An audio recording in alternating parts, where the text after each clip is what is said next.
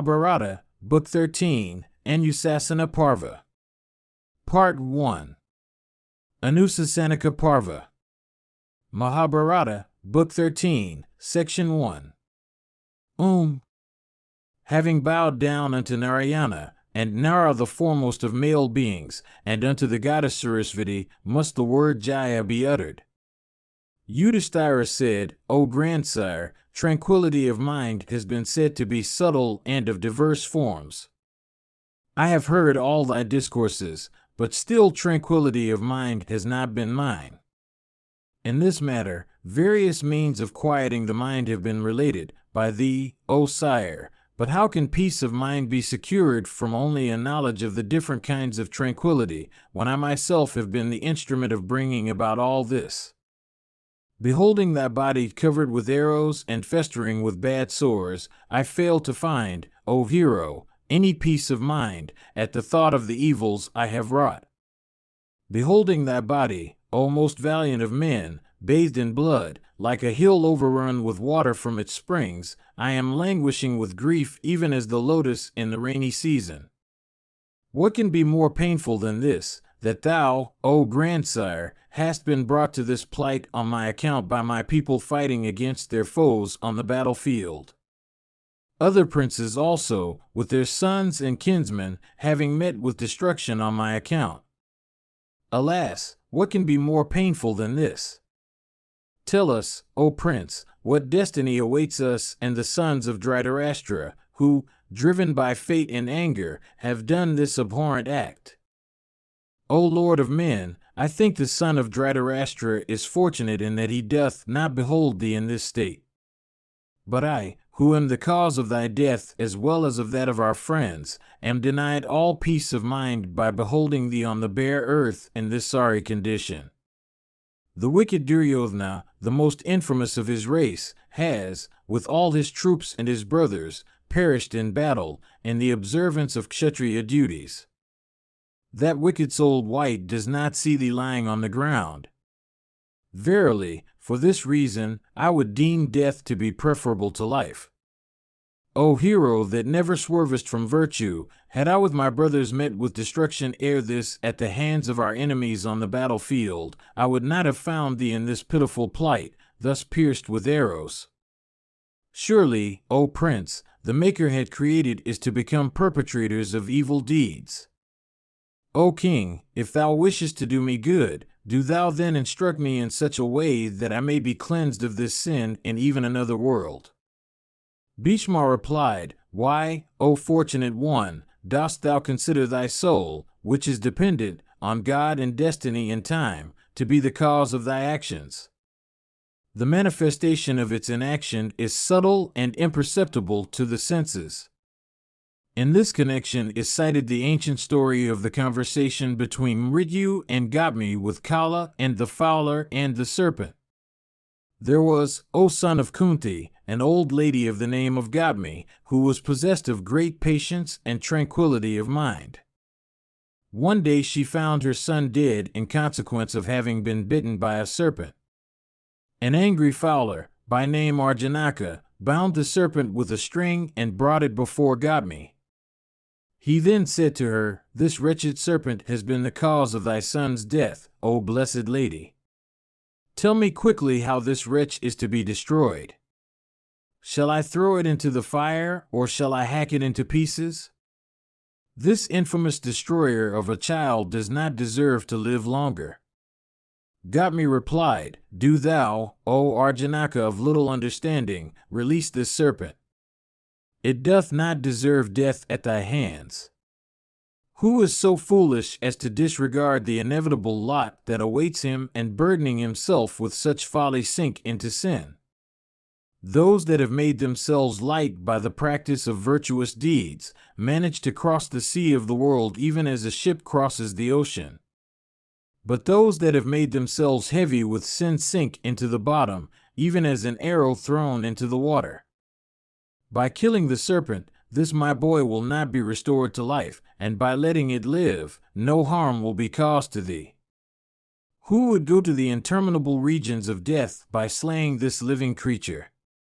The Fowler said, I know, O lady that knowest the difference between right and wrong, that the great are afflicted at the afflictions of all creatures.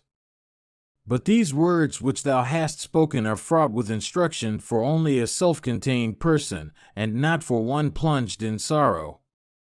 Therefore, I must kill this serpent.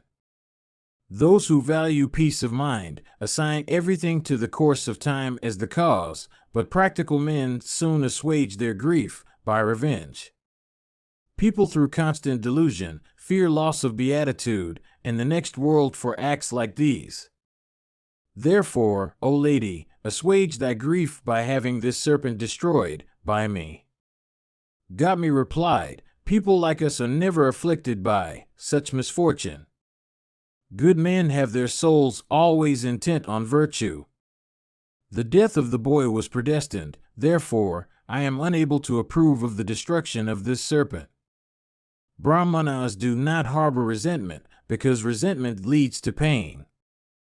Do thou, O good man, forgive and release this serpent out of compassion. The fowler replied, let us earn great and inexhaustible merit hereafter by killing this creature, even as a man acquires great merit and confers it on his victim sacrificed as well by sacrifice upon the altar. Merit is acquired by killing an enemy. By killing this despicable creature, thou shalt acquire great and true merit hereafter.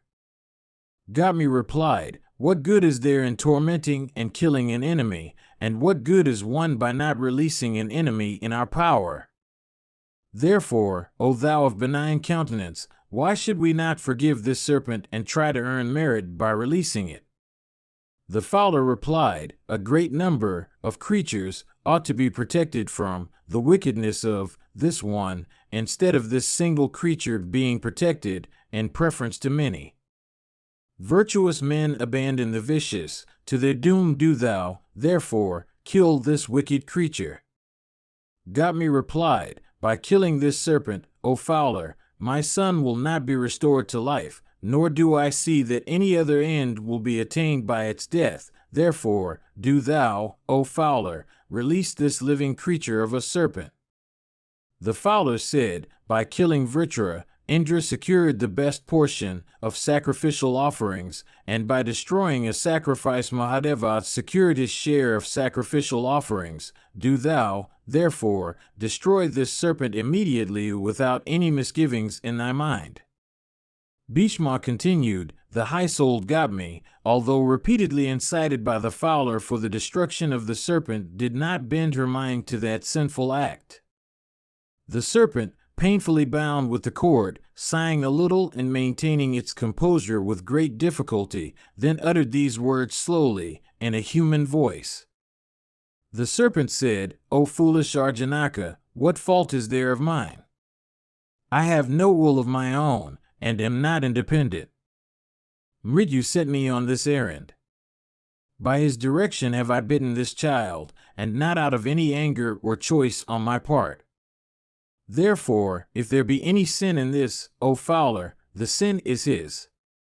The fowler said, if thou hast done this evil, led thereto by another, the sin is thine also, as thou art an instrument in the act. As in the making of an earthen vessel the potter's wheel and rod and other things are all regarded as causes, so art thou, O serpent, cause in the production of this effect. He that is guilty deserves death at my hands. Thou, O serpent, art guilty. Indeed, thou confessest thyself so in this matter.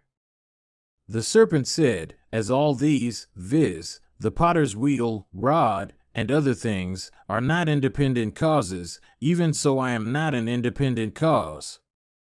Therefore, this is no fault of mine, as thou shouldst grant.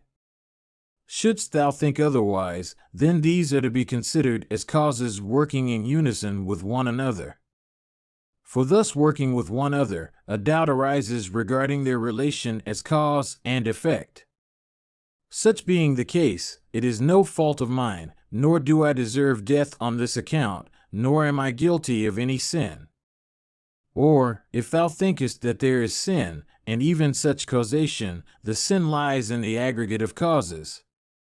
The fowler said, If thou art neither the prime cause nor the agent in this matter, thou art still the cause of the death of his child.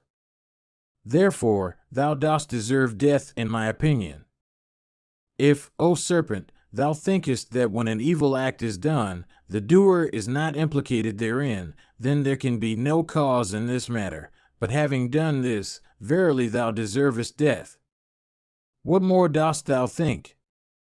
The serpent said, Whether any cause exists or not, no effect is produced without an intermediate act. Therefore, causation being of no moment in either case, my agency only as the cause, in this matter, ought to be considered in its proper bearings. If, O fowler, thou thinkest me to be the cause in truth, then the guilt of this act of killing a living being rests on the shoulders of another who incited me to this end. The fowler said, Not deserving of life, O foolish one, why dost thou bandy so many words, O wretch of a serpent? Thou deservest death at my hands. Thou hast done an atrocious act by killing this infant.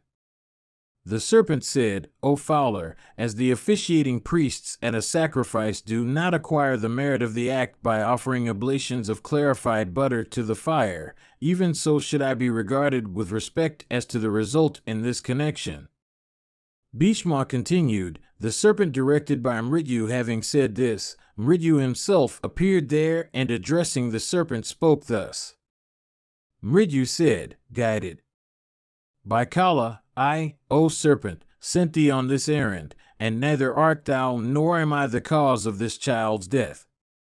Even as the clouds are tossed hither and thither by the wind, I am like the clouds, O serpent, influenced by Kala. All attitudes appertaining to sattva or rajas or tamas are provoked by Kala and operate in all creatures. All creatures, mobile and immobile, in heaven or earth, are influenced by Kala. The whole universe, O serpent, is imbued with this same influence of Kala. All acts in this world and all abstentions, as also all their modifications, are said to be influenced by Kala, Surya, Soma, Vishnu, water, wind, the deity of 100 sacrificer, fire, sky, earth, Mitra and Prajanya, Aditi, and the Vasus, rivers and oceans, all existent and non-existent objects, are created and destroyed by Kala. Knowing this, why dost thou, O serpent, consider me to be guilty? If any fault attaches to me in this, thou also wouldst be to blame. The serpent said, I do not, O Mrityu, blame thee, nor do I absolve thee from all blame. I only aver that I am directed and influenced, in my actions, by thee. If any blame attaches to Kala, or, if it be not desirable to attach any blame to him, it is not for me to skin the fault. We have no right to do so. As it is incumbent on me to absolve myself from this blame, so it is my duty to see that no blame attaches to Mrityu. Bhishma continued, then the serpent, addressing Arjunaka, said, Thou hast listened to what Mrityu has said. Therefore, it is not proper for thee to torment me, who am guiltless, by tying me with this cord.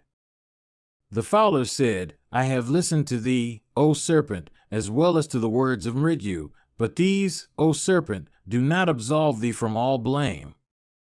Mrityu and thyself are the causes of the child's death. I consider both of you to be the cause, and I do not call that to be the cause which is not truly so. Accursed be the wicked and vengeful Mrityu that causes affliction to the good. Thee too I shall kill that art sinful and engaged in sinful acts. Mrityu said, We both are not free agents, but are dependent on Kala, and ordained to do our appointed work. Thou shouldst not find fault with us if thou dost consider this matter thoroughly. The fowler said, If ye both, O serpent and Mrityu, be dependent on Kala, I am curious to know how pleasure, arising from doing good, and anger, arising from doing evil, are caused. Mrityu said, Whatever is done under the influence of Kala. I have said it before, O fowler, that Kala is the cause of all, and that for this reason we both, acting under the inspiration of Kala, do our appointed work, and therefore, O Fowler, we too do not deserve censure from thee in any way. Bhishma continued, then Kala arrived at that scene of disputation on this point of morality, and spoke thus to the serpent, and Mrityu and the fowler Arjanaka assembled together. Kala said, neither Mrityu, nor this serpent, nor I, O fowler, am guilty of the death of any creature. We are merely the immediate exciting causes of the event. O Arjanaka, the karma of this child formed the exciting cause of our action in this matter. There was no other cause by which this child came by its death. It was killed as a result of its own karma. It has met with death as the result of its karma in the past. Its karma has been the cause of its destruction.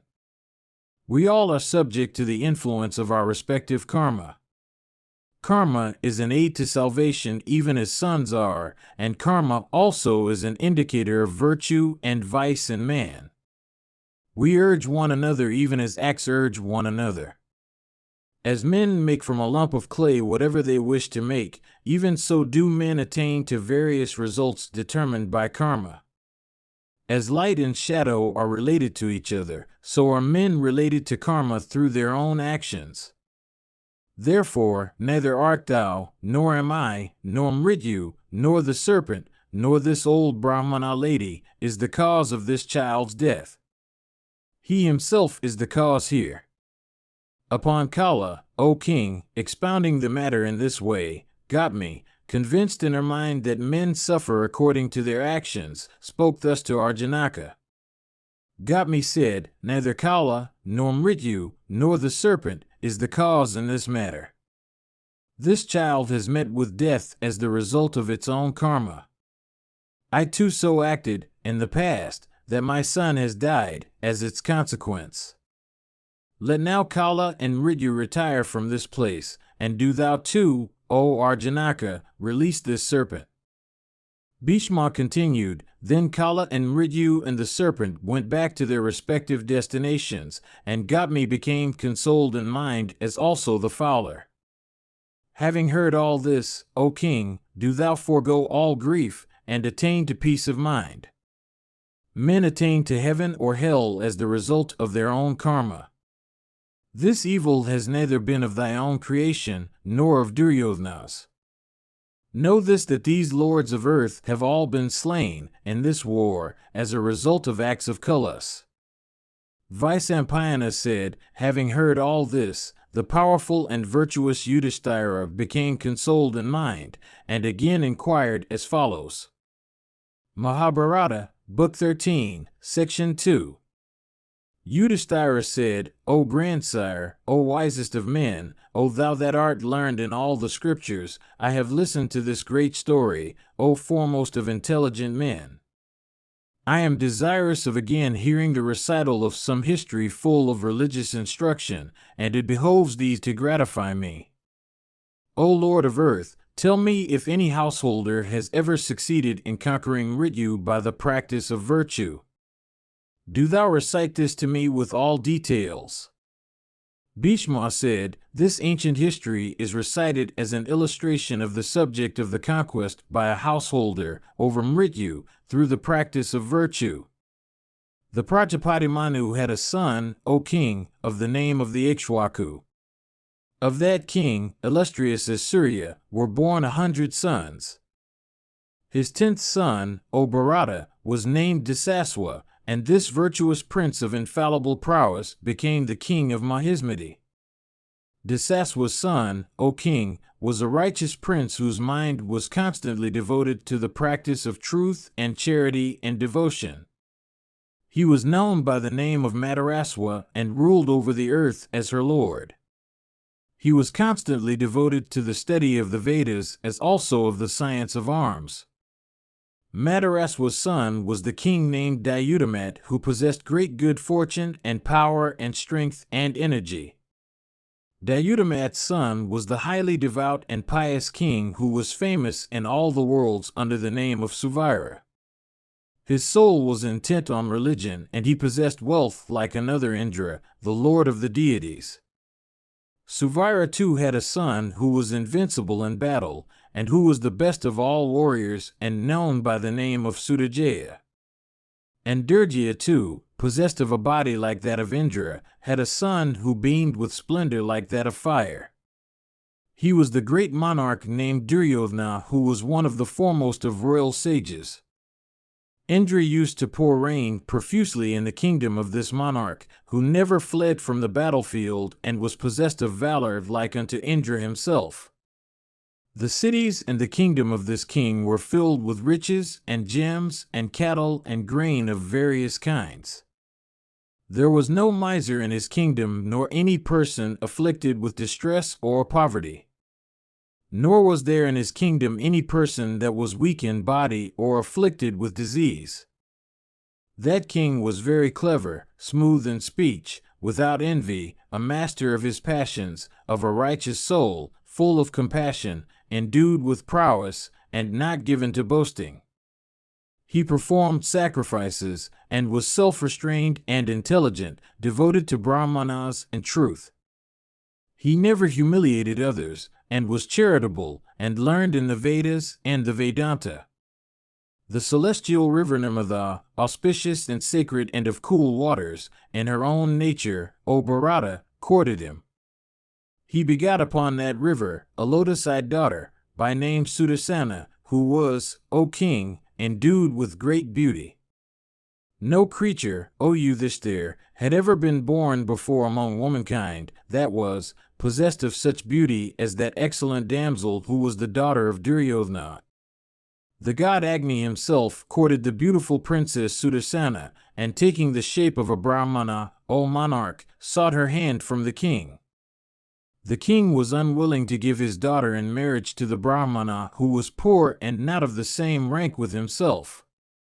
Thereupon Agni vanished from his great sacrifice.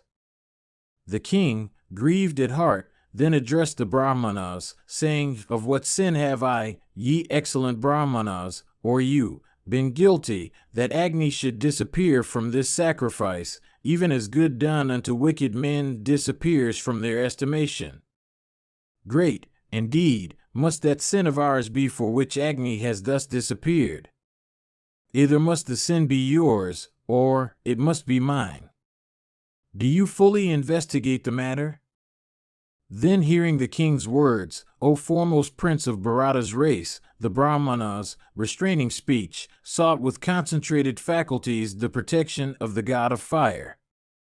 The divine carrier of oblations, resplendent as the autumnal sun, appeared before them, enveloping himself in glorious refulgence.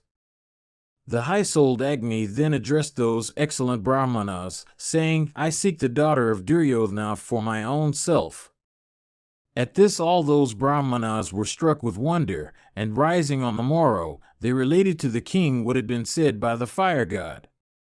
The wise monarch, hearing the words of those utterers of Brahma, was delighted at heart, and said, Be it so. The king craved a boon of the illustrious fire god as the marriage dower. Do thou, O Agni, deign to remain always with us here. Be it so, said the divine Agni to that lord of earth. For this reason Agni has always been present in the kingdom of Mahismati to this day, and was seen by Sadeva in course of his conquering expedition to the south. Then the king gave his daughter, dressed in new garments and decked with jewels, to the high-souled deity, and Agni too accepted, according to Vedic rites, the princess Sudarsana as his bride. Even as he accepts libations of clarified butter at sacrifices, Agni was well pleased with her appearance, her beauty, grace, character, and nobility of birth, and was minded to beget offspring upon her. And a son by Agni, of the name of Sudarsana, was soon born of her. Sudarsana also was, in appearance, as beautiful as the full moon, and even in his childhood he attained to a knowledge of the supreme and everlasting Brahma. There was also a king of the name of Agavat, who was the grandfather of Nriga. He had a daughter of the name of Agavati, and a son too of the name of Agaratha born unto him. King Agavad gave his daughter Agavati, beautiful as a goddess, to the learned Sudarsana for wife. Sudarsana, O king, leading the life of a householder with Agavati, used to dwell in Kurukshetra with her. This intelligent prince of blazing energy took the vow, O Lord, of conquering death by leading the life of even a householder. The son of Agni, O king, said to Agavati, do thou never act contrary to the wishes of those that seek our hospitality. Thou shouldst make no scruple about the means by which guests are to be welcomed, even if thou have to offer thy own person. O beautiful one, this vow is always present in the mind, since for householders there is no higher virtue than hospitality accorded to guests. Do thou always bear this in mind without ever doubting it, if my words be any authority with thee. O sinless and blessed one, if thou hast any faith in me, do thou never disregard a guest whether I be at thy side or at a distance from thee. Unto him, with hands clasped and placed on her head, Agavati replied, saying, I shall leave nothing undone of what thou commandest me. Then Mrityu, O king, desiring to overreach Sudarsana, began to watch him for finding out his lathes. On a certain occasion, when the son of Agni went out to fetch firewood from the forest, a graceful Brahmana sought the hospitality of Agavati with these words, O beautiful lady, if thou hast any faith in the virtue of hospitality as prescribed for householders, then I would request thee to extend the rights of hospitality to me today, the princess of great fame. Thus addressed by that Brahmana, O king, welcomed him according to the rites prescribed in the Vedas. Having offered him a seat and water to wash his feet, she inquired, saying, What is thy business? What can I offer thee? The Brahmana said unto her, My business is with thy person, O blessed one. Do thou act accordingly without any hesitation in thy mind. If the duties prescribed for householders be acceptable to thee, do thou, O princess, gratify me by offering up thy person to me. Though tempted by the princess with offers of diverse other things, the Brahmana, however, did not ask for any other gift than the offer of her own person. Seeing him resolved, that lady, remembering the directions which had before been given to her by her husband, but overcome with shame, said, To that excellent Brahmana, be it so, remembering the words of her husband who was desirous of acquiring the virtue of householders, she cheerfully approached the regenerate Rishi. Meanwhile, the son of Agni, having collected his firewood, returned to his home. Mrityu, with his fierce and inexorable nature, was constantly by his side, even as one attends upon one's devoted friend. When the son of Pavaka returned to his own hermitage, he called Agavati by name, and, receiving no answer, repeatedly exclaimed, Whither art thou gone? But the chaste lady, devoted to her husband, being then locked in the arms of that Brahmana, gave no reply to her husband. Indeed, that chaste woman, considering herself contaminated, became speechless, overcome with shame. Sudarsana, addressing her again, exclaimed, Where can my chaste wife be? Whither has she gone? Nothing can be of greater moment to me than this, her disappearance. Why does not that simple and truthful lady, devoted to her husband, alas, answer to my call today as she used to do before with sweet smiles? Then that Brahmana, who was within the hut, thus replied to Sudarsana, Do thou learn, O son of Pavaka, that a Brahmana guest has arrived, and though tempted by this thy wife with diverse other offers of welcome, I have, O best of Brahmanas, desired only her person, and this fair-faced lady is engaged in welcoming me with due rites. Thou art at liberty to do whatever thou thinkest to be suitable to this occasion. Mrityu, armed with the iron club, pursued the Rishi at that moment, desirous of compassing the destruction of one that would, he thought, deviate from his promise. Sudarsana was struck with wonder, but casting off all jealousy and anger by look, word, deed, or thought, said, Do thou enjoy thyself, O Brahmana. It is a great pleasure to me. A householder obtained the highest merit by honoring a guest. It is said by the learned that, as regards the householder, there is no higher merit than what results unto him from a guest departing from his house after having been duly honored by him. My life, my wife, and whatever other worldly possessions I have, are all dedicated to the use of my guests. Even this is the vow that I have taken. As I have truly made this statement, by that truth, O Brahmana, I shall attain to the knowledge of self. O foremost of virtuous men, the 5 elements, viz., fire, air, earth, water, and sky, and the mind, the intellect, and the soul, and time and space, and the 10 organs of sense, are all present in the bodies of men, and always witness the good and evil deeds that men do. This truth has today been uttered by me, and let the gods bless me for it or destroy me if I have spoken falsely. At this, O Bharata, there arose in all directions, and repeated echoes, a voice, crying, "This is true, this is not false."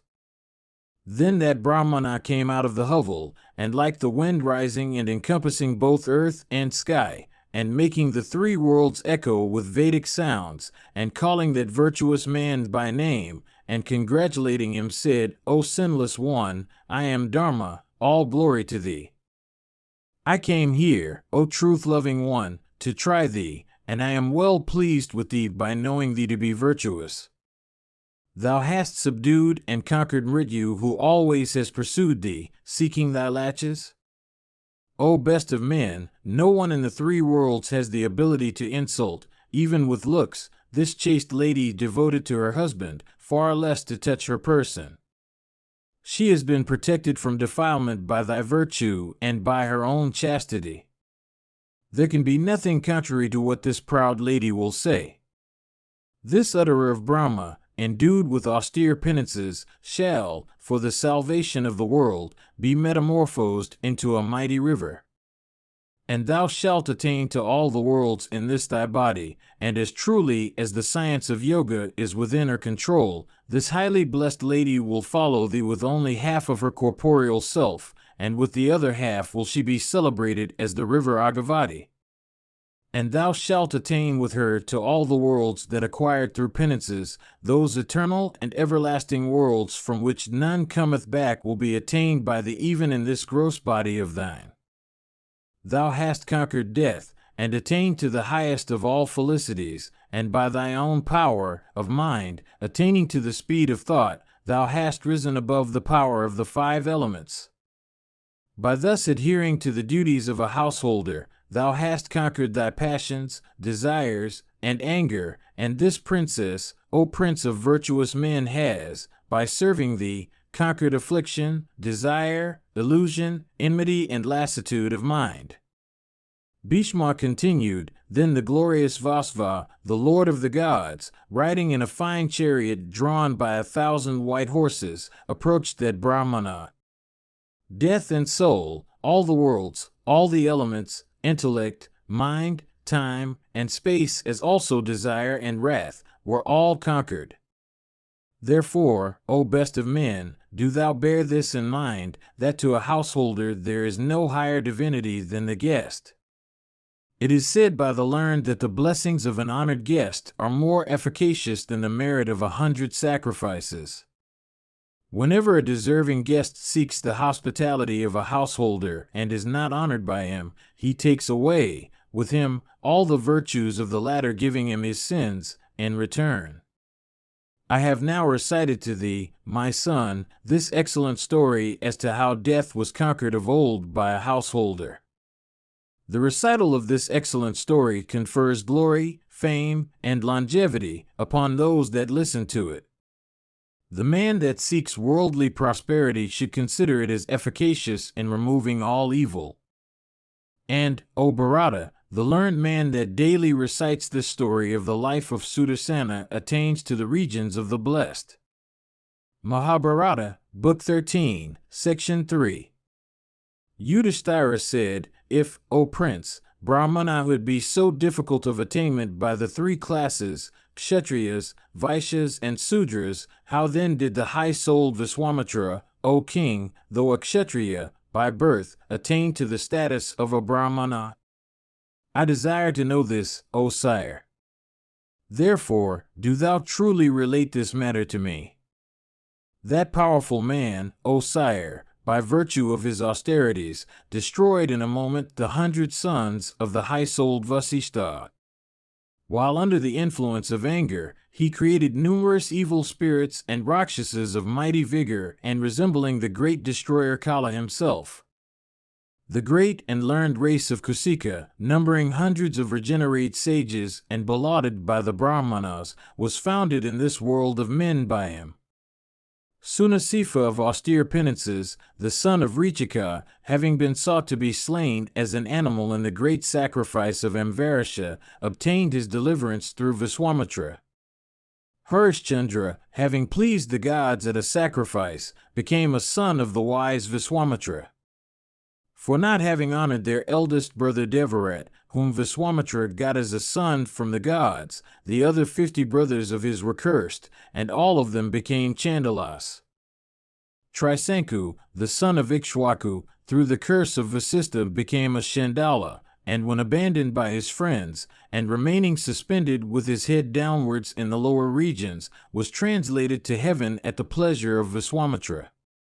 Viswamitra had a large river, by name Kausika, that was frequented by celestial rishis. This sacred and auspicious stream was frequented by the gods and regenerate rishis. For disturbing his devotions, the famous celestial nymph Ramba of fine bracelets was cursed and metamorphosed into a rock.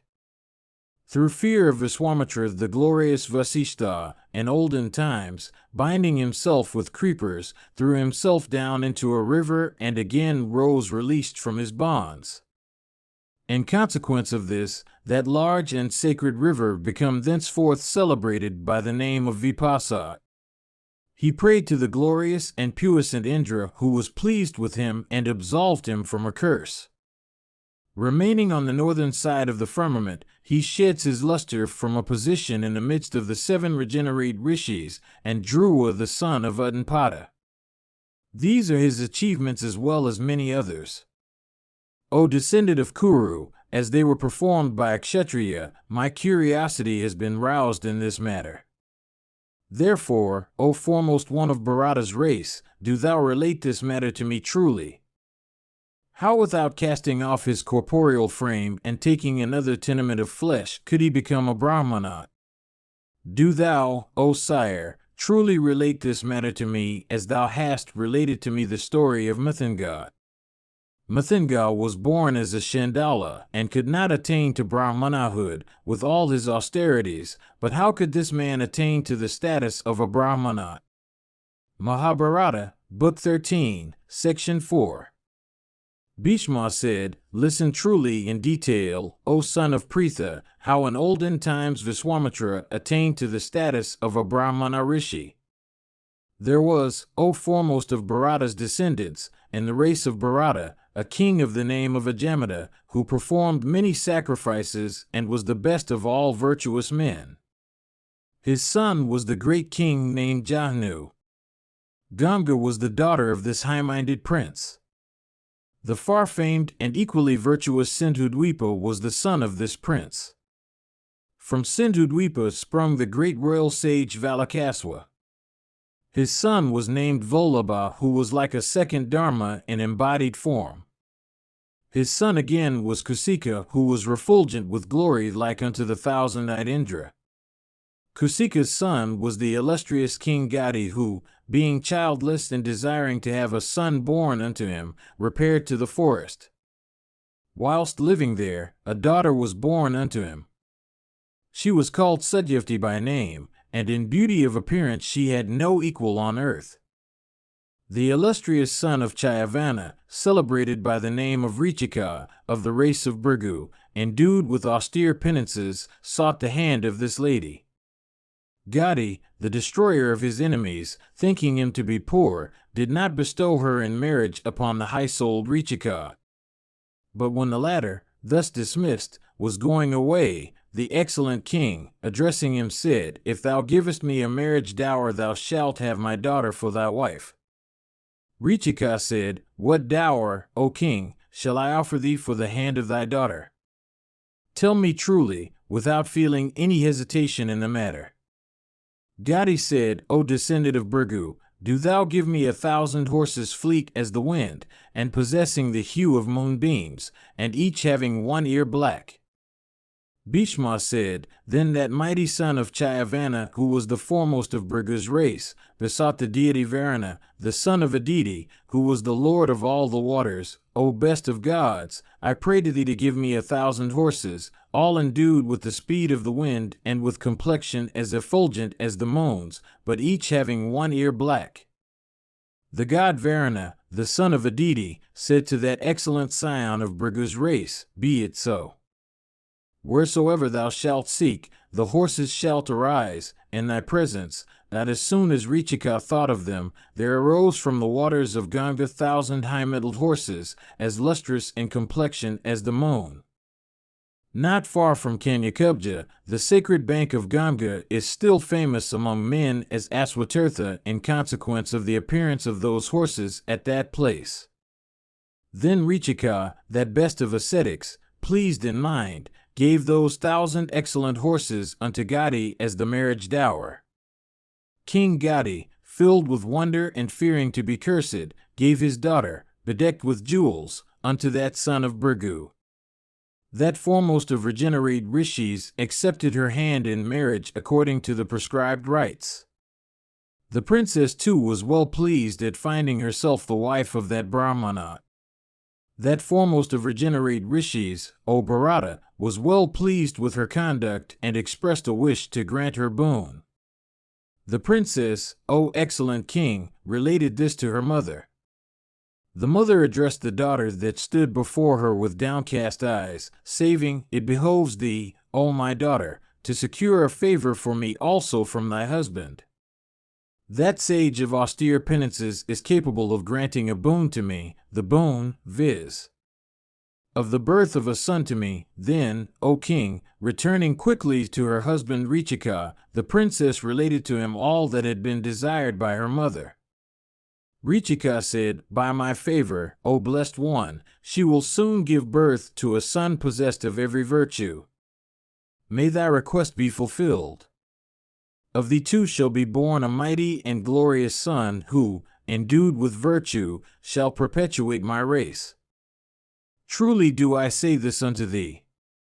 When you two shall bathe in your season, she shall embrace a peepal tree, and thou, O excellent lady, shalt likewise embrace a fig tree, and by so doing shall ye attain the object of your desire. O sweetly smiling lady, both she and you shall have to partake of these two sacrificial offerings, charu, rated with hymns, and then shall ye obtain sons, as desired." And at this, Satyavati, delighted at heart, told her mother all that had been said by Richika as also of the 2 balls of charu.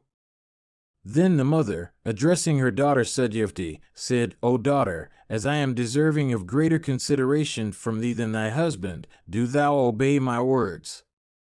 The charu, duly consecrated with hymns, which thy husband has given to thee, do thou give unto me, and thyself take the one that has been prescribed for me. O sweetly smiling one of blameless character, if thou hast any respect for my word, let us change the trees respectively designed for us.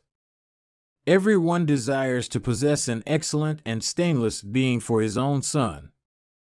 The glorious Richika too must have acted from a similar motive in this matter, as will appear in the end. For this reason, O beautiful girl, my heart inclines towards thy charu and thy tree, and thou too shouldst consider how to secure an excellent brother for thyself." The mother and the daughter Satyavati having acted in this way, they both, O Yudhishthira, became big with child. And that great Rishi, the excellent descendant of Bhrigu, finding his wife quick with child, was pleased at heart, and addressing her, said, "O excellent lady, thou hast not done well in exchanging the charu, as will soon become apparent. It is also clear that thou hast changed the trees. I had placed the entire accumulated energy of Brahma in thy charu and Kshatriya energy in the charu of thy mother. I had so ordered that thou wouldst give birth to a Brahmana whose virtues would be famous throughout the three worlds, and that she, thy mother, would give birth to an excellent Kshatriya. But now, O excellent lady, that thou hast reversed the order of the Charu, so thy mother will give birth to an excellent Brahmana, and thou too, O excellent lady, will give birth to a Kshatriya terrible in action. Thou hast not done wool, O lady, by acting thus out of affection for thy mother. Hearing this, O king, the excellent lady Satyavati, struck with sorrow, fell upon the ground like a beautiful creeper cut in twain. Regaining her senses, and bowing unto her lord with head bent, the daughter of Gadi said to her husband, that foremost one of Bhrigu's race, O regenerate Rishi, O thou that art foremost amongst those versed in Brahma, do thou take pity on me, thy wife, who is thus appeasing thee, and so order that a Kshatriya son may not be born unto me. Let my grandson be such a one as will be famous for his terrible achievements, if it be thy desire, but not my son, O Brahmana. Do thou confer this favor on me. Be it so, said that man of austere penances to his wife, and then, O king, she gave birth to a blessed son named Jamadagni. The celebrated wife of Gadi too gave birth to the regenerate Rishi Viswamitra, versed in the knowledge of Brahma, by favor of that Rishi. The highly devout Viswamitra, though a Kshatriya, attained to the state of a Brahmana and became the founder of a race of Brahmanas. His sons became high-souled progenitors of many races of Brahmanas who were devoted to austere penances, learned in the Vedas, and founders of many clans.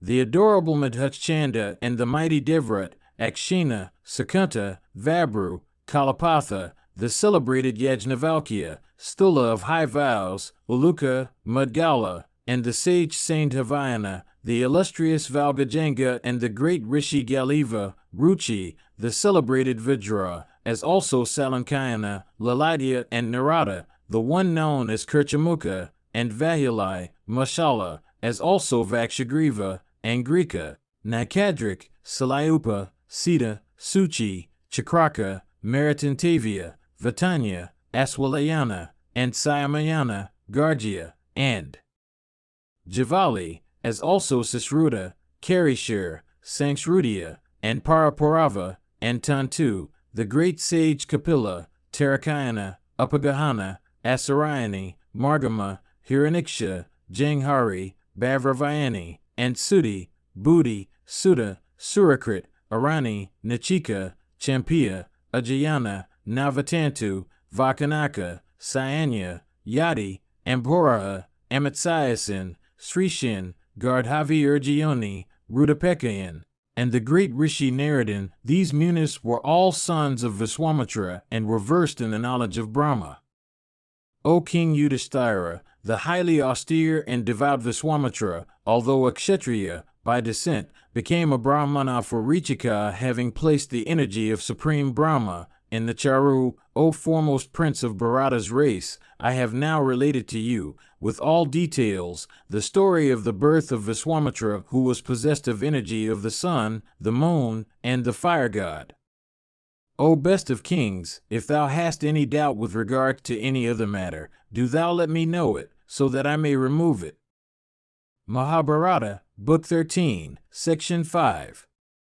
Yudhishthira said, O thou that knowest the truths of religion, I wish to hear of the merits of compassion, and of the characteristics of devout men. Do thou, O sire, describe them to me. Bhishma said, in this connection, this ancient legend, the story of Vasva and the high-minded Sukha, is cited as an illustration. In the territories of the king of Kasi, a fowler, having poisoned arrows with him, went out of his village on a hunting excursion in search of antelopes. Desirous of obtaining meat, when in a big forest in pursuit of the chase, he discovered a drove of antelopes not far from him, and discharged his arrow at one of them. The arrows of that folder of irresistible arms, discharged for the destruction of the antelope, missed its aim and pierced a mighty forest tree. The tree, violently pierced with that arrow tipped with virulent poison, withered away, shedding its leaves and fruits. The tree, having thus withered a parrot that had lived in a hollow of its trunk all his life, did not leave his nest out of affection for the lord of the forest. Motionless and without food, silent and sorrowful, that grateful and virtuous parrot also withered away with the tree. The conqueror of Paka, Indra, was struck with wonder upon finding that high-souled and generous-hearted bird thus uninfluenced by misery or happiness and possessing extraordinary resolution. Then the thought arose in Sakra's mind, how could this bird come to possess humane and generous feelings which are impossible in one belonging to the world of lower animals? Perchance, there is nothing wonderful in the matter, for all creatures are seen to evince kindly and generous feelings towards others. Assuming then the shape of a Brahmana, Sakra descended on the earth and addressing the bird, said, O Sukha, O best of birds, the granddaughter, Suki, of Deksha has become blessed by having thee as her offspring. I ask thee, for what reason dost thou not leave this withered tree? Thus questioned, the Sukha bowed unto him and thus replied, Welcome to thee, O chief of the gods. I have recognized thee by the merit of my austere penances. Well done, exclaimed the thousand-eyed deity. Then the latter praised him in his mind, saying, Oh, how wonderful is the knowledge which he possesses! Although the destroyer of Vala knew that parrot to be of a highly virtuous character and meritorious in action, he still inquired of him about the reason of his affection for the tree. This tree is withered, and it is without leaves and fruits, and is unfit to be the refuge of birds. Why dost thou then cling to it? This forest, too, is vast, and in this wilderness there are numerous other fine trees whose hollows are covered with leaves and which thou canst choose freely and to thy heart's content. O patient one, exercising due discrimination in thy wisdom, do thou forsake this old tree that is dead and useless and shorn of all its leaves and no longer capable of any good. Bhishma said, the virtuous Sukha, hearing these words of Sakra, heaved a deep sigh and sorrowfully replied unto him, saying, O consort of Sachi, and chief of the gods, the ordinances of the deities are always to be obeyed. Do thou listen to the reason of the matter in regard to which thou hast questioned me. Here, within this tree, was I born, and here in this tree have I acquired all the good traits of my character, and here in this tree was I protected in my infancy from the assaults of my enemies.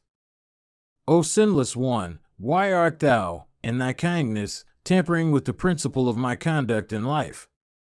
I am compassionate, and devoutly intent on virtue, and steadfast in conduct. Kindliness of feeling is the great test of virtue amongst the good, and this same compassionate and humane feeling is the source of perennial felicity to the virtuous. All the gods question thee to remove their doubts in religion, and for this reason, O Lord, thou hast been placed in sovereignty over them all. It behoves thee not, O thousand-eyed one, to advise me now to abandon this tree forever. When it was capable of good, it supported my life. How can I forsake it now? The virtuous destroyer of Paka, pleased with these well-meant words of the parrot, thus said to him, I am gratified with thy humane and compassionate disposition. Do thou ask a boon of me. At this, the compassionate parrot craved this boon of him, saying, Let this tree revive. Knowing the great attachment of the parrot to that tree and his high character, Indra, well pleased, caused the tree to be quickly sprinkled over with nectar. Then that tree became replenished and attained to exquisite grandeur through the penances of the parrot, and the latter too, O great king, at the close of his life, obtained the companionship of Sakra by virtue of that act of compassion. Thus, O Lord of men, by communion and companionship with the pious, people attain all the objects of their desire, even as the tree died through its companionship with the parrot. Mahabharata, Book 13, Section 6. Yudhishthira said, Tell me, O learned sire that art versed in all the scriptures, of exertion and destiny which is the most powerful? Bhishma said, "This ancient story of the conversation of Vasishtha and Brahma, O Yudhishthira, is an illustration in point. In olden times, the adorable Vasishtha inquired of Brahma as to which among these two, viz., the karma of a creature acquired in this life, or that acquired in previous lives, and called destiny, is the more potent in shaping his life. Then, O king, the great god Brahma, who had sprung from the primeval lotus, answered him in these exquisite and well-reasoned words, full of meaning. Brahma said, "Nothing comes into existence without seed.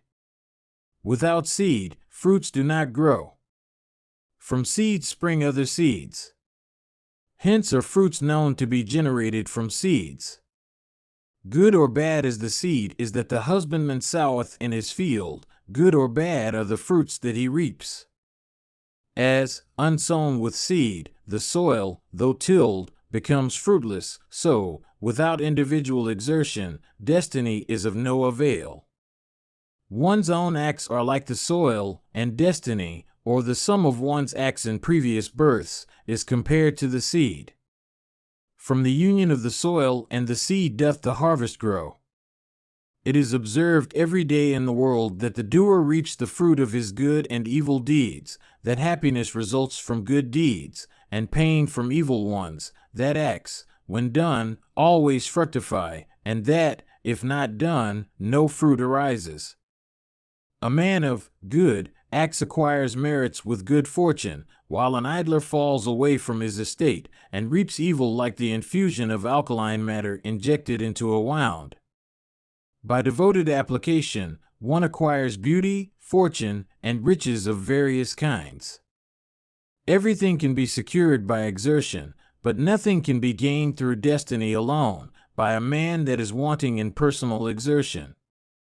Even so does one attain to heaven, and all the objects of enjoyment, as also the fulfillment of one's heart's desires by well-directed individual exertion. The luminous bodies in the firmament, all the deities, the Nagas, and the Rakshasas, as also the sun and the moon and the winds, have attained to their high status by evolution from man's status, through dint of their own action.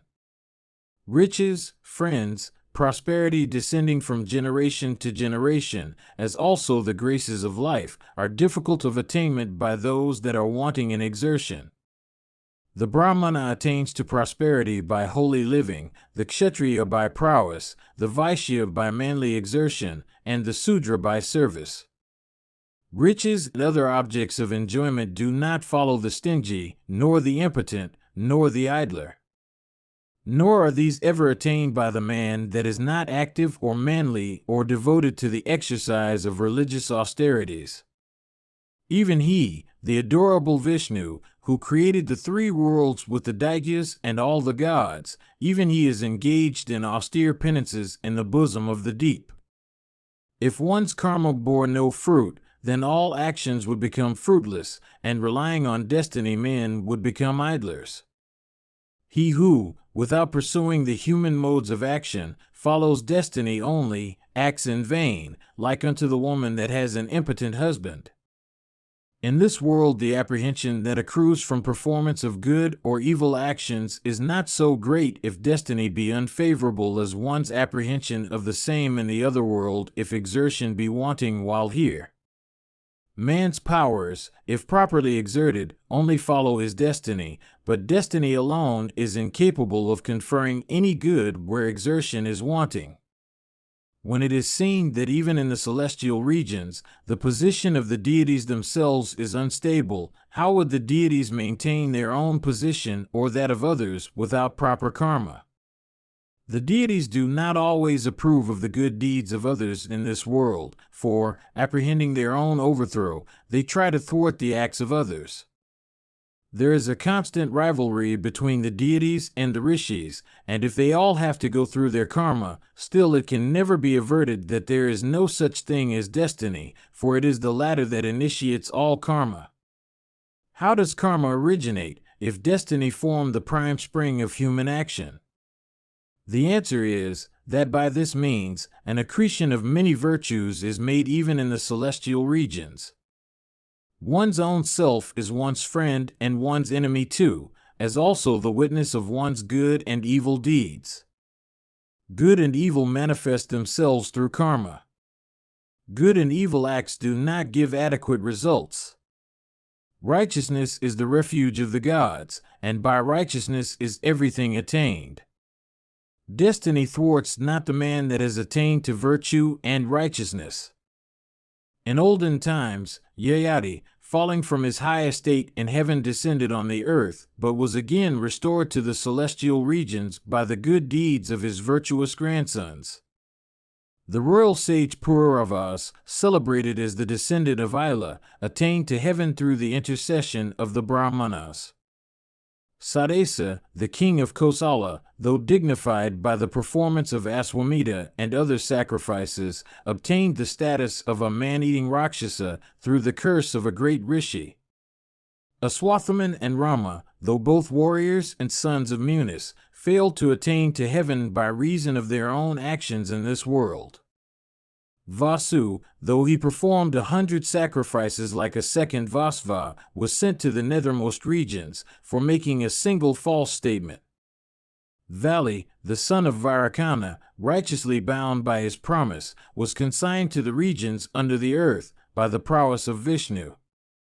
Was not Janamejaya, who followed the footprints of Sakra, checked and put down by the gods for killing a Brahmana woman? Was not the regenerate Rishi Vaisampayana too, who slew a Brahmana in ignorance and was polluted by the slaughter of a child, put down by the gods? In olden times, the royal sage Nraga became transmuted into a lizard. He had made gifts of kind unto the Brahmanas at his great sacrifice, but this availed him not. The royal sage Dundhumara was overwhelmed with decrepitude even while engaged in performing his sacrifices, and foregoing all the merits thereof, he fell asleep at Jarivrija. The Pandavas too regained their lost kingdom, of which they had been deprived by the powerful sons of Dhritarashtra, not through the intercession of the fates, but by recourse to their own valor.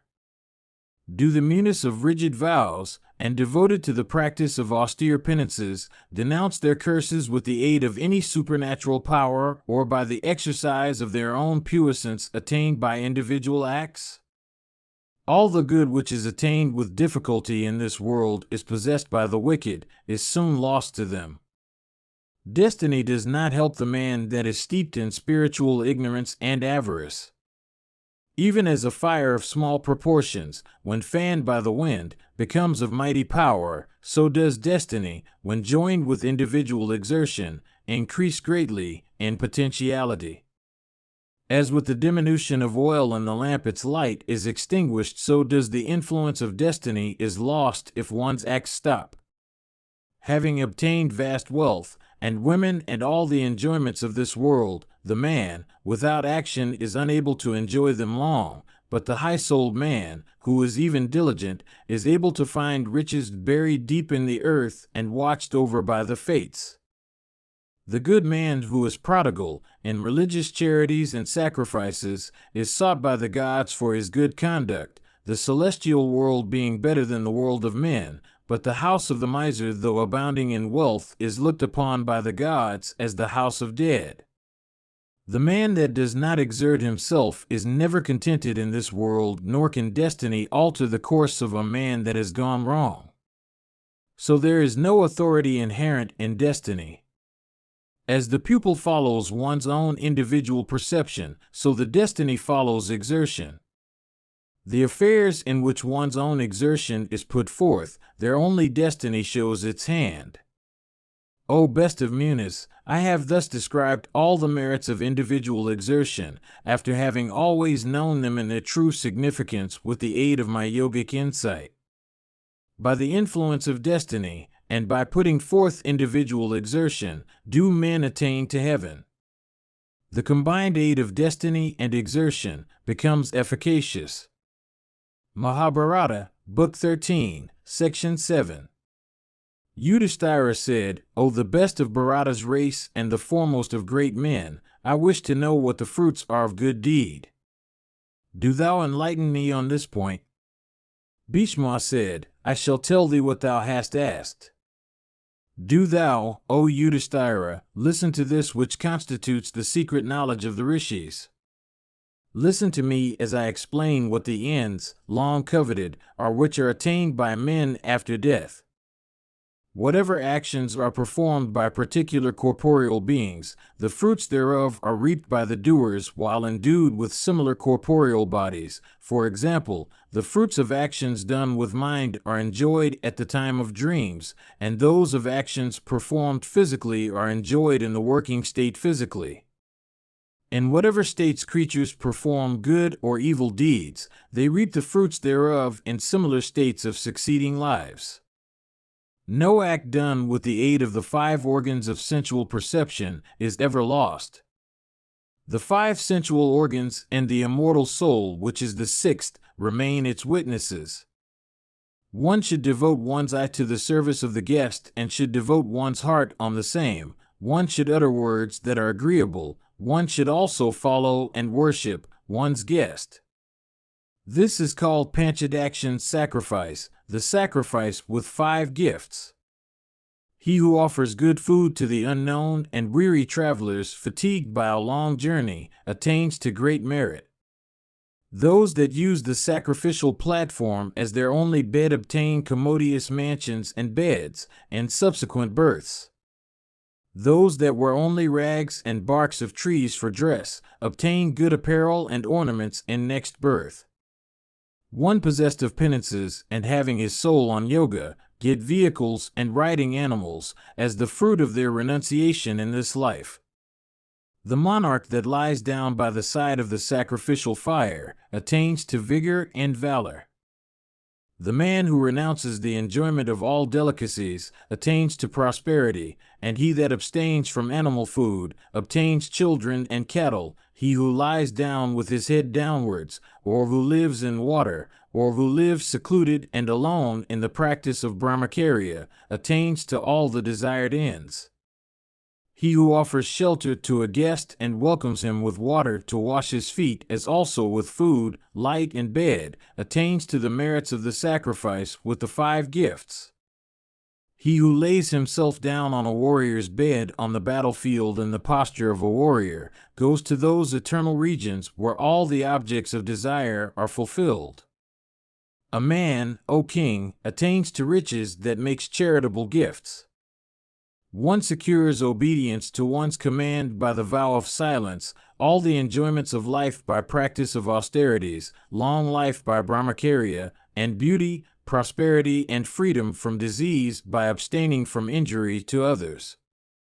Sovereignty falls to the lot of those that subsist on fruits and roots only. Residence in heaven is attained by those that live on only leaves of trees. A man, O king, is said to obtain happiness by abstention from food. By confining one's diet to herbs alone, one becomes possessed of cows. By living on grass, one attains to the celestial regions. By foregoing all intercourse with one's wife and making ablutions 3 times during the day, and by inhaling the air only for purposes of subsistence, one obtains the merit of a sacrifice. Heaven is attained by the practice of truth, nobility of birth by sacrifices. The Brahmana of pure practices that subsists on water only, and performs the Agnihotra ceaselessly, and recites the Gayatri, obtains a kingdom. By abstaining food or by regulating it, one attains to residence in heaven. O king, by abstaining from all but the prescribed diet while engaged in sacrifices, and by making pilgrimage for 12 years, one attains to a place better than the abodes reserved for heroes. By reading all the Vedas, one is instantly liberated from misery, and by practicing virtue in thought, one attains to the heavenly regions. That man who is able to renounce that intense yearning of the heart for happiness and material enjoyments, a yearning that is difficult of conquest by the foolish, and that doth not abate with the abatement of bodily vigor, and that clings like a fatal disease unto him, is able to secure happiness. As the young calf is able to recognize its dam from among 1,000 cows, so does the previous acts of a man pursue him in all his different transformations. As the flowers and fruits of a tree, unurged by visible influences, never miss their proper season, so does karma done in a previous existence bring about its fruits in proper time. With age, man's hair grows gray, his teeth become loose, his eyes and ears too become dim in action, but the only thing that does not abate is his desire for enjoyments. Prajapati is pleased with those acts that please one's father, and the earth is pleased with those acts that please one's mother, and Brahma is adored with those acts that please one's preceptor. Virtue is honored by him who honors these three. The acts of those that despise these three do not avail them. Vyasa said, the princes of Kuru's race became filled with wonder upon listening to this speech of Bhishma. All of them became pleased in mind and overpowered with joy. As mantras applied with a desire to win victory, or the performance of the Shoma sacrifice made without proper gifts, or oblations poured on the fire without proper hymns, become useless and lead to evil consequences, even so sin and evil results flow from falsehood in speech. O Prince, I have thus related to thee this doctrine of the fruition of good and evil acts, as narrated by the rishis of old. What else dost thou wish to hear? Mahabharata, Book 13, Section 8. Yudhishthira said, who are deserving of worship? Who are they unto whom one may bow? Who are they, O Bharata, unto whom thou wouldst bend thy head? Who, again, are they whom thou likest? Tell me all this, O Prince. What is that upon which thy mind dwells when affliction overwhelms thee? Do thou discourse to me on what is beneficial here, that is, in this region of human beings, as also hereafter. Bhishma said, I like those regenerate persons whose highest wealth is Brahman, whose heaven consists in the knowledge of the soul, and whose penances are constituted by their diligent study of the Vedas. My heart yearns after those in whose race persons, young and old, diligently bear the ancestral burthens without languishing under them. Brahmanas well-trained in several branches of knowledge, self-controlled, mild-speeched, conversant with the scriptures, well-behaved, possessed of the knowledge of Brahman and righteous in conduct, discourse in respectable assemblies like flights of swans. Auspicious, agreeable, excellent, and well-pronounced are the words, O Yudhishthira, which they utter with a voice as deep as that of the clouds. Fraught with happiness both temporal and spiritual, such words are uttered by them in the courts of monarchs, themselves being received with honor and attention and served with reverence by those rulers of men. Indeed, my heart yearns after them who listen to the words uttered in assemblies or the courts of kings by persons endued with knowledge and all desirable attributes, and are respected by others. My heart, O monarch, always yearns after them who, for the gratification of Brahmanas, O Yudhishthira, give unto them, with devotion, food that is well cooked and clean and wholesome. It is easy to fight in battle, but not so to make a gift without pride or vanity. In this world, O Yudhishthira, there are brave men and heroes by hundreds. While counting them, he that is a hero in gifts should be regarded as superior, O amiable one. If I had been even a vulgar Brahmana, I would have regarded myself as very great, not to speak of one born in a good Brahmana family endued with righteousness of conduct, and devoted to penances and learning. There is no one, O son of Pandu, in this world that is dearer to me than thou, O chief of Bharata's race, but dearer to me than thou are the Brahmanas. And since, O best of the Kurus, the Brahmanas are very much dearer to me than thou, it is by that truth that I hope to go to all those regions of felicity which have been acquired by my sire Santanu. Neither my sire, nor my sire's sire, nor any one else connected with me by blood, is dearer to me than the Brahmanas. I do not expect any fruit, small or great, from my worship of the Brahmanas, for I worship them as deities because they are deserving of such worship. In consequence of what I have done to the Brahmanas in thought, word, and deed, I do not feel any pain now, even though I am lying on a bed of arrows. People used to call me as one devoted to the Brahmanas. This style of address always pleased me highly. To do good to the Brahmanas is the most sacred of all sacred acts. I behold many regions of beatitude waiting for me that have reverentially walked behind the Brahmanas. Very soon shall I repair to those regions for everlasting time, O son. In this world, O Yudhishthira, the duties of women have reference to and depend upon their husbands. To a woman, verily, the husband is the deity and he is the highest end after which she should strive. As the husband is to the wife, even so are the Brahmanas unto Kshatriyas. If there be a Kshatriya of full 100 years of age and a good Brahmana child of only 10 years, the latter should be regarded as a father and the former as a son, for among the two, verily, the Brahmana is superior. A woman in the absence of her husband takes his younger brother for her lord, even so the earth, not having obtained the Brahmana, made the Kshatriya her lord. The Brahmanas should be protected like sons and worshipped like sires or preceptors. Indeed, O best of the Kurus, they should be waited upon with reverence even as people wait with reverence upon their sacrificial or homophiles. The Brahmanas are endued with simplicity and righteousness. They are devoted to truth. They are always engaged in the good of every creature. Yet when angry they are like snakes of virulent poison. They should, for these reasons, be always waited upon and served with reverence and humility. One should, O Yudhishthira, always fear these two, viz. Energy and penances. Both these should be avoided or kept at a distance. The effects of both are speedy. There is the superiority, however, of penances, viz. that Brahmanas endued with penances, O monarch, can, if angry, slay the object of their wrath, regardless of the measure of energy with which that object may be endued. Energy and penances, each of the largest measure, become neutralized if applied against a Brahmana that has conquered wrath. If the two, that is, energy and penances, be set against each other, then destruction would overtake both, but not destruction without a remnant, for while energy, applied against penances, is sure to be destroyed without leaving a remnant, penances applied against energy cannot be destroyed completely.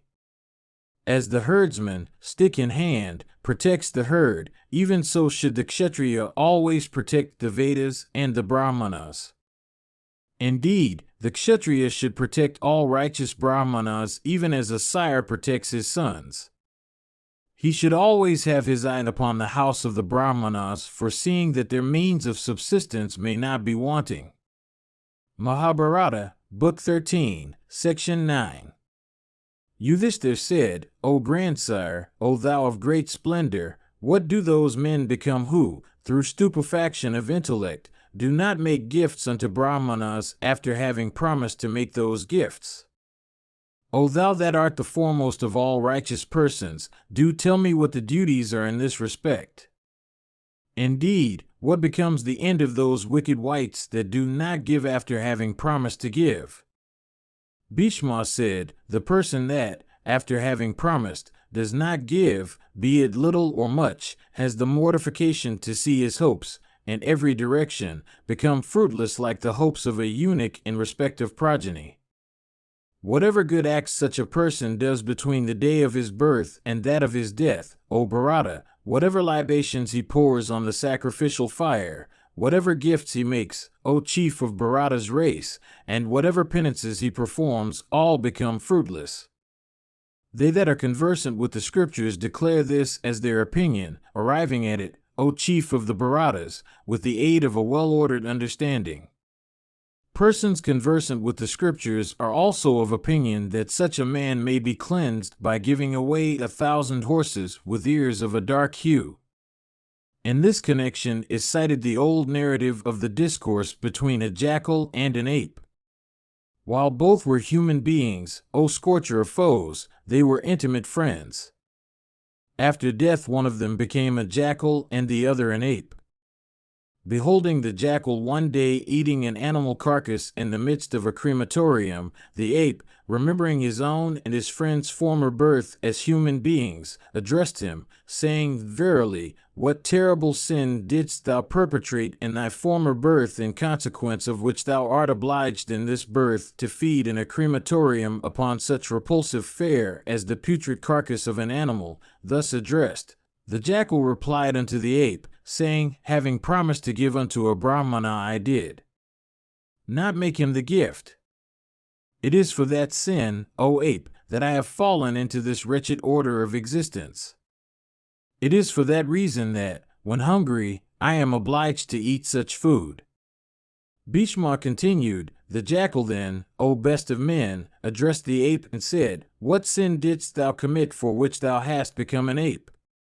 The ape said, "In my former life I used to appropriate the fruits belonging to Brahmanas.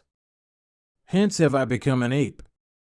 Hence it is clear that one possessed of intelligence and learning should never appropriate what belongs to Brahmanas. Verily, as one should abstain from this, one should avoid also all disputes with Brahmanas. Having promised, one should certainly make the promised gift unto them.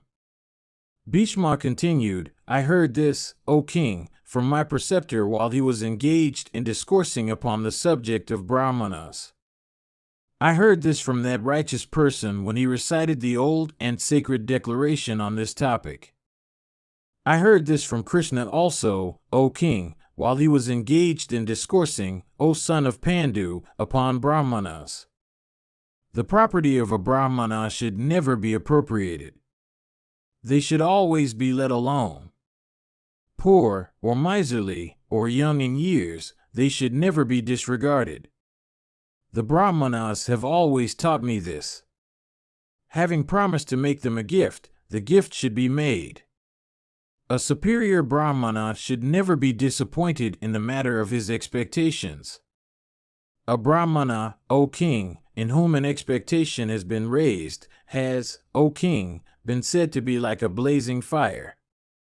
That man upon whom a Brahmana with raised expectations casts his eye is sure, O monarch, to be consumed even as a heap of straw is capable of being consumed by a blazing fire. When the Brahmana, gratified with honors and gifts, by the king addresses the king in delightful and affectionate words, he becomes, O Bharata, a source of great benefit to the king, for he continues to live in the kingdom like a physician combating against diverse ills of the body. Such a Brahmana is sure to maintain by his puissance and good wishes the sons and grandsons and animals and relatives and ministers and other officers and the city and the provinces of the king. Even such is the energy, so great, of the Brahmana like unto that of the 1,000-rayed Surya himself on the earth. Therefore, O Yudhishthira, if one wishes to attain to a respectable or happy order of being in one's next birth, one should, having passed the promise to a Brahmana, certainly keep it by actually making the gift to him. By making gifts to a Brahmana, one is sure to attain to the highest heaven. Verily, the making of gifts is the highest of acts that one can achieve. By the gifts one makes to a Brahmana, the deities and the Pitris are supported. Hence one possessed of knowledge should ever make gifts unto the Brahmanas. O chief of the Bharatas, the Brahmana is regarded as the highest object unto whom gifts should be made. At no time should a Brahmana be received without being properly worshipped. Mahabharata, Book 13, Section 10. Yudhishthira said, I wish to know, O royal sage, whether any fault is incurred by one who from interested or disinterested friendship imparts instructions unto a person belonging to a low order of birth.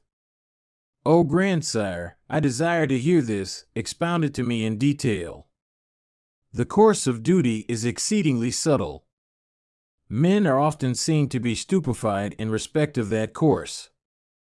Bhishma said, in this connection, O king, I shall recite to thee, in due order, what I heard certain rishis say in days of yore.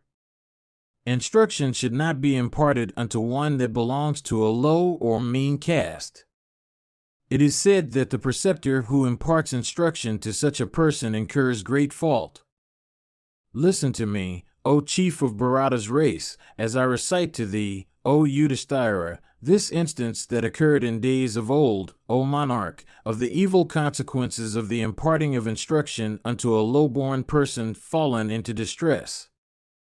The incident which I shall relate occurred in the asylum of certain regenerate sages that stood on the auspicious breast of Himavat.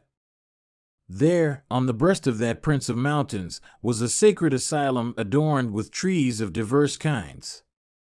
Overgrown also with diverse species of creepers and plants, it was the resort of many animals and birds.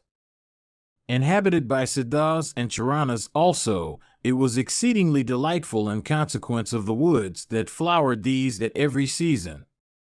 Many were the Brahmacarans that dwelt there, and many belonging to the forest mode of life.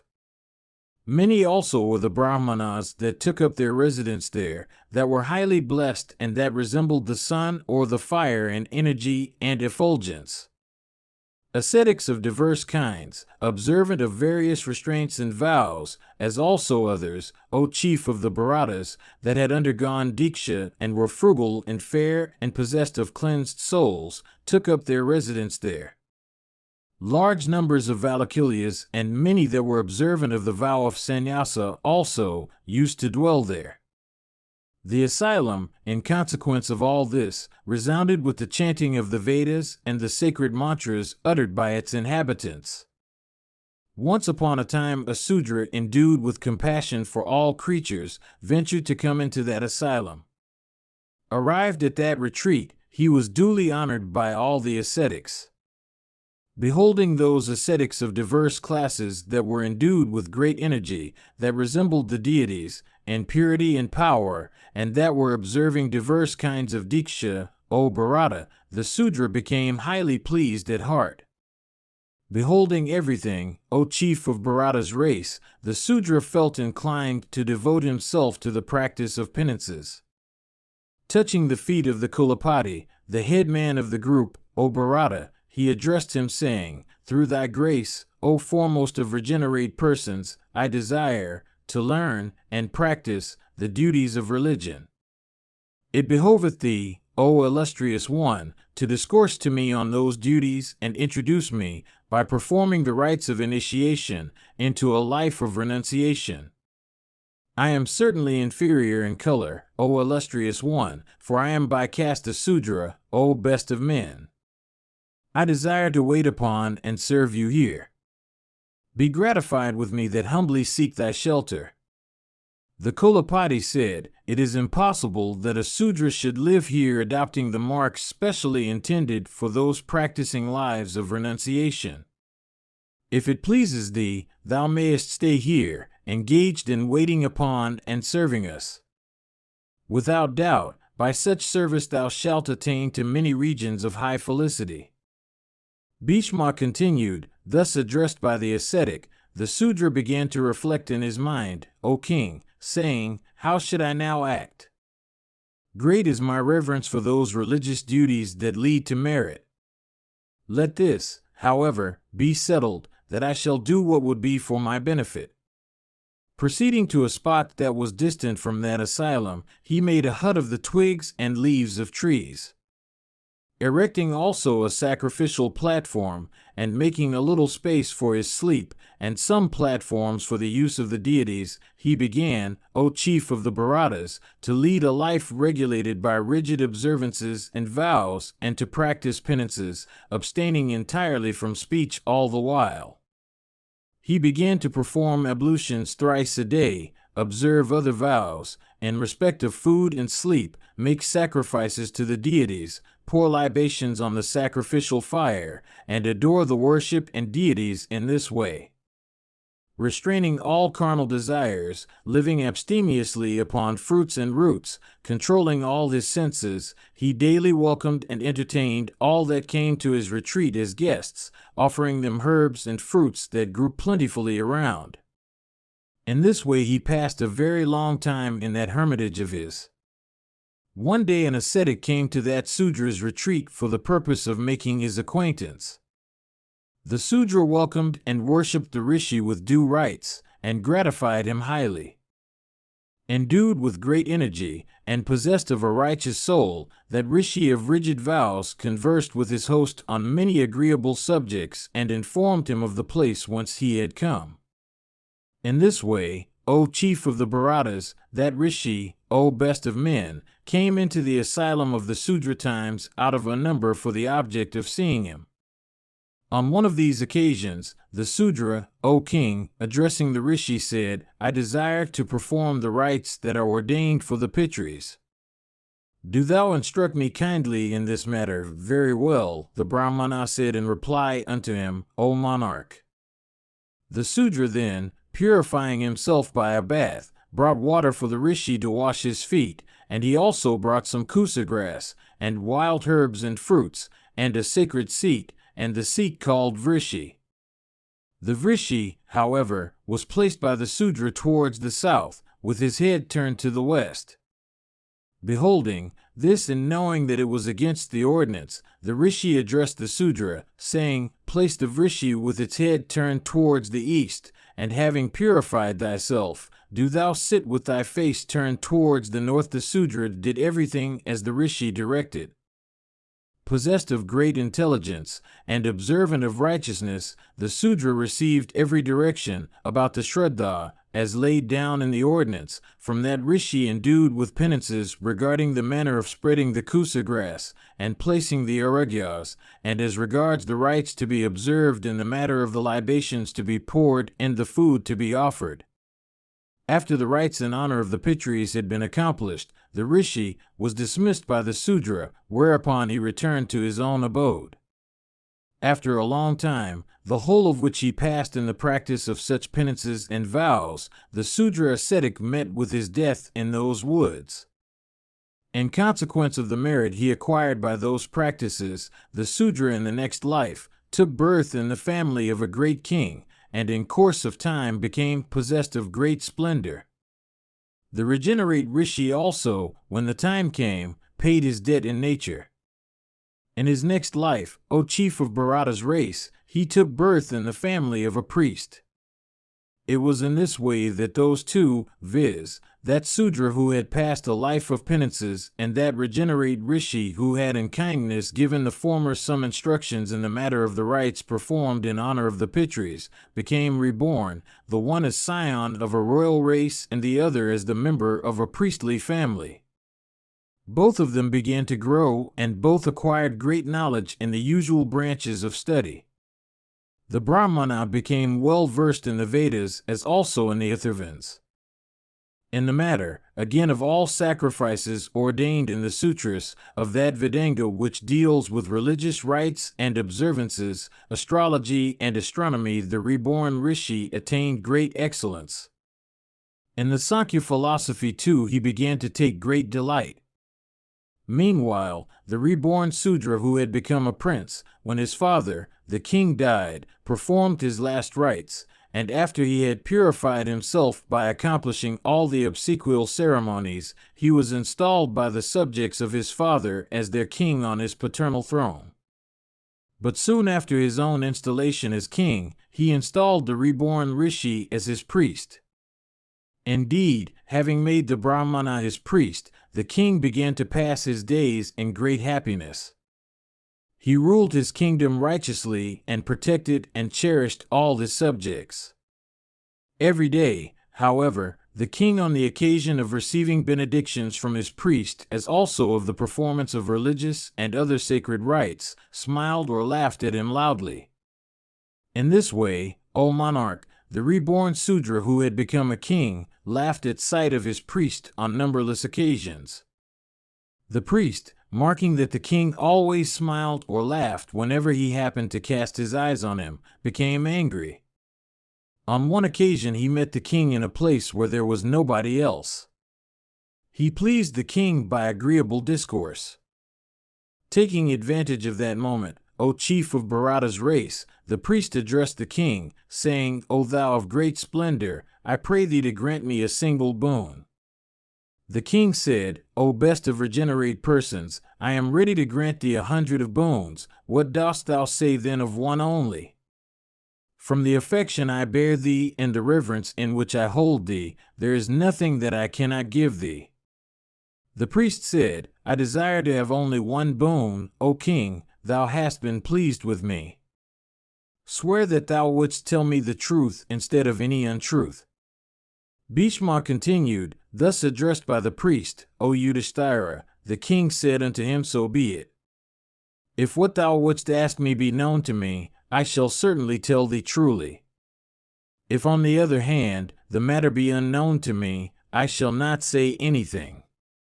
The priest said, every day, on occasions of obtaining my benedictions, when, again, I am engaged in the performance of religious rites on thy behalf, on occasions also of the Homa and other rites of propitiation, why is it that thou laughest upon beholding me? Seeing thee laugh at me on all occasions, my mind shrinks with shame. I have caused thee to swear, O king, that thou wouldst answer me truly. It does not behove thee to say what is untrue.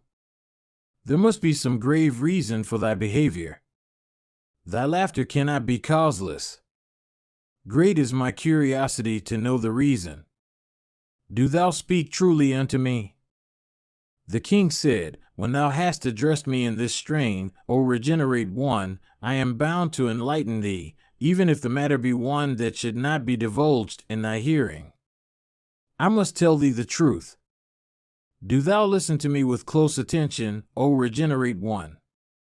Listen to me, O foremost of twice-born persons, as I disclose to thee what happened to us in our former births. I remember that birth.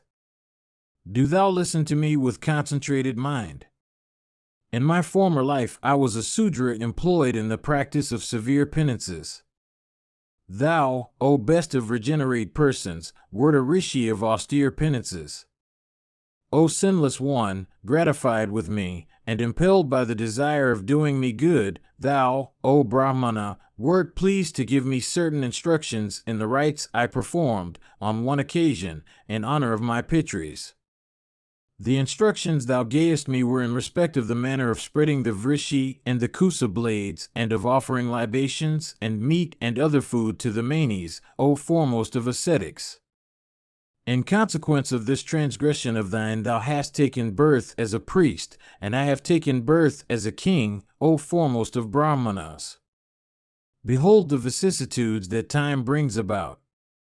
Thou hast reaped this fruit in consequence of thy having instructed me in my former birth. It is for this reason, O Brahmana, that I smile at sight of thee, O foremost of regenerate persons. I do not certainly laugh at thee from desire of disregarding thee. Thou art my preceptor. At this change of condition I am really very sorry. My heart burns at the thought. I remember our former births, hence do I laugh at sight of thee.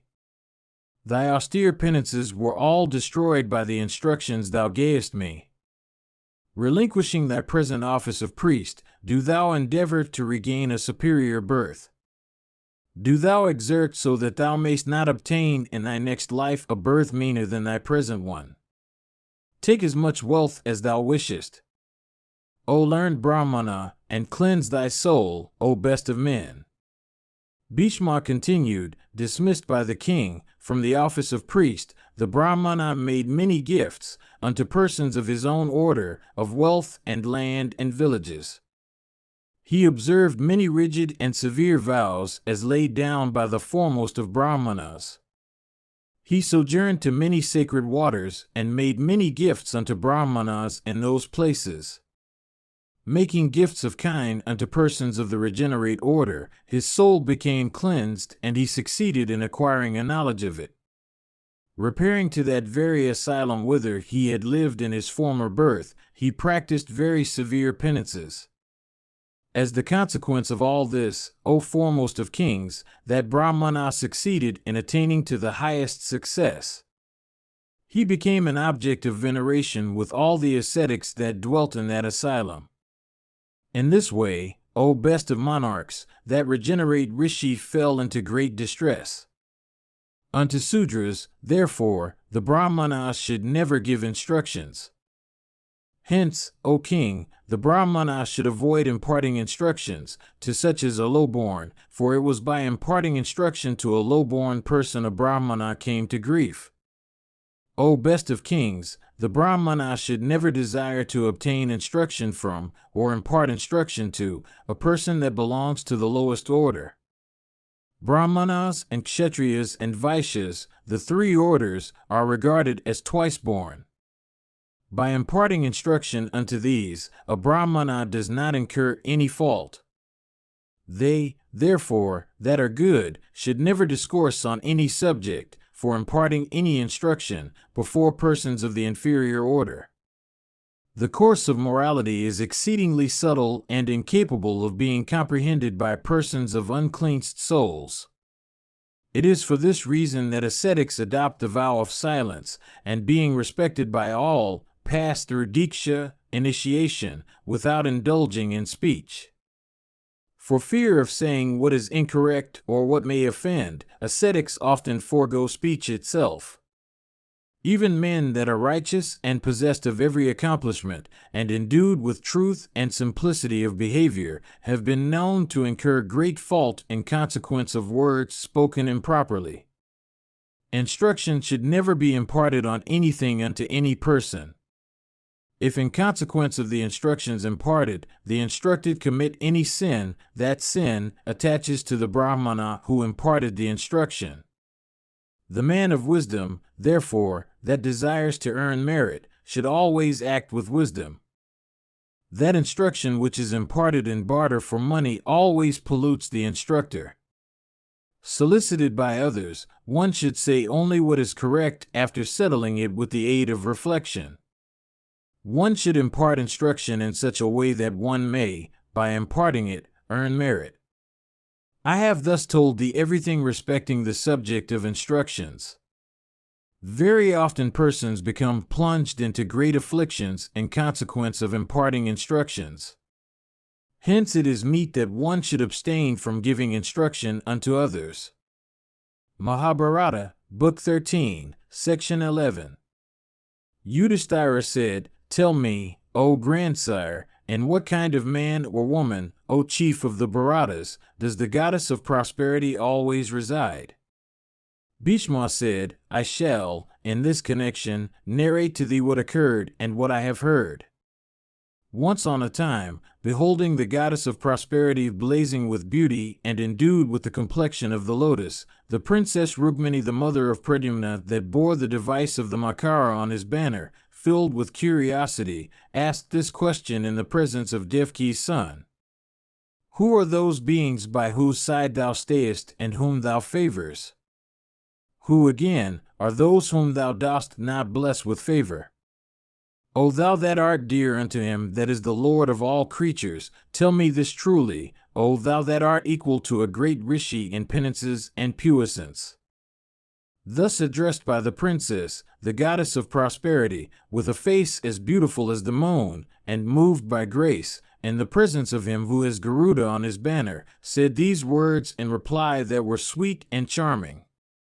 Shri said, O blessed lady, I always reside with him that is eloquent, active, attentive to business, free from wrath, given to the worship of the deities, endued with gratitude, has his passions under complete control, and is high-minded in everything.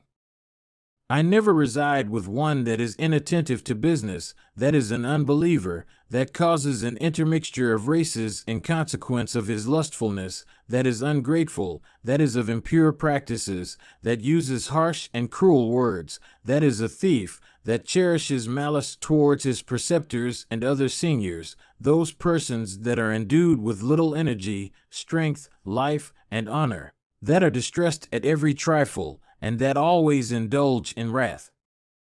I never reside with these that think in one strain and act in a different one.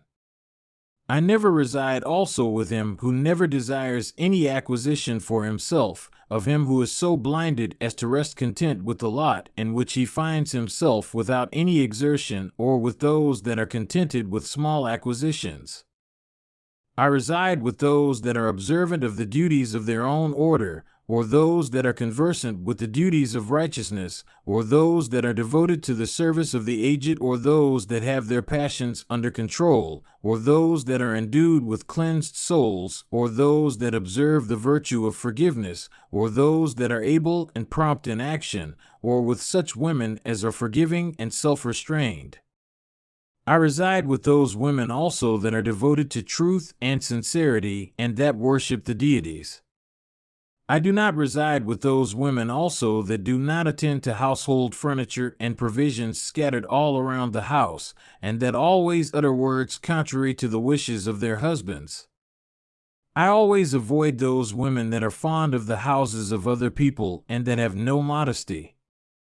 On the other hand, I reside with those women that are devoted to their husbands, that are blessed in behavior, and that are always decked in ornaments and attired in good robes. I always reside with those women that are truthful in speech, that are of handsome and agreeable features, that are blessed and that are endued with all accomplishments. I always avoid such women as are sinful and unclean or impure, as always lick the corners of their mouths, as have no patience or fortitude, and as are fond of dispute and quarreling, as are given to much sleep, and as always lie down. I always reside in conveyances and the animals that drag them, in maidens, and ornaments and good vestments, and sacrifices, and clouds charged with rain, and full-blown lotuses, and in those stars that bespangle the autumnal firmament. I reside in elephants, in the cow pen, in good seats, and in lakes adorned with full-blown lotuses. I live also in such rivers as babble sweetly in their course, melodious with the music of cranes, having banks adorned with rows of diverse trees, and restored to by brahmanas and ascetics and others crowned with success. I always reside in those rivers also that have deep and large volumes of rolling waters rendered turbid by lions and elephants plunging into them for bathing or slaking their thirst. I reside also in infuriate elephants, and bovine bulls, and kings, on the throne and good men.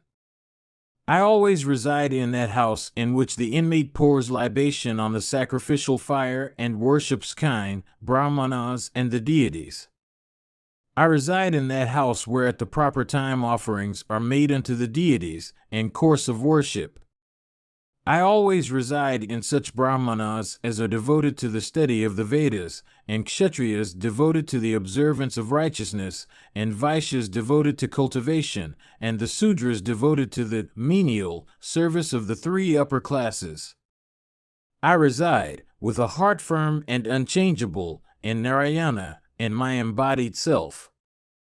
In him is righteousness in its perfection and full measure, devotion to the brahmanas, and the quality of agreeableness. Can I not say, O lady, that I do not reside in my embodied form in any of these places that I have mentioned, except Narayana? That person in whom I reside in spirit increases in righteousness and fame and wealth and objects of desire. Mahabharata, Book 13, Section 12. Yudhishthira said, It behoveth, O king, to tell me truly which of the two, viz., man or woman, derives the greater pleasure from an active union with each other. Kindly resolve my doubt in this respect. Bhishma said, In this connection is cited this old narrative of the discourse between Bangaswana and Sakra as a precedent illustrating the question. In days of yore there lived a king of the name of Bangaswana. He was exceedingly righteous and was known as a royal sage. He was, however, childless, O chief of man, and therefore performed a sacrifice from desire of obtaining an issue. The sacrifice which that mighty monarch performed was the Agnishtudha. In consequence of the fact that the deity of fire is alone adored in that sacrifice, this is always disliked by Indra. Yet it is the sacrifice that is desired by men when for the purpose of obtaining an issue they seek to cleanse themselves of their sins. The highly blessed chief of the celestials, viz. Indra, learning that the monarch was desirous of performing the Agnishtudha, began from that moment to look for the latches of that royal sage of well-restrained soul, for if he could succeed in finding some latches, he could then punish his disregarder. Notwithstanding all his vigilance, however, O king, Indra failed to detect any latches on the part of the high-souled monarch. Some time after, one day, the king went on a hunting expedition. Saying unto himself, this, indeed, is an opportunity, Indra stupefied the monarch. The king proceeded alone on his horse, confounded because of the chief of the celestials having stupefied his senses. Afflicted with hunger and thirst, the king's confusion was so great that he could not ascertain the points of the compass. Indeed, afflicted with thirst, he began to wander hither and thither. He then beheld a lake that was exceedingly beautiful and was full of transparent water. Alighting from his steed and plunging into the lake, he caused his animal to drink. Tying his horse then, whose thirst had been slaked, to a tree, the king plunged into the lake again for performing his ablutions. To his amazement he found that he was changed, by virtue of the waters, into a woman. Beholding himself thus transformed in respect of sex itself, the king became overpowered with shame. With his senses and mind completely agitated, he began to reflect with his whole heart in this strain, Alas, how shall I ride my steed? How shall I return to my capital? In consequence of the Agnishtudha sacrifice, I have got 100 sons, all endued with great might, and all children of my own loins. Alas, thus transformed, what shall I say unto them? What shall I say unto my spouses, my relatives and well-wishers, and my subjects of the city and the provinces? Rishis conversant with the truths of duty and religion and other matters say that mildness and softness and liability to extreme agitation are the attributes of women, and that activity, hardness, and energy are the attributes of men. Alas, my manliness has disappeared. For what reason has femininity come over me? In consequence of this transformation of sex, how shall I succeed in mounting my horse again? Having indulged in these sad thoughts, the monarch, with great exertion, mounted his steed and came back to his capital, transformed though he had been into a woman. His sons and spouses and servants, and his subjects of the city and the provinces, beholding that extraordinary transformation, became exceedingly amazed. Then that royal sage, that foremost of eloquent men, addressing them all, said, I had gone out on a hunting expedition, accompanied by a large force. Losing all knowledge of the points of the compass, I entered a thick and terrible forest, impelled by the fates. In that terrible forest, I became afflicted with thirst and lost my senses. I then beheld a beautiful lake abounding with fowl of every description. Plunging into that stream for performing my ablutions, I was transformed into a woman, summoning then his spouses and counselors, and all his sons by their names. That best of monarchs transformed into a woman said unto them these words, Do ye enjoy this kingdom in happiness? As regards myself, I shall repair to the woods, ye sons. Having said so unto his children, the monarch proceeded to the forest. Arrived there, she came upon an asylum inhabited by an ascetic. By that ascetic the transformed monarch gave birth to a century of sons. Taking all those children of hers, she repaired to where her former children were, and addressing the latter, said, "Ye are the children of my loins while I was a man. These are my children brought forth by me in this state of transformation.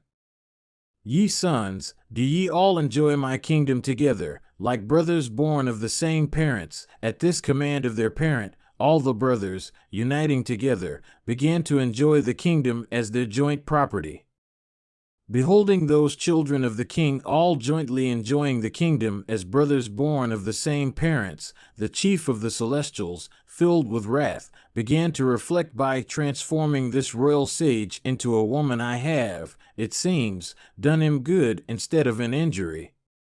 Saying this, the chief of the celestials, viz. Indra of 100 sacrifices, assuming the form of a Brahmana, repaired to the capital of the king, and meeting all the children succeeded in disuniting the princes.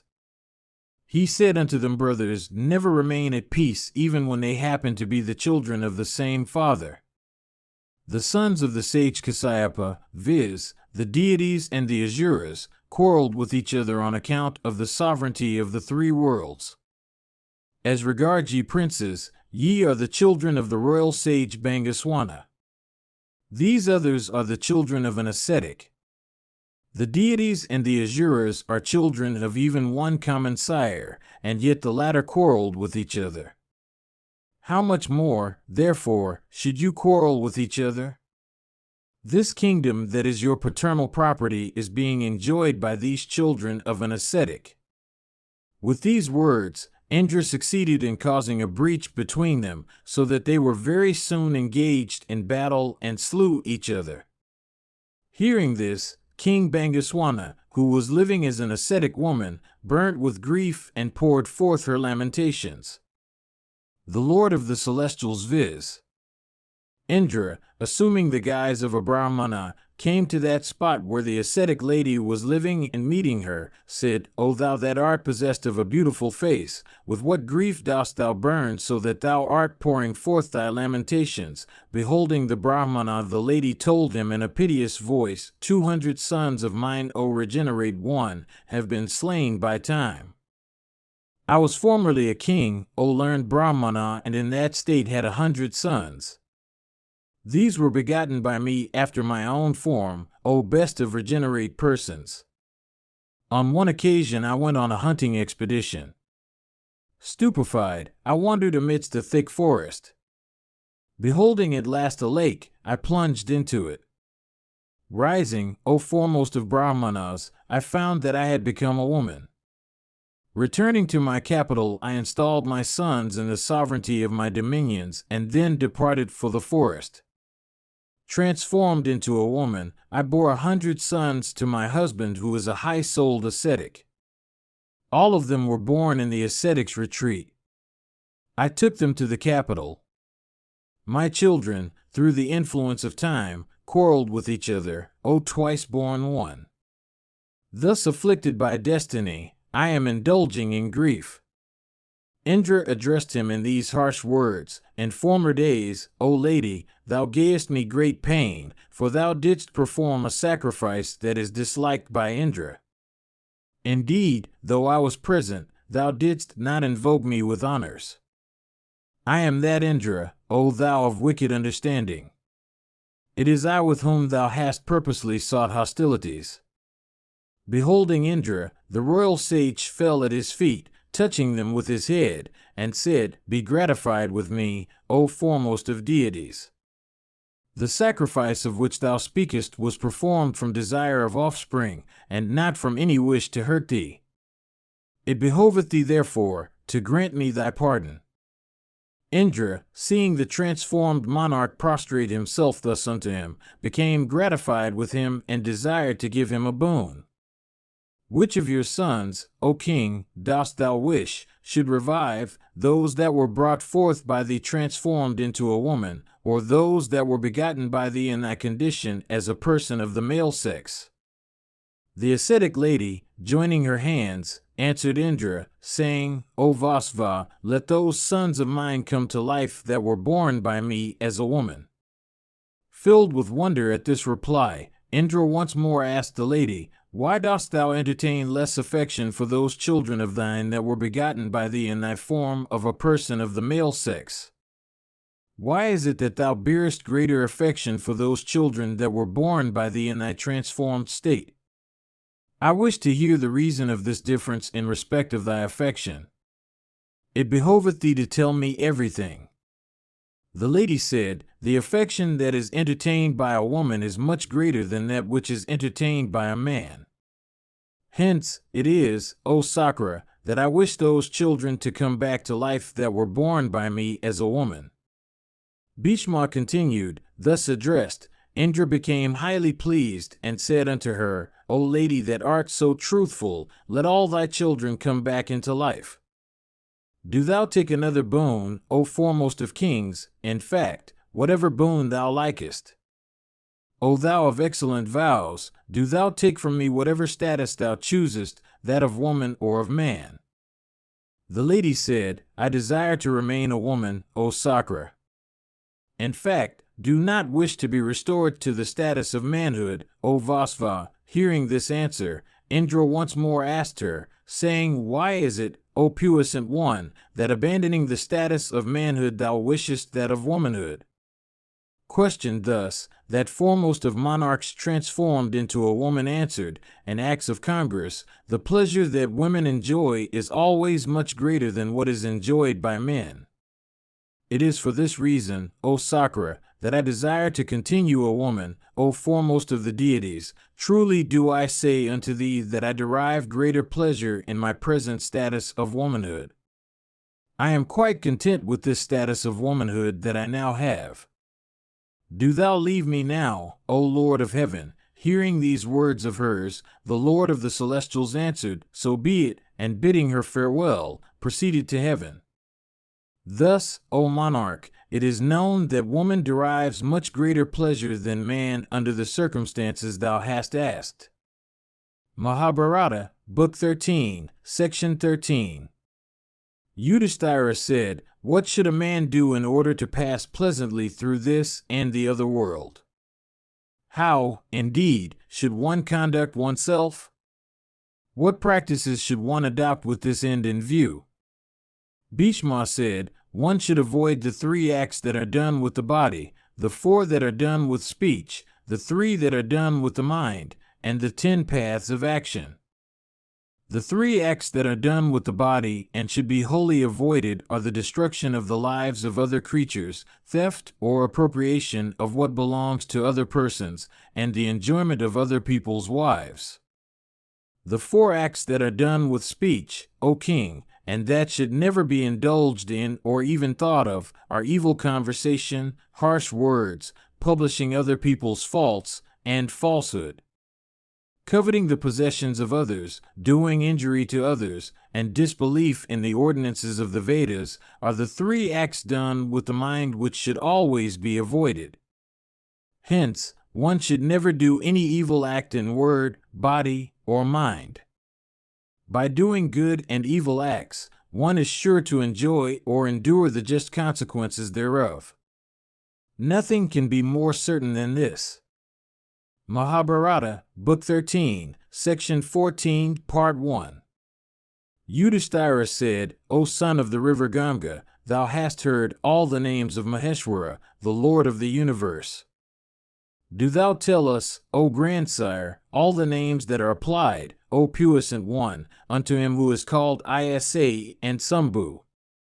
Do thou tell us all those names that are applied unto him who is called Vabhru or Vast, him that has the universe for his form, him that is the illustrious preceptor of all the deities and the Asuras, that is called Swayambhu, self-creating, and that is the cause of the origin and dissolution of the universe.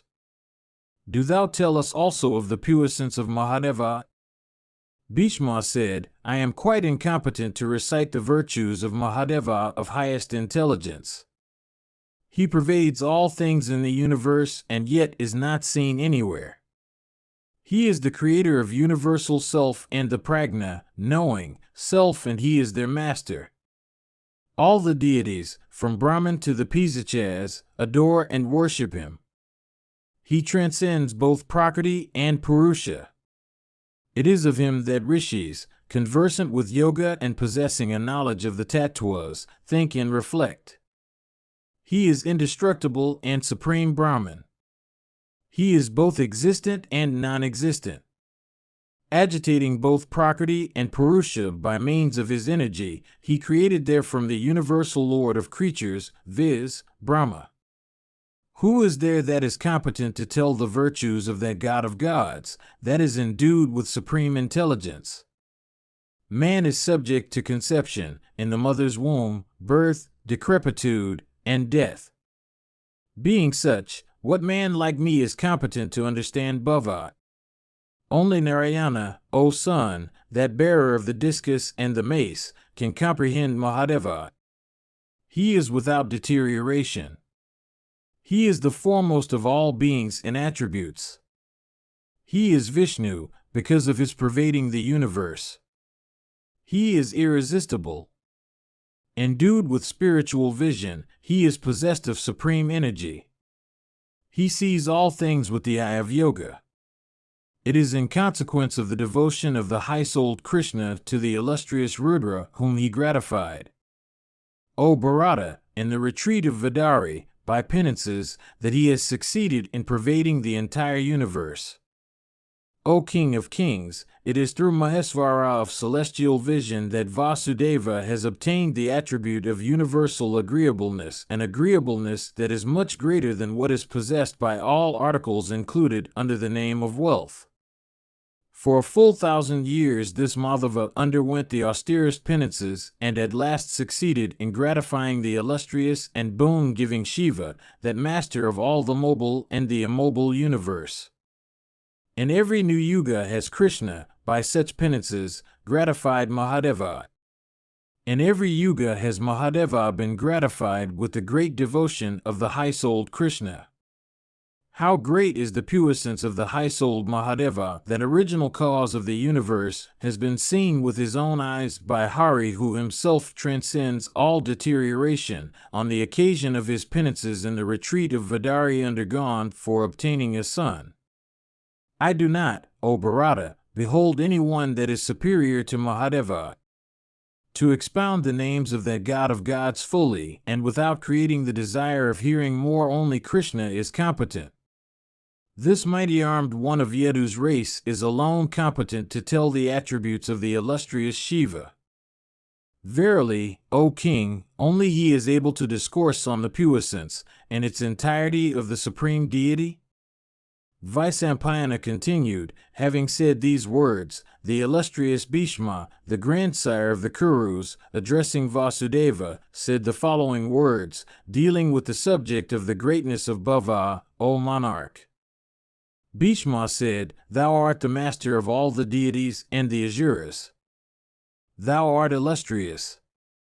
Thou art Vishnu in consequence of thy pervading the whole universe. It behoveth thee to discourse on those subjects connected with Shiva of universal form about which Yudhishthira has asked me.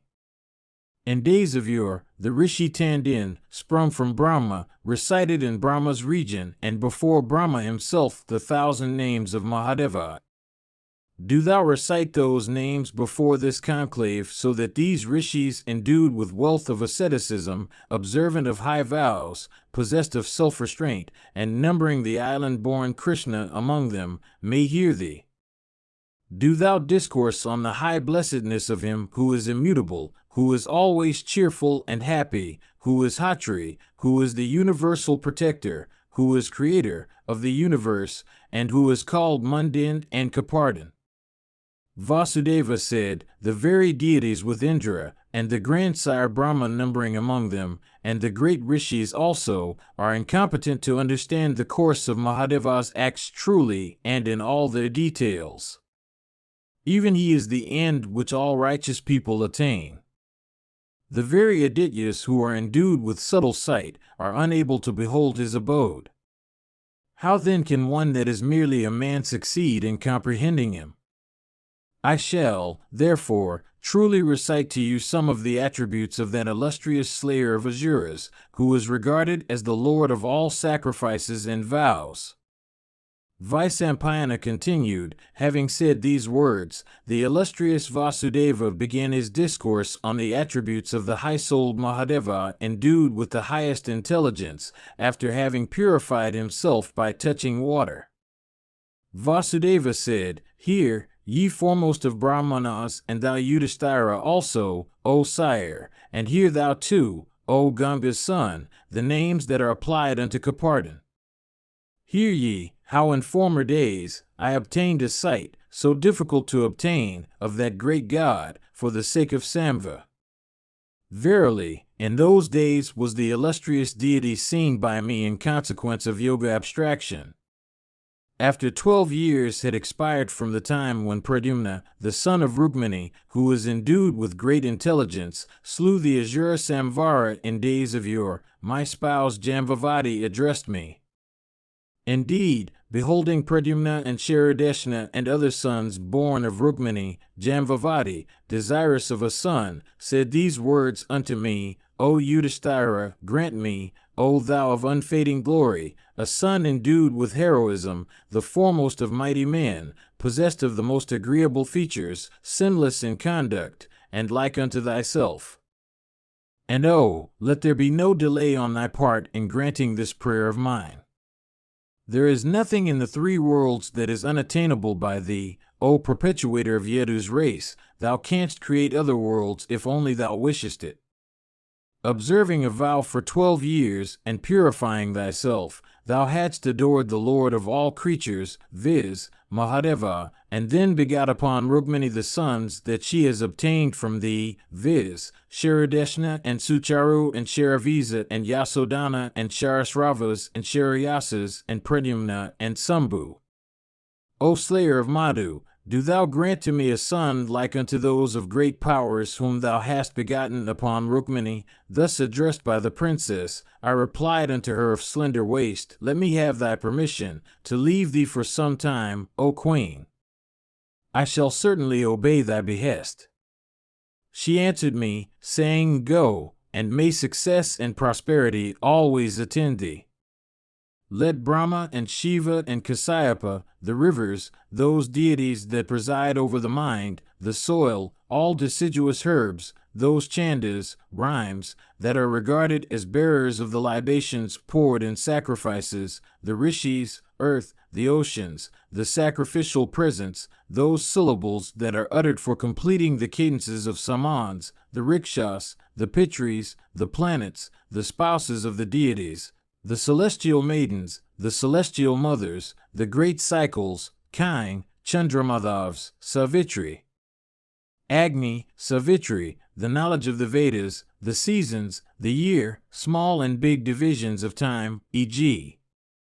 the Kshanas, the Labhas, the Muhurtas, the Nimeshas, and the Yugas in succession, protect thee, O Yadava, and keep thee in happiness, wherever thou mayst stay. Let no danger overtake thee on thy way, and let no heedlessness be thine, O sinless one. Thus blessed by her, I took her leave, bidding farewell unto the daughter of the Prince of Apes. Repairing then into the presence of that foremost of men, viz., my father, of my mother, of the king, and of Ahuka, I informed them of what the daughter of the prince of the Vidyadharas, in great affliction, had said unto me. Bidding them farewell with a sorrowful heart, I then repaired to Gada and to Rama of great might. These two cheerfully addressed me, saying, Let thy penances increase without any obstruction. Having obtained the permission of all of them, I thought of Garuda. He immediately came to me and bore me to Himavat at my bidding. Arrived at Himavat, I dismissed him. There on that foremost of mountains, I beheld many wonderful sights. I saw an excellent, wonderful, and agreeable retreat for the practice of penances. That delightful retreat was owned by the high-souled Upmanyu, who was a descendant of Vyagrapada.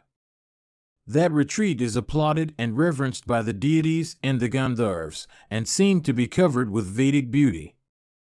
It was adorned with Davas and Kakubas and Kadambas and Kokas, with Kuravakas and Katakas and Jamvas and Padalas, with Banyans and Varanakas and Vatsanabas and Vilwas, with Saralas and Kapithas and Pyalas and Salas and Palmyras, with Vidaras and Kundas and Panagas and Asokas and Amaras and Kovadaras and Champakas and Panasas, and with diverse other trees endued with fruits and flowers. And that retreat was also decked with the straight stems of the Musa Supienta. Truly, that asylum was adorned with diverse other kinds of trees, and with diverse kinds of fruits forming the food of diverse kinds of birds. Heaps of ashes, of sacrificial fires, were thrown in proper places all around, which added to the beauty of the scene. It abounded with rurus and apes and tigers and lions and leopards, with deer of diverse species and peacocks, and with cats and snakes. Indeed, large numbers of other animals also were seen there, as also buffaloes and bears. Delicious breezes constantly blew bearing the melodious strains of celestial nymphs. The babblings of mountain rivulets and springs, the sweet notes of winged choristers, the gruntings of elephants, the delicious stains of kinaras, and the auspicious voice of ascetics singing the samans, O hero, and diverse other kinds of music, rendered that retreat extremely charming. The very imagination cannot conceive another retreat as delightful as the one I beheld. There were also large houses in that asylum, intended for keeping the sacred fire, and covered all over with flowering creepers. It was adorned with the river Ganga of clear and sacred water. Indeed, the daughter of Jahnu always remained there. It was decked also with many ascetics who were the foremost of all righteous persons, who were endued with high souls, and who resembled fire itself in energy. Some of those ascetics subsisted upon air and some upon water, some were devoted to japa or the silent recitation of sacred mantras, and some were engaged in cleansing their souls by practicing the virtues of compassion, while some amongst them were yogins devoted to the abstraction of yoga meditation. Some amongst them subsisted upon smoke only, and some subsisted upon fire, and some upon milk. Thus was that retreat adorned with many foremost of regenerate persons. And some there were amongst them that had taken the vow of eating and drinking like kine, that is, by giving up the use of the hands at once. And some used only 2 pieces of stone for husking their grain, and some used their teeth only for that purpose. And some subsisted by drinking only the rays of the moon, and some by drinking only froth. And some had betaken themselves to vow of living like deer. And some there were that lived upon the fruits of the ficus religiosa, and some that used to live upon water. And some dressed themselves in rags, and some in animal skins, and some in barks of trees. Indeed, I beheld diverse ascetics of the foremost order observing these and other painful vows. I desired then to enter that asylum. Verily, that asylum was honored and adored by the deities and all high-souled beings, by Shiva and others, O Bharata, and by all creatures of righteous acts. Thus addressed, it stood in all its beauty on the breast of Himavat, like the lunar disk in the firmament. The mongoose sported there with the snake, and the tiger with the deer, like friends, forgetting their natural enmity, in consequence of the energy of those ascetics of blazing penances, and for their proximity to these high-souled ones. In that foremost of asylums, which was delightful to all creatures, inhabited by many foremost of Brahmanas fully conversant with the Vedas and their branches, and by many high-souled rishis celebrated for the difficult vows they observed, I saw, as soon as I entered, a puissant rishi with matted locks on head and dressed in rags, who seemed to blaze forth like fire with his penances and energy. Waited upon by his disciples and possessed of tranquil soul, that foremost of Brahmanas was young in aspect. His name was Upmanyu. Unto me who bowed unto him with a nod of the head, he said, Welcome art thou, O thou of eyes like lotus petals. Today, by this visit of thine, we see that our penances have borne fruit. Thou art worthy of our adoration, but thou adorest us still. Thou art worthy of being seen, but thou desirest to see me. Joining my hands, I addressed him the usual inquiries respecting the well-being of the animals and birds that resided in his asylum, of the progress of his righteousness, and of his disciples. The illustrious Upmanyu then addressed me in words that were exceedingly sweet and delightful. Thou shalt, O Krishna, obtain without doubt a son like unto thyself. Betaking thyself to severe penances, do thou gratify Isana, the Lord of all creatures.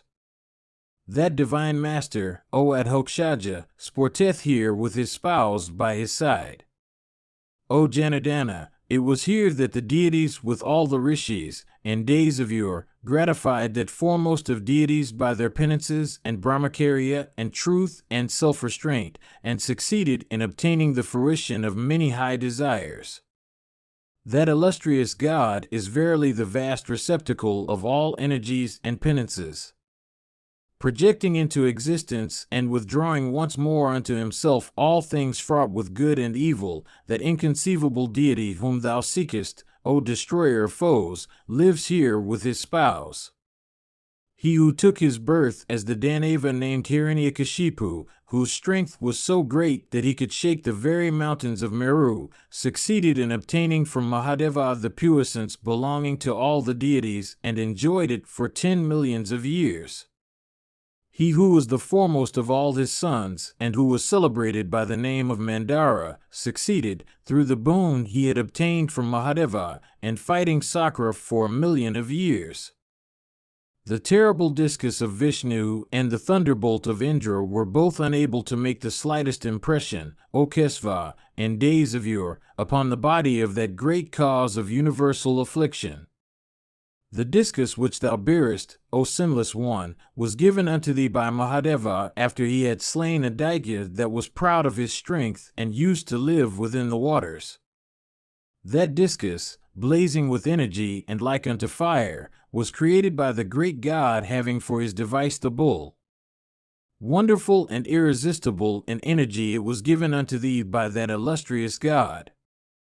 In consequence of its blazing energy it was incapable of being gazed at by any person save Shiva, the wielder of Pinaka. It was for this reason that Bhava, Shiva, bestowed upon it the name of Sudarsana.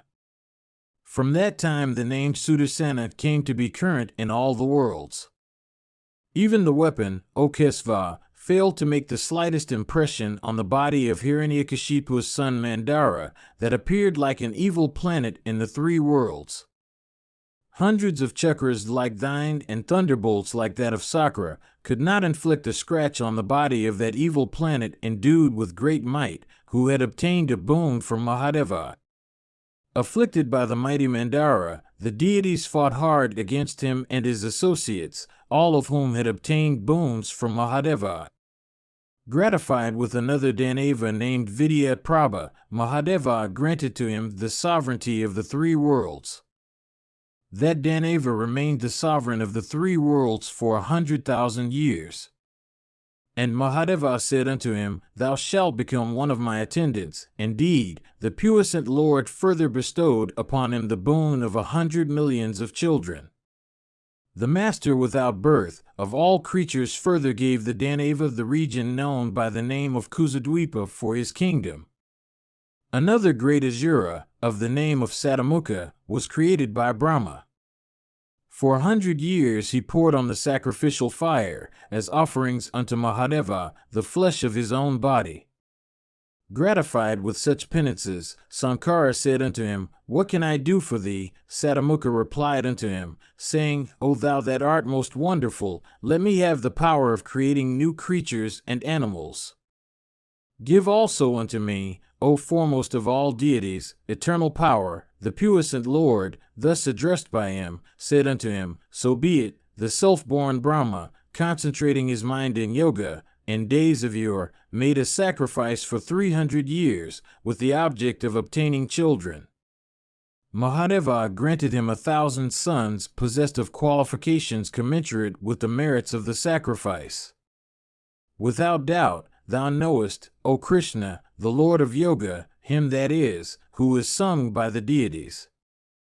The rishi known by the name of Yajnavalkya is exceedingly virtuous.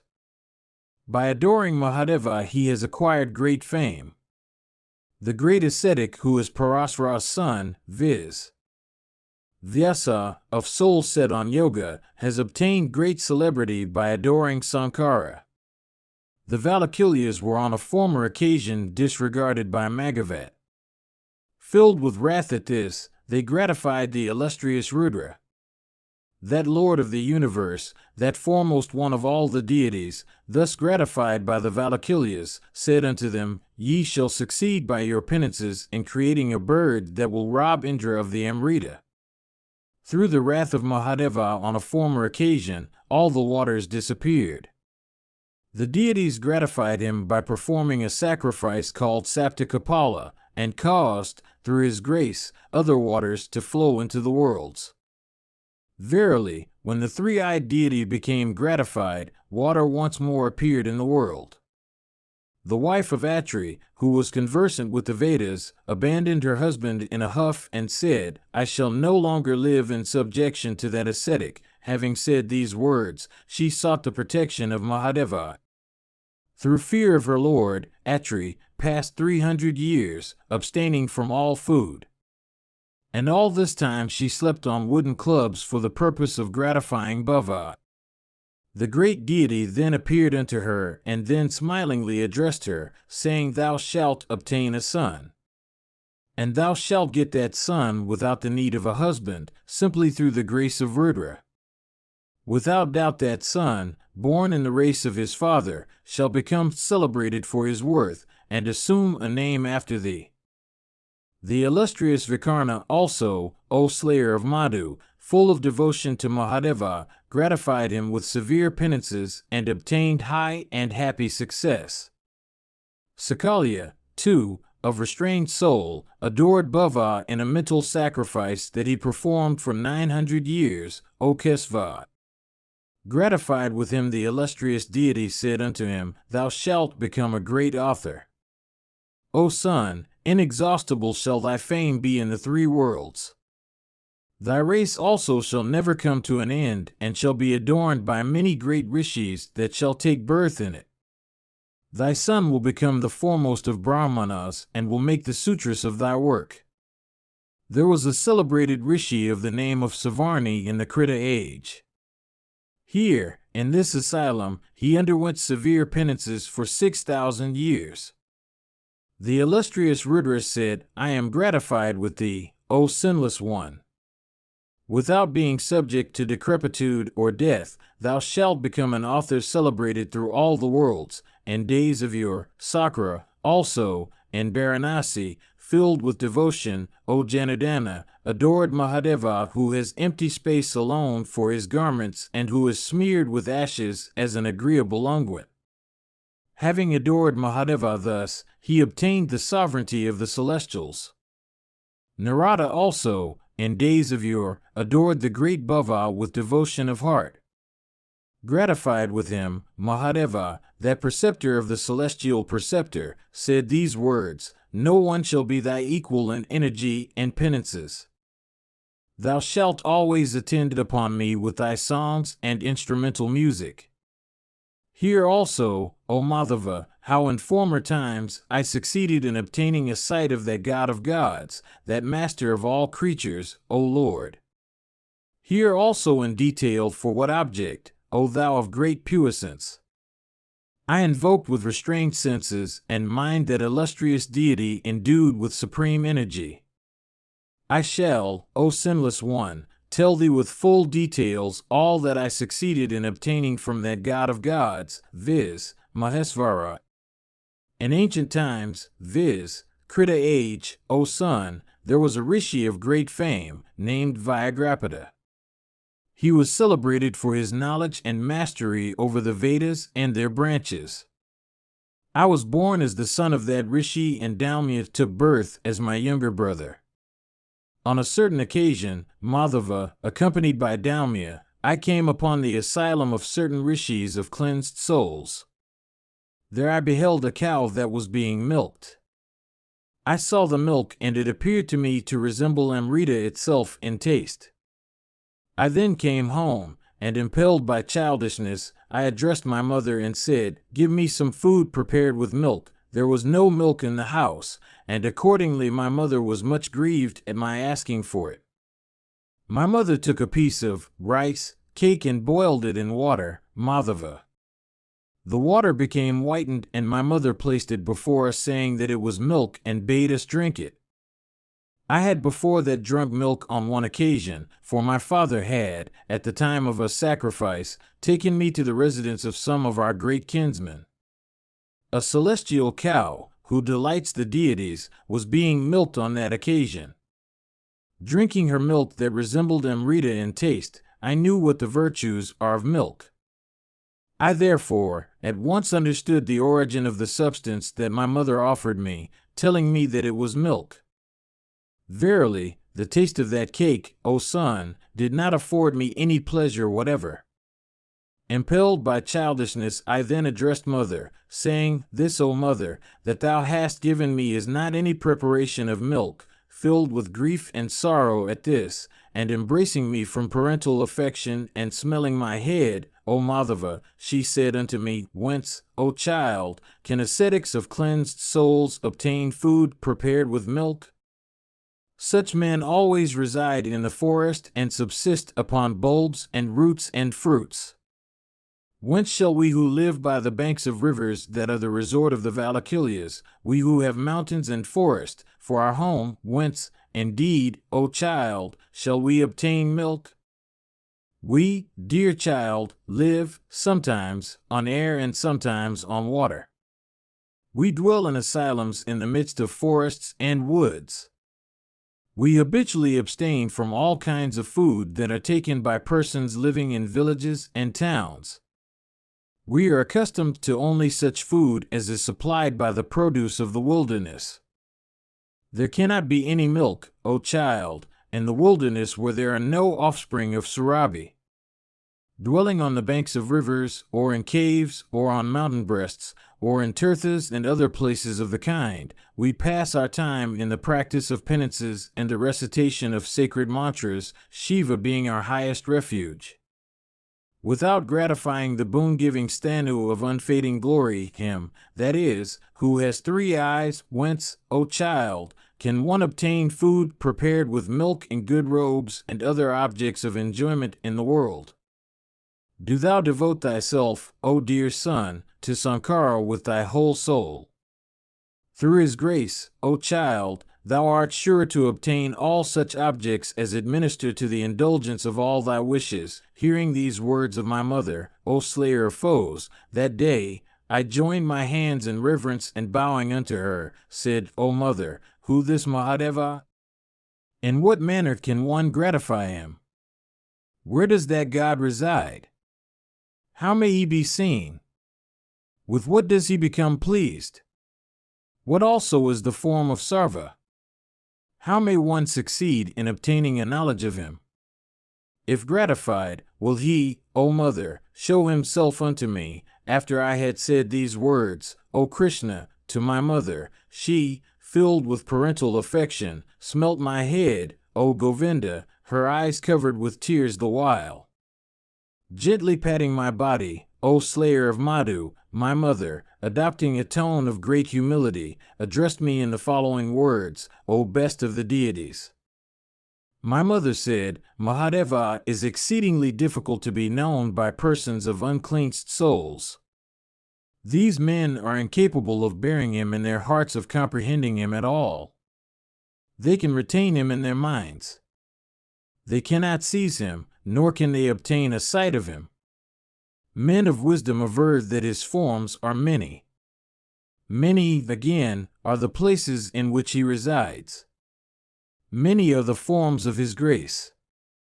Who is there that can understand in their details the acts, which are all excellent, of Isa, or of all the forms that he has assumed in days of yore?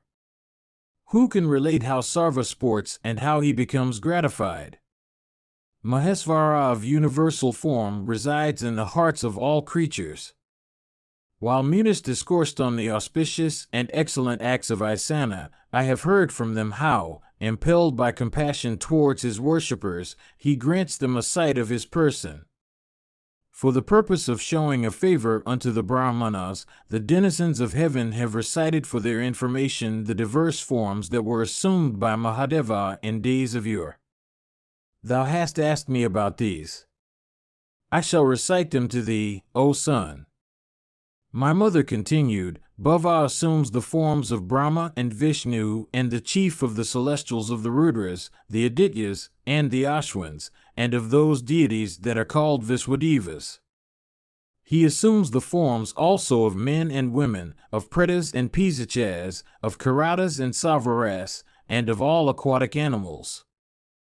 That illustrious deity assumes the forms of also those Savaras that dwell in the woods and forests. He assumes the forms of tortoises and fishes and conches. He it is that assumes the forms of those coral sprouts that are used as ornaments by men. He assumes also the forms of yakshas, rakshasas, and snakes, of daityas and danavas. Indeed, the illustrious God assumes the forms of all creatures too that live in holes. He assumes the forms of tigers and lions and deer, of wolves and bears and birds, of owls and of jackals as well. He it is that assumes the forms of swans and crows and peacocks, of chameleons and lizards and storks. He it is that assumes the forms of cranes and vultures and chakravakas. Verily, he it is that assumes the forms of chasas and of mountains also.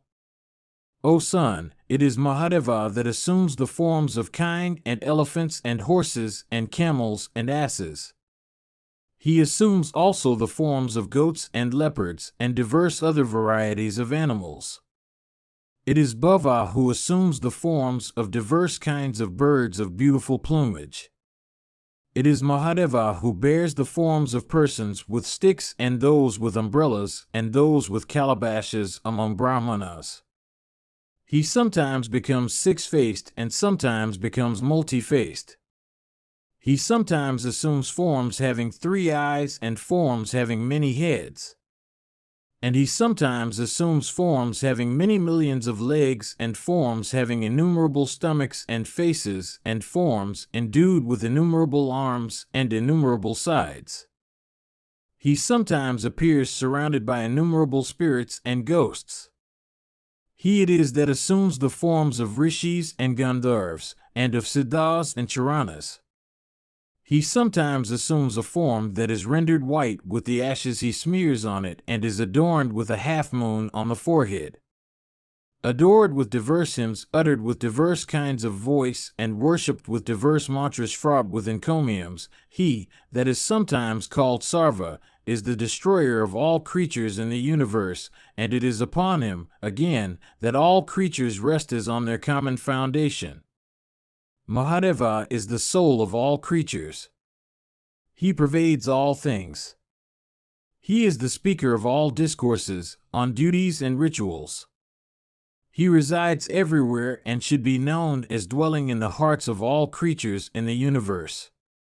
He knows the desire cherished by every one of his worshippers. He becomes acquainted with the object in which one pays him adorations. Do thou then, if it pleases thee, seek the protection of the chief of the deities. He sometimes rejoices, and sometimes yields to wrath, and sometimes utters the syllable hum with a very loud noise. He sometimes arms himself with the discus, sometimes with the trident, sometimes with the mace, sometimes with the heavy mullets, sometimes with the scimitar, and sometimes with the battle axe. He it is that assumes the form of Sesha, who sustains the world on his head.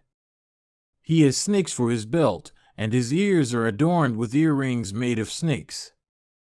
Snakes form also the sacred thread he wears. An elephant skin forms his upper garment. He sometimes laughs and sometimes sings and sometimes dances most beautifully. Surrounded by innumerable spirits and ghosts, he sometimes plays on musical instruments. Diverse, again, are the instruments upon which he plays, and sweet the sounds they yield. He sometimes wanders over crematoria, sometimes yawns, sometimes cries, and sometimes causes others to cry. He sometimes assumes the guise of one that is mad, and sometimes of one that is intoxicated, and he sometimes utters words that are exceedingly sweet. Endued with appalling fierceness, he sometimes laughs loudly, frightening all creatures with his eyes. He sometimes sleeps and sometimes remains awake and sometimes yawns as he pleases. He sometimes recites sacred mantras and sometimes becomes the deity of those mantras which are recited. He sometimes performs penances and sometimes becomes the deity for whose adoration those penances are undergone.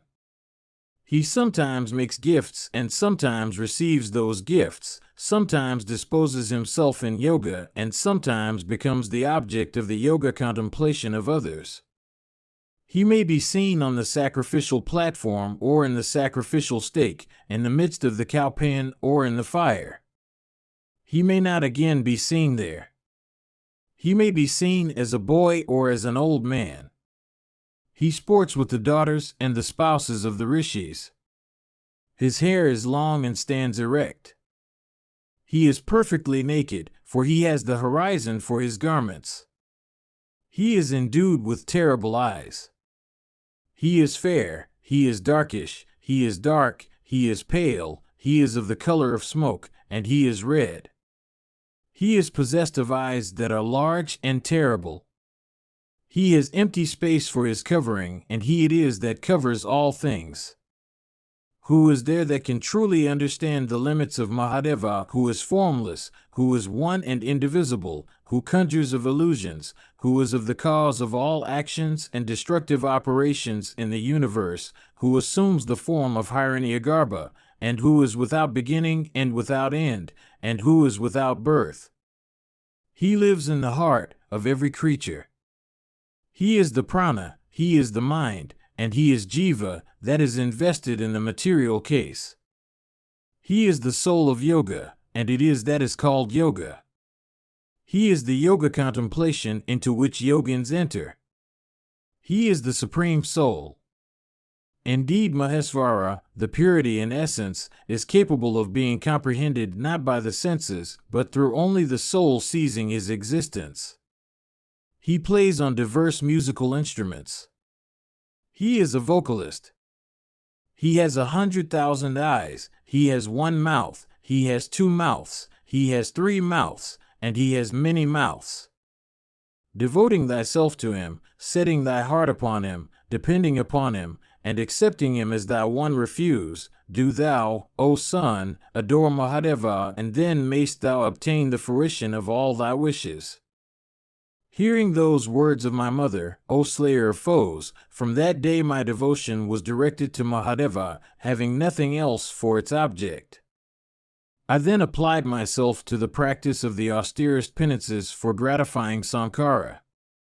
For 1,000 years I stood on my left toe. After that I passed 1,000 years, subsisting only upon fruits. The next 1,000 years I passed, subsisting upon the fallen leaves of trees. The next 1,000 years I passed, subsisting upon water only. After that I passed 700 years, subsisting on air alone. In this way, I adored Mahadeva for a full 1,000 years of the celestials. After this, the puissant Mahadeva, the master of all the universe, became gratified with me. Desirous of ascertaining whether I was solely devoted to him and him alone, he appeared before me in the form of Sakra surrounded by all the deities. As the celebrated Sakra, he had 1,000 eyes on his person and was armed with the thunderbolt. And he rode on an elephant whose complexion was of the purest white, with eyes red, ears folded, the temporal juice trickling down his cheeks, with trunk contracted, terrible to look at, and endued with 4 tusks. Indeed, riding on such an elephant, the illustrious chief of the deities, seemed to blaze forth with his energy. With a beautiful crown on his head and adorned with garlands round his neck and bracelets round his arms, he approached the spot where I was. A white umbrella was held over his head, and he was waited upon by many apsaras, and many Gandharvas sang his praise. Addressing me, he said, "O foremost of regenerate persons, I have been gratified with thee. Beg of me whatever boon thou desirest." Hearing these words of Sakra, I did not become glad. "Verily, O Krishna," I answered the chief of the celestials in these words, "I do not desire any boon at thy hands, or from the hands of any other deity. O amiable deity, I tell thee truly, that it is Mahadeva only from whom I have boons to ask. True, true it is, O Sakra, true are these words that I say unto thee. No other words are at all agreeable to me save those which relate to Mahesvara. At the command of Pashupati, that lord of all creatures, I am ready to become a worm or a tree with many branches. If not obtained through the grace represented by Mahadeva's boons, the very sovereignty of the three worlds would not be acceptable to me. Let me be born among the very Chandalas, but let me still be devoted to the feet of Hara. Without, again, being devoted to that Lord of all creatures, I would not like to have birth in the palace of Indra himself. If a person be wanting in devotion to that Lord of the universe, that master of the deities and the Asuras, his misery will not end even if from want of food he has to subsist upon only air and water. What is the need of other discourses that are even fraught with other kinds of morality and righteousness unto those persons who do not like to live even a moment without thinking of feet of Mahadeva? When the unrighteous or sinful Kali Yuga comes, one should never pass a moment without devoting his heart upon Mahadeva. One that has drunk the amrita constituted by the devotion to Hara, one becomes freed from the fear of the world. One that has not obtained the grace of Mahadeva can never succeed to devote oneself to Mahadeva for a single day, or for half a day, or for a muhurta, or for a kshana, or for a lava, very small unit of time. At the command of Mahadeva I shall cheerfully become a worm or an insect, but I have no relish for even the sovereignty of the three worlds, if bestowed by thee, O Sakra. At the word of Hara I would become even a dog. In fact, that would accord with my highest wish. If not given by Mahesvara, I would not have the sovereignty of the very deities. I do not wish to have this dominion of the heavens. I do not wish to have the sovereignty of the celestials. I do not wish to have the region of Brahma. Indeed, I do not wish to have that cessation of individual existence which is called emancipation and which involves a complete identification with Brahma. But I want to become the slave of Hara. As long as that Lord of all creatures, the illustrious Mahisa, with crown on his head and body possessed of the pure white complexion of the lunar disk, does not become gratified with me, so long shall I cheerfully bear all those afflictions, due to 100 repetitions of decrepitude, death, and birth, that befall to the lot of embodied beings. What person in the universe can obtain tranquility without gratifying Rudra that is freed from decrepitude and death, that is endued with the effulgence of the sun, the moon, or the fire, that is the root or original cause of everything real and unreal in the three worlds, and that exists as one and indivisible entity? If in consequence of my faults, rebirths be mine, I shall, in those new births, devote myself solely to Bhava. Indra said, "What reason canst thou assign for the existence of a supreme being or for his being the cause of all causes?" Ubmanyu said, "I solicit boons from that great deity named Shiva, whom utterers of Brahma has described as existent and non-existent, manifest and unmanifest, eternal or immutable, one and many. I solicit boons from him who is without beginning and middle and end, who is knowledge and puissance, who is inconceivable and who is the supreme soul. I solicit boons from him whence comes all puissance, who has not been produced by any one, who is immutable, and who, though himself unsprung from any seed, is the seed of all things in the universe. I solicit boons from him who is blazing effulgence, beyond darkness, who is the essence of all penances, who transcends all faculties of which we are possessed and which we may devote for the purpose of comprehending him, and by knowing whom every one becomes freed from grief or sorrow. I worship him, O Purandara, who is conversant with the creation of all elements and the thought of all living creatures, and who is the original cause of the existence or creation of all creatures, who is omnipresent, and who has the puissance to give everything.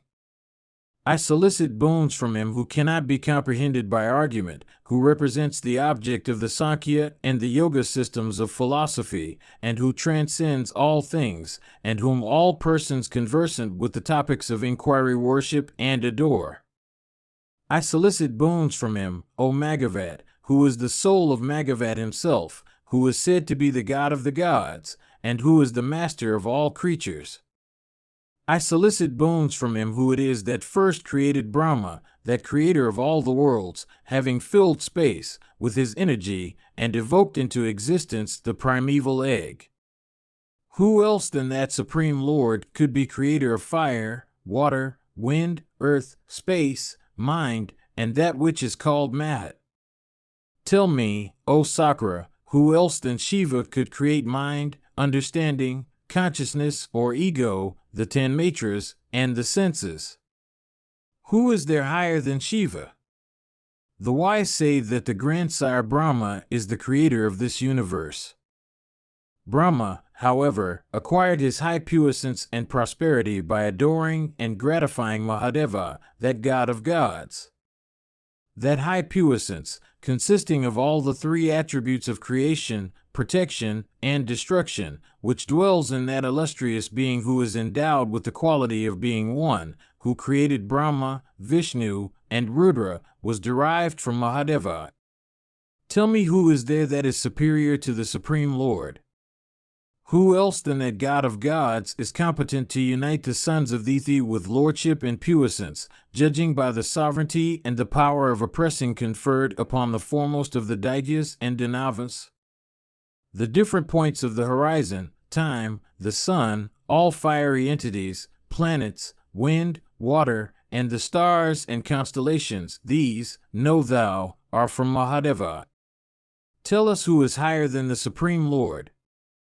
Who else is there, except Mahadeva, in the matter of the creation of sacrifice and the destruction of Tripura? Who else except Mahadeva, the grinder of the foes, has offered lordship to the principal? What need, O Purandara, of many well-sounding statements fraught with spacious sophisms, when I behold thee of 1,000 eyes, O best of the deities, thee that art worshipped by Siddhas and Gandharvas and the deities and the rishis? O best of the Kusikas, all this is due to the grace of that god of gods, viz., Mahadeva.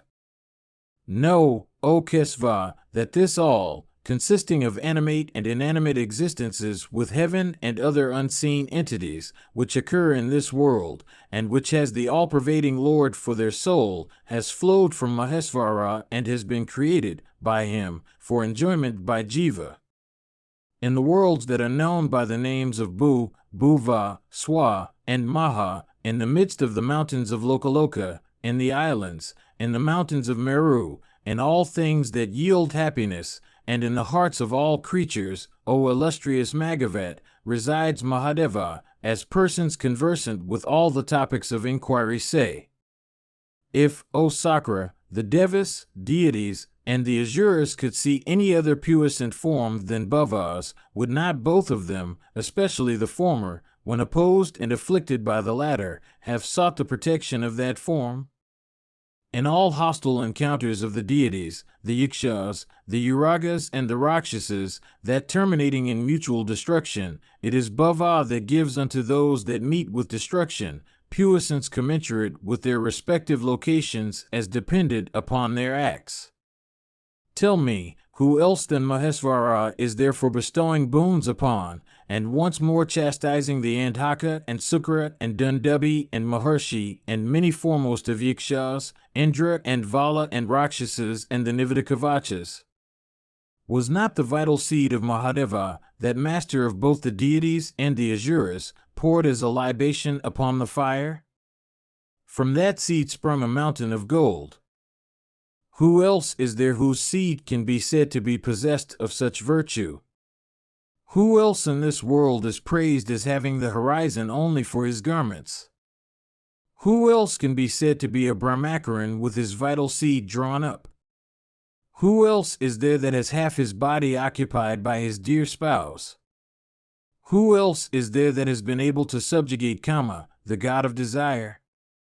Tell me, O Indra, what other being possesses that high region of supreme felicity that is applauded by all the deities? Who else has the crematorium as his sporting ground? Who else is there that is so praised for his dancing? Whose puissance and worship remain immutable? Who else is there that sports with spirits and ghosts? Tell me, O deity, who else has associate that are possessed of strength like his own and that are, therefore, proud of that strength or puissance? Who else is there whose status is applauded as unchangeable and worshipped with reverence by the three worlds? Who else is there that pours rain, gives heat, and blazes forth in energy? From whom else do we derive our wealth of herbs? Who else upholds all kinds of wealth? Who else sports as much as he pleases in the three worlds of mobile and immobile things? O Indra, know Mahesvara to be the original cause of everything. He is adored by yogins, by rishis, by the Gandharvas, and by the Siddhas, with the aid of knowledge, of ascetic success, and of the rites laid down in the scriptural ordinances. He is adored by both the deities and the Asuras with the aid of sacrifices by acts and the affliction of the ritual laid down in the scriptures. The fruits of action can never touch him, for he transcends them all. Being such, I call him the original cause of everything. He is both gross and subtle. He is without compare. He cannot be conceived by the senses. He is endued with attributes, and he is divested of them. He is the Lord of attributes, for they are under his control. Even such is the place that is Mahesvara's. He is the cause of the maintenance and the creation of the universe. He is the cause of the universe and the cause also of its destruction. He is the past, the present, and the future. He is the parent of all things. Verily, he is the cause of everything.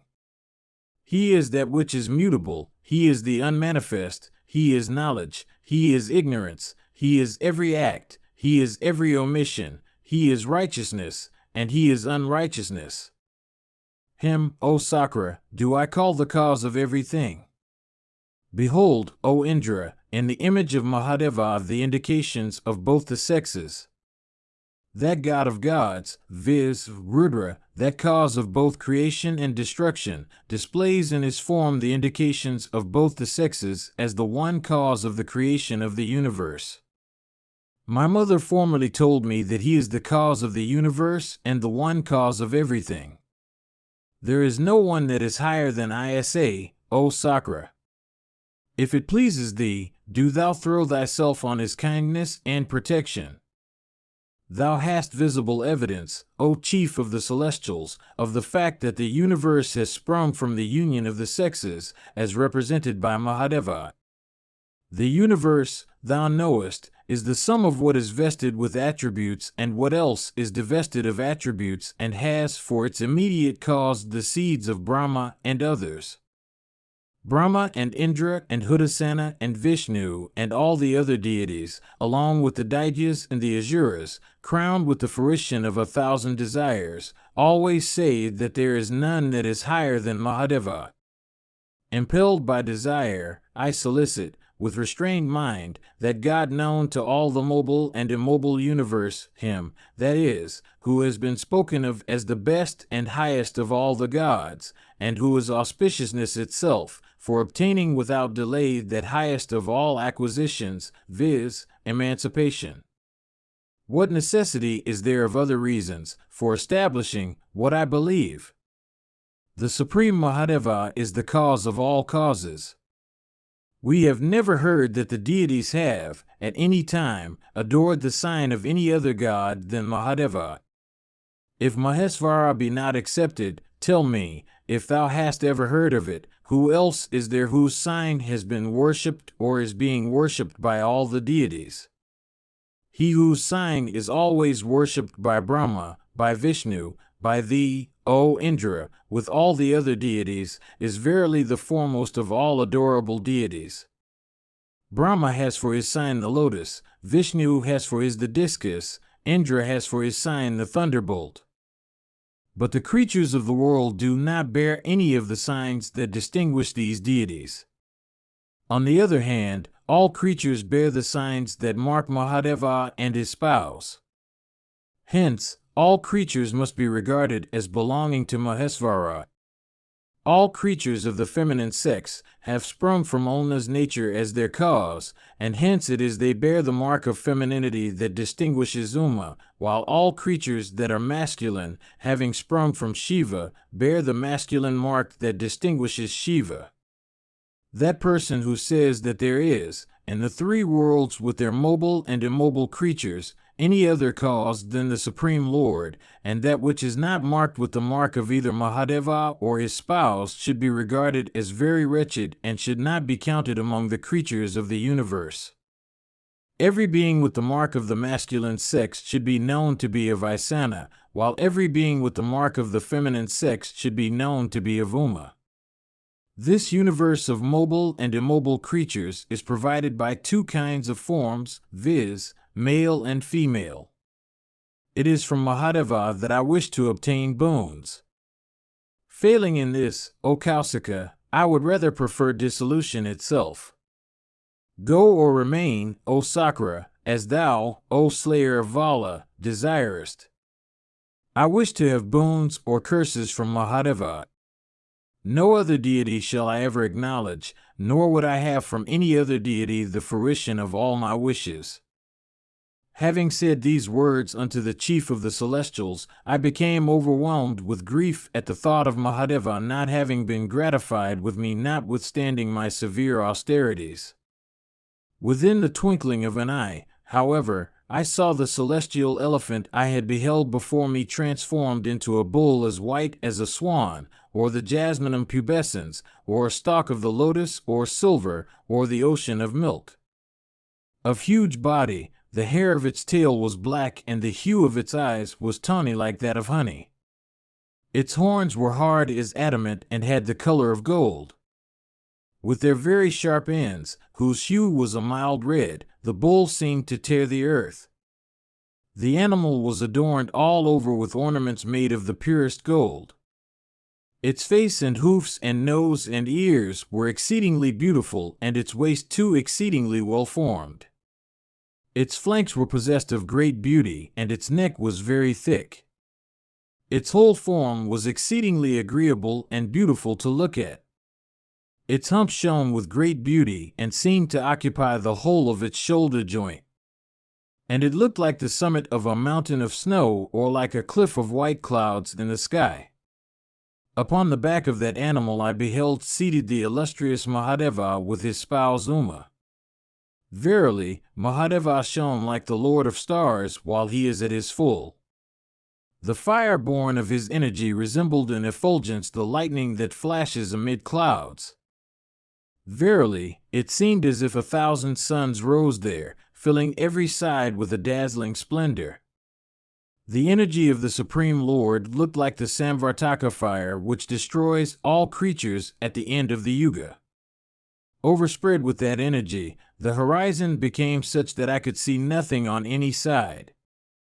Filled with anxiety, I once more thought what it could mean. That energy, however, did not pervade every side for any length of time, for soon, through the illusion of that God of gods, the horizon became clear. I then behold the illustrious Stanu or Mahesvara seated on the back of his bull, of blessed and agreeable appearance and looking like a smokeless fire. And the great god was accompanied by Parvati of faultless features.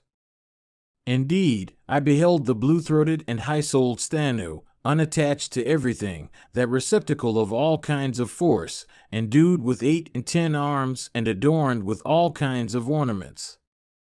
Clad in white vestments, he wore white garlands, and had white unguents smeared upon his limbs. The color of his banner, irresistible in the universe, was white. The sacred thread round his person was also white. He was surrounded with associates, all possessed with prowess equal to his own, who were singing or dancing or playing on diverse kinds of musical instruments. A crescent moon, of pale hue, formed his crown, and placed on his forehead it looked like the moon that rises in the autumnal firmament. He seemed to dazzle with splendor, in consequence of his 3 eyes that looked like 3 suns.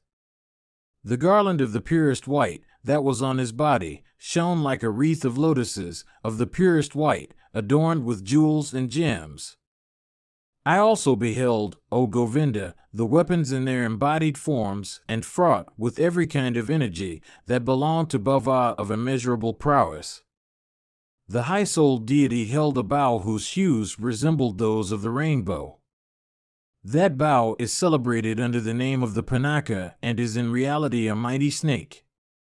Indeed, that snake of 7 heads and vast body, of sharp fangs and virulent poison, of large neck and the masculine sex, was twined round with the cord that served as its bowstring. And there was a shaft whose splendor looked like that of the sun or of the fire that appears at the end of the Yuga.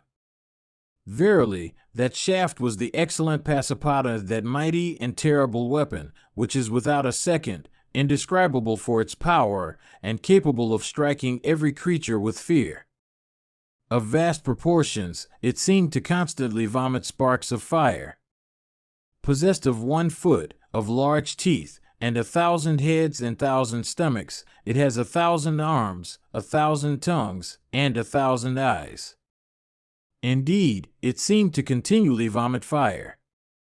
O thou of mighty arms, that weapon is superior to the Brahma, the Narayana, the Indra, the Agneya, and the Varuna weapons. Verily, it is capable of neutralizing every other weapon in the universe.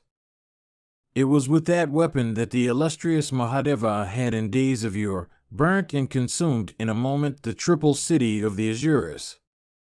With the greatest ease, O Govinda, Mahadeva, using that single arrow, achieved that feat. That weapon, shot by Mahadeva's arms, can, without doubt, consume in half the time taken up by a twinkling of the eyes the entire universe with all its mobile and immobile creatures. In the universe there is no being, including even Brahma and Vishnu and the deities, that are incapable of being slain by that weapon. O sire, I saw that excellent, wonderful, and incomparable weapon in the hand of Mahadeva. There is another mysterious and very powerful weapon which is equal or perhaps superior to the Pasapata weapon. I beheld that also. It is celebrated in all the worlds as the sum of the Sula-armed Mahadeva. Hurled by the illustrious deity, that weapon is competent to rive the entire earth or dry up the waters of the ocean or annihilate the entire universe. In days of yore, Yuvanaswa's son, King Mandathari, that conqueror of the 3 worlds, possessed of imperial sway and endued with abundant energy, was, with all his troops, destroyed by means of that weapon.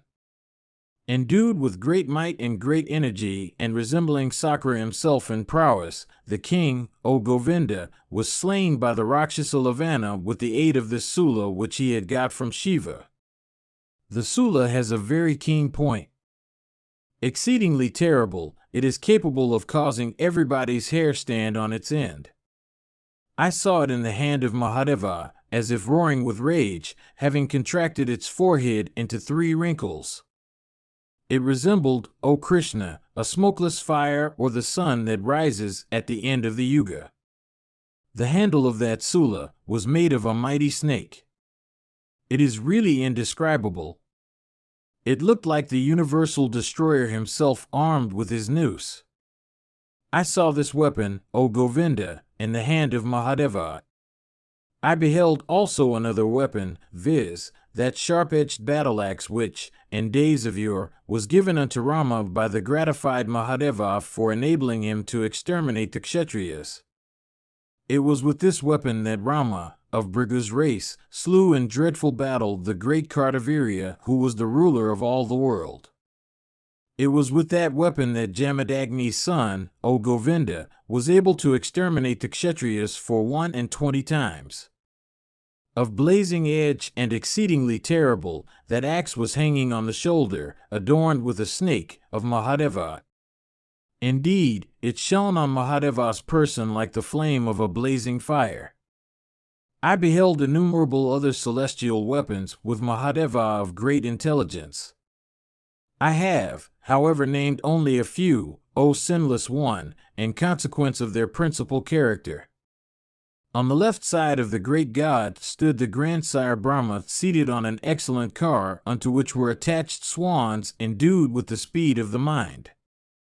On the same side could be seen Narayana also, seated on the son of Vinata, and bearing the conch, the discus, and the mace. Close to the goddess Uma was Skandath seated on his peacock, bearing his fatal dart and bells, and looking like another Agni. In the front of Mahadeva I beheld Nandi standing armed with his sula and looking like a second Sankara, for prowess and energy. The Munis headed by the self-born Manu and Rishis having Bhrigu for their first, and the deities with Sakra at their head, all came there. All the tribes of spirits and ghosts, and the celestial mothers, stood surrounding Mahadeva and saluting him with reverence. The deities were engaged in singing the praises of Mahadeva by uttering diverse hymns. The grandsire Brahma, uttering a Rathantara, praised Mahadeva. Narayana also, uttering the Jayasta Saman, sang the praises of Bhava. Sakra also did the same with the aid of those foremost of Vedic mantras, viz., the Satarudriyam. Verily, Brahma and Narayana and Sakra, those three high-souled deities, shone there like three sacrificial fires. In their midst shone the illustrious god like the sun in the midst of his corona, emerged from autumnal clouds. I beheld myriads of suns and moons, also in the sky, O Kesva. I then praised the illustrious Lord of everything, the Supreme Master of the universe. Mahabharata, Book 13, Section 14, Part 2. Upmanyu continued, I said, Salutations to thee, O illustrious one, O thou that constitutest the refuge of all things, O thou that art called Mahadeva. Salutations to thee that assumest the form of Sakra, that art Sakra, and that disguisest thyself in the form and vestments of Sakra. Salutations to thee that art armed with the thunder, to thee that art Tani, and thee that art always armed with the Panaka. Salutations to thee that always bearest the conch and the sula. Salutations to thee that art clad in black, to thee that art of dark and curly hair, to thee that hast a dark deerskin for thy upper garment, to thee that presidest over the 8th lunation of the dark fortnight. Salutations to thee that art of white complexion, to thee that art called white, to thee that art clad in white robes, to thee that hast limbs smeared with white ashes, to thee that art ever engaged in white deeds.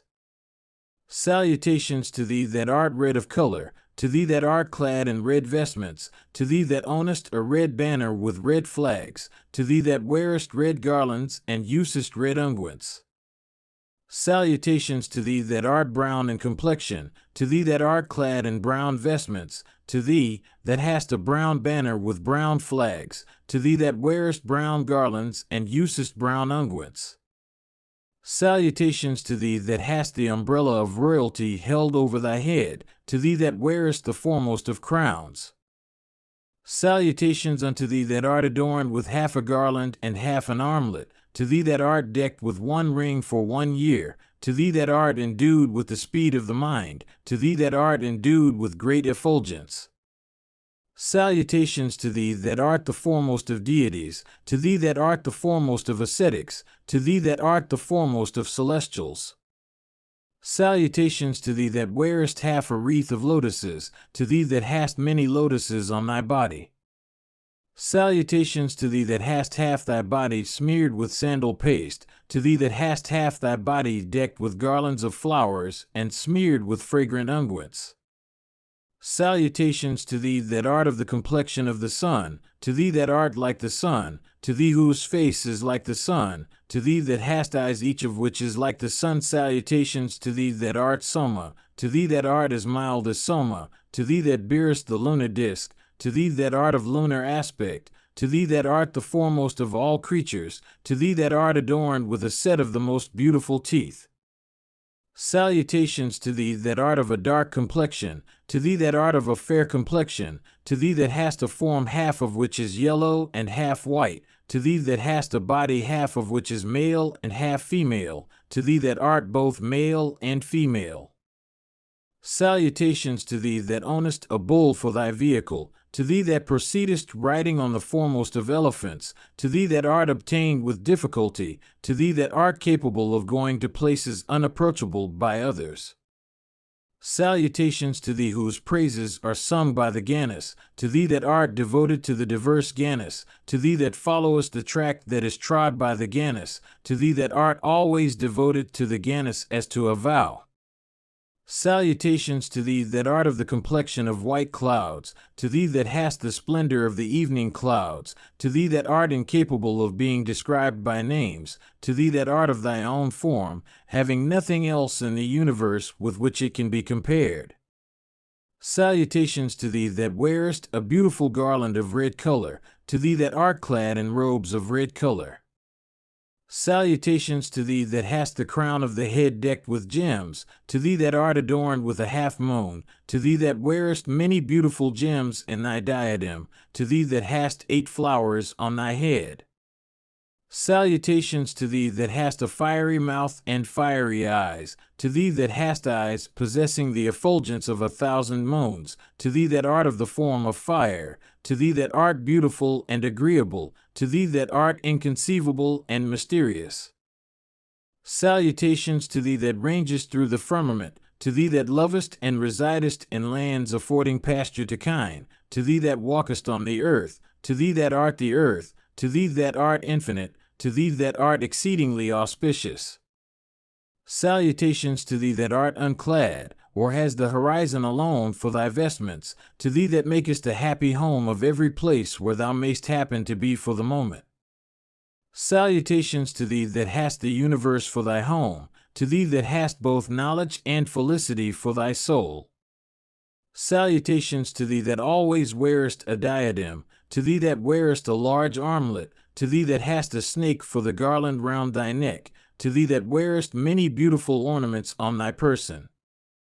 Salutations to thee that hast the sun, the moon, and Agni for thy 3 eyes, to thee that art possessed of 1,000 eyes, to thee that art both male and female, to thee that art divested of sex, to thee that art a Sankhya, to thee that art a Yogin. Salutations to thee that art of the grace of those deities who are worshipped in sacrifices, to thee that art the Ithavans, to thee that art the alleviator of all kinds of disease and pain, to thee that art the dispeller of every sorrow.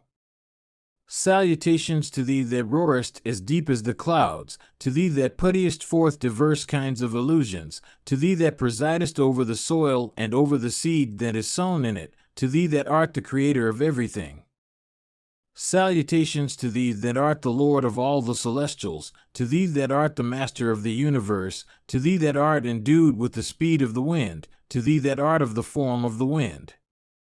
Salutations to thee that wearest a garland of gold, to thee that sportest on hills and mountains, to thee that art adorned by all who are enemies of the gods, to thee that art possessed of fierce speed and energy. Salutations to thee that torest away one of the heads of the grandsire Brahma, to thee that hast slain the Asura named Mahisha, to thee that assumest 3 forms, to thee that bearest every form. Salutations to thee that art the destroyer of the triple city of the Asuras, to thee that art the destroyer of Dakshas, sacrifice, to thee that art the destroyer of the body of Kama, the deity of desire, to thee that wieldest the rod of destruction. Salutations to thee that art Skanda, to thee that art Visakha, to thee that art the rod of the Brahmana, to thee that art Bhava, to thee that art Sarva, to thee that art of universal form. Salutations to thee that art Isana, to thee that art the destroyer of Bhaga, to thee that art the slayer of Andhaka, to thee that art the universe, to thee that art possessed of illusion, to thee that art both conceivable and inconceivable. Thou art the one end of all creatures, thou art the foremost, thou art the heart of everything. Thou art the Brahma of all the deities, thou art the Nalardita red and blue of the Rudras. Thou art the soul of the creatures, thou art he who is called Purusha in the Sankhya philosophy, thou art the Rishabha among all things sacred, thou art that which is called auspicious by yogins and which, according to them, is without parts, being indivisible. Amongst those that are observant of the different modes of life, thou art the householder, thou art the great Lord amongst the lords of the universe. Thou art Kuvara among all the Yakshas, and thou art Vishnu amongst all the sacrifices, thou art Meru amongst mountains, thou art the moon among all luminaries of the firmament, thou art Vasishtha amongst rishis, thou art Surya among the planets.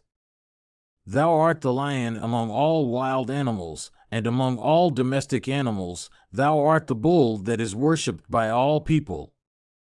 Among the Adityas thou art Vishnu, Upendra, among the Vasu thou art Pavaka, among birds thou art the son of Vinata, Garuda, and among snakes thou art Ananta, Sesha. Among the Vedas thou art the Samans, among the Yajeshas thou art the Satarudrayam, among Yogins thou art Sanat Kumara, and among Sankyas thou art Kapila. Among the Maruts thou art Sakra, among the Pitris thou art Devarat, among all the regions, for the residence of created beings, thou art the region of Brahman, and amongst all the ends that creatures attain to, thou art moksha or emancipation.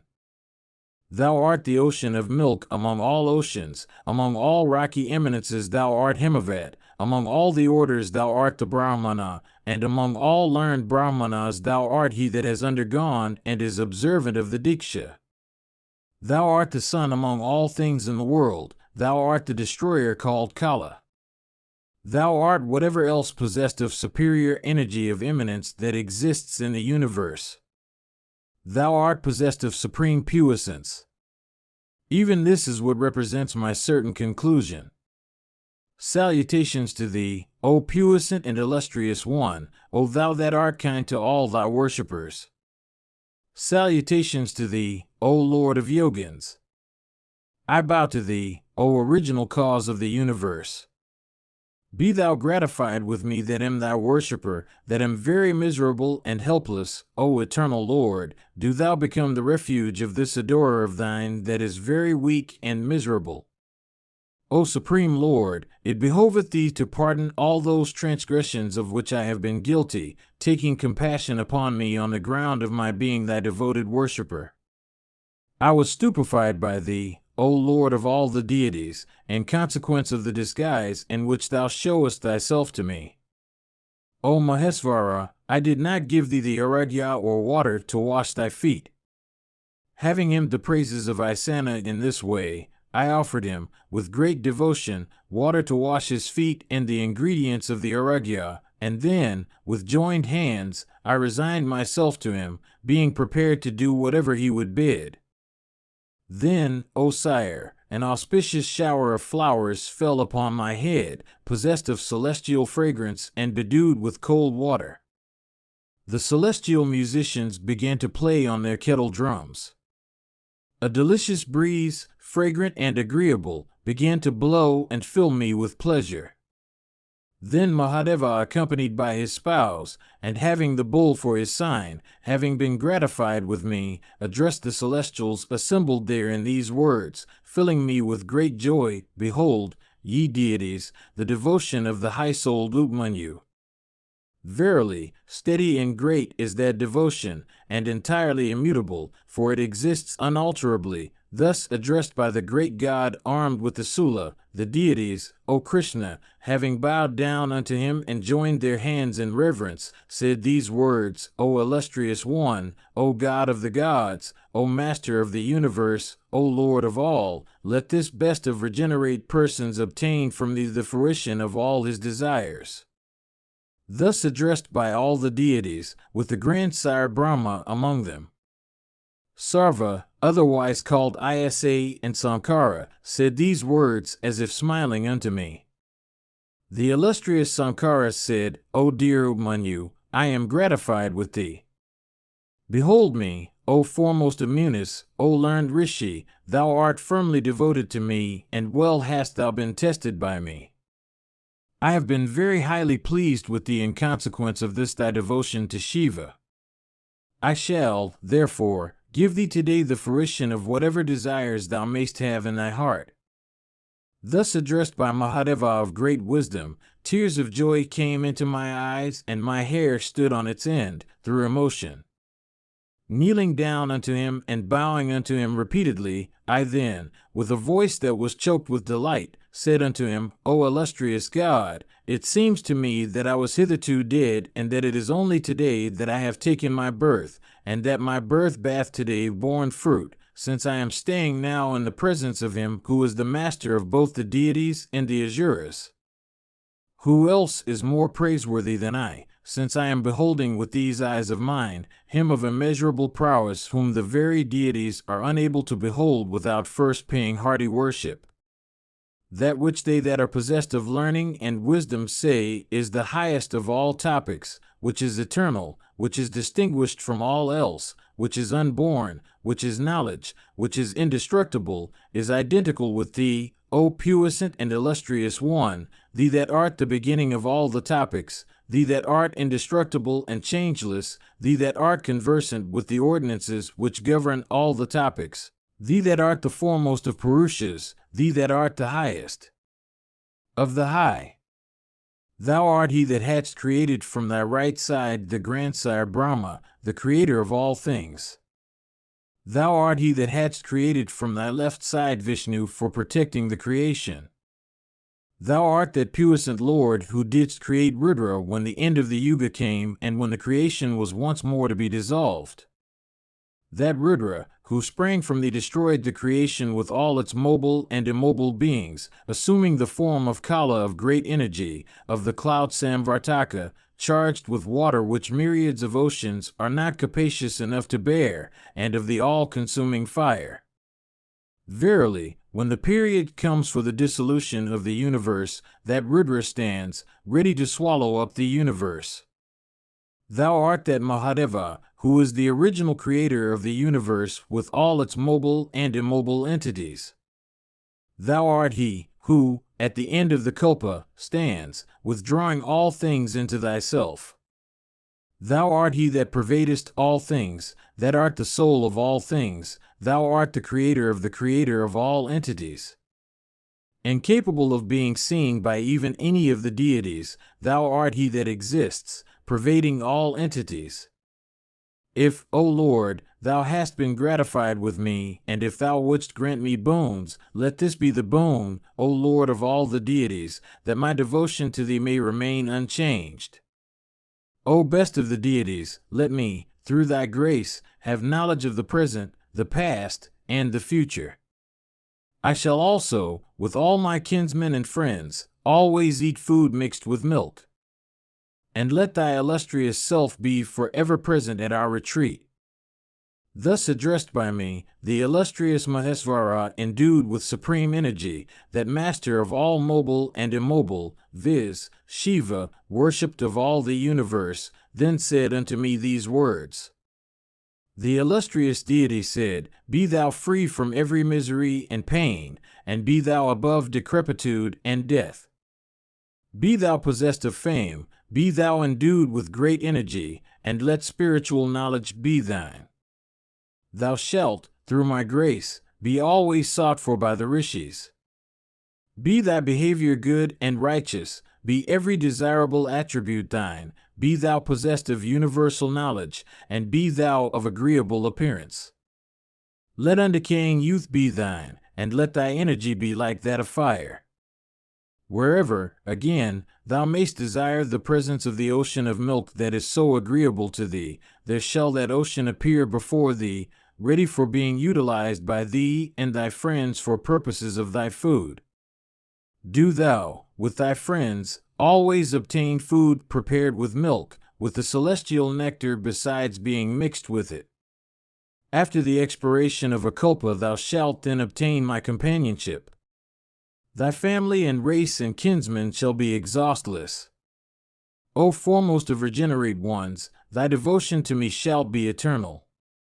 And, O best of Brahmanas, I shall always accord my presence to thy asylum. Live, O son, whithersoever thou likest, and let no anxiety be thine. Thought of by thee, I shall, O learned Brahmana, grant thee a sight of myself again. Having said these words, and granted me these boons, the illustrious Isana, endued with the effulgence of millions of suns, disappeared there and then. It was even thus, O Krishna, that I beheld, with the aid of austere penances, that God of gods. I also obtained all that was said by the great deity endued with supreme intelligence. Behold, O Krishna, before thy eyes, these siddhas residing here, and these rishis, and vidyadharas, and yakshas, and gandharvas, and apsaras. Behold these trees and creepers and plants yielding all sorts of flowers and fruits. Behold them bearing the flowers of every season, with beautiful leaves, and shedding a sweet fragrance all around. O thou of mighty arms, all these are endued with a celestial nature through the grace of that God of gods, that supreme Lord, that high-souled deity. Vasudeva continued, hearing these words of his and beholding, as it were, with my own eyes all that he had related to me, I became filled with wonder. I then addressed the great ascetic Upmanyu and said unto him, deserving of great praise art thou, O foremost of learned Brahmanas, for what righteous man is there other than thou whose retreat enjoys the distinction of being honored with the presence of that God of gods? Will the puissant Shiva, will the great Sankara, O chief of ascetics, grant me also a sight of his person and show me favor? Upmanyu said, without doubt, O thou of eyes like lotus petals, thou wilt obtain a sight of Mahadeva very soon, even as, O sinless one, I succeeded in obtaining a sight of him. O thou of immeasurable prowess, I see with my spiritual eyes that thou wilt, in the 6th month from this, succeed in obtaining a sight of Mahadeva, O best of all persons. Thou, O foremost of the Yadus, wilt obtain from Mahesvara and his spouse 24 boons. I tell thee what is true. Through the grace of that deity endued with supreme wisdom, the past, the future, and the present are known to me. The great Hara has favored these rishis numbering by thousands and others as numerous. Why will not the puissant deity show favor to thee, O Mahadeva? The meeting of the gods is always commendable with one like thee, with one that is devoted to the Brahmanas, with one that is full of compassion and that is full of faith. I shall give thee certain mantras. Recite them continuously. By this thou art certain to behold Sankara. The blessed Vishnu continued, I then said unto him, O regenerate one, through thy grace, O great ascetic, I shall behold the Lord of the deities, that grinder of multitudes of Dithi's sons. 8 days, O Bharata, passed there like an hour, all of us being thus occupied with talk on Mahadeva. On the 8th day, I underwent the Diksha, initiation, according to due rites, at the hands of that Brahmana and received the staff from his hands. I underwent the prescribed shave. I took up a quantity of kusa blades in my hand. I wore rags for my vestments. I rubbed my person with ghee. I encircled a cord of munja grass round my loins. For 1 month I lived on fruits. The 2nd month I subsisted upon water. The 3rd, the 4th, and the 5th months I passed, living upon air alone. I stood all the while, supporting myself upon one foot and with my arms also raised upwards, and foregoing sleep all the while. I then beheld, O Bharata, in the firmament an effulgence that seemed to be as dazzling as that of 1,000 suns combined together. Towards the center of that effulgence, O son of Pandu, I saw a cloud looking like a mass of blue hills, adorned with rows of cranes, embellished with many a grand rainbow, with flashes of lightning and the thunderfire looking like eyes set on it. Within that cloud was the puissant Mahadeva, himself of dazzling splendor, accompanied by his spouse Uma.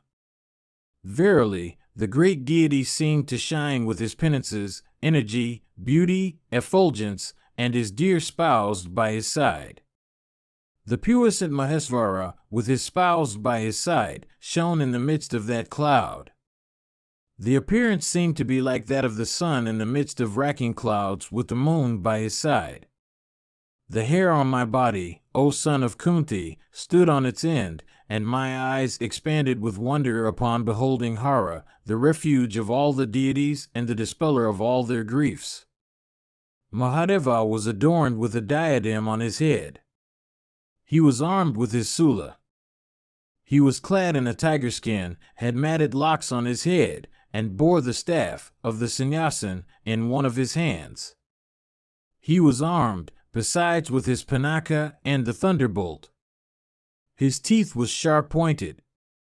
He was decked with an excellent bracelet for the upper arm. His sacred thread was constituted by a snake. He wore an excellent garland of diversified colors on his bosom that hung down to his toes. Verily, I beheld him like the exceedingly bright moon of an autumnal evening. Surrounded by diverse clans of spirits and ghosts, he looked like the autumnal sun, difficult of being gazed at for its dazzling brightness. 1,100 Rudras stood around that deity of restrained soul and white deeds, then seated upon his bull. All of them were employed in hymning his praises. The Adityas, the Vasus, the Sathyas, the Viswadevas, and the twin Ashwins praised that Lord of the universe by uttering the hymns occurring in the scriptures. The puissant Indra and his brother Upendra, the 2 sons of Aditi, and the grandsire Brahma, all uttered, in the presence of Bhava, the Rathantara Saman. Innumerable masters of yoga, all the regenerate rishis with their children, all the celestial rishis, the goddess earth, the sky, between earth and heaven, the constellations, the planets, the months, the fortnights, the seasons, night, the years, the kshanas, the muhurtas, the nimeshas, the yugas one after another, all the celestial sciences and branches of knowledge, and all beings conversant with truth, were seen bowing down unto that supreme preceptor, that great father, that giver, or origin, of yoga. Sanat Kumara, the Vedas, the histories, Marichi, Angiras, Atri, Pulasatya, Pulaha, Kratu, the 7 Manas, Soma, the Atharvans, and Vrahaspati, Brigu, Diksha, Kasyapa, Vasishta, Kasya, the Skandas, Diksha, the sacrifices, Dakshina, the sacrificial fires, the Havas, clarified butter, poured in sacrifices, and all the requisites of the sacrifices were beheld by me, O Yudhishthira, standing there in their embodied forms. All the guardians of the worlds, all the rivers, all the snakes, the mountains, the celestial mothers, all the spouses and daughters of the celestials, thousands upon thousands and millions of ascetics, were seen to bow down to that puissant Lord who is the soul of tranquility. The mountains, the oceans, and the points of the compass also did the same. The Gandharvas and the Apsaras, highly skilled in music and celestial strains, sang and hymned the praises of Bhava, who is full of wonder. The Vidyadharas, the Danavas, the Guhyakas, the Rakshasas, and all created beings, mobile and immobile, adorned, in thought, word, and deed, that puissant Lord. Before me, that Lord of all the gods, viz., Sarva, appeared seated in all his glory. Seeing that Isana had showed himself to me by being seated in glory before my eyes, the whole universe, with the grandsire and Sakra, looked at me. I, however, had not the power to look at Mahadeva. The great deity then addressed me, saying, "Behold, O Krishna, and speak to me. Thou hast adorned me hundreds and thousands of times. There is no one in the three worlds that is dearer to me than thou." After I had bowed unto him, his spouse, viz., the goddess Uma, became gratified with me. I then addressed in these words the great God, whose praises are hymned by all the deities, with the grandsire Brahma at their head. The blessed Vishnu said, I saluted Mahadeva, saying, "Salutations to thee, O thou that art the eternal origin of all things. The rishis say that thou art the Lord of the Vedas. The righteous say that thou art penance, thou art sattva, thou art rajas, thou art tamas, and thou art truth. Thou art Brahman, thou art Rudra, thou art Varuna, thou art Agni, thou art Manu, thou art Bhava, thou art Dhatri, thou art Tashtri, thou art Vidhatri, thou art the puissant master of all things, and thou art everywhere. All beings, mobile and immobile, have sprung from thee. This triple world, with all its mobile and immobile entities, has been created by thee. The rishis say that thou art superior to the senses, the mind, the vital breaths, the seven sacrificial fires, all others that have their refuge in the all-pervading soul, and all the deities that are adored and worthy of adoration. Thou, O illustrious one, art the Vedas, the sacrifices, Soma, Dakshina, Pavaka, Havi, and all other requisites of sacrifice. The merit obtained by sacrifices, gifts made to others, the study of the Vedas, vows, regulations in respect of restraint, modesty, fame, prosperity, splendor, contentment, and success, all exist for leading to thee. Desire, wrath, fear, cupidity, pride, stupefaction, and malice, pains and diseases, are, O illustrious one, thy children. Thou art all acts that creatures do, thou art the joy and sorrow that flow from those acts, thou art the absence of joy and sorrow, thou art that ignorance which is the indestructible seed of desire, thou art the high origin of mind, thou art puissance, and thou art eternity. Thou art the unmanifest, thou art Pavna, thou art inconceivable, thou art the thousand-rayed sun, thou art the effulgent chit, thou art the first of all the topics, and thou art the refuge of life. The use of words like Mahat, soul, understanding, Brahman, universe, Sambhu, and self-born and other words occurring in succession in the Vedas show that thy nature has been judged, by persons conversant with the Vedas, as identical with Mahat and soul. Verily, regarding thee as all this, the learned Brahmanas win over that ignorance which lies at the root of the world. Thou residest in the heart of all creatures, and thou art adored by the rishis as Kshatrajna. Thy arms and feet extend to every place, and thy eyes, head, and face are everywhere. Thou hearest everywhere in the universe, and thou stayest, pervading all things. Of all acts that are performed in the Nimeshas and other divisions of time that spring in consequence of the puissance of the sun, thou art the fruit. Thou art the original effulgence of the supreme Chit. Thou art Purusha, and thou residest in the hearts of all things. Thou art the various yogic attributes of success, viz., subtlety and grossness and fruition and supremacy and effulgence and immutability. Understanding and intelligence and all the worlds rest upon thee. They that are devoted to meditation, that are always engaged in yoga, that are devoted to or firm in truth, and that have subjugated their passions, seek thee and rest on thee. They that know thee for one that is immutable, or one that resides in all hearts, or one that is endued with supreme puissance, or one that is the ancient Purusha, or one that is pure knowledge, or one that is the effulgent Chit, or one that is the highest refuge of all persons endued with intelligence, are certainly persons of great intelligence.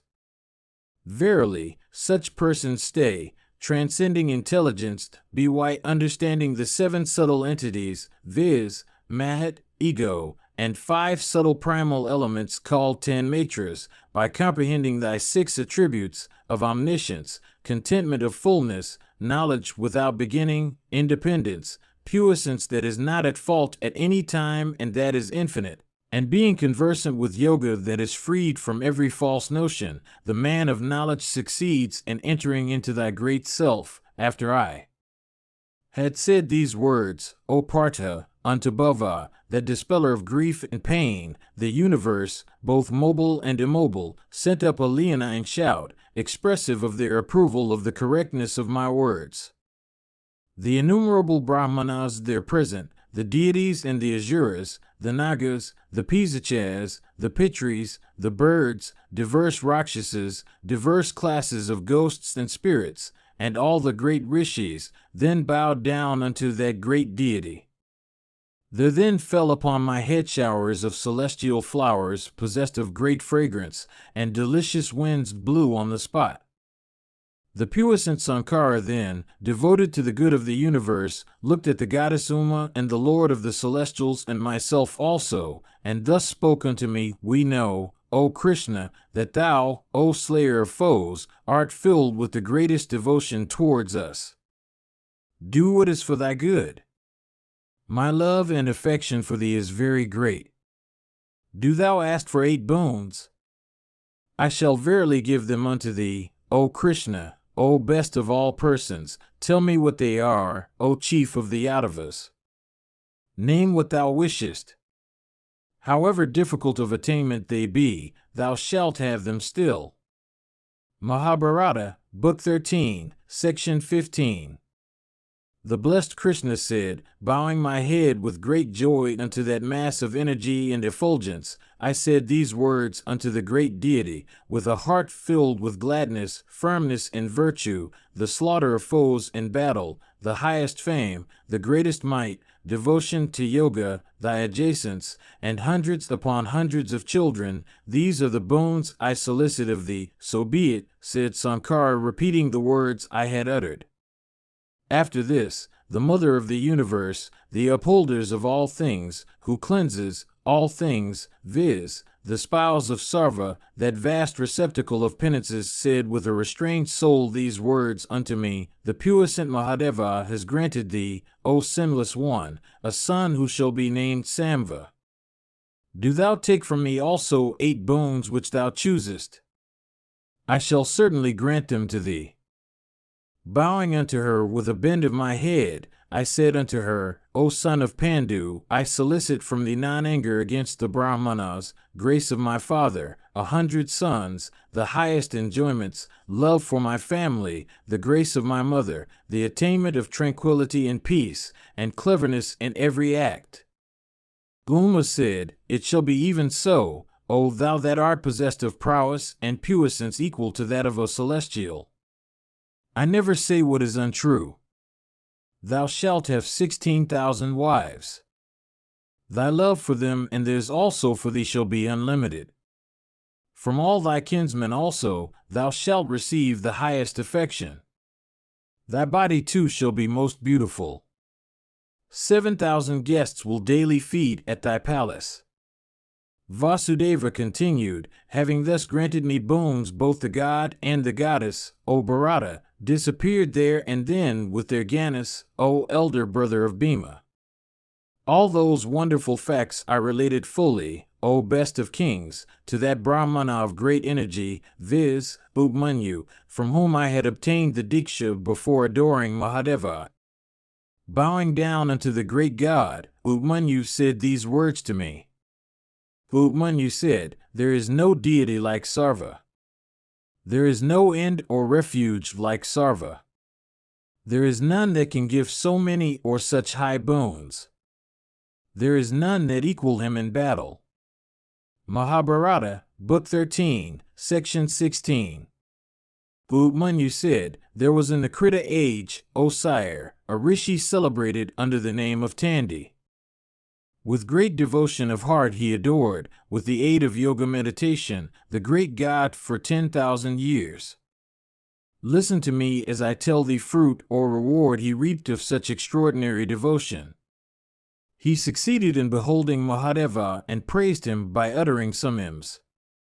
Thinking, with the aid of his penances, of him who is the supreme soul and who is immutable and undeteriorating, Tandi became filled with wonder, and said these words, I seek the protection of him whom the Sankhya's described and the Yogins think of as the supreme, the foremost, the Purusha, the pervader of all things, and the master of all existent objects, of him who, the learned say, is the cause of both the creation and the destruction of the universe, of him who is superior to all the celestials, the Asuras, and the Munis, of him who has nothing higher, who is unborn, who is the Lord of all things, who has neither beginning nor end, and who is endued with supreme puissance, who is possessed of the highest felicity, and who is effulgent and sinless.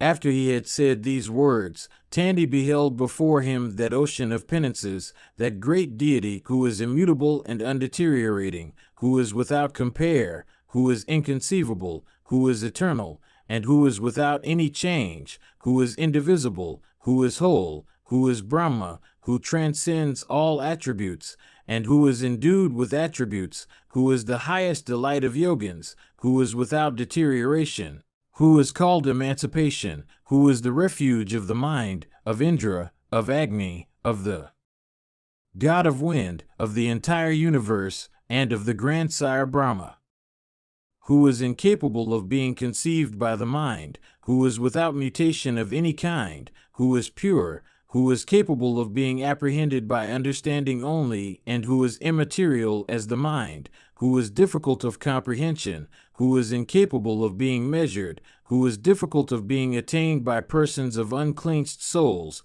who is the origin of the universe, and who transcends both the universe and the attribute of darkness, who is ancient, who is Purusha, who is possessed of effulgence, and who is higher than the highest.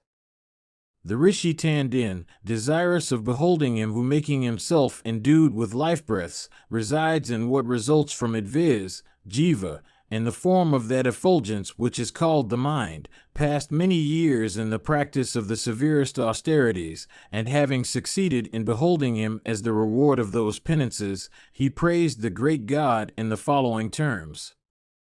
Tandi said, Thou art the holiest of holies and the refuge of all, O foremost of all beings endued with intelligence. Thou art the fiercest energy of all kinds of energy. Thou art the austerest penance of all penances. Thou, O puissant one, art the liberal giver of blessings. Thou art the supreme truth. Salutations to thee, O thou of 1,000 rays, and, O refuge of all felicity. Thou art the giver of that nirvana which, O puissant one, yadis, standing in fear of birth and death, strive for so hard. The grandsire Brahma, he of 100 sacrifices, viz., Indra, Vishnu, the Viswadevas, the great rishis, are incapable of comprehending thee and thy real nature. How then can persons like ourselves hope to comprehend thee? From thee flows everything. Upon thee rests everything. Thou art called Kala, thou art called Purusha, thou art called Brahma. Celestial rishis conversant with the Puranas say that thou hast 3 bodies viz., those pertaining to Kalas, those pertaining to Purusha, and those pertaining to Brahma, or the 3 forms namely Brahma, Vishnu, and Rudra. Thou art Adipurusha, occupying the physical flame from head to foot, thou art Adhyatma, thou art Adhibhuta, and Adidivata, thou art Adiloka, Adivijnanam, and Adiyajna. Men of wisdom, when they succeed in knowing thee that residest in themselves, and that art incapable of being known by the very gods, become freed from all bonds and pass into a state of existence that transcends all sorrow.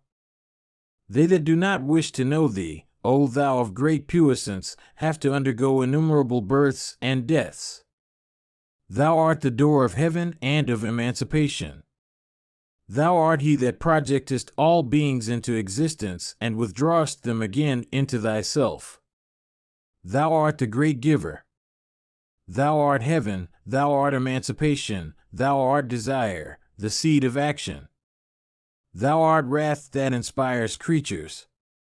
Thou art sattva, thou art rajas, thou art tamas, thou art the nether regions, and thou art the upper regions.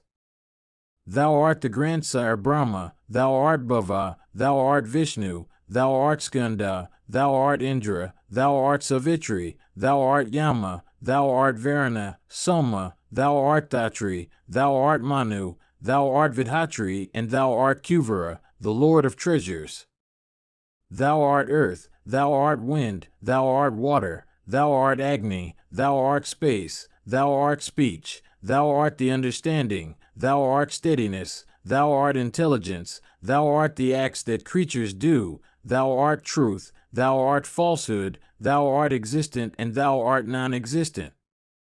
Thou art the senses, thou art that which transcends Prakriti, thou art immutable.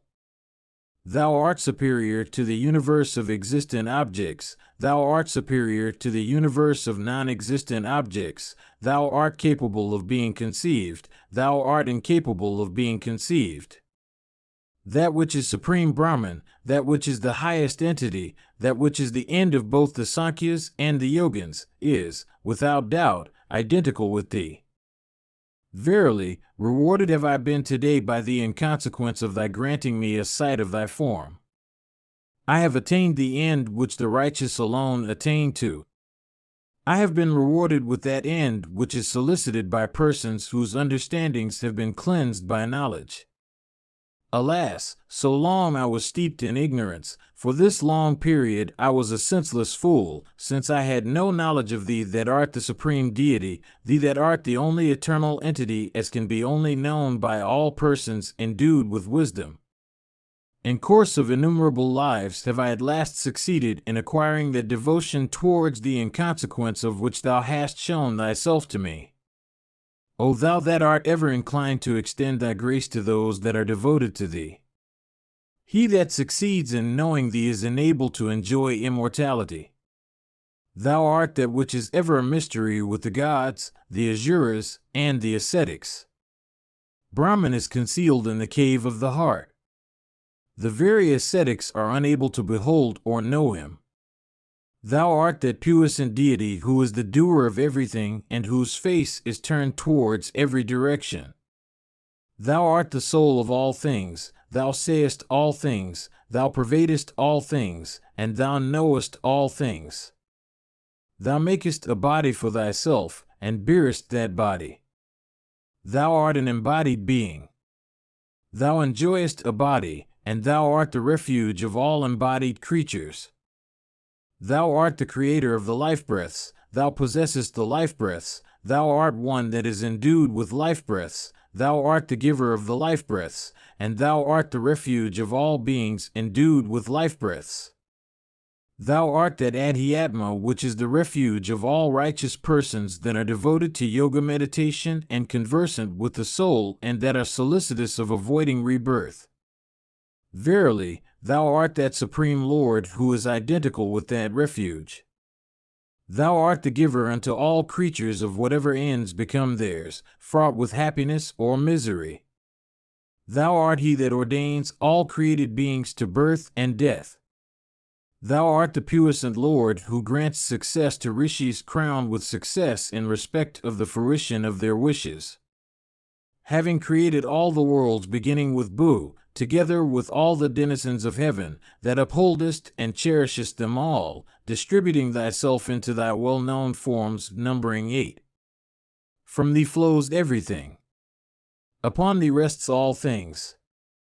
All things, again, disappear in thee. Thou art the sole object that is eternal. Thou art that region of truth which is sought by the righteous and regarded by them as the highest. Thou art that cessation of individual existence which yogins seek. Thou art that oneness which is sought by persons conversant with the soul. Brahma and the Siddhas expounding the mantras have concealed thee in a cave for preventing the deities and asuras and human beings from beholding thee. Although thou residest in the heart, yet thou art concealed. Hence, stupefied by thee, deities and asuras and human beings are all unable to understand thee, O Bhava, truly and in all thy details. Unto those persons that succeed in attaining to thee after having cleansed themselves by devotion, thou showest thyself of thy own accord, O thou that residest in all hearts. By knowing thee one can avoid both death and rebirth. Thou art the highest object of knowledge. By knowing thee no higher object remains for one to know. Thou art the greatest object of acquisition. The person that is truly wise, by acquiring thee, thinks that there is no higher object to acquire. By attaining to thee that art exceedingly subtle and that art the highest object of acquisition, the man of wisdom becomes immortal and immutable. The followers of the Sankhya system, well conversant with their own philosophy and possessing a knowledge of the attributes of sattva, rajas, and tamas, and of those called the topics of inquiry, those learned men who transcend the destructible by attaining to a knowledge of the subtle or indestructible succeed, by knowing thee, and freeing themselves from all bonds. Persons conversant with the Vedas regard thee as the one object of knowledge, which has been expounded in the Vedantas. These men, devoted to the regulation of the breaths, always meditate on thee and at last enter into thee as their highest end. Riding on the car made of Om, those men enter into Mahesvara. Of that which is called the Devayana, the path of the deities, thou art the door called Aditya. Thou art again the door, called Chandramadhavs, of that which is called the Pitrayana, the path of the Pitris. Thou art Kashta, thou art the points of the horizon, thou art the year, and thou art the yugas. Thine is the sovereignty of the heavens, thine is the sovereignty of the earth, thou art the northern and the southern declensions. The grandsire Brahma in days of yore uttered thy praises, O thou that art called Nilarohita, blue and red, by reciting diverse hymns, and urged thee to create living creatures. Brahmanas conversant with riches praise thee by uttering riches, regarding thee as unattached to all things and as divested of all forms. Adhyarius, and sacrifices, pour libations, uttering yajeshes the while, in honor of thee that art the sole object of knowledge, according to the three well-known ways. Persons of cleansed understandings, that are conversant with samans, sing thee with the aid of samans. Those regenerate persons, again, that are conversant with the Atharvans, hymn thee as Rita, as truth, as the highest, and as Brahma. Thou art the highest cause, whence sacrifice has flowed. Thou art the Lord, and thou art supreme. The night and day are thy sense of hearing and sense of sight. The fortnights and months are thy head and arms. The seasons are thy energy, penances are thy patience, and the year is thy anus, thighs, and feet. Thou art Mridyu. Thou art Yama, thou art Hudasana, thou art Kala, thou art endued with speed in respect of destruction, thou art the original cause of time, and thou art eternal time. Thou art Chandramadhavs and Aditya. With all the stars and planets and the atmosphere that fills space. Thou art the pole star, thou art constellation called the seven rishis, thou art the seven regions beginning with Bhutan, thou art Pradana and Mahat, thou art unmanifest, and thou art this world. Thou art the universe beginning with Brahman and ending with the lowest forms of vegetation. Thou art the beginning or original cause of all creatures. Thou art the eight Prakritis. Thou art, again, above the eight Prakritis. Everything that exists represents a portion of thy divine self. Thou art that supreme felicity which is also eternal. Thou art the end which is attained to by all things. Thou art that highest existence which is sought for by the righteous. Thou art that state which is freed from every anxiety. Thou art eternal Brahman. Thou art that highest state which constitutes the meditation of persons learned in the scriptures and the Vedangas. Thou art the highest Kashta, thou art the highest Kala. Thou art the highest success, and thou art the highest refuge. Thou art the highest tranquility. Thou art the highest cessation of existence. By attaining to thee, yogins think that they attain to the highest success that is open to them. Thou art contentment, thou art success, thou art the Shriti, and thou art the Smriti. Thou art that refuge of the soul after which yogins strive, and thou art that indestructible property which men of knowledge pursue. Thou art, without doubt, that end which those persons have in view that are habituated to sacrifices and that pour sacrificial libations, impelled by specific desires, and that make large presents on such occasions. Thou art that high end which is sought for by persons that waste and scorch their bodies with severe penances, with ceaseless recitations, with those rigid vows and fasts that appertain to their tranquil lives, and with other means of self-affliction. O Eternal One, thou art that end which is theirs that are unattached to all things, and that have relinquished all acts. Thou, O Eternal One, art that end which is theirs that are desirous of achieving emancipation from rebirth, that live in dissociation from all enjoyments, and that desire the annihilation of the Prakriti elements. Thou art that high end, O illustrious One, which is indescribable, which is stainless, which is the immutable One, and which is theirs that are devoted to knowledge and science. These are the live ends that have been declared in the Vedas and the scriptures and the Puranas. It is through thy grace that persons attain to those ends, or, if they fail to attain to them, it is through thy grace being denied to them. It was thus Tandi, who was a vast heap of penances, praised Isana. And he sang also that high Brahman which in ancient days was sung by the Creator himself, in honor of Mahadeva. Ubmanyu continued, thus praised by that utterer of Brahma, viz., Tandi, Mahadeva, that illustrious and puissant deity, who was accompanied by his spouse Lema, said these words. Tandi had further said, neither Brahma, nor Indra, nor Vishnu, nor the Viswadevas, nor the great rishis, know thee. Gratified at this, Shiva said the following words. The Holy One said, thou shalt be indestructible and eternal. Thou shalt be freed from all sorrow. Great fame shall be thine. Thou shalt be endued with energy. Spiritual knowledge shall be thine.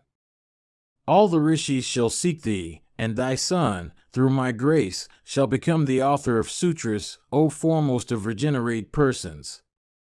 What wishes of thine shall I grant today? Tell me, O son, what those objects are which thou desirest. At this, Tandi joined his hands and said, O Lord, let my devotion to thee be steady. Ubmanyu continued, having given unto Tandi these boons, and having received the adorations of both the deities and the rishis, the great deity disappeared there and then. When the illustrious deity, O Lord of the Yadavas, thus disappeared with all his followers, the rishi came to my asylum and said unto me all that had happened to him. Do thou hear, O foremost of men, all those celebrated names of Mahadeva that Tandi said unto me for thy spiritual success. The grandsire had at one time recited 10,000 names that apply to Mahadeva. In the scriptures, 1,000 names occur of that illustrious deity. These names are not known to all. O thou that transcendest destruction, in days of yore, the grandsire Brahma uttered these names for adoring the high-souled deity. Having acquired them through the grace of the grandsire, Tandi communicated them to me. Mahabharata, Book 13, Section 17, Part 1. Vasudeva said, concentrating his mind, O Yudhishthira. The regenerate Rishi Ubmanyu, with hands joined together in reverence, uttered this abstract of names, applying to Mahadeva, commencing from the beginning. Ubmanyu said, I shall adore that great deity who deserves the adorations of all creatures, by uttering those names that are celebrated over all the worlds, names some of which were uttered by the grandsire Brahma, some by the Rishis, and some of which occur in the Vedas and the Vedangas. Those names have been applied unto the great deity by persons that are eminent. Those names of him that are, again, true and fraught with success and are capable of accomplishing all the purposes which the utterer may have in view, have been applied unto Mahadeva by Tandi after calling them from the Vedic lore with the aid of his devotion. Indeed, with those names that have been uttered by many well-known persons of righteousness and by ascetics conversant with all the spiritual principles. I shall adore him who is the foremost, who is the first, who leads to heaven, who is ready to confer benefits upon all creatures, and who is auspicious. Those names have been heard everywhere in the universe, having spread from the region of Brahma, where they were originally invented. All of them are fraught with the element of truth. With those names I shall adore him who is Supreme Brahman, who has been declared unto the universe by the Vedas, and who is eternal. I shall now tell thee, O chief of Yats race, those names. Do thou hear them with rapt attention. Thou art a devoted worshipper of the Supreme Deity. Do thou worship the illustrious Bhava, distinguishing him above all the deities. And because thou art devoted to him, I shall therefore recite those names in thy hearing. Mahadeva is eternal Brahman. Persons endued with yoga's achievements are unable to know in even 100 years the glory and puissance of the great deity in their entirety. Verily, the beginning, middle, or end of Mahadeva cannot be apprehended by the very deities. Indeed, when the case is such, who is there, O Madhava, that can recite the attributes of Mahadeva in their entirety? For all that, I shall, through the grace of that illustrious and supreme deity of perfect wisdom, extended to me for my devotion to him, recite his attributes as embodied in an abstract of few words and letters. The Supreme Lord is incapable of being adored by anyone if he does not grant his permission to the adorer. As regards myself, it is only when I become fortunate enough to receive his permission that I succeed in adoring him. I shall indicate only a few names of that great deity who is without birth and without destruction, who is the original cause of the universe, who is endued with the highest soul, and whose origin is unmanifest. Hear, O Krishna, a few names that were uttered by Brahma himself, of that giver of boons, that adorable deity, that puissant one who has the universe for his form, and who is possessed of supreme wisdom. These names that I shall recite are extracted from the 10,000 names that the great-grandsire had uttered in days of yore, as ghee is extracted from curds. As gold represents the essence of rocky mountains, as honey represents the essence of flowers, as manda represents the extract from ghee, even so have these names been extracted from and represent the essence of those 10,000 names that were uttered by grandsire Brahma. This abstract of names is capable of cleansing every sin, however heinous. It possesses the same merit that is attached to the 4 Vedas. It should be comprehended with attention by spiritual aspirants and engraved on the memory. These names fraught with auspiciousness, leading to advancement, destructive of Rakshasas, and great cleansers should be imparted to only him that is devoted to the great Lord, to him that has faith, to him that believes. Unto him that has no faith, him that is an unbeliever, him that has not subjugated his soul, it should never be communicated. That creature, O Krishna, who cherishes malice towards the illustrious Mahadeva, who is the original cause of everything, who is the supreme soul, and who is the great Lord, has certainly to go to hell with all his ancestors before and all his children after him. This abstract of names that I shall recite to thee is looked upon as yoga. This is looked upon as the highest object of meditation. This is that which one should constantly recite as japya. This is equivalent to knowledge. This is the highest mystery. If one, even during his last moments, recites it or hears it recited unto him, one succeeds in attaining to the highest end. This is holy. This is auspicious. This is fraught with every kind of benefit. This is the best of all things. Brahma, the grandsire of all the universe, having in days of old composed it, assigned to it the foremost place among all excellent hymns. From that time, this hymn to the greatness and glory of the high-souled Mahadeva, which is held in the highest esteem by all the deities, has come to be regarded as the king of all hymns. This king of all hymns was first conveyed from the region of Brahman to heaven, the region of the celestials. Tandi then obtained it from heaven. Hence is it known as the hymn composed by Tandi. From heaven Tandi brought it down on earth. It is the most auspicious of all auspicious things, and is capable of cleansing the heart from all sins however heinous. O thou of mighty arms, I shall recite to thee that best of all hymns.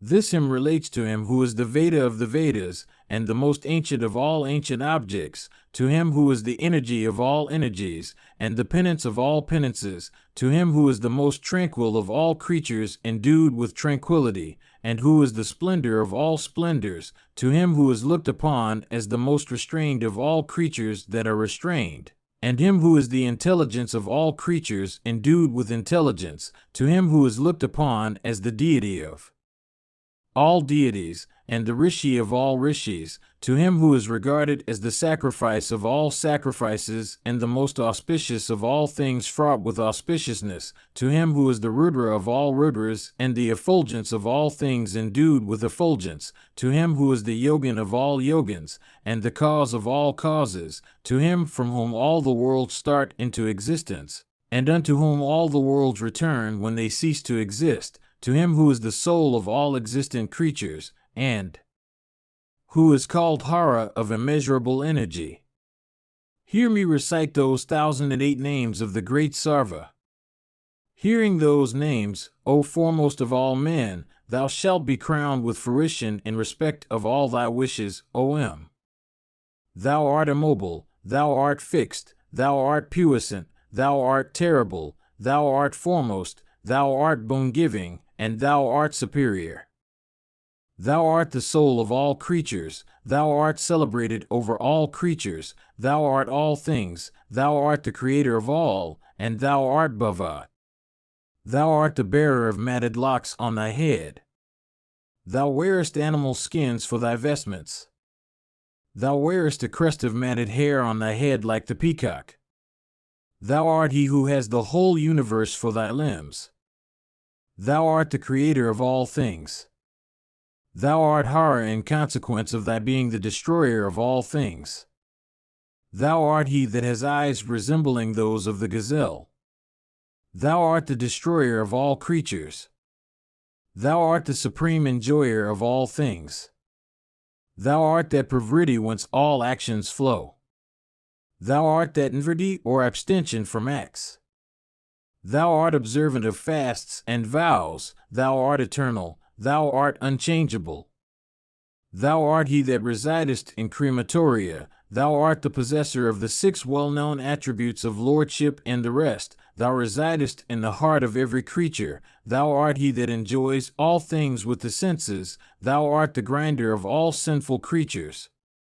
Thou art he that deserves the salutations of all, thou art of great feats, thou art he that has penances for his wealth, thou createst all the elements at thy will, thou concealest thy real nature by putting on the guise of a lunatic. Thou art the master of all the worlds and of all living creatures.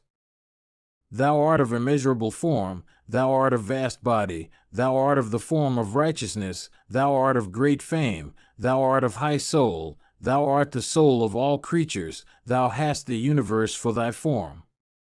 Thou art of vast jaws, for thou swallowest the universe when the time comes for the dissolution of all things. Thou art the protector of all the lokas, the worlds. Thou art the soul residing in the inner heart, and as such devoid of a hankara originating from ignorance, and is one and undivided. Thou art Anandam, gladness. Thou art he whose car is borne by mules. Thou art he that protects Jiva from the thunderbolt of rebirth. Thou art adorable.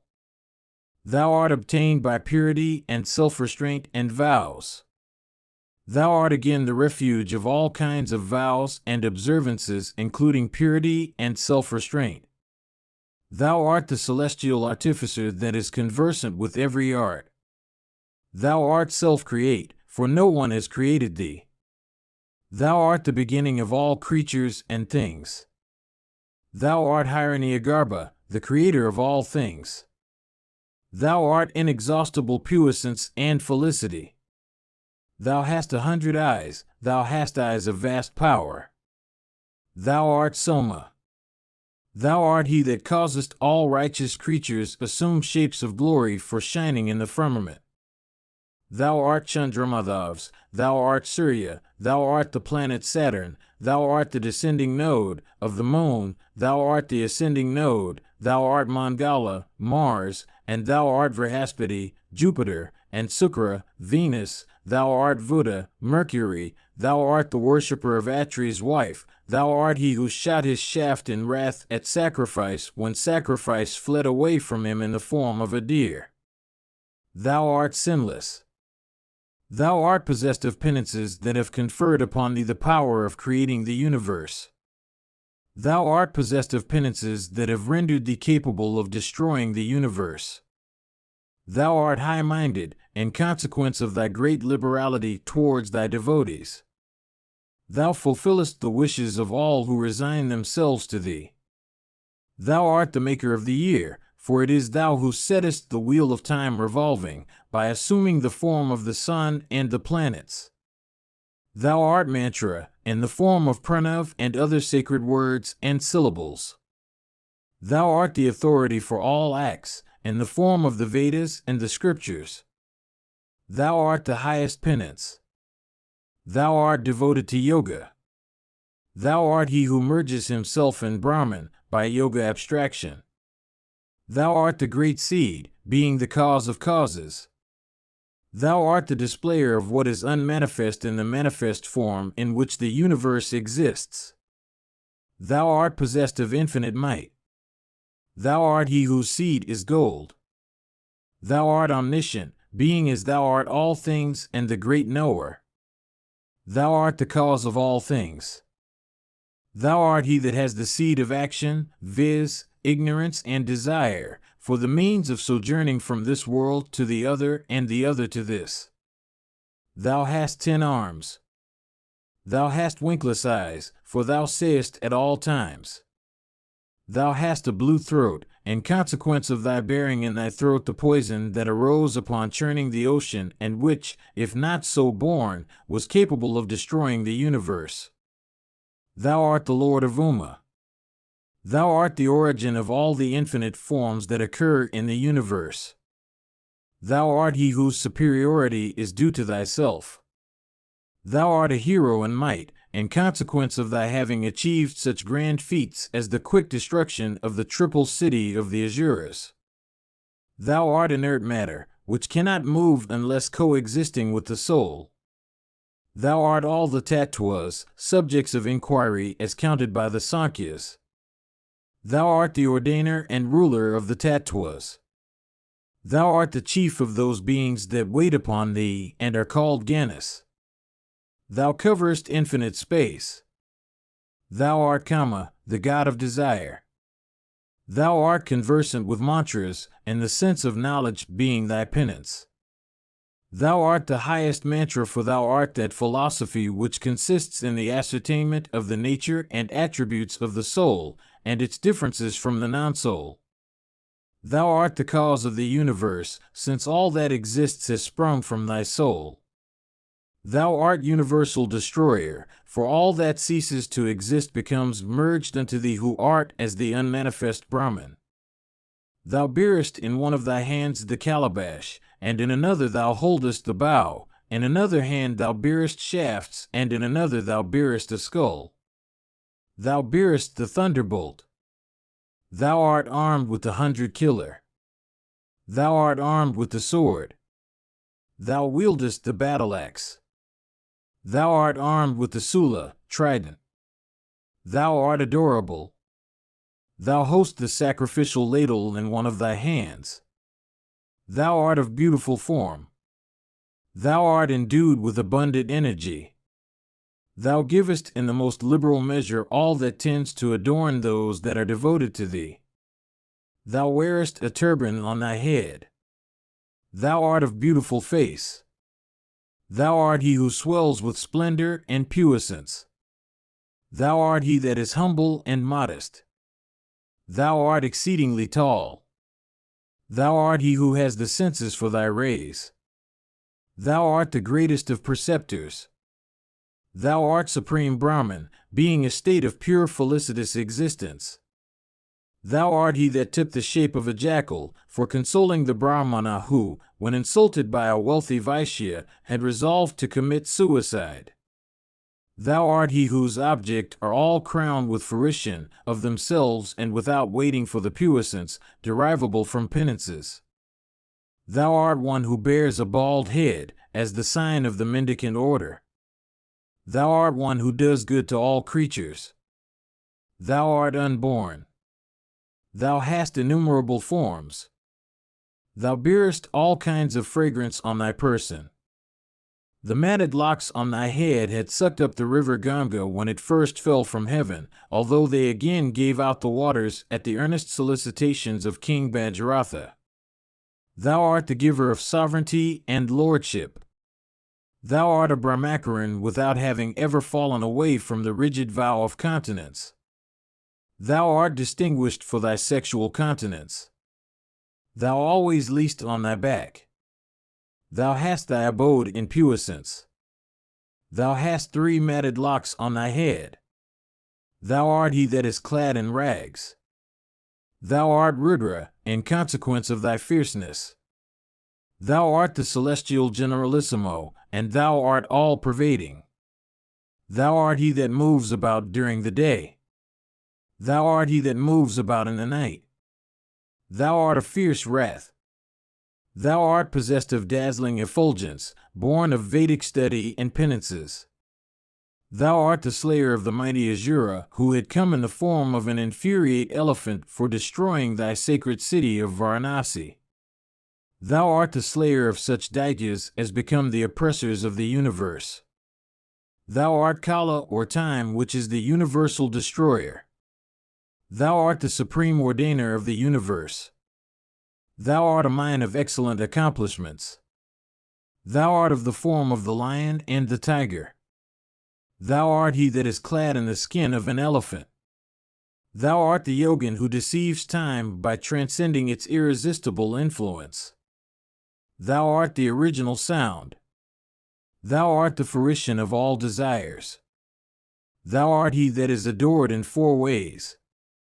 Thou art a night wanderer, like Vedala and others. Thou art he that wanders in the company of spirits. Thou art he that wanders in the company of ghostly beings. Thou art the supreme lord of even Indra and the other celestials. Thou art he that hast multiplied himself infinitely in the form of all existent and non-existent things. Thou art the upholder of both Mahat and all the innumerable combinations of the 5 primal elements. Thou art the primeval ignorance or tamas that is known by the name of Rahu. Thou art without measure and hence infinite. Thou art the supreme end that is attained by the emancipate. Thou art fond of dancing. Thou art he that is always engaged in dancing. Thou art he that causes others to dance. Thou art the friend of the universe. Thou art he whose aspect is calm and mild. Thou art endued with penances puissant enough to create and destroy the universe. Thou art he who binds all creatures with the bonds of thy illusion. Thou art he that transcends destruction. Thou art he who dwells on the Mount Kailasa. Thou transcendest all bonds and art unattached in respect of all things, like space. Thou art possessed of 1,000 arms. Thou art victory. Thou art that perseverance which is the cause of success or victory. Thou art without idleness or procrastination that interferes with persevering activity. Thou art dauntless. Thou art fear. Thou art he who put a stop to Vala's sacrifice. Thou fulfillest the desires of all thy devotees. Thou art the destroyer of Diksha's sacrifice. Thou art amiable. Thou art slightly amiable. Thou art exceedingly fierce and robbest all creatures of their energy. Thou art the slayer of the Asura Vala. Thou art always cheerful. Thou art of the form of wealth which is coveted by all. Thou hast never been vanquished. There is none more adorable than thou. Thou art he who utters deep roars in the form of ocean. Thou art that which is so deep that no one can measure it, because thou art of the form of space. Thou art he whose puissance and the might of whose companions and of the bull have never been measured by anybody. Thou art the tree of the world, whose roots extend upwards and branches hang downwards. Thou art the banyan. Thou art he that sleeps on a human leaf when the universe, after dissolution, becomes one infinite expanse of water. Thou art he that shows compassion to all worshippers, assuming, as thou listest, the form of Hari or Hara or Ganesa or Arka or Agni or wind, etc. Thou art possessed of teeth that are exceedingly sharp, since thou art competent to chew innumerable worlds, even as one munches nuts and swallows them speedily. Thou art of vast dimensions in respect of thy forms. Thou art possessed of a mouth that is hast enough to swallow the universe at once. Thou art he whose troops are adored everywhere. Thou art he who dispelled all the fears of the deities when the prince of elephants had to be captured. Thou art the seed of the universe. Thou art he who has for his vehicle the same bull that forms again the device on his banner in battle. Thou hast Agni for thy soul. Thou art Surya, who has green steeds yoked unto his car. Thou art the friend of Jiva. Thou art he that is conversant with the proper time for the accomplishment of all religious acts. Thou art he unto whom Vishnu paid his adorations for obtaining his celebrated discus. Thou art the sacrifice being in the form of Vishnu. Thou art the ocean. Thou art the Barabanala mare's head that ranges within the ocean, ceaselessly vomiting fire and drinking the saline waters as if they were sacrificial butter. Thou art wind, the friend of Agni. Thou art of tranquil soul like the ocean when at rest and unstirred by the mildest breeze. Thou art Agni that drinks the libations of clarified butter poured in sacrifices with the aid of mantras. Thou art he whom it is difficult to approach. Thou art he whose effulgence spreads over the infinite universe. Thou art ever skillful in battle. Thou art well conversant with the time when one should engage in battle so that victory may be achieved. Thou art that science which treats of the motions of heavenly bodies. Thou art of the form of success or victory. Thou art he whose body is time, for thy body is never subject to destruction. Thou art a householder, for thou wearest a tuft of hair on thy head. Thou art a sannyasin, for thy head is bald. Thou wearest matted locks on thy head, being, as thou art, a vanaprastha. Thou art distinguished for thy fiery rays, for the effulgent path by which the righteous proceed is identical with thee. Thou art he that appears in the firmament in the heart encased in the body of every creature. Thou art he who enters into the cranium, brain, of every creature. Thou bearest the wrinkles of age. Thou bearest the bamboo flute. Thou hast also the tabour. Thou bearest the musical instrument called tali. Thou hast the wooden vessel used for husking grain. Thou art he who covers that illusion which covers Yama. Thou art an astrologer inasmuch as thy understanding is always directed towards the motion of the wheel of time, which is made up of the luminaries in the firmament. Thou art Jiva, whose understanding is directed to things that are the result of the attributes of Sattva, Rajas, and Tamas. Thou art that in which all things merge when dissolution overtakes them. Thou art stable and fixed, there being nothing in thee that is subject to change or mutation of any kind. Thou art the Lord of all creatures. Thy arms extend all over the vast universe. Thou art displayed in innumerable forms that are but fractions of thyself. Thou pervadest all things. Thou art he that has no mouth, for thou enjoyest not the objects of thy own creation. Thou art he who frees thy creatures from the bonds of the world. Thou art easily attainable. Thou art he that manifested himself with a golden mail. Thou art he that appears in the phallic emblem. Thou art he that wanders in the forests in quest of fowls and animals. Thou art he that wanders over the earth.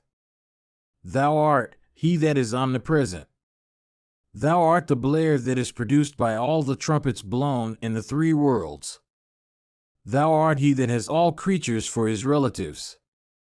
Thou art of the form of a snake, for thou art identical with the mighty Naga named Sesha. Thou art he that lives in mountain caves, like Jajashavya or any other yogin. Thou art identical with Guha, the celestial generalissimo. Thou wearest garlands of flowers. Thou art he who enjoys the happiness that springs from the possession of worldly objects. Thou art he from whom all creatures have derived their three states of birth, existence, and destruction.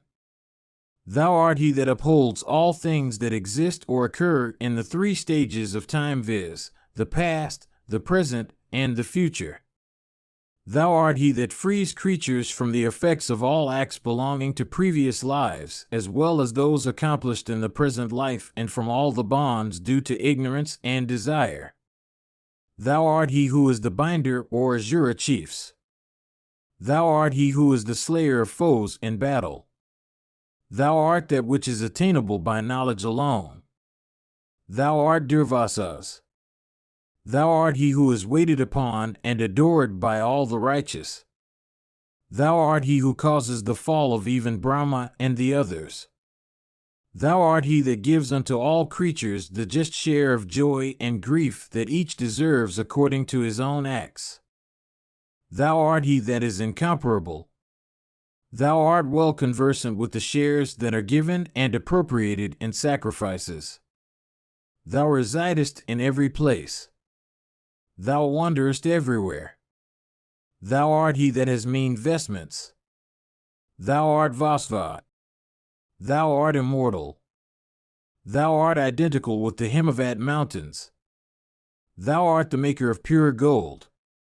Thou art without acts. Thou upholdest in thyself the fruits of all acts.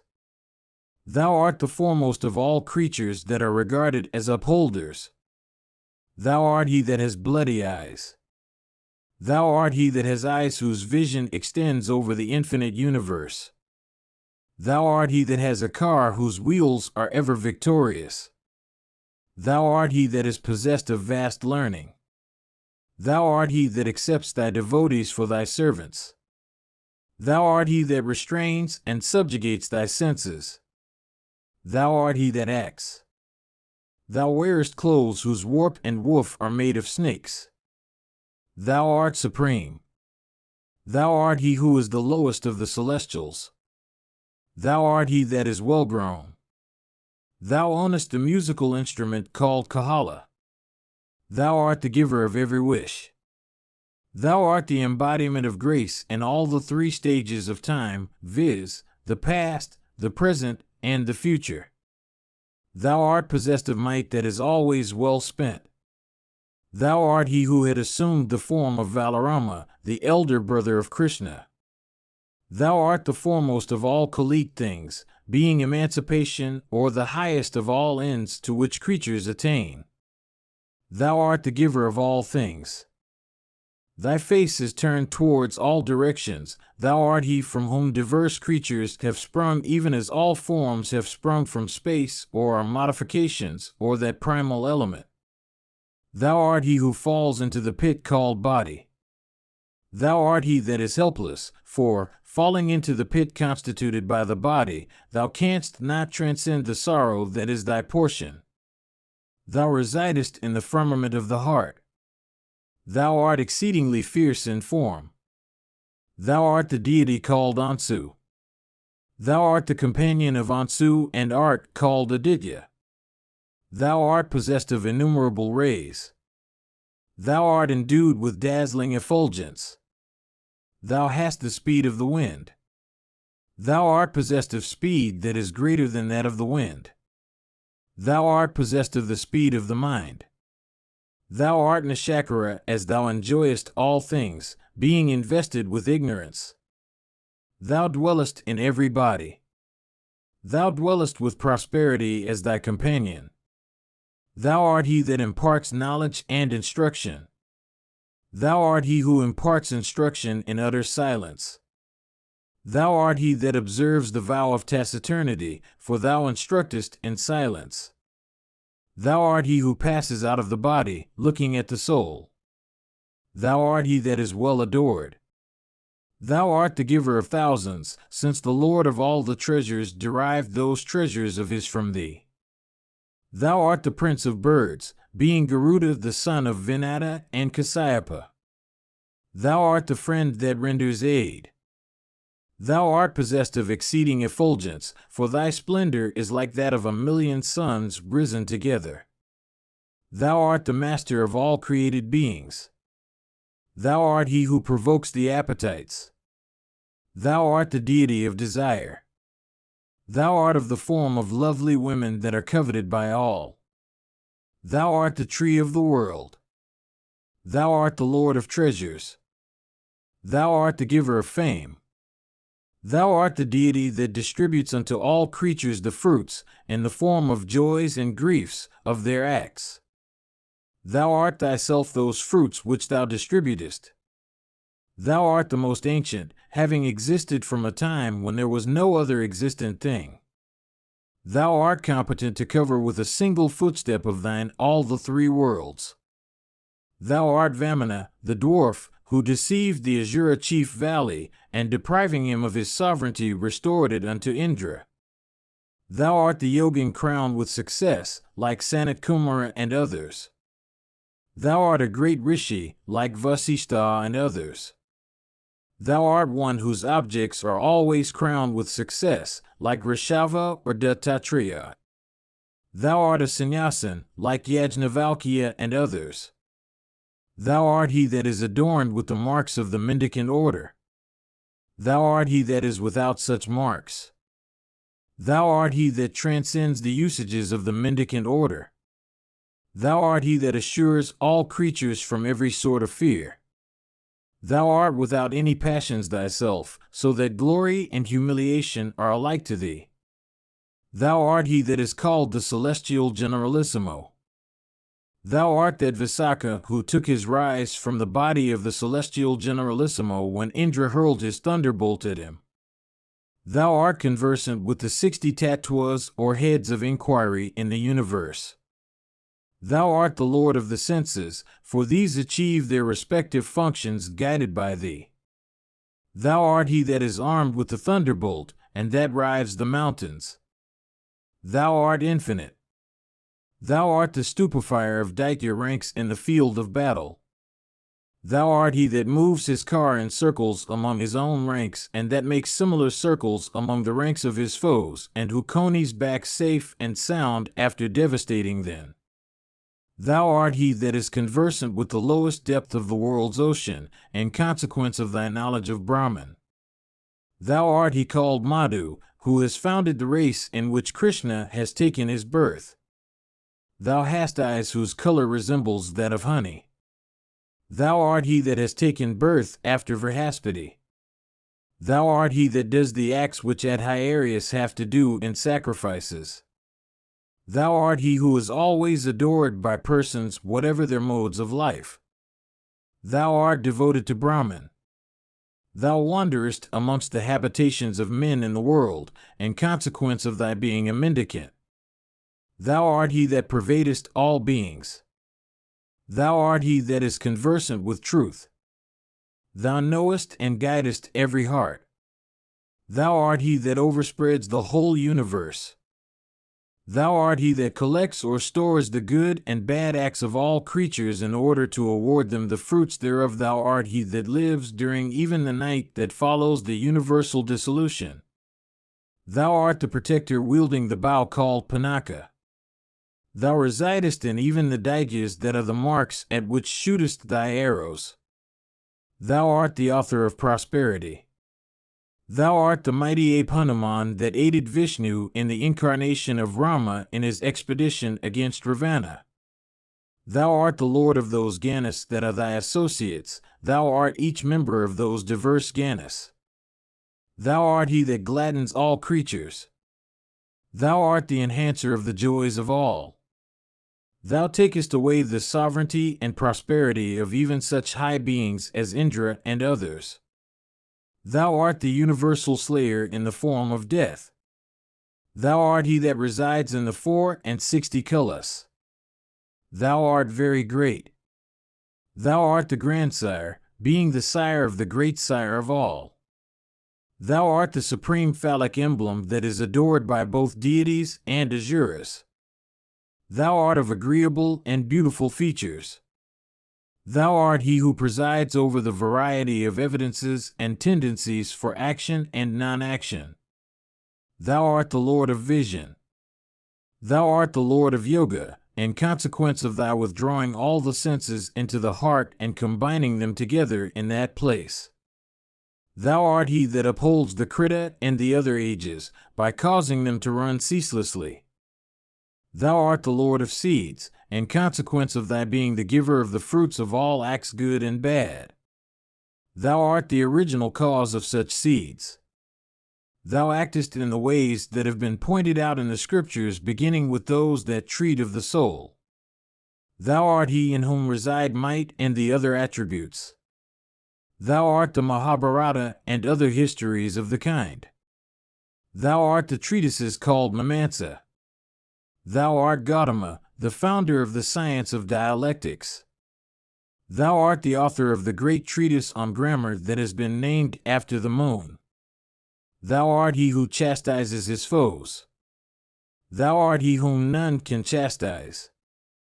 Thou art he who is sincere in respect of all his religious acts and observances. Thou art he that becomes obedient to those that are devoted to thee. Thou art he that is capable of reducing others to subjection. Thou art he who foments quarrels among the deities and the asuras. Thou art he who has created the 4 and 10 worlds, beginning with Bu. Thou art the protector and cherisher of all beings, commencing from Brahma and ending with the lowest forms of vegetable life, like grass and straw. Thou art the creator of even the 5 original elements. Thou art he that never enjoys anything, for thou art always unattached. Thou art free from deterioration. Thou art the highest form of felicity. Thou art a deity proud of his might. Thou art Sakra. Thou art the chastisement that is spoken of in treatises on morality and is inflicted on offenders. Thou art of the form of that tyranny which prevails over the world. Thou art of pure soul. Thou art stainless, being above faults of every kind. Thou art worthy of adoration. Thou art the world that appears and disappears ceaselessly. Thou art he whose grace is of the largest measure. Thou art he that has good dreams. Thou art a mirror in which the universe is reflected. Thou art he that has subjugated all internal and external foes. Thou art the maker of the Vedas. Thou art the maker of those declarations that are contained in the Tantras and the Puranas and that are embodied in language that is human. Thou art possessed of great learning. Thou art the grinder of foes in battle. Thou art he that resides in the awful clouds that appear at the time of the universal dissolution. Thou art most terrible, in consequence of the dissolution of the universe that thou bringest about. Thou art he who succeeds in bringing all persons and all things into thy subjection. Thou art the great destroyer. Thou art he that has fire for his energy. Thou art he whose energy is mightier than fire. Thou art the yuga fire that consumes all things. Thou art he that is capable of being gratified by means of sacrificial libations. Thou art water and other liquids that are poured in sacrifices with the aid of mantras. Thou art in the form of the deity of righteousness, the distributor of the fruits that attach to acts good and bad. Thou art the giver of felicity. Thou art always endued with effulgence. Thou art of the form of fire. Thou art of the complexion of the emerald. Thou art always present in the phallic emblem. Thou art the source of blessedness. Thou art incapable of being baffled by anything in the prosecution of your objects. Thou art the giver of blessings. Thou art of the form of blessedness. Thou art he unto whom is given a share of sacrificial offerings. Thou art he who distributes unto each his share of that is offered in sacrifices. Thou art endued with great speed. Thou art he that is dissociated from all things. Thou art he that is possessed of the mightiest limb. Thou art he that is employed in the act of generation. Thou art of a dark complexion, being of the form of Vishnu. Thou art of a white complexion, being of the form of Samva, the son of Krishna. Thou art the senses of all embodied creatures. Thou art possessed of vast feet. Thou hast vast hands. Thou art of vast body. Thou art endued with wide-extending fame.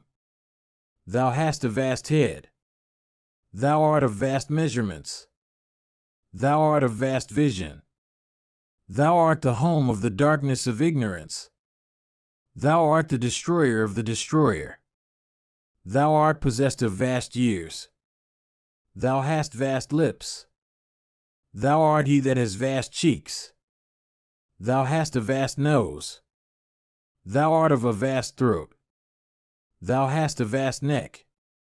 Thou art he that tears the bond of body. Thou hast a vast chest. Thou hast a vast bosom. Thou art the inner soul which resides in all creatures. Thou hast a deer on thy lap. Thou art he from whom innumerable worlds hang down like fruits hanging down from a tree. Thou art he who stretches his lips at the time of the universal dissolution for swallowing the universe. Thou art the ocean of milk. Thou hast vast teeth. Thou hast vast jaws. Thou hast a vast bristle. Thou hast hair of infinite length. Thou hast a vast stomach. Thou hast matted locks of vast length. Thou art ever cheerful. Thou art of the form of grace. Thou art of the form of belief. Thou art he that has mountains for his bow, or weapons in battle. Thou art he that is full of affection to all creatures like a parent towards his offspring. Thou art he that has no affection. Thou art unvanquished. Thou art exceedingly devoted to yoga, contemplation. Thou art of the form of the tree of the world. Thou art he that is indicated by the tree of the world. Thou art never satiated when eating, because of thy being of the form of fire, for of all elements, fire is never satiated with the quantity offered it for consumption. Thou art he that has the wind for thy vehicle for going from place to place, in consequence of thy identity with fire.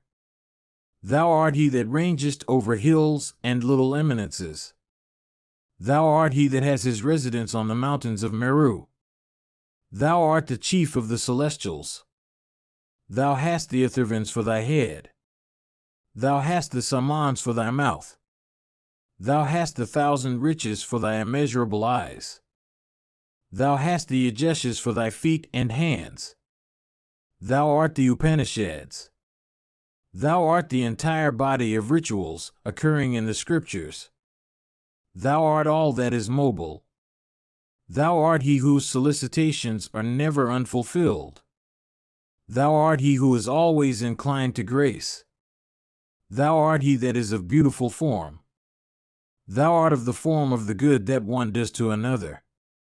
Thou art that which is dear. Thou art he that always advances towards thy devotees, in proportion as these advance for meeting thee. Thou art gold and other precious metals that are held dear by all. Thy effulgence is like that of burnished gold. Thou art the navel of the universe. Thou art he that makes the fruits of sacrifices grow, for the benefit of those that perform sacrifices to thy glory. Thou art of the form of that faith and devotion which the righteous have in respect of sacrifices. Thou art the artificer of the universe. Thou art all that is immobile, in the form of mountains and other inert objects. Thou art the 2 and 10 stages of life through which a person passes. Thou art he that causes fright, by assuming the intermediate states between the 10 enumerated. Thou art the beginning of all things. Thou art he that unites Jiva with Supreme Brahman through yoga. Thou art identifiable with that yoga which causes such a union between Jiva and Supreme Brahman. Thou art unmanifest, being the deepest stupefaction. Thou art the presiding deity of the 4th age, in consequence of thy identity with lust and wrath and cupidity and other evil passions that flow from that deity. Thou art eternal time, because of thy being of the form of that ceaseless succession of birth and death that goes on in the universe. Thou art of the form of the tortoise. Thou art worshipped by the destroyer himself. Thou livest in the midst of associates. Thou admittest thy devotees as members of thy Gana. Thou hast Brahma himself for the driver of thy car. Thou sleepest on ashes. Thou protectest the universe with ashes. Thou art he whose body is made of ashes. Thou art the tree that grants the fruition of all wishes. Thou art of the form of those that constitute thy Gana.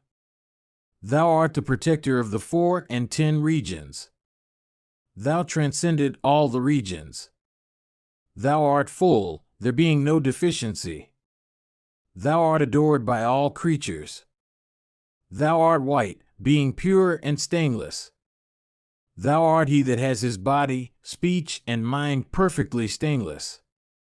Thou art he who has attained to that purity of existence which is called emancipation. Thou art he who is incapable of being stained by impurity of any kind. Thou art he who has been attained to by the great preceptors of old. Thou residest in the form of righteousness or duly in the 4 modes of life.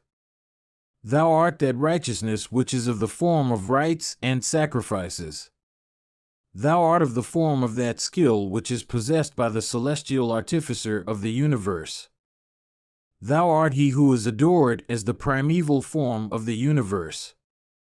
Thou art of vast arms. Thy lips are of a coppery hue. Thou art of the form of the vast waters that are contained in the ocean. Thou art exceedingly stable and fixed, being of the form of mountains and hills.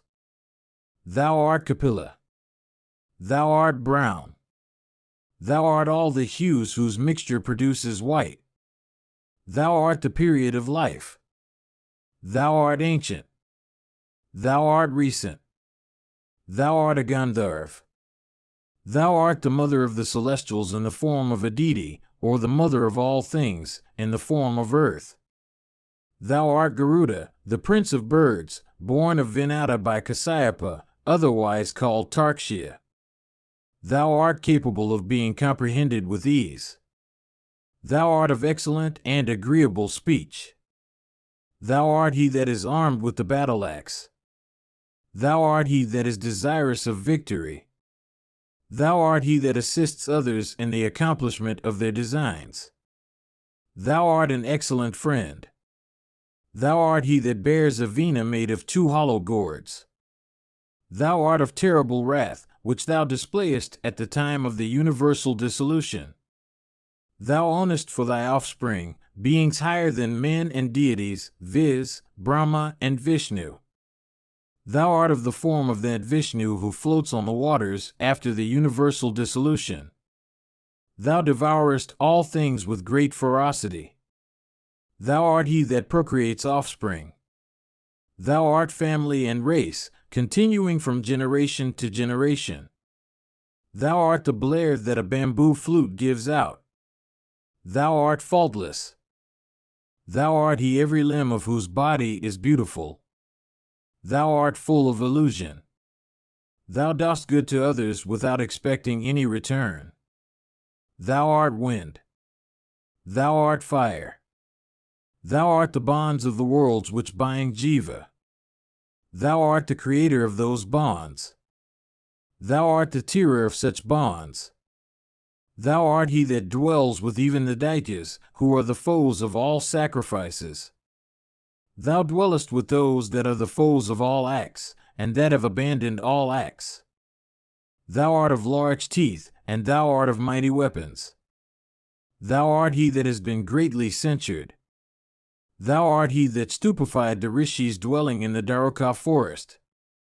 Thou art he that did good unto even thy detractors, viz., those rishis residing in the Dwarka forest. Thou art he who dispels all fears, and who dispelling all the fears of those rishis gave them emancipation. Thou art he that has no wealth, in consequence of his inability to procure even his necessary wearing apparel. Thou art the Lord of the celestials.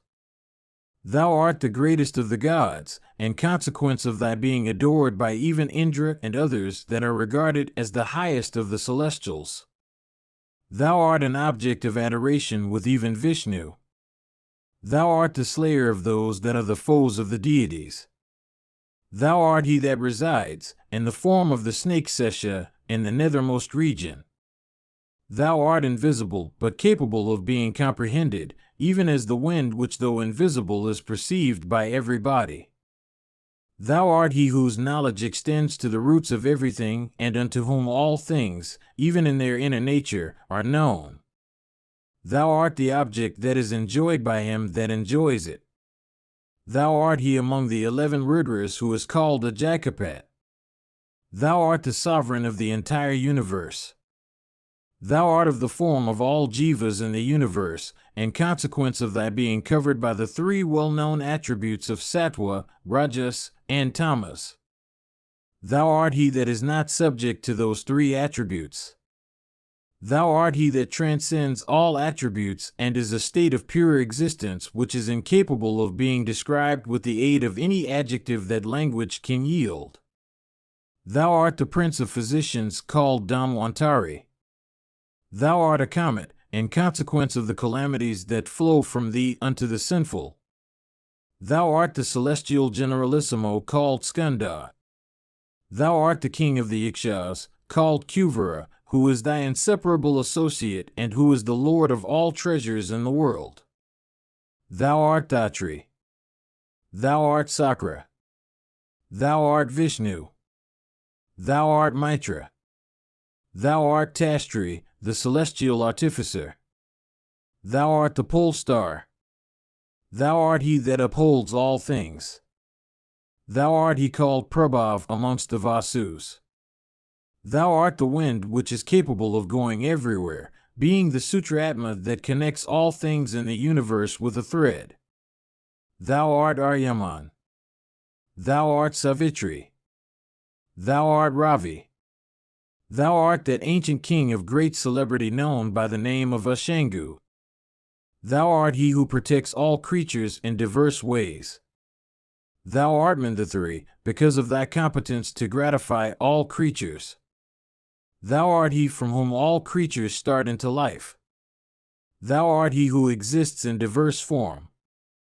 Thou art he who causes the diverse hues to exist in the universe. Thou art he who upholds all desires and all attributes, because of these flowing from thee. Thou art he who has the lotus on thy navel. Thou art he within whose womb are innumerable mighty creatures. Thou art a face as beautiful as the moon. Thou art wind. Thou art fire. Thou art possessed of exceeding might. Thou art endued with tranquility of soul. Thou art old. Thou art he that is known with the aid of righteousness. Thou art Lakshmi. Thou art the maker of the field of those actions, by which persons adore the supreme deity. Thou art he who lives in the field of action. Thou art the soul of the field of action. Thou art the medicine or provoker of the attributes of sovereignty and the others. All things lie in thee, for, as the Shrutis declare, all things becomes one in thee, thyself being of the nature of that unconsciousness which exhibits itself in dreamless slumber. Thou art the Lord of all creatures endued with life breaths. Thou art the God of the gods. Thou art he who is attached to felicity. Thou art Sat, in the form of cause. Thou art Asat, in the form of effect.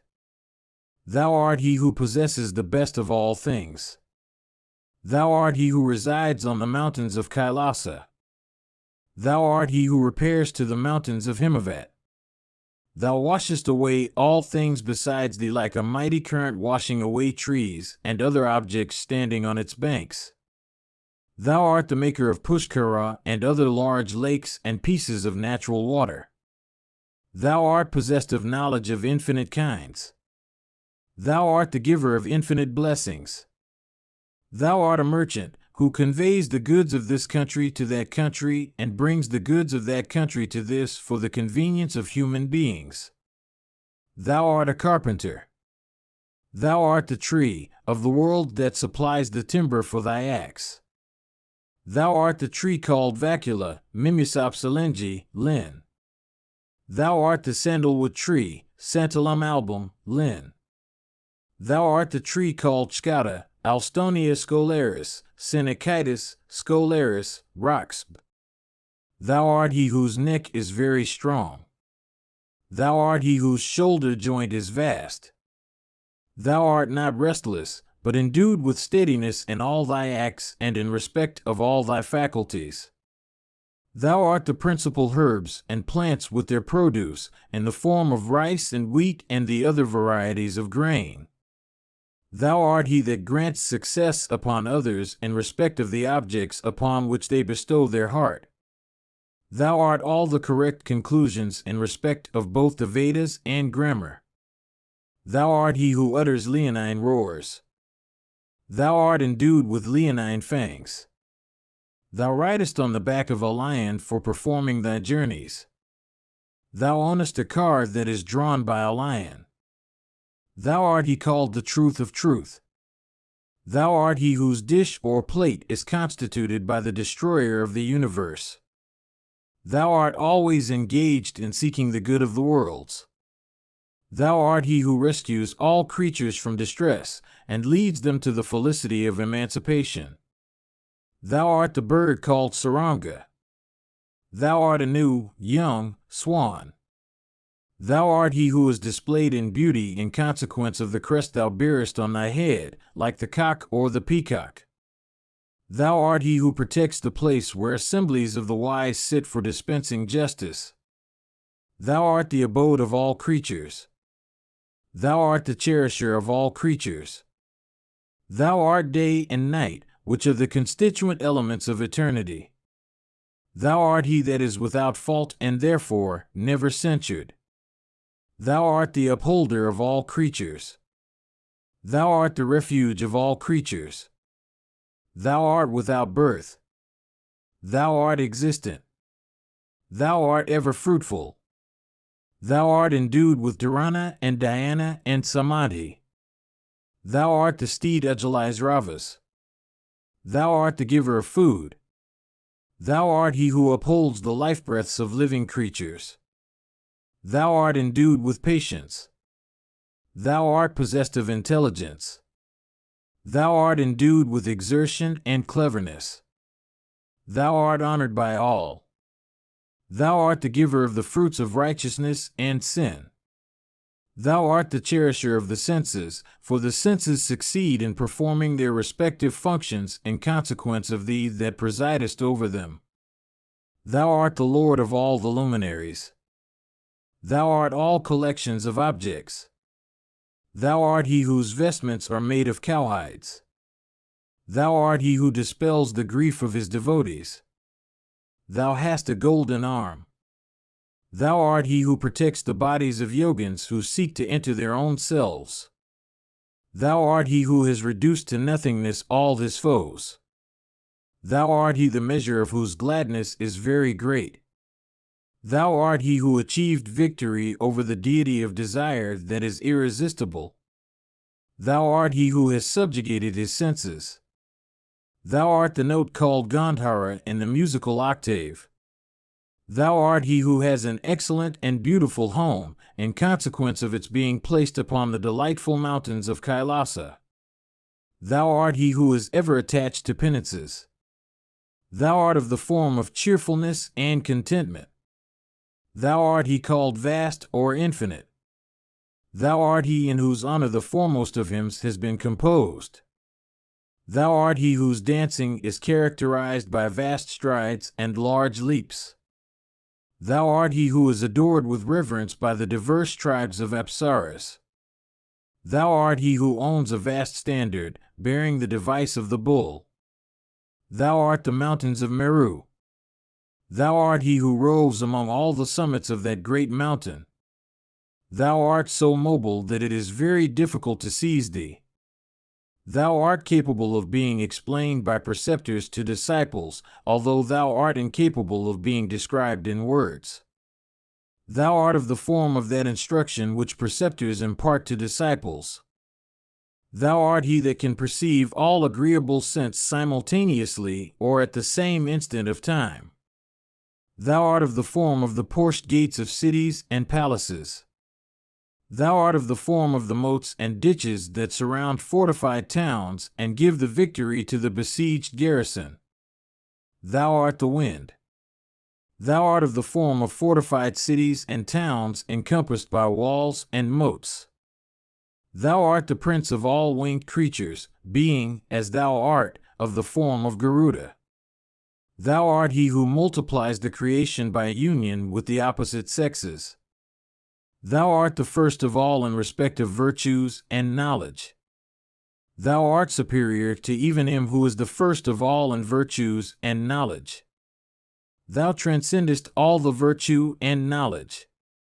Thou art eternal and immutable as also dependent on thyself.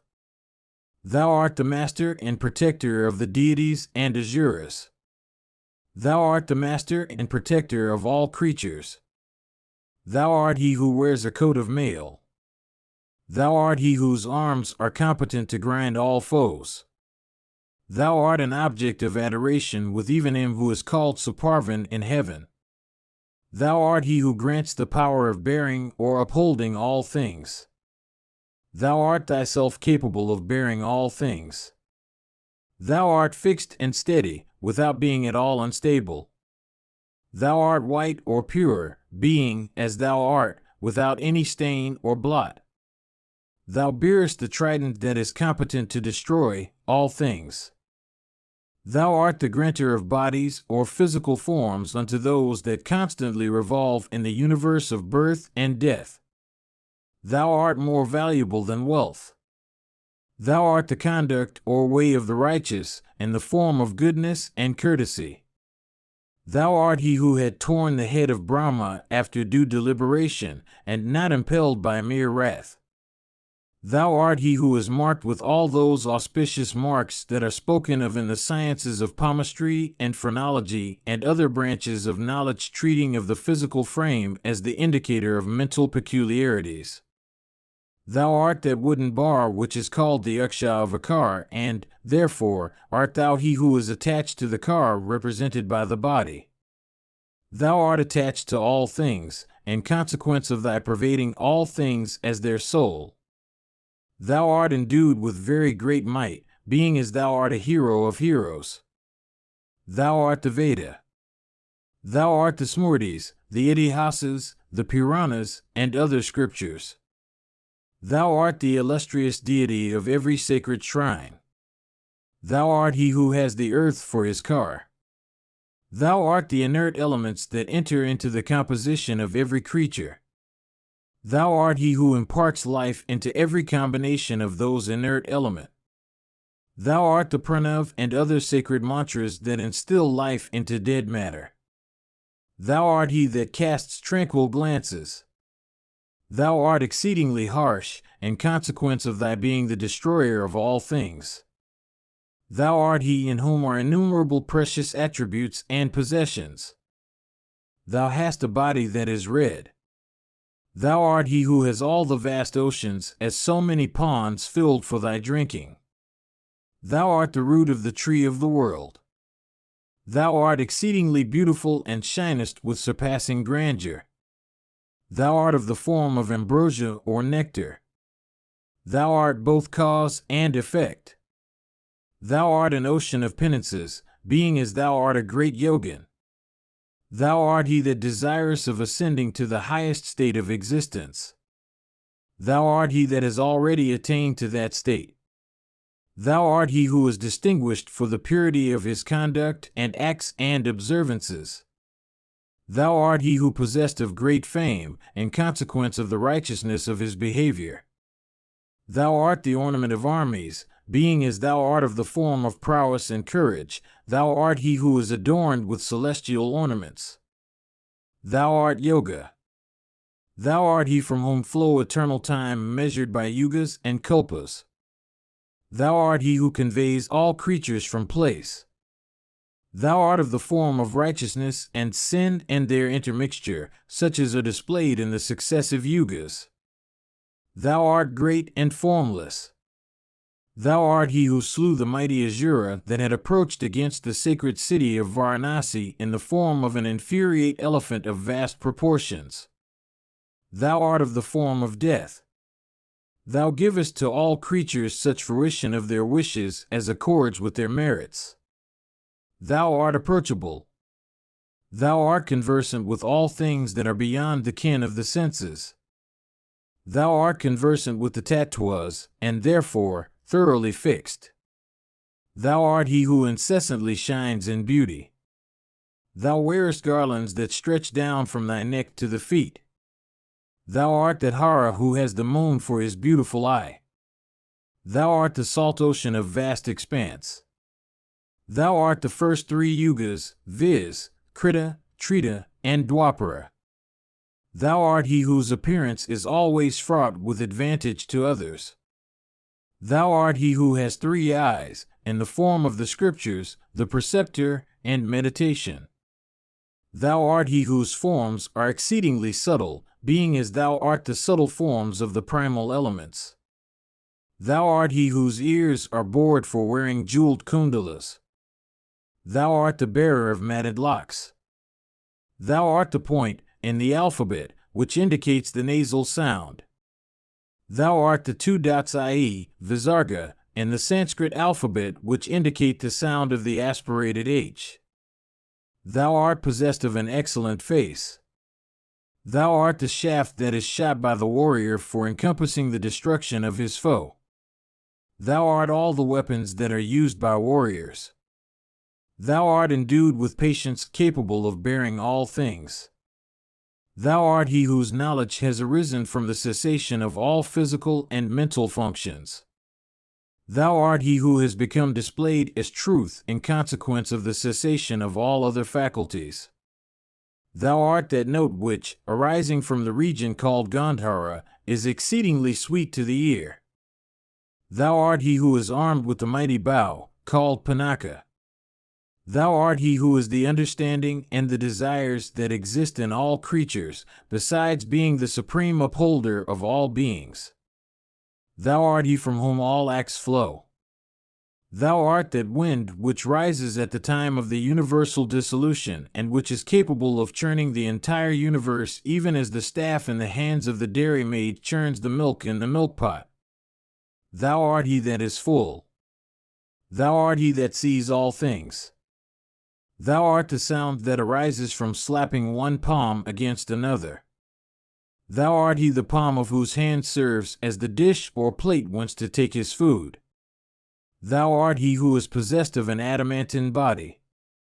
Thou art exceedingly great. Thou art of the form of an umbrella. Thou art he who has an excellent umbrella. Thou art well known to be identical with all creatures.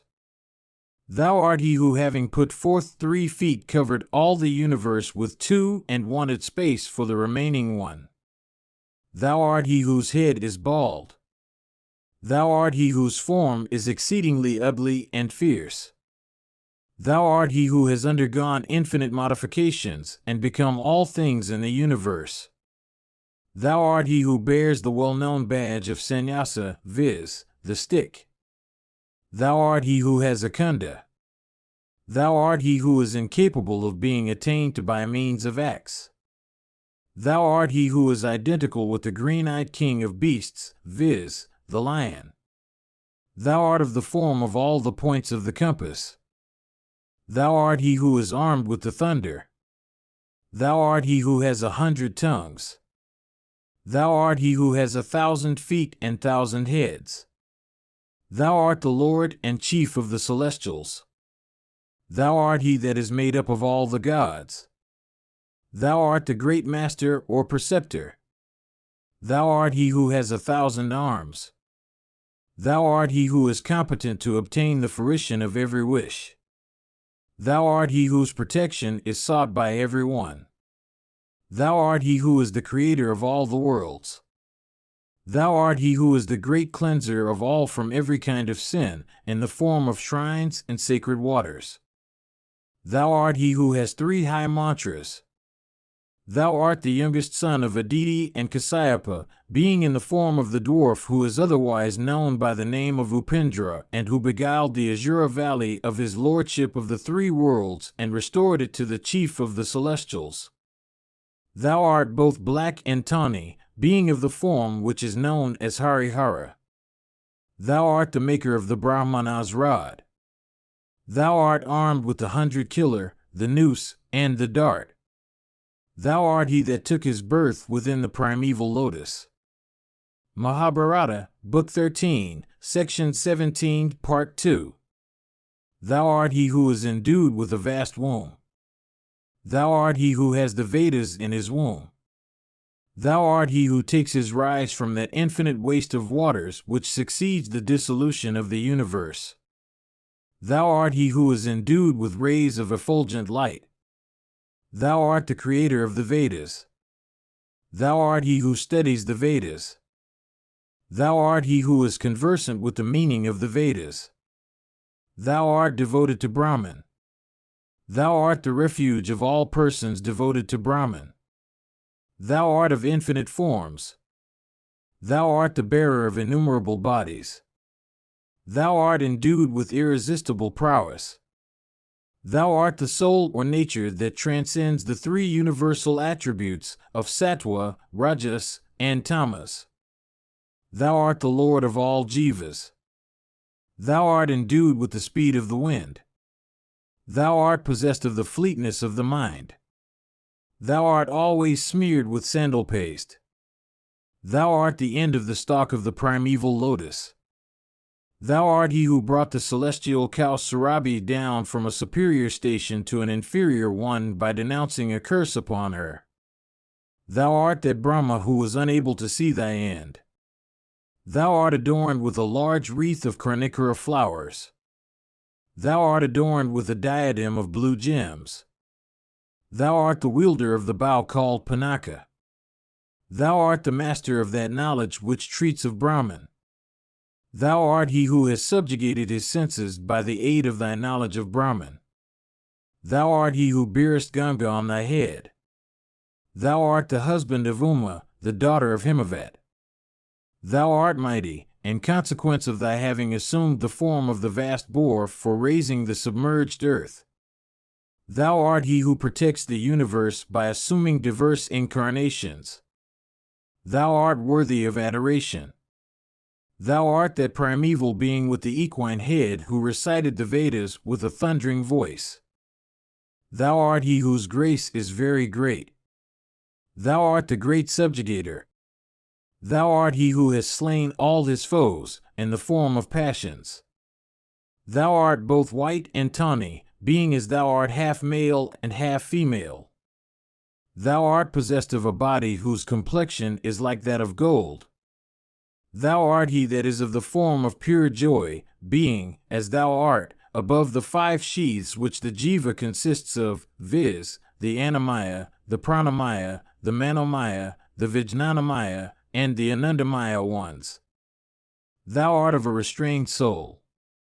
Thou art the foundation upon which rests that ignorance which is called pradana, and which, consisting of the 3 attributes of sattva, rajas, and tamas, is the cause whence the universe has sprung.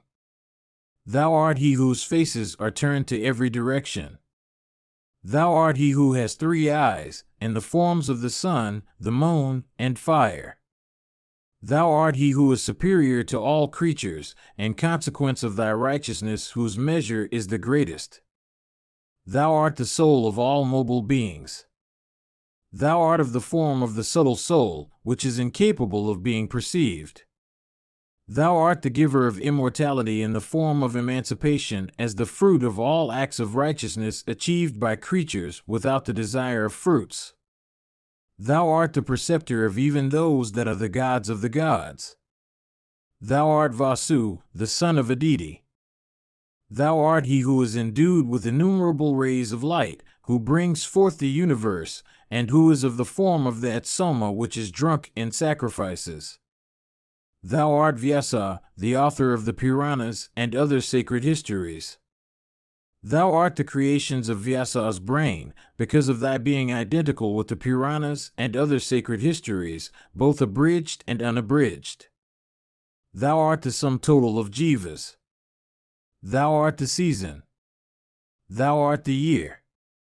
Thou art the month. Thou art the fortnight. Thou art those sacred days that end or conclude these periods. Thou art the kalas. Thou art the kastas. Thou art the lavas. Thou art the matras.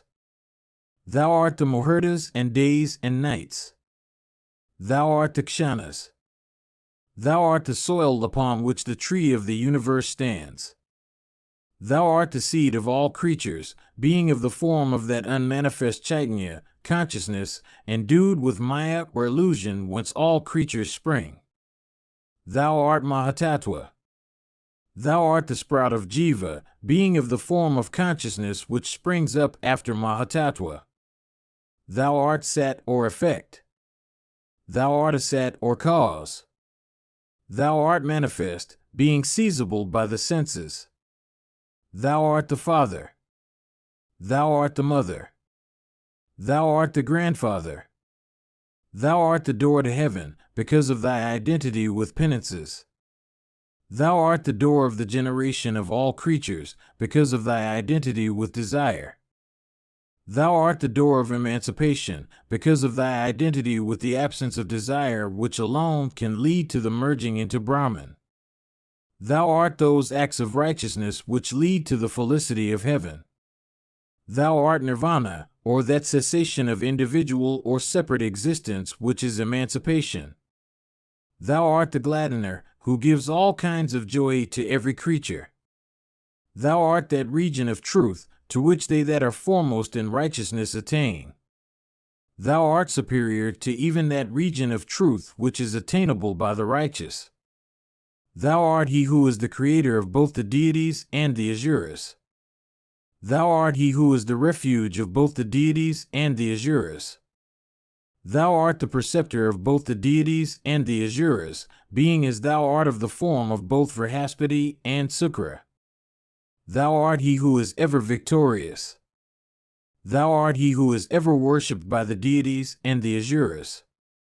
Thou art he who guides the deities and the asuras even as the Mahamatra guides the elephant. Thou art the refuge of all the deities and the asuras. Thou art he who is the chief of both the deities and the asuras, being as thou art of the form of both India and Vairocana. Thou art he who is the leader in battle of both the deities and the asuras, being as thou art of the form of Kartikeya and Kisari, the leaders of the celestial and the Daitya armies. Thou art he who transcends the senses and shines by himself. Thou art of the form of the celestial rishis like Narada and others. Thou art the granter of boons unto the deities and asuras, in the form of Brahman and Rudra. Thou art he who rules the hearts of the deities and the asuras. Thou art he into whom the universe enters when it is dissolved. Thus art the refuge of even him who is the ruler of the hearts of both the deities and the asuras. Thou art he whose body is made up of all the deities. Thou art he who has no being superior to thee of whom to think. Thou art he who is the inner soul of the deities. Thou art he who has sprung from his own self. Thou art of the form of immobile things. Thou art he who covers the three worlds with 3 steps of his. Thou art possessed of great learning. Thou art stainless. Thou art he who is freed from the quality of rajas. Thou art he who transcends destruction. Thou art he in whose honor hymns should be sung. Thou art the master of the irresistible elephant represented by time. Thou art of the form of that lord of tigers who is worshipped in the country of the Kalingas. Thou art he who is called the lion among the deities, in consequence of the preeminence of thy prowess. Thou art he who is the foremost of men. Thou art endued with great wisdom. Thou art he who first takes a share of the offerings and sacrifice. Thou art imperceptible. Thou art the sum total of all the deities. Thou art he in whom penances predominate. Thou art always in excellent yoga. Thou art auspicious. Thou art armed with the thunderbolt. Thou art the source whence the weapons called process have taken their origin. Thou art he whom thy devotees attain to in diverse ways. Thou art Guha, the celestial generalissimo. Thou art the supreme limit of felicity. Thou art identical with thy creation. Thou art he who rescues thy creatures from death by granting them emancipation. Thou art the cleanser of all, including Brahma himself. Thou art of the form of bulls and other horned animals. Thou art he who is fond of mountain summits. Thou art the planet Saturn. Thou art Kuvara, the chief of the Ikshas. Thou art complete faultlessness. Thou art he who inspires gladness. Thou art all the celestials united together. Thou art the cessation of all things. Thou art all the duties that appertain to all the modes of life. Thou art he who has an eye on his forehead. Thou art he who sports with the universe as his marble ball. Thou art of the form of deer. Thou art endued with the energy that is of the form of knowledge and penance. Thou art the Lord of all immobile things, in the form of Himavat and Meru. Thou art he who has subjugated his senses by various regulations and vows.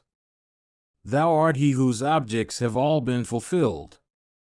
Thou art identical with emancipation.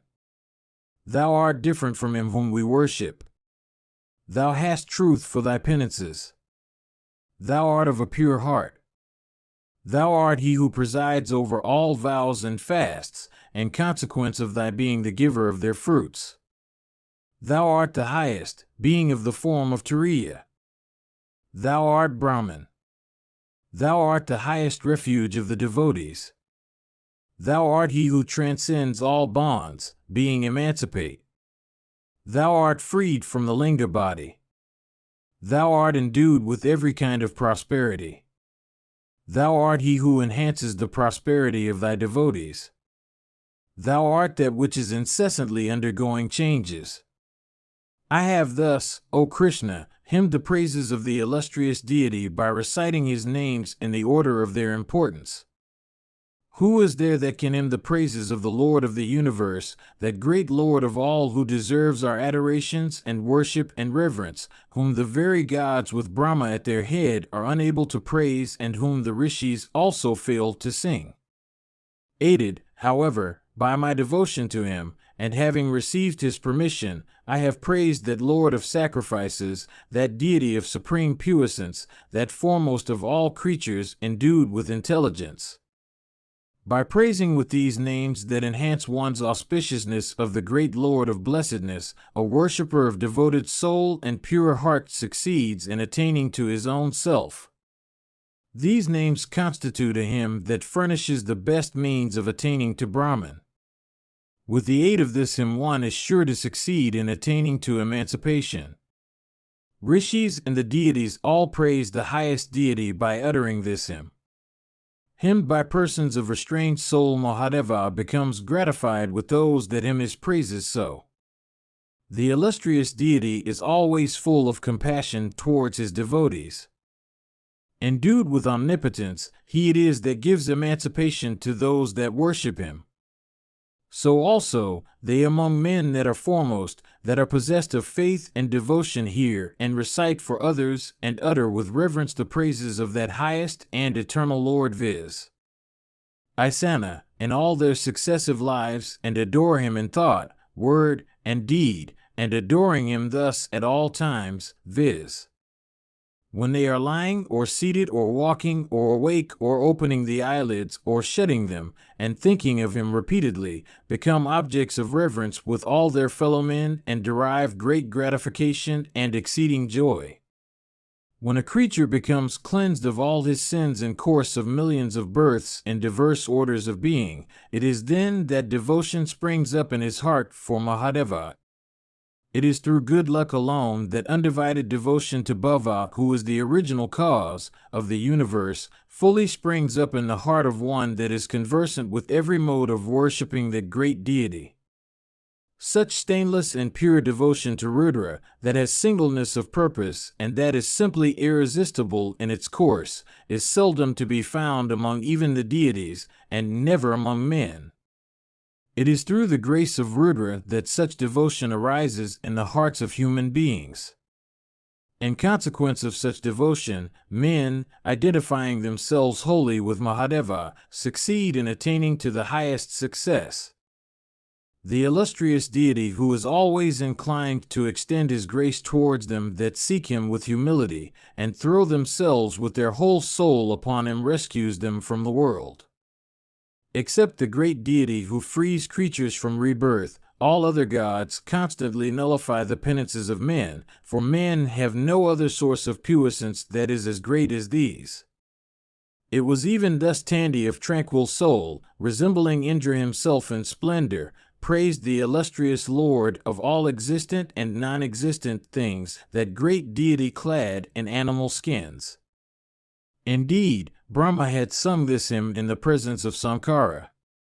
Thou art a Brahmana, being conversant with Brahman and devoted to those that are conversant with Brahman. Thou shalt, therefore, comprehend it well. This is cleansing, and washes away all sins.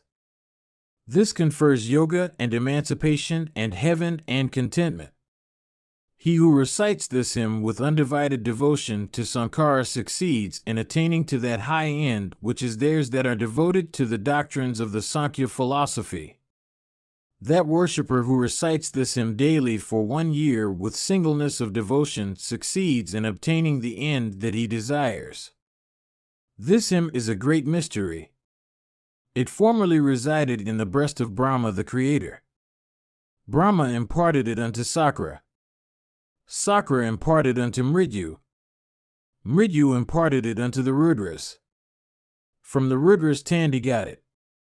Indeed, Tandi acquired it in the region of Brahman as the reward of his severe austerities. Tandi communicated it to Sukra, and Sukra of Bhrigu's race communicated it to Gautama. Gautama in his turn, O descendant of Madhu, communicated it to Vivaswata Manu. Manu communicated it unto Narayana of great intelligence, numbered among the Sathyas and held exceedingly dear by him.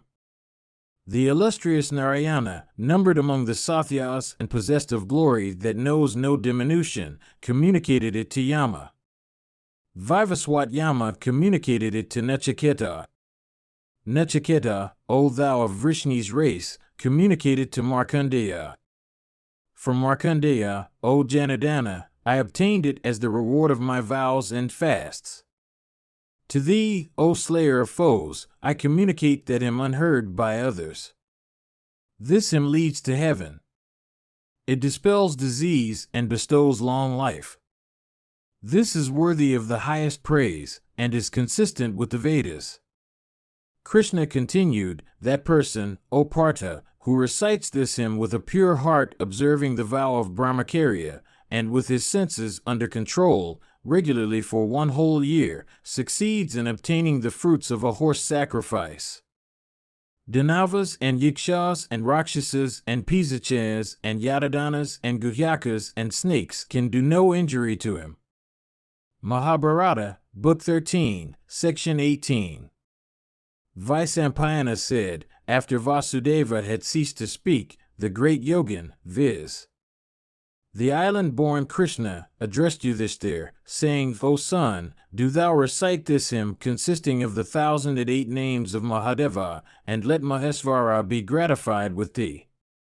In former days, O son, I was engaged in the practice of severe austerities on the breast of the mountains of Meru from desire of obtaining a son.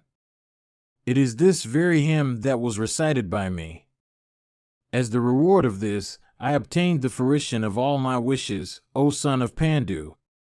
Thou wilt also, by reciting this same hymn, obtain from Sarva the fruition of all thy wishes. After this, Kapila, the rishi who promulgated the doctrines that go by the name of Sankhya, and who is honored by the gods themselves, said, I adore Bhava with great devotion for many lives together.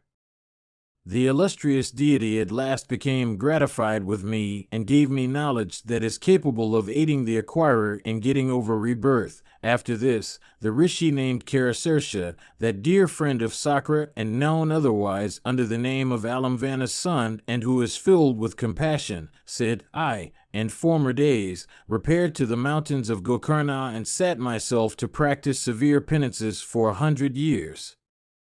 As the reward of those penances, I obtained from Sarva, O son of King Pandu, 100 sons, all of whom were born without the intervention of woman, of well-restrained soul, conversant with righteousness, possessed of great splendor, free from disease and sorrow, and endued with lives extending over 100,000 years. Then the illustrious Valmiki, addressing Yudhishthira, said, once upon a time, in course of a dialectical disputation, certain ascetics that were possessors of the Homa fire denounced me as one guilty of Brahmanicide. As soon as they had denounced me as such, the sin of Brahmanicide, O Bharata, possessed me. I then, for cleansing myself, sought the protection of the sinless Isana, who is irresistible in energy. I become cleansed of all my sins.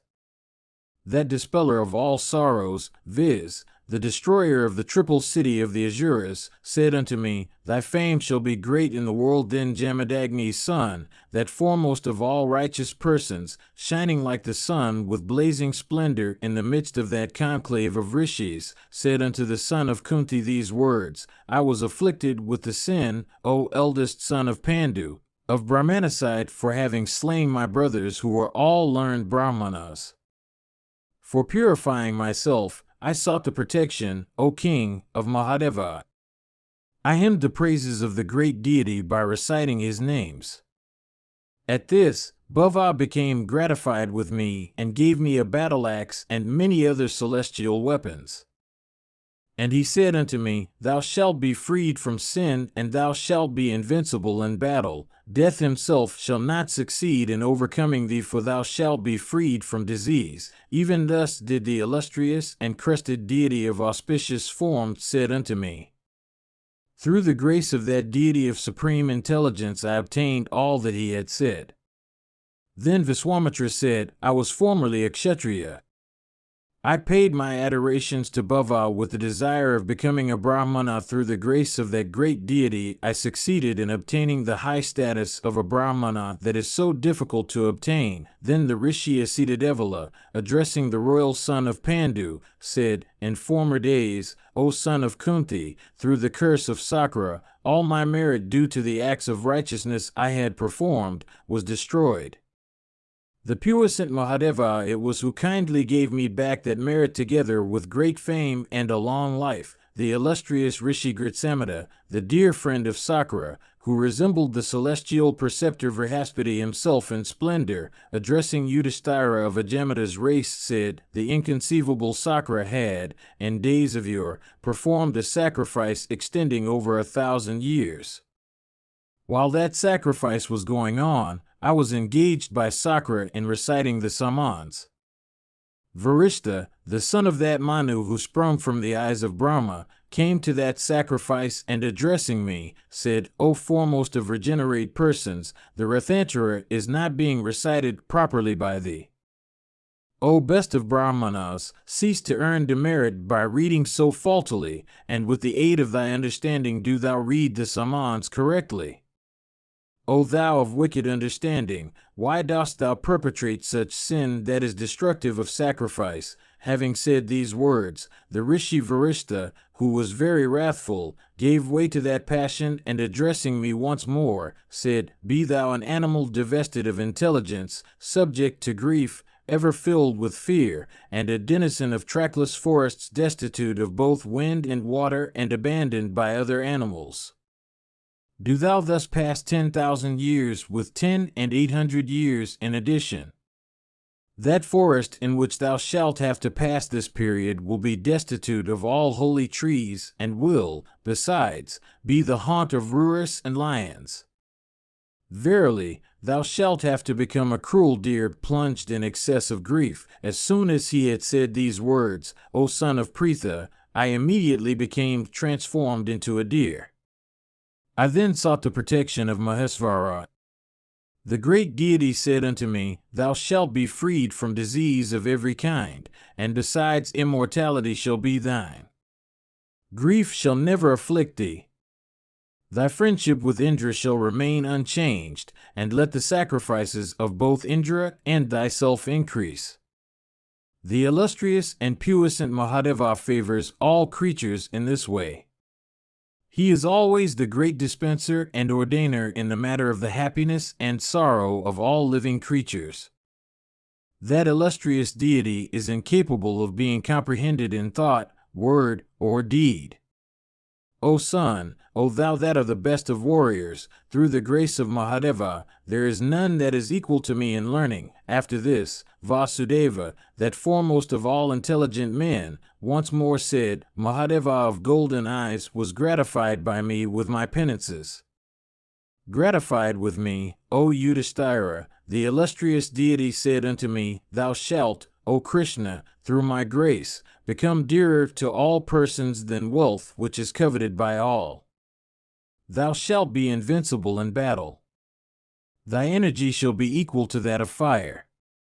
Thousands of other boons Mahadeva gave unto me on that occasion. In a former incarnation I adored Mahadeva on the Manamantha mountain for millions of years. Gratified with me, the illustrious deity said unto me these words, Blessed be thou, do thou solicit boons as thou wishest. Bowing unto him with a bend of my head, I said these words, If the puissant Mahadeva has been gratified with me, then let my devotion to him be unchanged, O Isana. Even this is the boon that I solicit. The great God said unto me, Be it so, and disappeared there and then. Jayashavya said, O Yudhishthira, formerly in the city of Varanasi, the puissant Mahadeva searching me out, conferred upon me the 8 attributes of sovereignty. Garga said, O son of Pandu, gratified with me in consequence of mental sacrifice which I had performed, the great God bestowed upon me, on the banks of the sacred stream Sarasvati, that wonderful science, viz., the knowledge of time with its 64 branches. He also bestowed upon me 1,000 sons, all possessed of equal merit and fully conversant with the Vedas. Through his grace, their periods of life as also that of mine have become extended to 10 millions of years. Parasara said, in former times I gratified Sarva, O king. I then cherished the desire of obtaining a son that would be possessed of great ascetic merit, endued with superior energy, and addressed to high yoga, that would earn worldwide fame, arrange the Vedas, and become the home of prosperity, that would be devoted to the Vedas and the Brahmanas, and be distinguished for compassion. Even such a son was desired by me from Mahesvara. Knowing that this was the wish of my heart, that foremost of deities said unto me, through the fruition of that object of thine which thou wishest to obtain from me, thou shalt have a son of the name of Krishna. In that creation which shall be known after the name of Savarni Manu, that son of thine shall be reckoned among the 7 rishis. He shall arrange the Vedas, and be the propagator of Kuru's race. He shall, besides, be the author of the ancient histories, and do good to the universe. Endued with severe penances, he shall, again, be the dear friend of Sakra. Freed from diseases of every kind, that son of thine, O Parasara, shall besides be immortal. Having said these words, the great deity disappeared there and then. Even such is the good, O Yudhishthira, that I have obtained from that indestructible and immutable God, endued with the highest penances and supreme energy. Mandavya said, in former times, though not a thief and yet wrongly suspected of theft, I was impaled under the orders of a king. I then adored the illustrious Mahadeva, who said unto me, thou shalt soon be freed from impalement and live for millions of years. The pangs due to impalement shall not be thine. Thou shalt also be freed from every kind of affliction and disease. And since, O ascetic, this body of thine hath sprung from the 4th foot of dharma, viz., truth, thou shalt be unrivaled on earth. Do thou make thy life fruitful. Thou shalt, without any obstruction, be able to bathe in all the sacred waters of the earth. And after the dissolution of thy body, I shall, O learned Brahmana, ordain that thou shalt enjoy the pure felicity of heaven for unending time. Having said these words unto me, the adorable deity having the bull for his vehicle, viz., Mahesvara of unrivaled splendor and clad in animal skin, O king, disappeared there and then with all his associates. Daleva said, formerly I studied at the feet of my preceptor Viswamitra. Obtaining his permission, I set out for home with the object of seeing my father. My mother, having become a widow, was filled with sorrow and weeping bitterly, said unto me, alas, thy father will never see his son who, adorned with Vedic knowledge, has been permitted by his preceptor to come home and who, possessed of all the graces of youth, is endued with self-restraint. Hearing these words of my mother, I became filled with despair in respect of again beholding my sire. I then paid my adoration with a rapt soul to Mahesvara, who, gratified with me, showed himself to me and said, thy sire, thy mother, and thyself, O son, shall all be freed from death. Go quickly and enter thy abode. Thou shalt behold thy sire there. Having obtained the permission of the illustrious deity, I then repaired to my home, O Yudhishthira, and beheld my father, O son, coming out after having finished his daily sacrifice. And he came out, bearing in his hands a quantity of homa fuel and kusa grass and some fallen fruits. And he seemed to have already taken his daily food, for he had washed himself properly. Throwing down those things from his hand, my father, with eyes bathed in tears of joy, raised me, for I had prostrated myself at his feet. Embracing me, he smelt my head, O son of Pandu, and said, by good luck, O son, art thou seen by me? Thou hast come back, having acquired knowledge from the preceptor. Vyasa continued, hearing these marvelous and most wonderful feats of the illustrious Mahadeva recited by the ascetics, the son of Pandu became amazed. Then Krishna, that foremost of all intelligent persons, spoke once more unto Yudhishthira, that ocean of righteousness, like Vishnu speaking unto Puruta. Vasudeva said, Upmanyu, who seemed to blaze with effulgence like the sun, said unto me, those sinful men that are stained with unrighteous deeds do not succeed in attaining to Isana. Their dispositions being stained by the attributes of Rajas and Tamas, they can never approach the Supreme Deity. It is only those regenerate persons who are of cleansed souls that succeed in attaining to the Supreme Deity. Even if a person lives in the enjoyment of every pleasure and luxury, yet if he be devoted to the Supreme Deity, he comes to be regarded as the equal of forest recluses of cleansed souls. If Rudra be gratified with a person, he can confer upon him the states of Ether Brahma, or of Kesva, or of Sakra with all the deities under him, or the sovereignty of the three worlds. Those men, O sire, who worship Bhava even mentally, succeed in freeing themselves from all sins and attain to a residence in heaven with all the gods. A person who razes houses to the ground and destroys tanks and lakes indeed, who devastates the whole universe, does not become stained with sin if he adores and worships the illustrious deity of three eyes. A person that is destitute of every auspicious indication and that is stained by every sin has all his sins destroyed by meditating upon Shiva. Even worm and insects and birds, O Kesva, that devote themselves to Mahadeva, are enabled to rove in perfect fearlessness. Even this is my settled conviction that those men who devote themselves to Mahadeva become certainly emancipated from rebirth. After this, Krishna again addressed Yudhishthira, the son of Dharma, in the following words.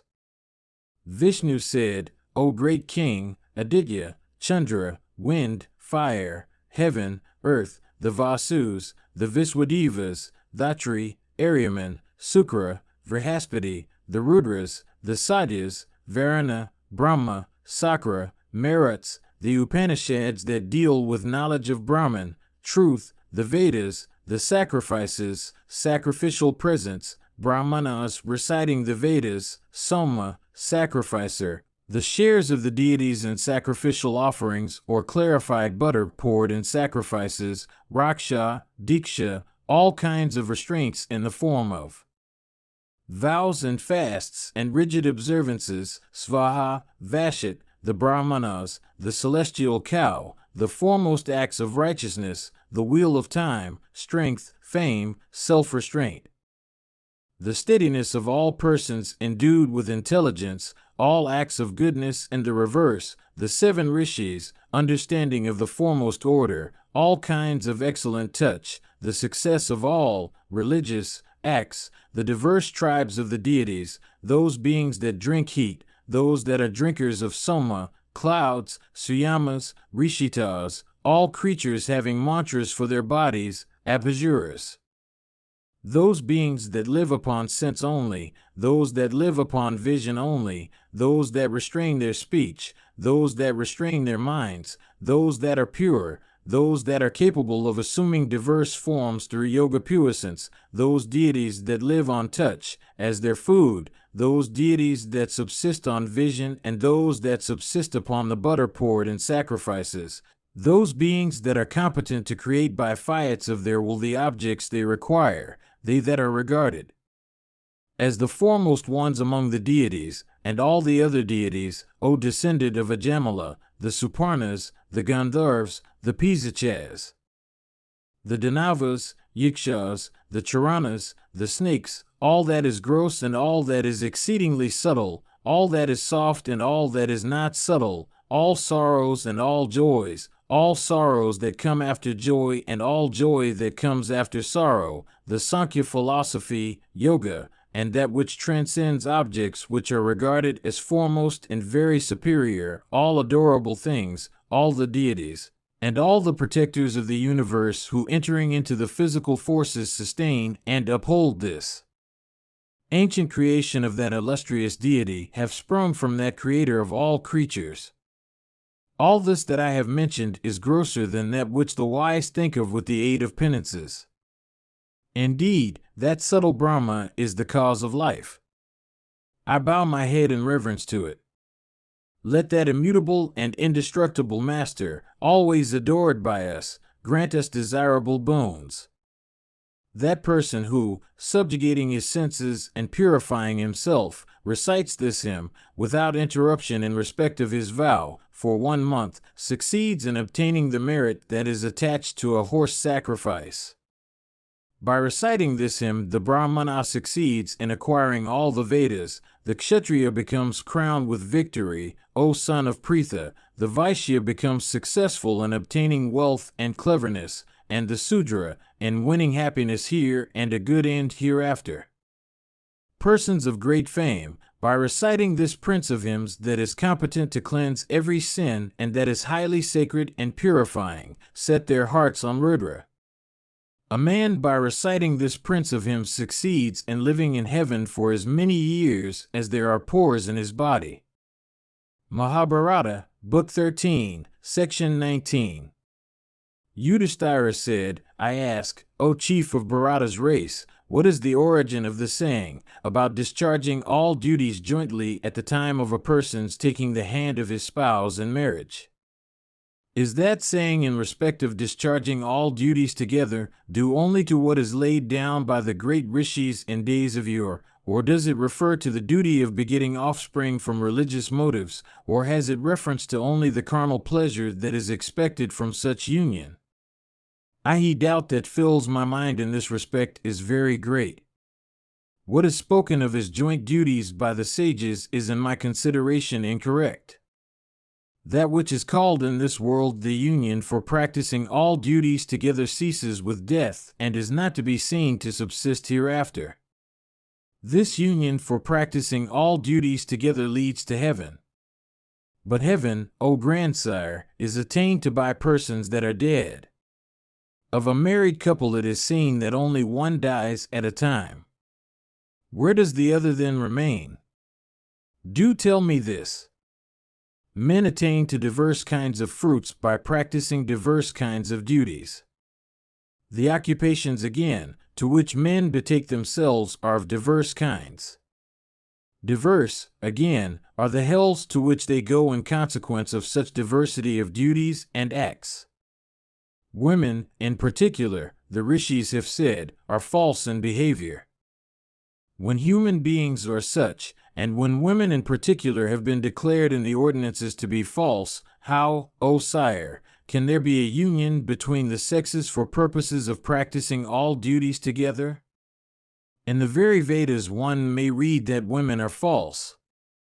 The word duty, as used in the Vedas, seems to have been coined in the first instance for general application, so that it is applied to practices that have no merit in them.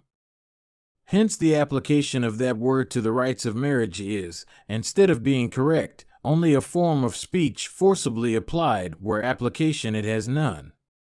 The subject seems to me to be inexplicable, although I reflect upon it incessantly. O grandsire, O thou of great wisdom, it behoveth thee to expound this to me in detail, clearly and according to what has been laid down in the Shruti. In fact, do thou explain to me what its characteristics are, and the way in which it has come to pass.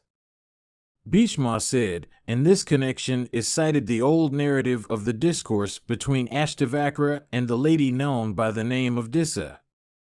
In days of your Ashtavakra of severe penances, desirous of marriage, begged the high-souled Rishi Vidanya of his daughter. The name by which the damsel was known was Suprabha. In beauty she was unrivaled on earth. In virtues, dignity, conduct, and manners, she was superior to all the girls. By a glance alone that girl of beautiful eyes had robbed him of his heart, even as a delightful grove in spring, adorned with flowers, robs the spectator of his heart. The Rishi addressed Ashtavakra and said, Yes, I shall bestow my daughter on thee. Listen, however, to me. Make a journey to the sacred north. Thou wilt see many things there. Ashtavakra said, It behoveth thee to tell me what I shall see in that region. Indeed, I am ready to execute whatever command may be laid upon me by thee. Vidanya said, Passing over the dominions of the Lord of Treasures, thou wilt cross the Himavat mountains. Thou wilt then behold the plateau on which Rudra resides. It is inhabited by Siddhas and Charanas. It abounds with the associates of Mahadeva, frolicsome and fond of dance and possessed of diverse forms. It is peopled with also many pisachas, O Master, of diverse forms, and all daubed with fragrant powders of diverse hues, and dancing with joyous hearts in accompaniment with instruments of different kinds made of brass. Surrounded by these who move with electric rapidity in the mazes of the dance, or refrain at times altogether from forward or backward or transverse motion of every kind, Mahadeva dwells there. That delightful spot on the mountains, we have heard, is the favorite abode of the great deity. It is said that that great god, as also his associates, are always present there. It was there that the goddess Uma practiced the severest austerities for the sake of obtaining for her lord the three-eyed deity. Hence, it is said, that spot is much liked by both Mahadeva and Uma. In days of yore there, on the heights of the Mahaparswa, which are situate to the north of the mountains sacred to Mahadeva, the sessions, and the last night, and many deities, and many human beings also, of the foremost order, in their embodied forms, had adored Mahadeva. Thou shalt cross that region also in thy northward journey. Thou wilt then see a beautiful and charming forest blue of hue and resembling a mass of clouds. There, in that forest, thou wilt behold a beautiful female ascetic looking like Shri herself. Venerable in age and highly blessed, she is in the observance of the Diksha.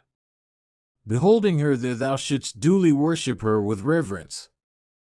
Returning to this place after having beheld her, thou wilt take the hand of my daughter in marriage. If thou wantest to make this agreement, proceed then on thy journey and do what I command thee. Ashtavakra said, So be it. I shall do thy bidding. Verily, I shall proceed to that region which thou speakest of, O thou of righteous soul. On thy side, let thy words accord with truth. Bhishma continued. The illustrious Ashtavakra set out on his journey. He proceeded more and more towards the north, and at last reached the Himavat mountains peopled by Siddhas and Charanas. Arrived at the Himavat mountains, that foremost of Brahmanas then came upon the sacred river Vahuda, whose waters produce great merit. He bathed in one of the delightful tirthas of that river, which was free from mud, and gratified the deities with oblations of water. His ablutions being over, he spread a quantity of kusa grass and laid himself down upon it for resting a while at his ease. Passing the night in this way, the Brahman arose with the day. He once more performed his ablutions in the sacred waters of the Vahuda, and then ignited his homa fire and worshipped it with the aid of many foremost of Vedic mantras. He then worshipped with due rites both Rudra and his spouse Uma, and rested for some more time by the side of that lake in the course of the Vahuda, whose shores he had reached. Refreshed by such rest, he set out from that region and then proceeded towards Kailasa. He then beheld a gate of gold that seemed to blaze with beauty. He saw also the Mandakini and the Nalini of the high-souled Kuvara, the Lord of Treasures. Beholding the Rishi arrived there, all the Rakshasas having Manabhadra for their head, who were engaged in protecting that lake abounding with beautiful lotuses, came out in a body for welcoming and honoring the illustrious traveler.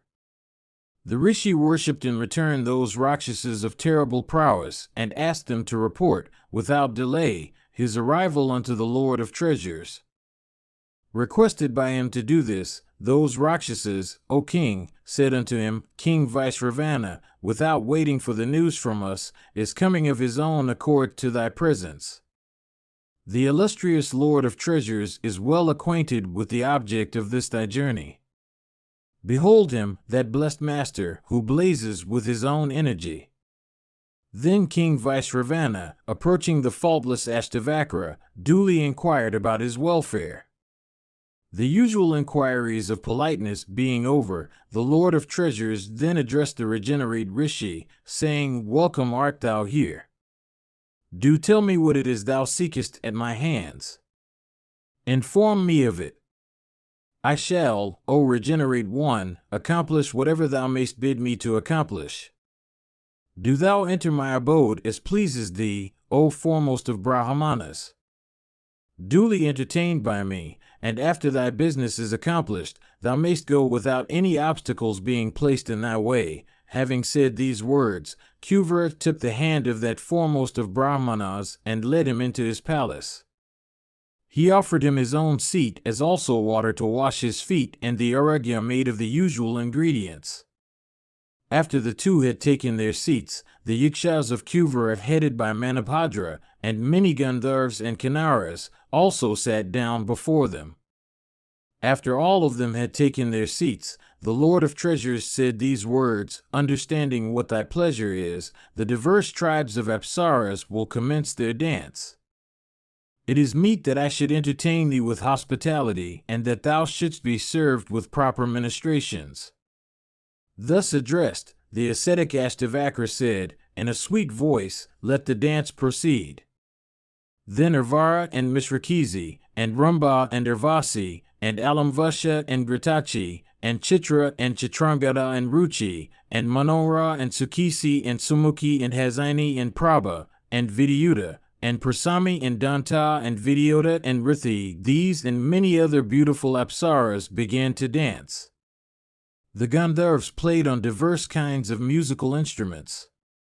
After such excellent music and dance had commenced, the Rishi Ashtavakra of severe penances unconsciously passed a full celestial year there in the abode of King Vaisravana. Then King Vaisravana said unto the Rishi, "O learned Brahmana, behold, a little more than a year has passed away since thy arrival here. This music and dance, especially known by the name of Gandharv, is a stealer of the heart and of time. Do thou act as thou wishes, or let this go on if that be thy pleasure. Thou art my guest and, therefore, worthy of adoration. This is my house. Givest thou thy commands? We are all bound to thee." The illustrious Ashtavakra, thus addressed by King Vaisravana, replied unto him, with a pleased heart, saying, "I have been duly honored by thee. I desire now, O Lord of Treasures, to go hence. Indeed, I am highly pleased. All this befits thee, O Lord of Treasures. Through thy grace, O illustrious one, and agreeably to the command of the high-souled Rishi Vidanya, I shall now proceed to my journey's end.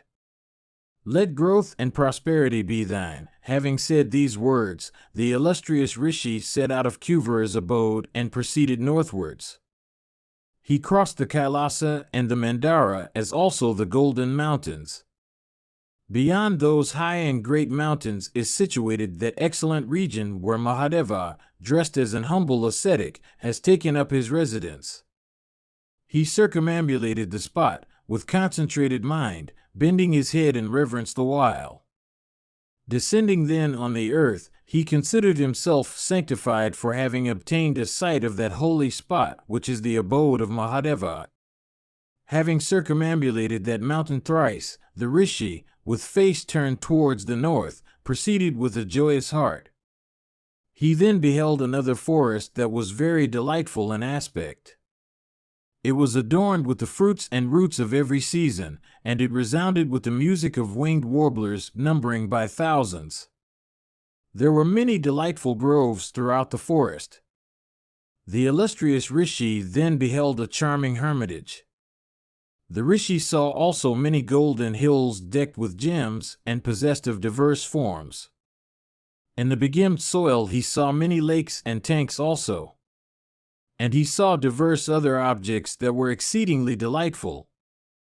Beholding these things, the mind of that Rishi of cleansed soul became filled with joy.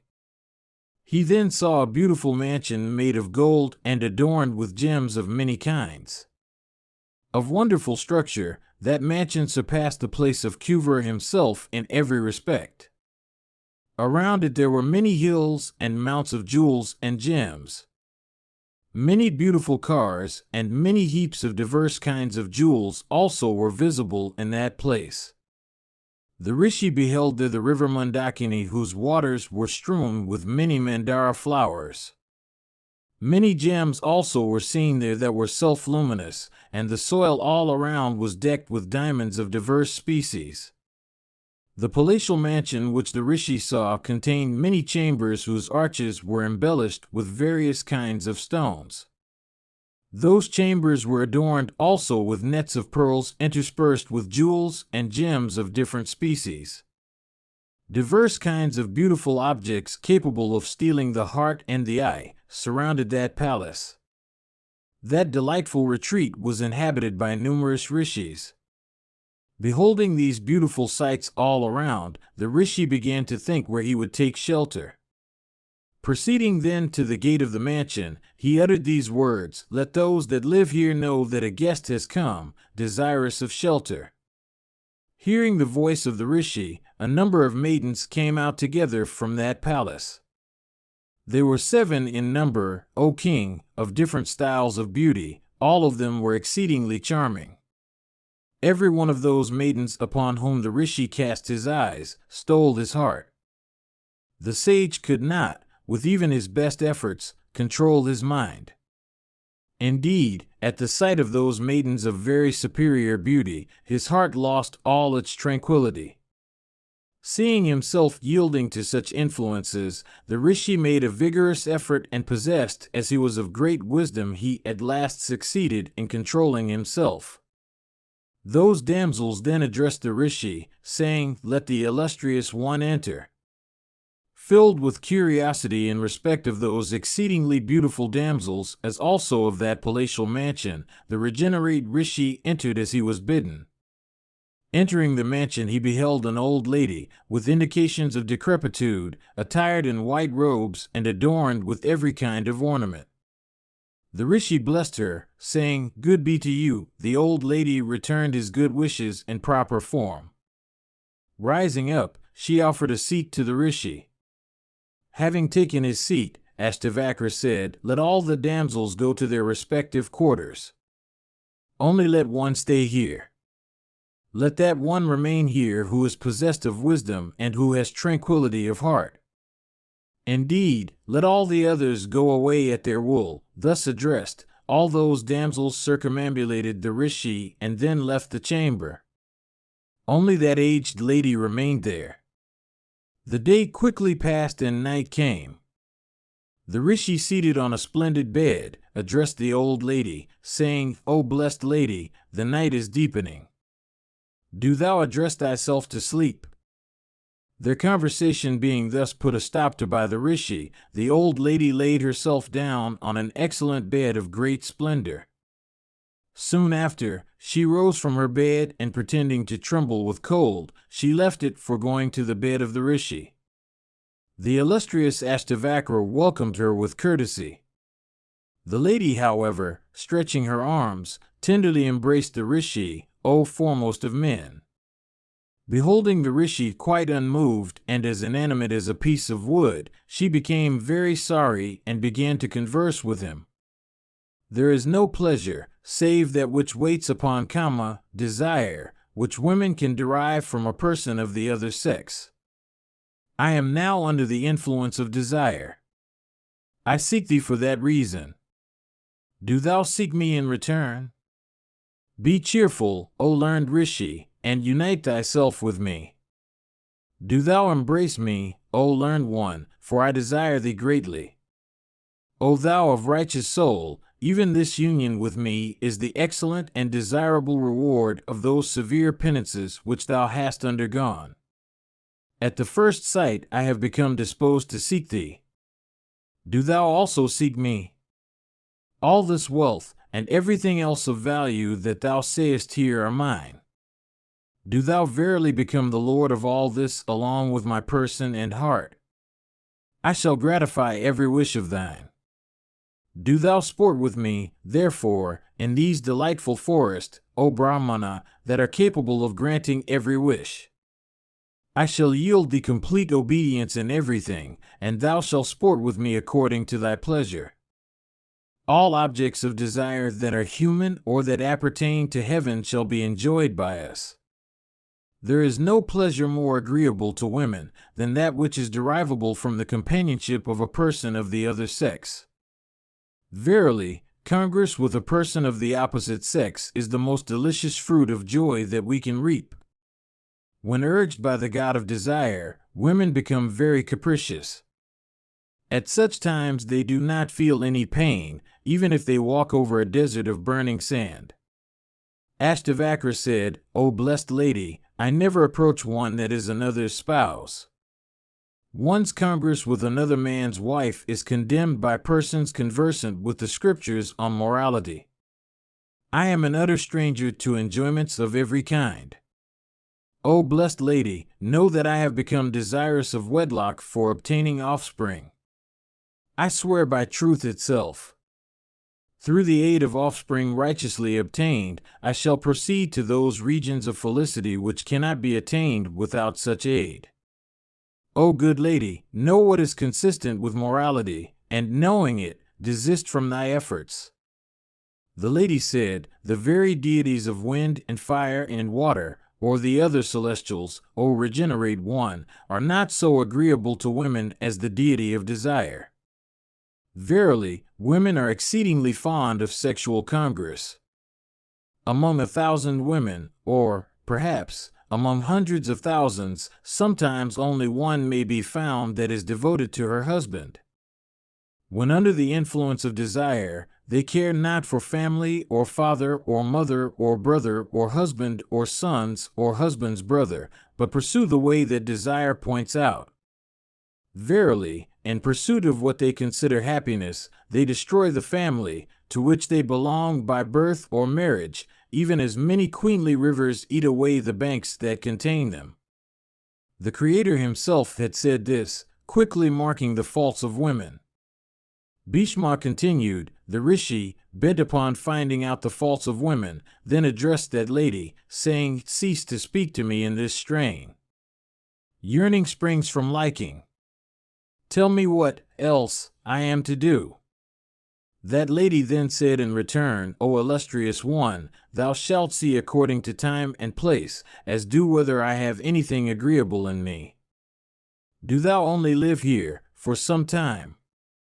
O highly blessed one, and I shall regard myself amply rewarded. Thus addressed by her, the regenerate Rishi, O Yudhishthira, expressed his resolution to comply with her request, saying, verily, I shall dwell with thee in this place as long as I can venture to do so. The Rishi then, beholding that lady afflicted with decrepitude, began to reflect earnestly on the matter. He seemed to be even tortured by his thoughts. The eyes of that foremost of Brahmanas failed to derive any delight from those parts of that lady's person whereupon they were cast. On the other hand, his glances seemed to be dispelled by the ugliness of those particular limbs. This lady is certainly the goddess of this palace. Has she been made ugly through some curse? It is not proper that I should hastily ascertain the cause of this. Reflecting upon this in the secrecy of his heart, and curious to know the reason, the Rishi passed the rest of that day in an anxious state. The lady then addressed him, saying, O illustrious one, behold the aspect of the sun reddened by the evening clouds. What service shall I do unto thee? The Rishi addressed her, saying, fetch water for my ablutions. Having bathed, I shall say my evening prayers, restraining my tongue and the senses.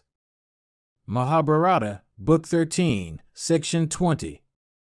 Bhishma said, thus commanded, the lady said, be it so.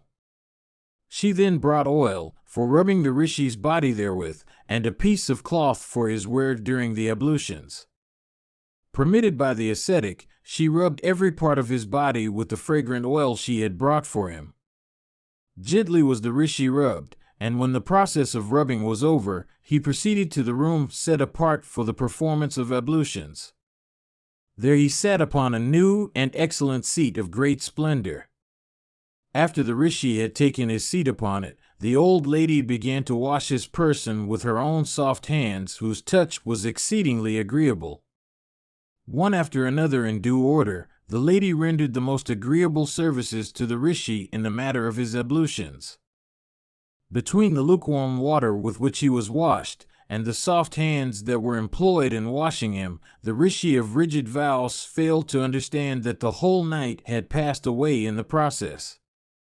Rising from the bath, the rishi became highly surprised. He saw the sun risen above the horizon on the east. He was amazed at this and asked himself, was it really so, or was it an error of the understanding? The rishi then duly worshipped the god of 1,000 rays. This done, he asked the lady as to what he should do. The old lady prepared some food for the rishi that was as delicious to the taste as Amrita itself. In consequence of the delicious character of that food, the rishi could not take much. In taking that little, however, the day passed away and evening came.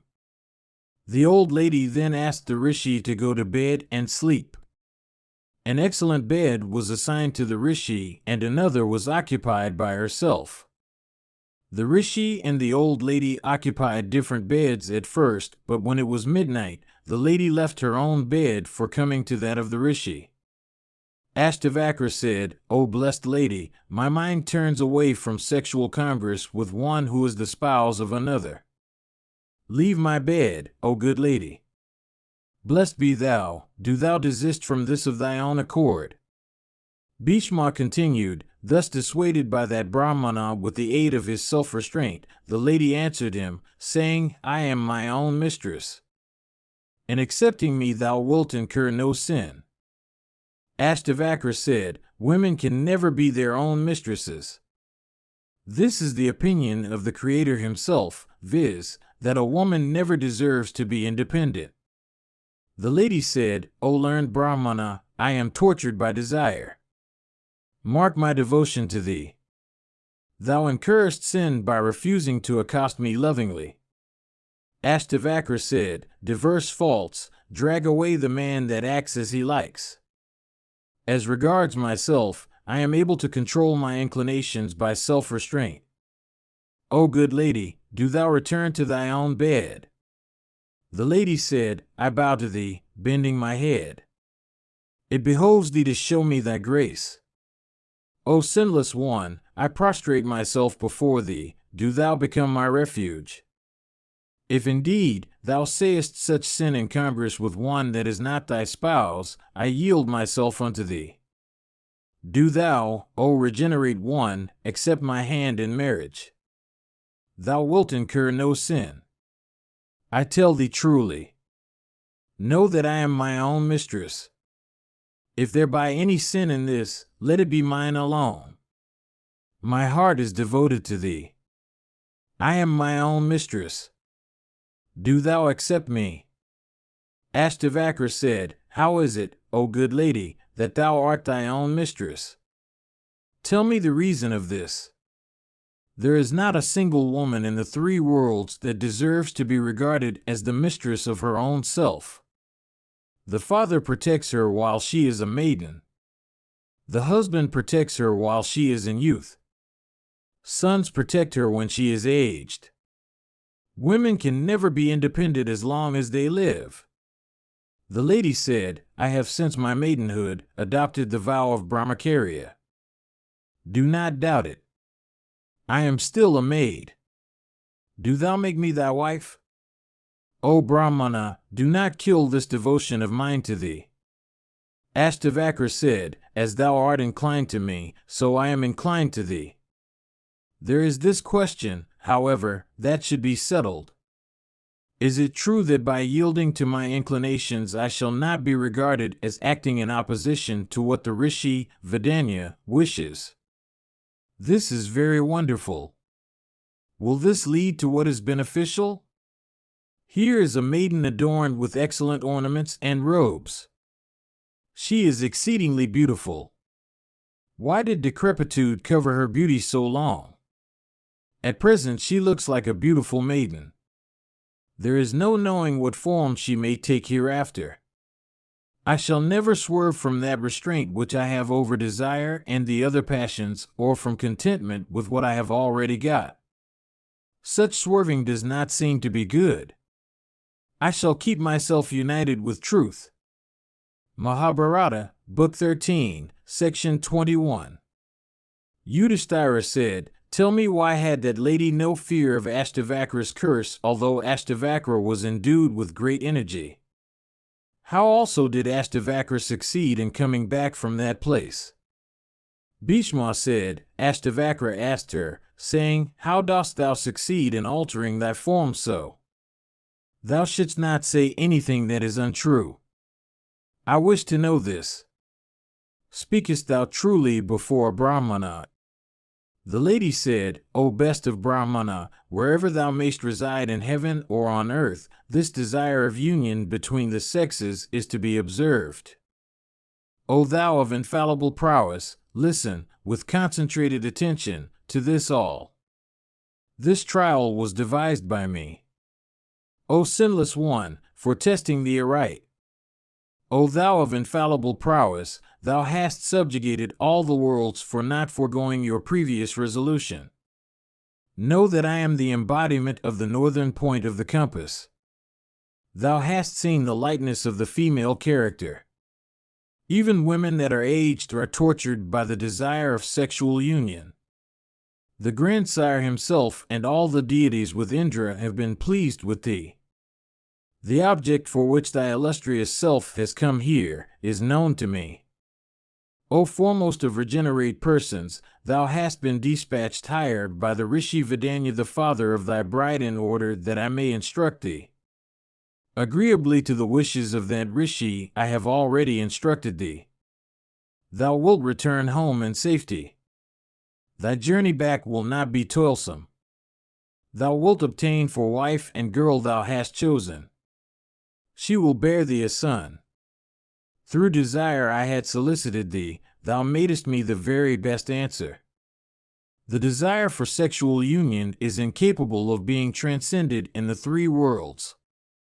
Go back to thy quarters, having achieved such merit. What else is there that thou wishest to hear from me? I shall discourse on it, O Ashtavakra, in accordance with the truth. I was gratified by the Rishi Vidanya in the first instance for thy sake, O regenerate ascetic, for the sake of honoring him, I have said all this to thee." Bhishma continued. Hearing these words of hers, the regenerate Ashtavakra joined his hands in a reverential attitude. He then solicited the lady for her permission to go back. Obtaining the permission, he came back to his own asylum. Resting himself for some time at home and obtaining the permission of his kinsmen and friends, he then, in a proper way, proceeded, O delighter of the Kurus, to the Brahmana Vidanya. Welcomed with the usual inquiries by Vidanya, the Rishi Ashtavakra, with a well-pleased heart, narrated all that he had seen, in course of his sojourn to the north. He said, "Commanded by thee I proceeded to the mountains of Gandhamadana. In the regions lying to the north of these mountains, I beheld a very superior goddess. I was received by her with courtesy. She named you in my hearing, and also instructed me in various matters. Having listened to her, I have come back, O Lord." Unto him that said so, the learned Vidanya said, "Take my daughter's hand according to due rites and under the proper constellations. Thou art the fittest bridegroom I can select for the girl."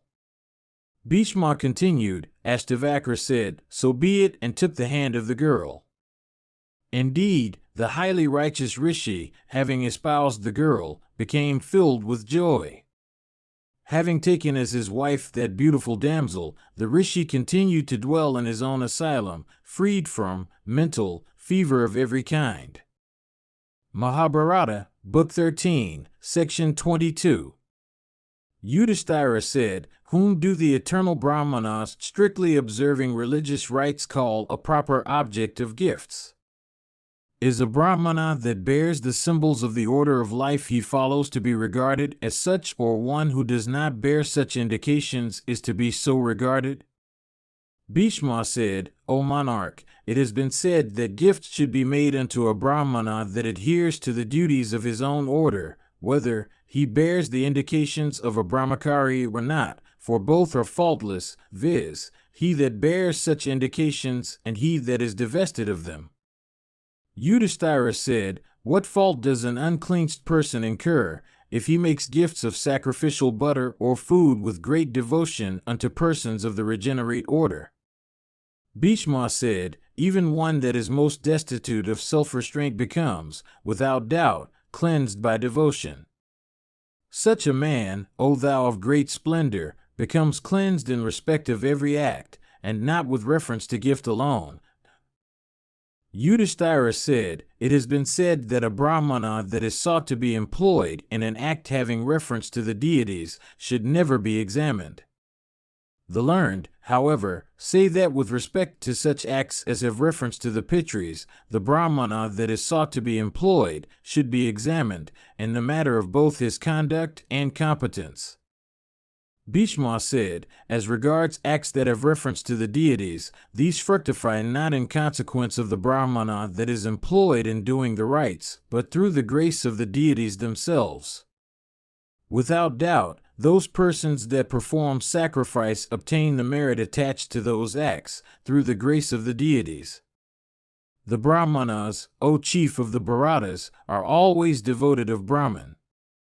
The rishi Markandeya, one of the greatest rishis endued with intelligence in all the worlds, said this in days of yore.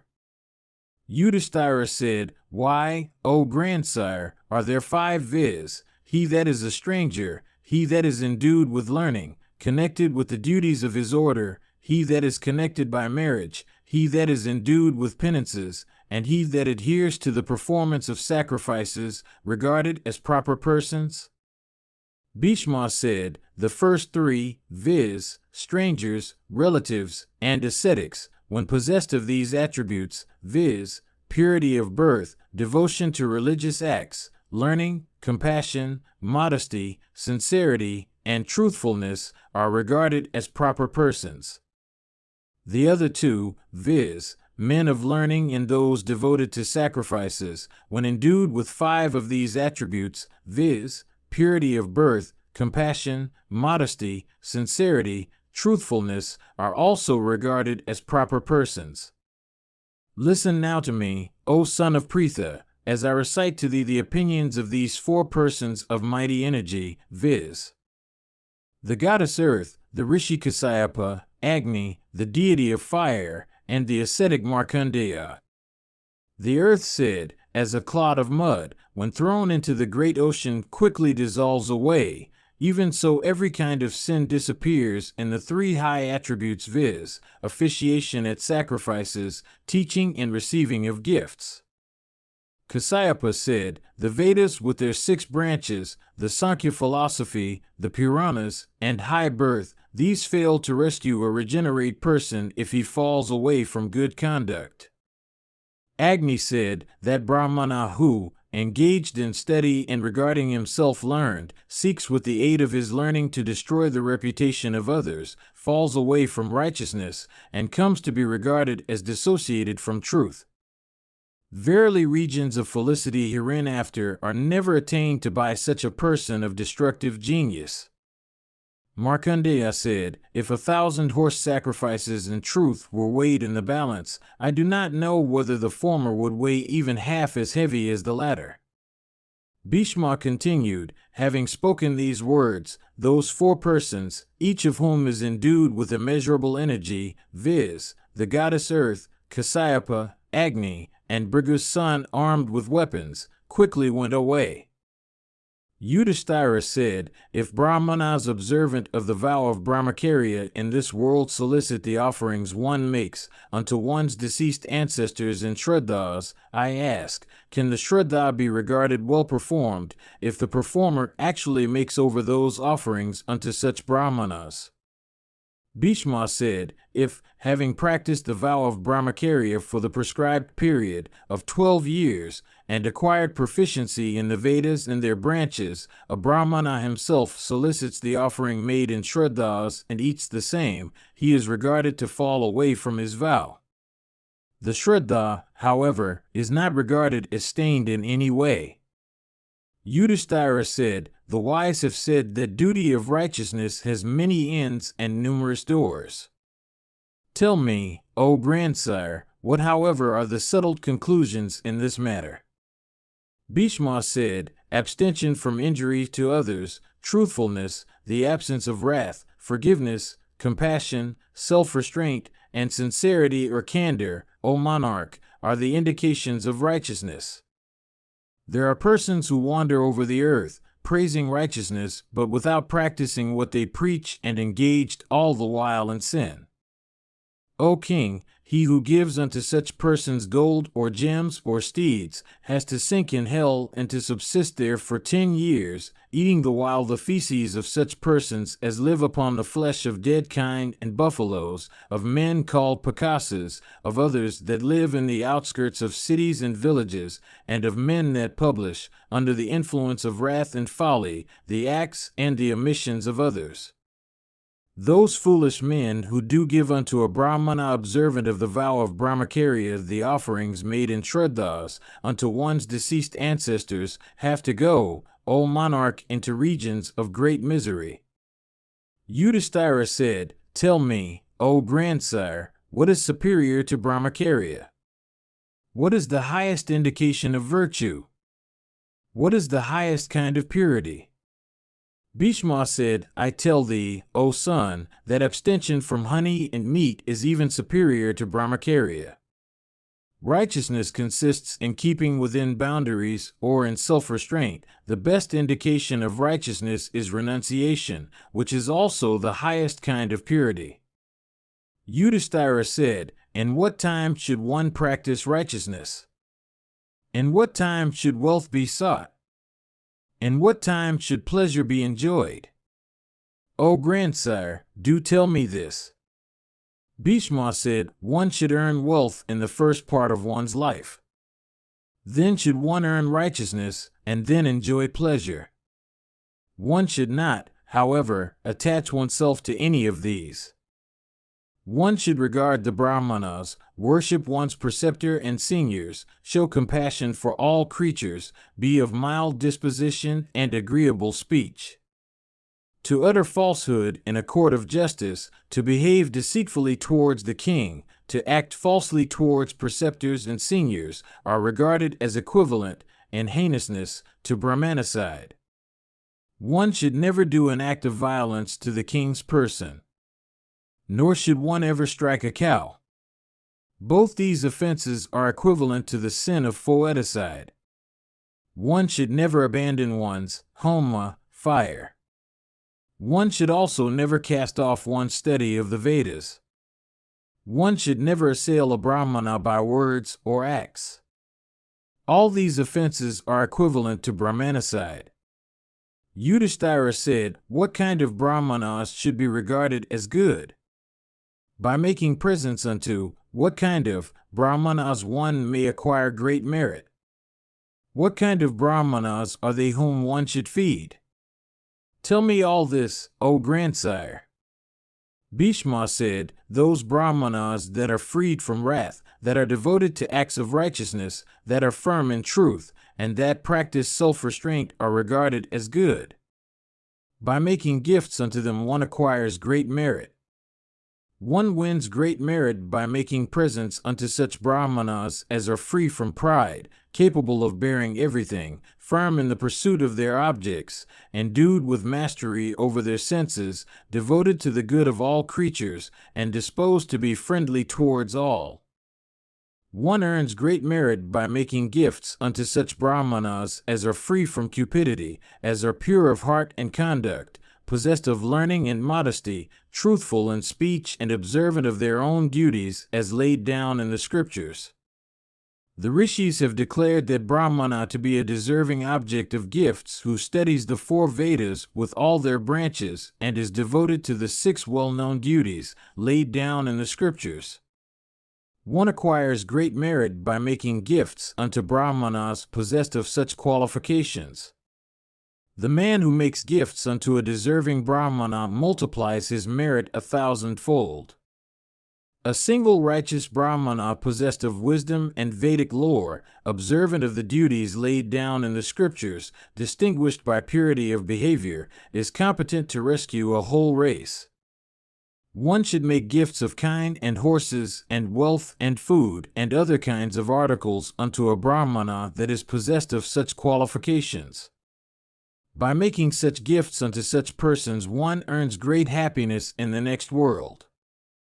As I have already told thee, even one such Brahmana is fully competent to rescue the entire race to which the giver belongs. What need I say, therefore, O dear son, of the merit of making gifts unto many Brahmanas of such qualifications? In making gifts, therefore, one should always select the object to whom the gifts are to be made. Hearing of a Brahmana possessed of proper qualifications and regarded with respect by all good people, one should invite him even if he resides at a distance and welcome him when he arrives, and one should worship him by all means in his power. Mahabharata, Book 13, Section 23. Yudhishthira said, I desire thee, O grandsire, to tell me what the ordinances are that have been laid down by the acts touching the deities and the deceased ancestors on occasions of shraddhas. Bhishma said, having purified oneself by baths and other purificatory acts, and then going through the well-known auspicious rites, one should carefully do all acts relating to the deities in the forenoon, and all acts relating to the pitris in the afternoon. What is given to men should be given in the midday with affection and regard. That gift which is made untimely is appropriated by Rakshasas. Gifts of articles that have been leapt over by anyone, or been licked or sucked, that are not given peacefully, that have been seen by women that are impure in consequence of their season having come, do not produce any merit. Such gifts are regarded as the portion belonging to the Rakshasas. Gifts of articles that have been proclaimed before many people, or from which a portion has been eaten by a Sudra, or that have been seen or licked by a dog, form portions of Rakshasas.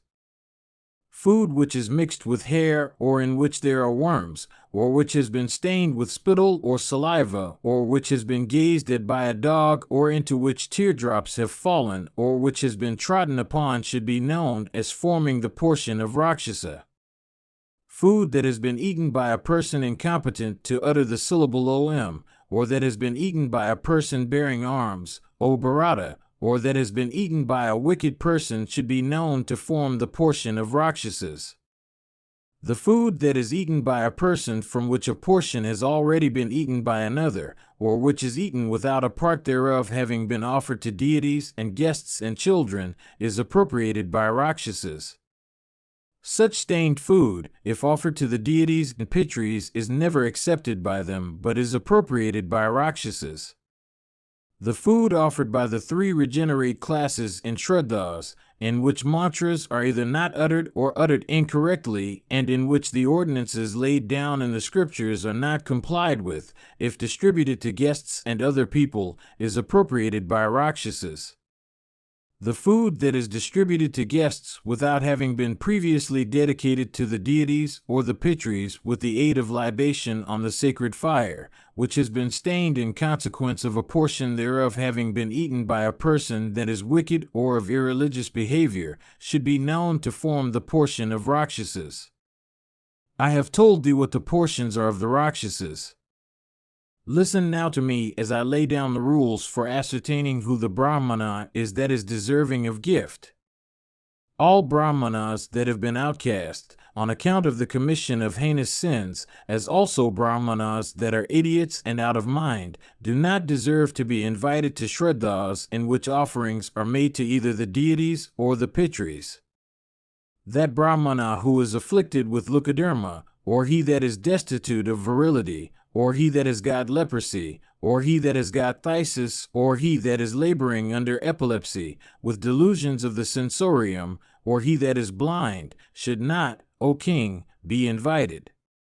Those brahmanas that practice the calling of physicians, those that receive regular pay for worshipping the images of deities established by the rich, or live upon the service of the deities, those that are observant of vows from pride or other false motives, and those that sell soma, do not deserve to be invited. Those brahmanas that are, by profession, vocalists, or dancers, or players, or instrumental musicians, or reciters of sacred books, or warriors and athletes, do not, O king, deserve to be invited. Those brahmanas who pour libations on the sacred fire for sudras, or who are preceptors of sudras, or who are servants of sudra masters, do not deserve to be invited. That brahmana who is paid for his services as preceptor, or who attends as pupil upon the lectures of some preceptor because of some allowance that is granted to him, does not deserve to be invited, for both of them are regarded as sellers of Vedic lore.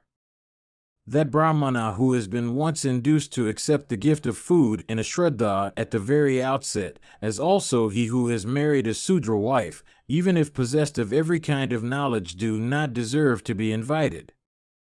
Those brahmanas that are destitute of their domestic fire, and they that attend upon corpses, they that are thieves, and they that have otherwise fallen away do not, O king, deserve to be invited. Those brahmanas whose antecedents are not known or are vile, and they that are putrikaputras, do not, O king, deserve to be invited on occasions of shraddhas. That brahmana who gives loans of money, or he who subsists upon the interest of the loans given by him, or he who lives by sale of living creatures, does not deserve, O king, to be invited. Persons who have been subjugated by their wives, or they who live by becoming the paramours of unchaste women, or they who abstain from their morning and evening prayers, do not deserve, O king, to be invited to shraddhas. Listen now to me as I mention who the brahmana is that has been ordained for acts done in honor of the deities and the pitris. Indeed, I shall tell thee what those merits are, in consequence of which one may become a giver or a recipient of gifts in shraddhas, notwithstanding the faults mentioned above. Those brahmanas that are observant of the rites and ceremonies laid down in the scriptures, or they that are possessed of merit, or they that are conversant with the Gayatri, or they that are observant of the ordinary duties of brahmanas, even if they happen to betake themselves to agriculture for a living, are capable, O king, of being invited to shraddhas. If a brahmana happens to be well-born, he deserves to be invited to shraddhas notwithstanding his profession of arms for fighting the battle of others. That brahmana, however, O son, who happens to betake himself to trade for a living should be discarded, even if possessed of merit. The brahmana who pours libations every day on the sacred fire, or who resides in a fixed habitation, who is not a thief, and who does the duties of hospitality to guests arrived at his house, deserves, O king, to be invited to shraddhas.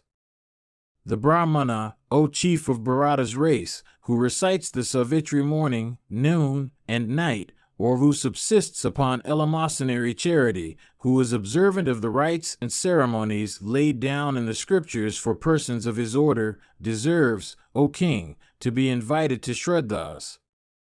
That brahmana who, having earned wealth in the morning, becomes poor in the afternoon, or who poor in the morning becomes wealthy in the evening, or who is destitute of malice, or is stained by a minor fault, deserves, O king, to be invited to shraddhas.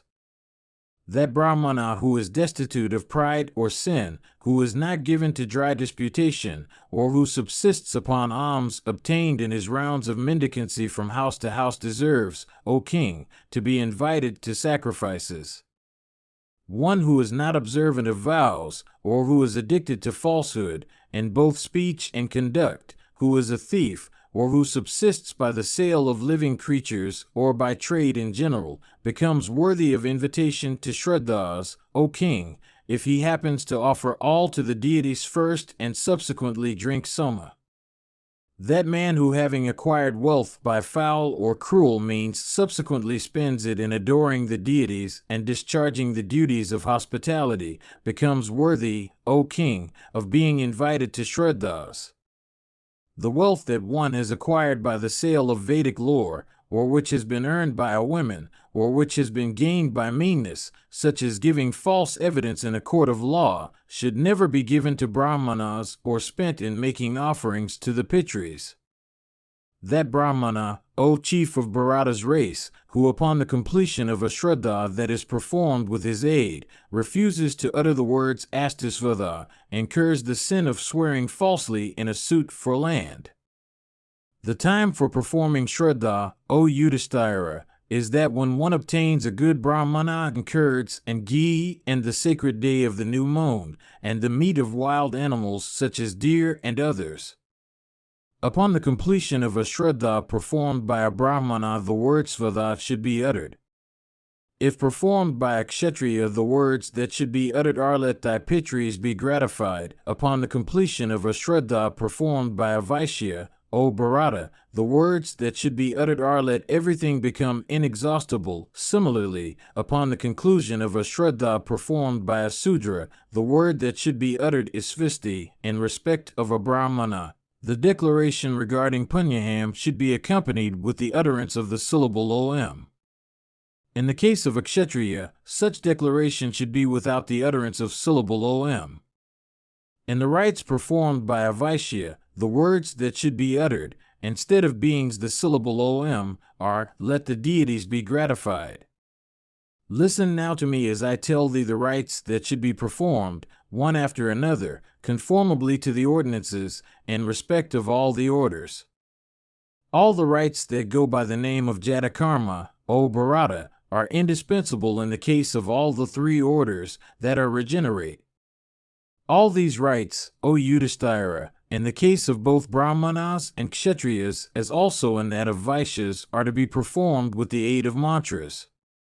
The girdle of a brahmana should be made of munja grass. That for one belonging to the royal order should be a bowstring. The vaishya's girdle should be made of the valwaji grass.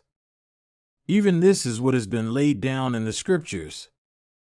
Listen now to me as I expound to thee what constitutes the merits and faults of both givers and recipients of gifts. A brahmana becomes guilty of a dereliction of duty by uttering a falsehood. Such an act on his part is sinful. A kshatriya incurs 4 times and a vaishya 8 times the sin that a brahmana incurs by uttering a falsehood. A brahmana should not eat elsewhere, having been previously invited by a brahmana. By eating at the house of the person whose invitation has been posterior in point of time, he becomes inferior and even incurs the sin that attaches to the slaughter of an animal on occasions other than those of sacrifices.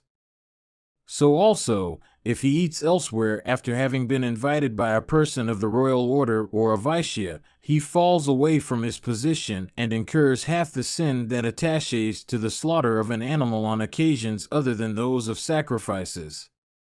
That brahmana, O king, who eats on occasions of such rites as are performed in honor of the deities or the pitris by brahmanas and kshatriyas and vaishyas, without having performed his ablutions, incurs the sin of uttering an untruth for a cow. That brahmana, O king, who eats on occasions of similar rites performed by persons belonging to the 3 higher orders, at a time when he is impure in consequence either of a birth or a death among his cognates, through temptation, knowing well that he is impure, incurs the same sin. He who lives upon wealth obtained under false pretenses like that of sojourns to sacred places, or who solicits the giver for wealth pretending that he would spend it in religious acts, incurs, O monarch, the sin of uttering a falsehood. That person, belonging to any of the three higher orders, O Yudhishthira, who at Shraddhas and on other occasions distributes food with the aid of mantras unto such brahmanas as do not study the Vedas and as are not observant of vows, or as have not purified their conduct, certainly incurs sin.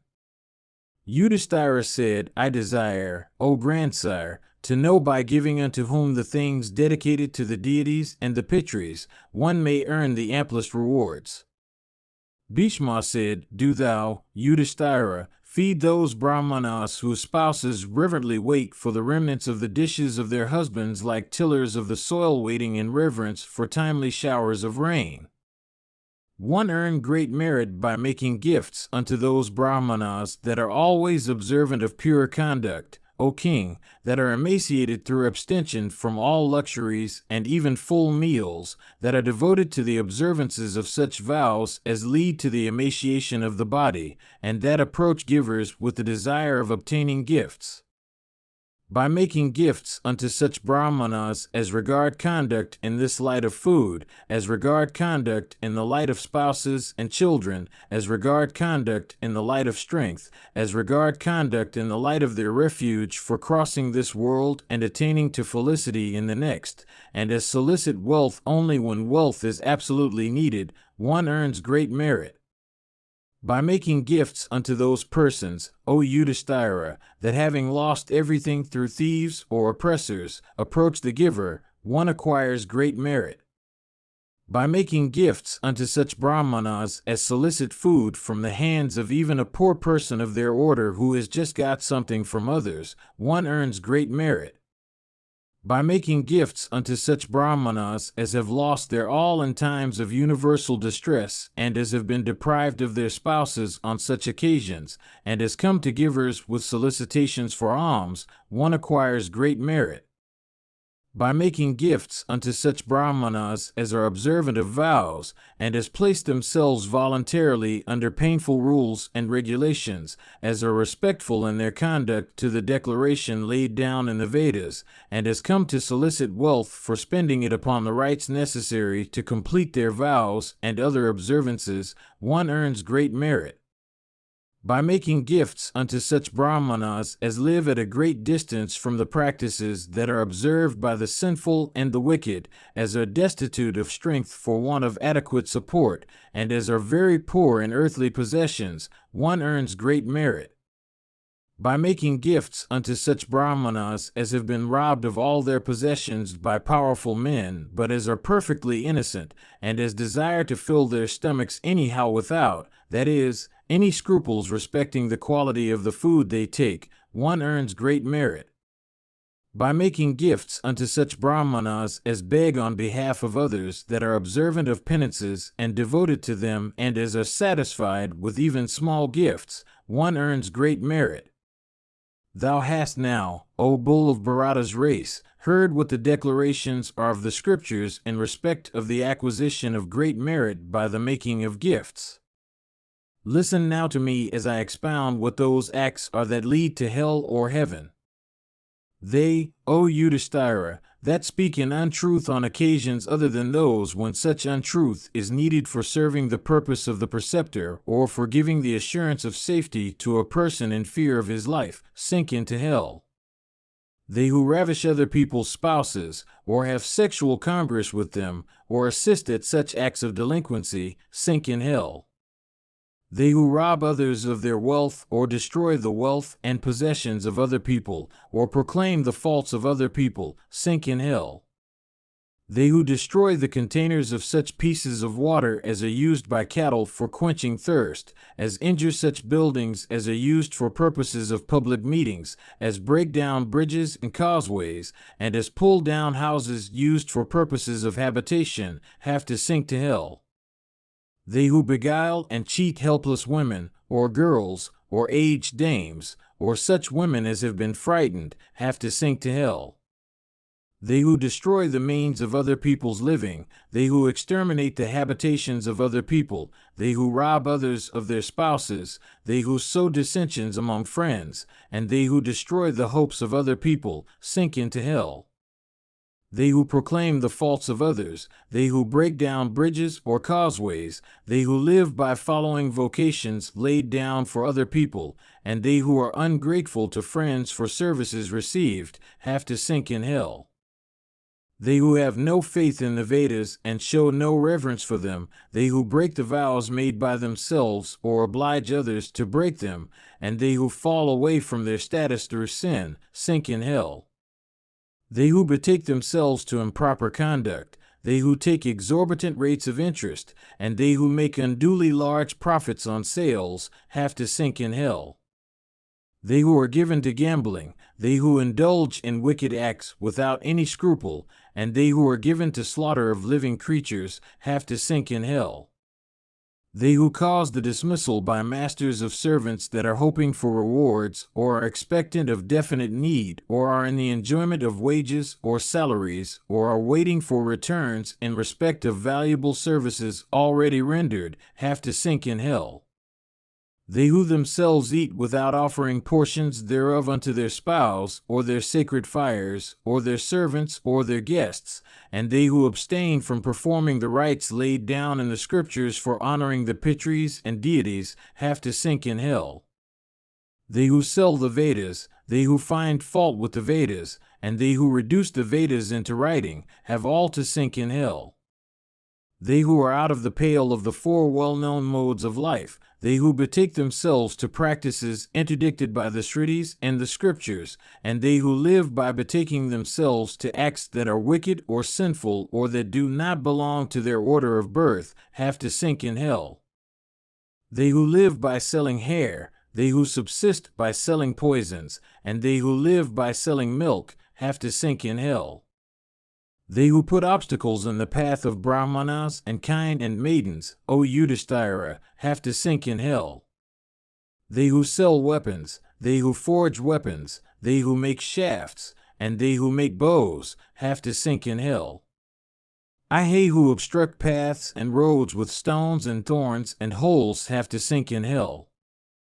They who abandon and cast off preceptors and servants and loyal followers without any offense, O chief of Bharata's race, have to sink in hell.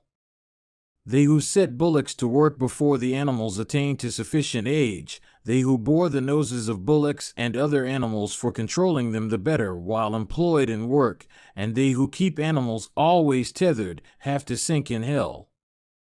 Those kings that do not protect their subjects while forcibly taking from them a sixth share of the produce of their fields, and they who, though able and possessed of resources, abstain from making gifts, have to sink in hell.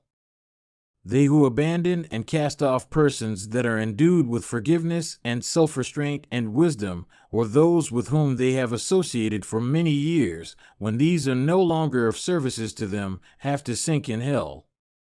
Those men who themselves eat without giving portions of the food to children and aged men and servants have to sink in hell. All these men enumerated above have to go to hell. Listen now to me, O bull of Bharata's race, as I tell thee who those men are that ascend to heaven. The man who transgresses against a Brahmana by impeding the performances of all such acts in which the deities are adored, becomes afflicted with the loss of all his children and animals. They who do not transgress against Brahmanas by obstructing their religious acts ascend to heaven. Those men, O Yudhishthira, who follow the duties as laid down in the scriptures for them and practice the virtues of charity and self-restraint and truthfulness, ascend to heaven.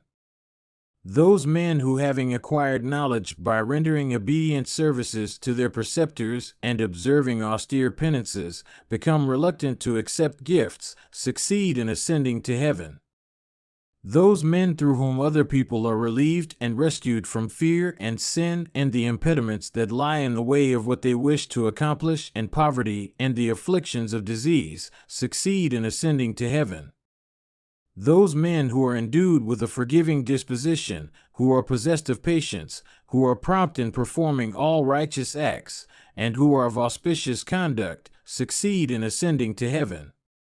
Those men who abstain from honey and meat, who abstain from sexual congress with the spouses of other people, and who abstain from wines and spirituous liquors, succeed in ascending to heaven. Those men that help in the establishment of retreats for ascetics, who become founders of families, O Bharata, who open up new countries for purposes of habitation, and lay out towns and cities, succeed in ascending to heaven. Those men who give away cloths and ornaments, as also food and drink, and who help in marrying others, succeed in ascending to heaven. Those men that have abstained from all kinds of injury or harm to all creatures, who are capable of enduring everything, and who have made themselves the refuge of all creatures, succeed in ascending to heaven. Those men who wait with humility upon their fathers and mothers, who have subjugated their senses, and who are affectionate towards their brothers, succeed in ascending to heaven. Those men that subjugate their senses notwithstanding the fact of their being rich in worldly goods and strong in might and in the enjoyment of youth, succeed in ascending to heaven.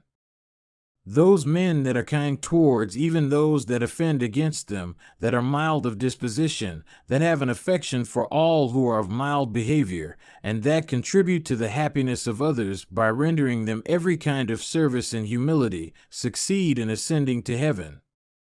Those men that protect thousands of people, that make gifts unto thousands of people, and that rescue thousands of people from distress, succeed in ascending to heaven. Those men who make gifts of gold and of kine, O chief of Bharata's race, as also those of conveyances and animals, succeed in ascending to heaven. Those men who make gifts of such articles as are needed in marriages, as also those of serving men and maids, and cloths and robes, succeed in ascending to heaven. Those men who make public pleasure houses and gardens and wells, resting houses and buildings for public meetings and tanks for enabling cattle and men to quench their thirst, and fields for cultivation, O Bharata, succeed in ascending to heaven. Those men who make gifts of houses and fields and populated villages unto persons that solicit them, succeed in ascending to heaven. Those men who, having themselves manufactured juicy drinks of sweet taste and seeds and paddy or rice, make gifts of them unto others, succeed in ascending to heaven. Those men who, being born in families high or low, beget hundreds of children and live long lives practicing compassion and keeping wrath under complete subjection, succeed in ascending to heaven. I have thus expounded to thee, O Bharata, what the rites are in honor of the deities and the pitris which are performed by people for the sake of the other world, what the ordinances are in respect of making gifts, and what the views are of the rishis of former times in respect of both the articles of gift and the manner of giving them. Mahabharata, Book 13, Section 24. Yudhishthira said, O royal son of Bharata's race, it behoveth thee to answer this question of mine truly and in detail. What are those circumstances under which a person may become guilty of Brahmanicide without actually slaying a Brahmana? Bhishma said, Formerly, O monarch, I had one day requested Vyasa to explain to me this very subject. I shall now narrate to thee what Vyasa told me on that occasion. Do thou listen to it with undivided attention. Repairing to the presence of Vyasa, I addressed him, saying, Thou, O great ascetic, art the fourth in descent from Vasishtha. Do thou explain to me this? What are those circumstances under which one becomes guilty of Brahmanicide without actually slaying a Brahmana? Thus addressed by me, the son of Parasvara's loins, O king, well skilled in the science of morality, made me the following answer, at once excellent and fraught with certainty. Thou shouldst know that man is guilty of Brahmanicide who, having of his own will invited a Brahmana of righteous conduct to his house for giving him alms, subsequently refuses to give anything to him on the pretense of there being nothing in the house. Thou shouldst, O Bharata, know that man is guilty of Brahmanicide who destroys the means of living of a Brahmana learned in the Vedas and all their branches, and who is freed from attachments to worldly creatures and goods. Thou shouldst, O king, know that man to be guilty of Brahmanicide, who causes obstructions in the way of thirsty kine while employed in quenching that thirst. Thou shouldst take that man as guilty of Brahmanicide who, without studying the Shrutis that have flowed from preceptor to pupil for ages and ages together, finds fault with the Shrutis or with those scriptures that have been composed by the Rishis. Thou shouldst know that man is guilty of Brahmanicide who does not bestow upon a suitable bridegroom his daughter possessed of beauty and other excellent accomplishments. Thou shouldst know that foolish and sinful person to be guilty of Brahmanicide who inflicts such grief upon Brahmanas as afflict the very core of their hearts. Thou shouldst know that man to be guilty of Brahmanicide who robs the blind, the lame, and idiots of their all. Thou shouldst know that man to be guilty of Brahmanicide who sets fire to the retreats of ascetics or to woods or to a village or a town. Mahabharata, Book 13, Section 25. Yudhishthira said, It has been said that sojourns to sacred waters is fraught with merit, that ablutions in such waters is meritorious, and that listening to the excellence of such waters is also meritorious. I desire to hear thee expatiate on this subject, O grandsire. It behoveth thee, O chief of Bharata's race, to mention to me the sacred waters that exist on this earth. I desire, O thou of great puissance, to hear thee discourse on this topic.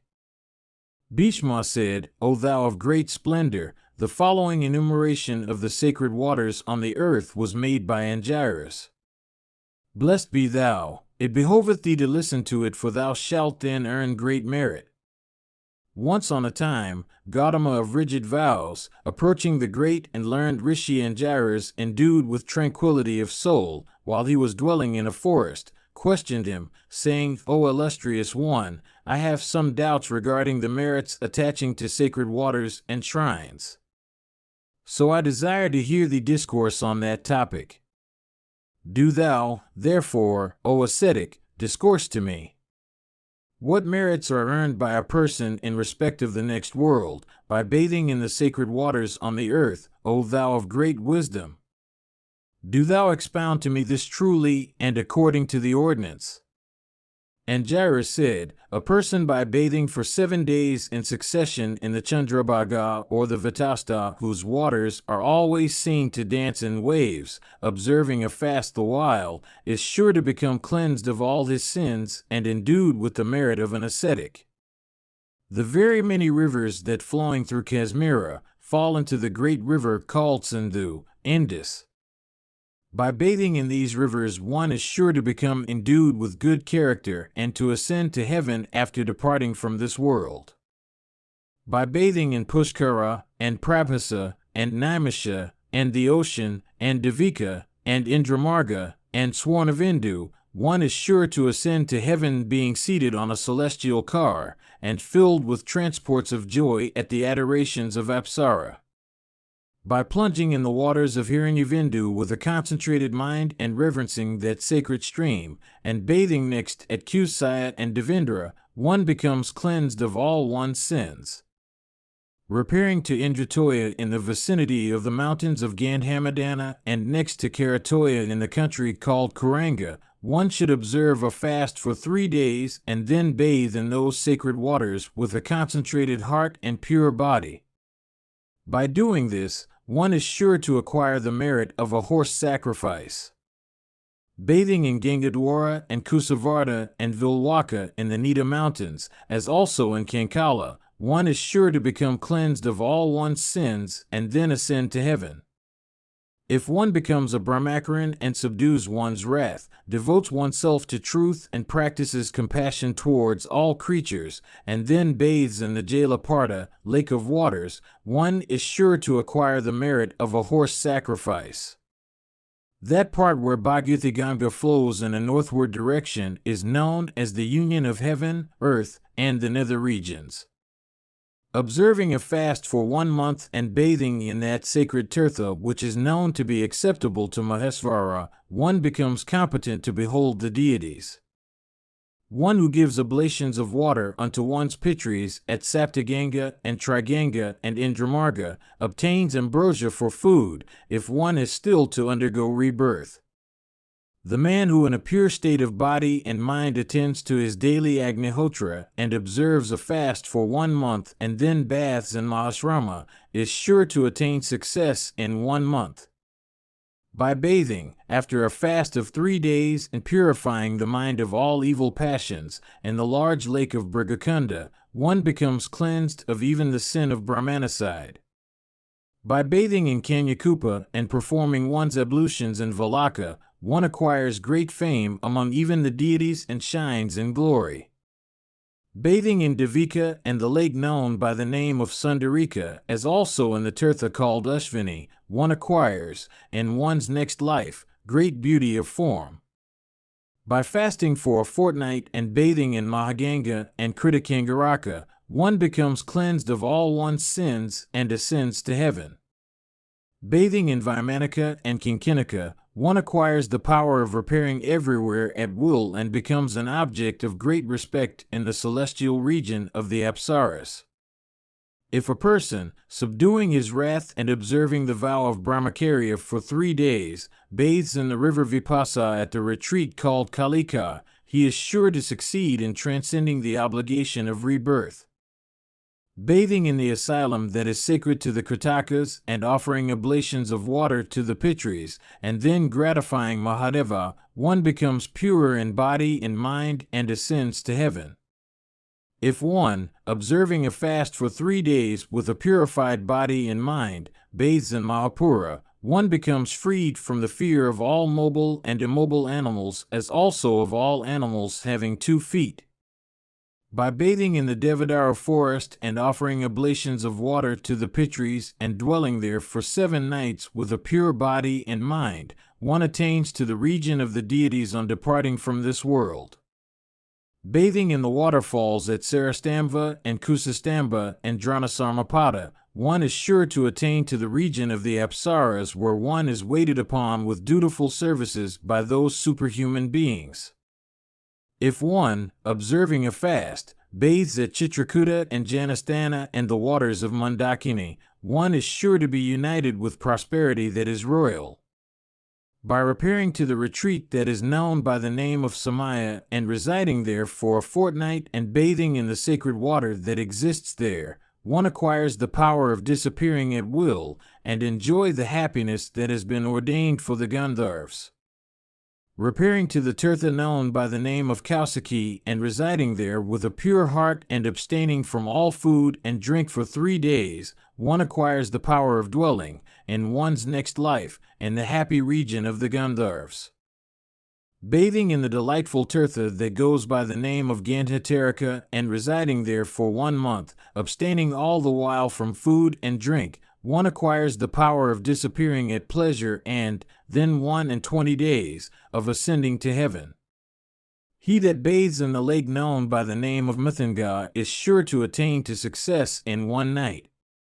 He that bathes in Analamva or in eternal Andhaka or in Naimisha or the Tirtha called Swarga and offers oblations of water to the Pitris, subduing his senses the while, acquires the merit of a human sacrifice.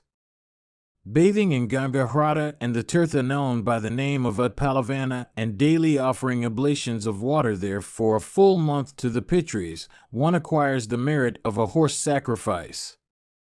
Bathing in the confluence of the Ganga and the Yamuna as also at the Tirtha in the Kalanjara mountains and offering every day oblations of water to the Pitris for a full month, one acquires the merit that attaches to 10 horse sacrifices. Bathing in the Shasti lake one acquires merit much greater than what is attached to the gift of food. 10,000 Tirthas and thirsty millions of other Tirthas come to Prayaga, the confluence of Ganga and Yamuna, O chief of Bharata's race in the month of Magha. He who bathes in Prayaga, with a restrained soul and observing rigid vows the while, in the month of Magha, becomes cleansed of all his sins, O chief of Bharata's race, and attains to heaven. Bathing in the tirtha that is sacred to the Maruts, as also in that which is situate in the retreat of the Pitris, and also in that which is known by the name of Vivaswata, one becomes cleansed of all one's sins and becomes as pure and sanctified as a tirtha. Repairing to Brahmasaras as also to the Bhagirathi and bathing there and offering oblations to the Pitris every day for a full month, abstaining from food all the while, one is sure to attain to the region of Soma, bathing in Upataka and then in Ashtavakra and offering oblations of water to the Pitris every day for 12 days in succession, abstaining the while from food, one acquires the merits of a horse sacrifice. Bathing in Asmaprishta and Niravinda mountains and Kraunchapati, all three in Gaya, one becomes cleansed of the sin of Brahmanicide. A bath in the first place cleanses one of a single Brahmanicide, a bath in the second cleanses one of 2 offenses of that character, and a bath in the third cleanses one of 3 such offenses. Bathing in Kalavinga, one acquires a large quantity of water for use in the next world.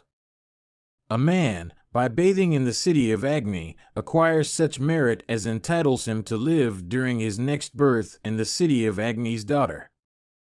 Bathing in Visala in Karavirapura and offering oblations of water unto one's Pitris and performing one's ablutions in Devarata too, one becomes identified with Brahma and shines in glory as such. Bathing in Punaravartananda as also Mahananda, a man of restrained senses and universal compassion repairs to the celestial gardens called Nandana of Indra and is waited upon there by apsaras of diverse tribes. Bathing with concentrated soul in the tirtha that is called after the name of Urvasi and that is situate in the river Lohitya, on the day of full moon of the month of Kartika, one attains to the merits that attach to the sacrifice called Pundarika.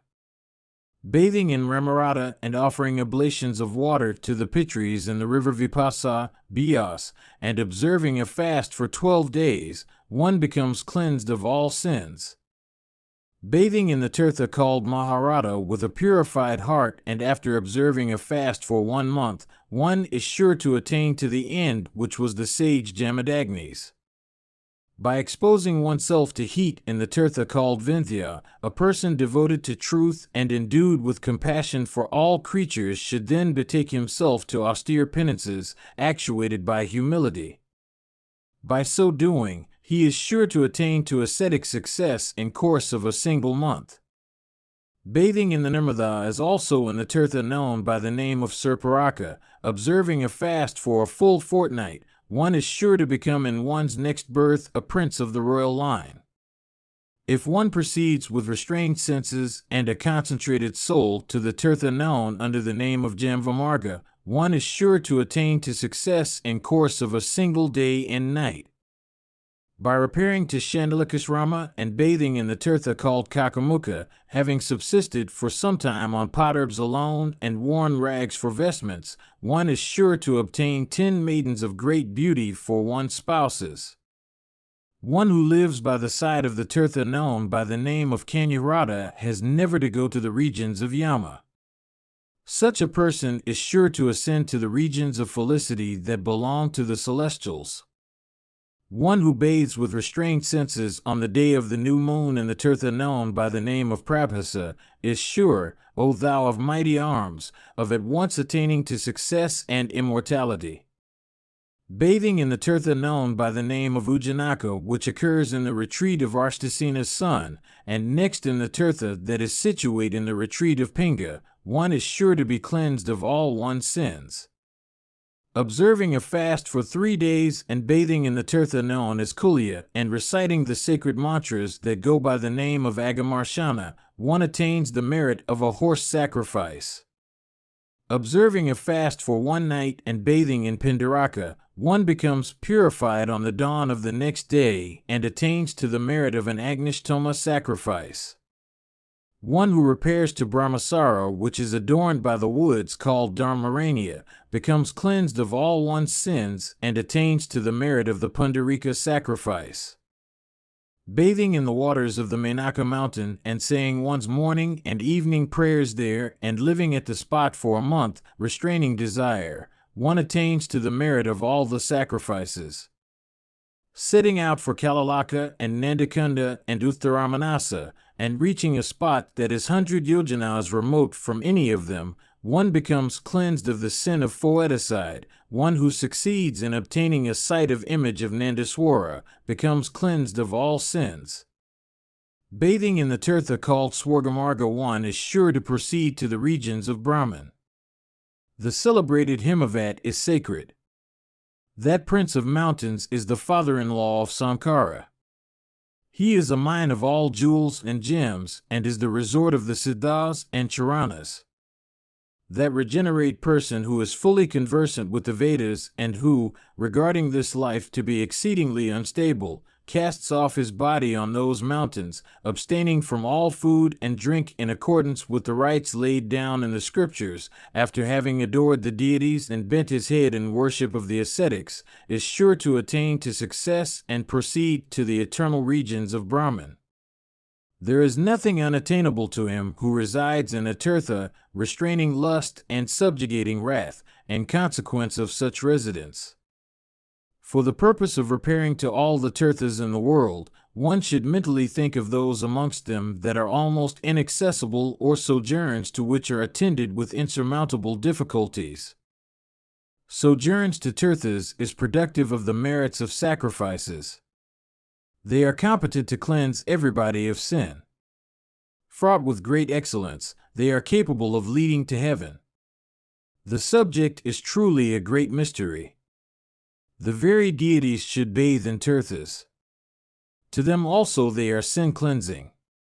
This discourse on tirthas should be imparted to brahmanas, and to such honest or righteous persons as are bent upon achieving what is for their own good.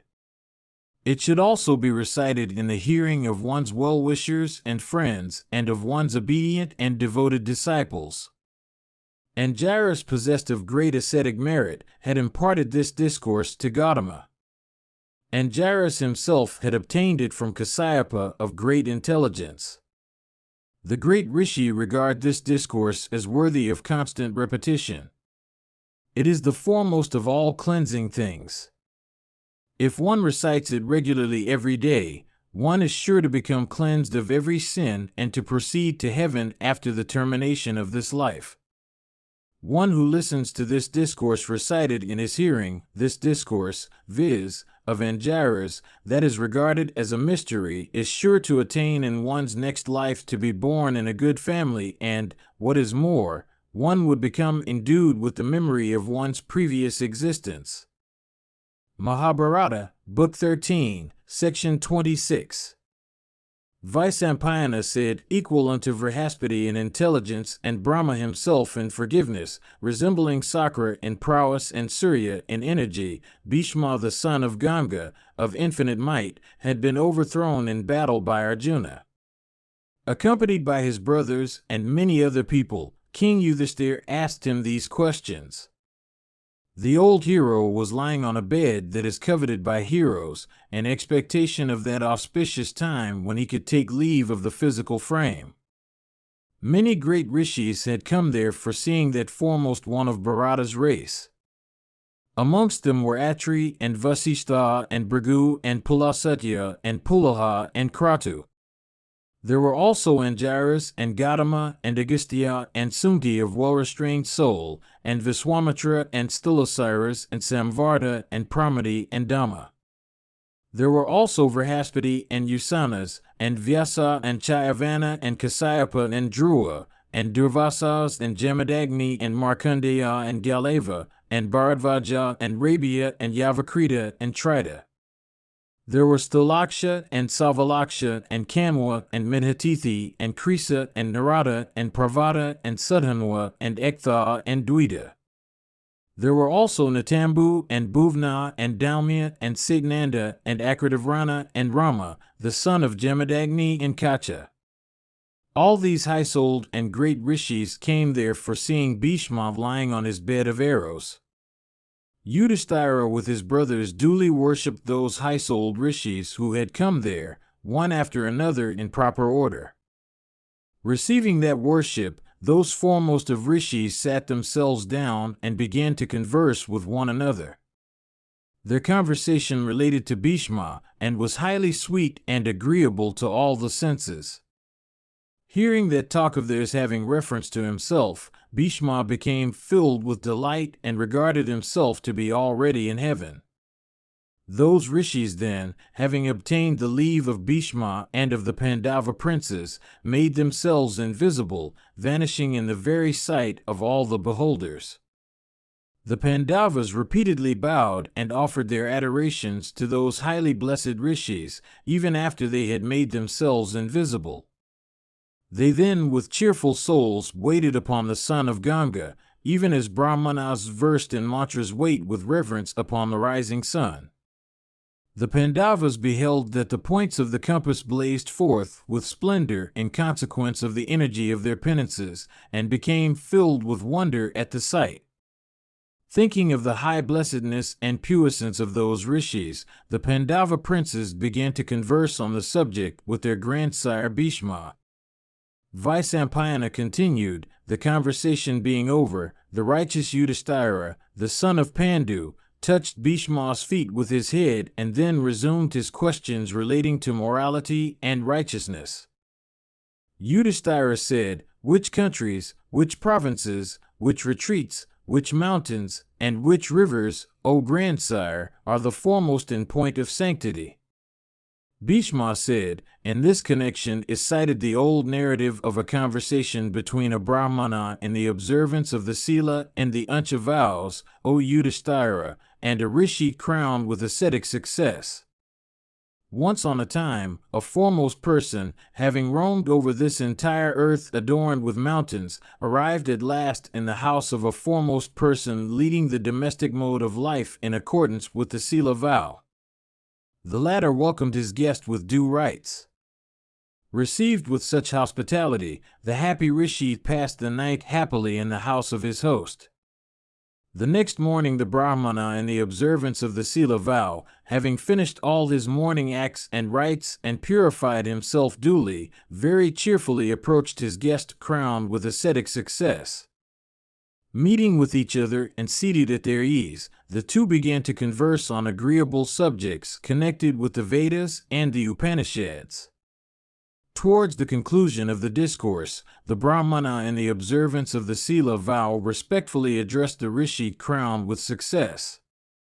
Endued with intelligence, he put this very question which thou, O Yudhishthir, hast put to me. The poor Brahmana said, "What countries, what provinces, what retreats, what mountains, and what rivers should be regarded as the foremost in point of sanctity? Do thou discourse to me on this?"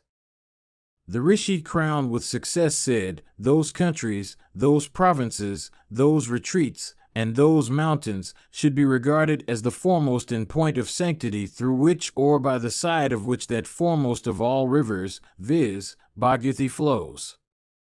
That end which a creature is capable of attaining by penances, by brahmacharya, by sacrifices, or by practicing renunciation, one is sure to attain by only living by the side of the Bhagirathi and bathing in its sacred waters.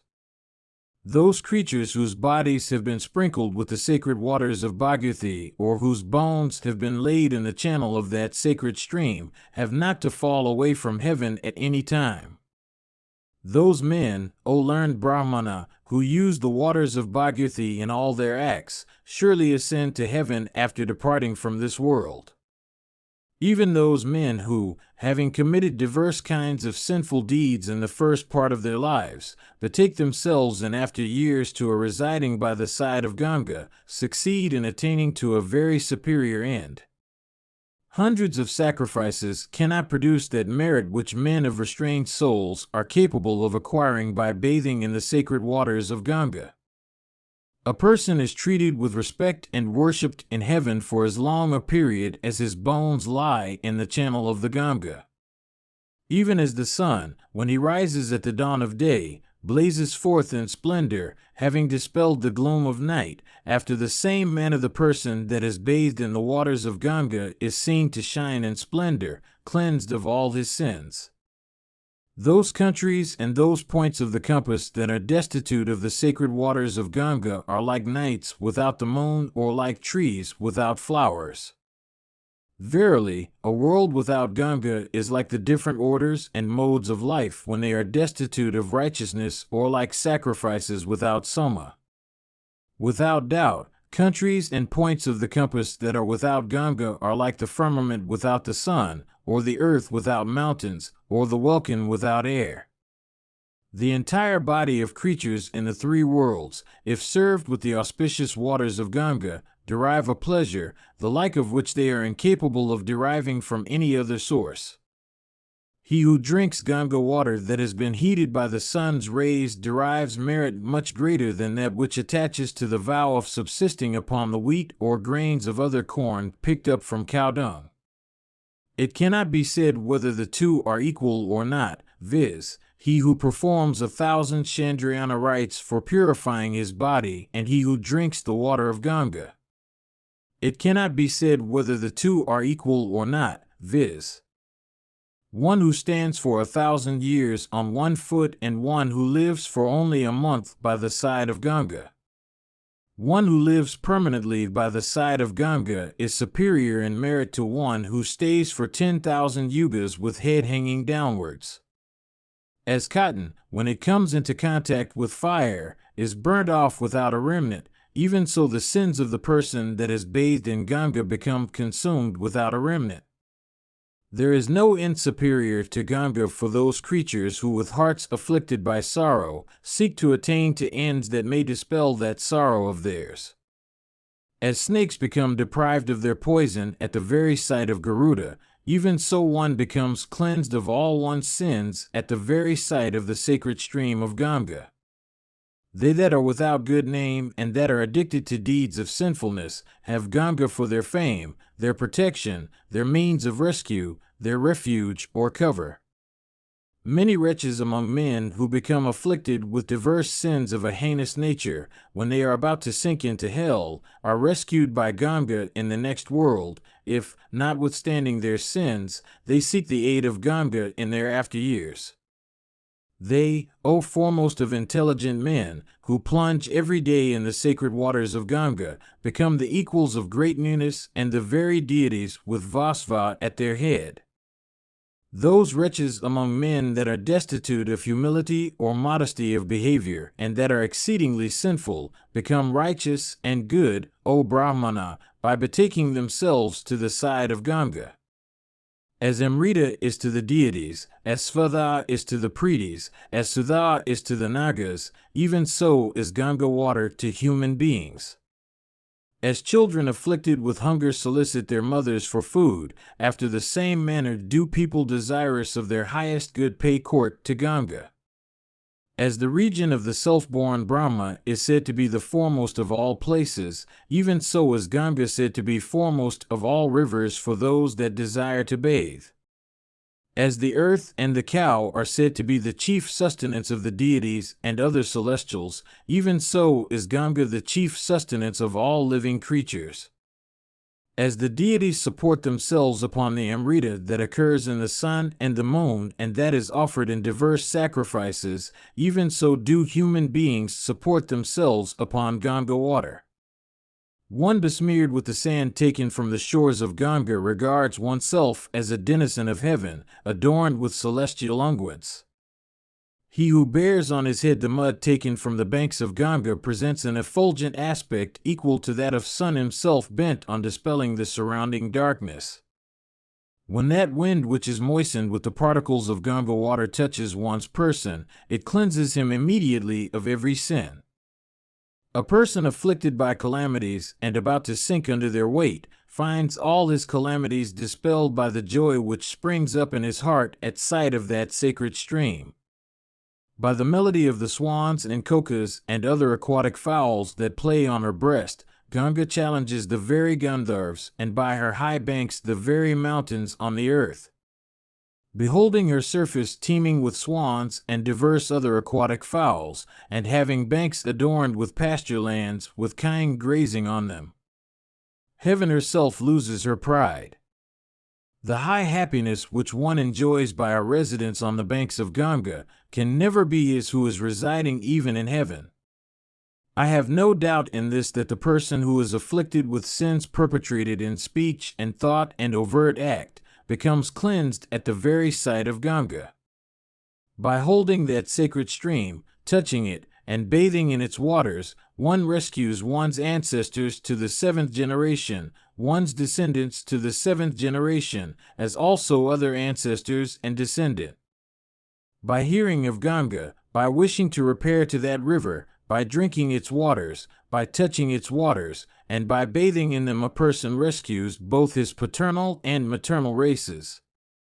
By seeing, touching, and drinking the waters of Ganga, or even by applauding Ganga, hundreds and thousands of sinful men became cleansed of all their sins. They who wish to make their birth, life, and learning fruitful should repair to Ganga and gratify the Pitris and the deities by offering them oblations of water. The merit that one earns by bathing in Ganga is such that the like of it is incapable of being earned through the acquisition of sons or wealth or the performance of meritorious acts. Those who, although possessed of the physical ability, do not seek to have a sight of the auspicious Ganga of sacred current, are, without doubt, to be likened to persons afflicted with congenital blindness, or those that are dead, or those that are destitute of the power of locomotion through palsy or lameness. What man is there that would not reverence this sacred stream that is adored by great rishis conversant with the present, the past, and the future, as also by the very deities with Indra at their head? What man is there that would not seek the protection of Ganga, whose protection is sought for by forest recluses and householders, and by yatis and brahmacarans alike? The man of righteous conduct who, with rapt soul, thinks of Ganga at the time when his life breaths are about to leave his body, succeeds in attaining to the highest end.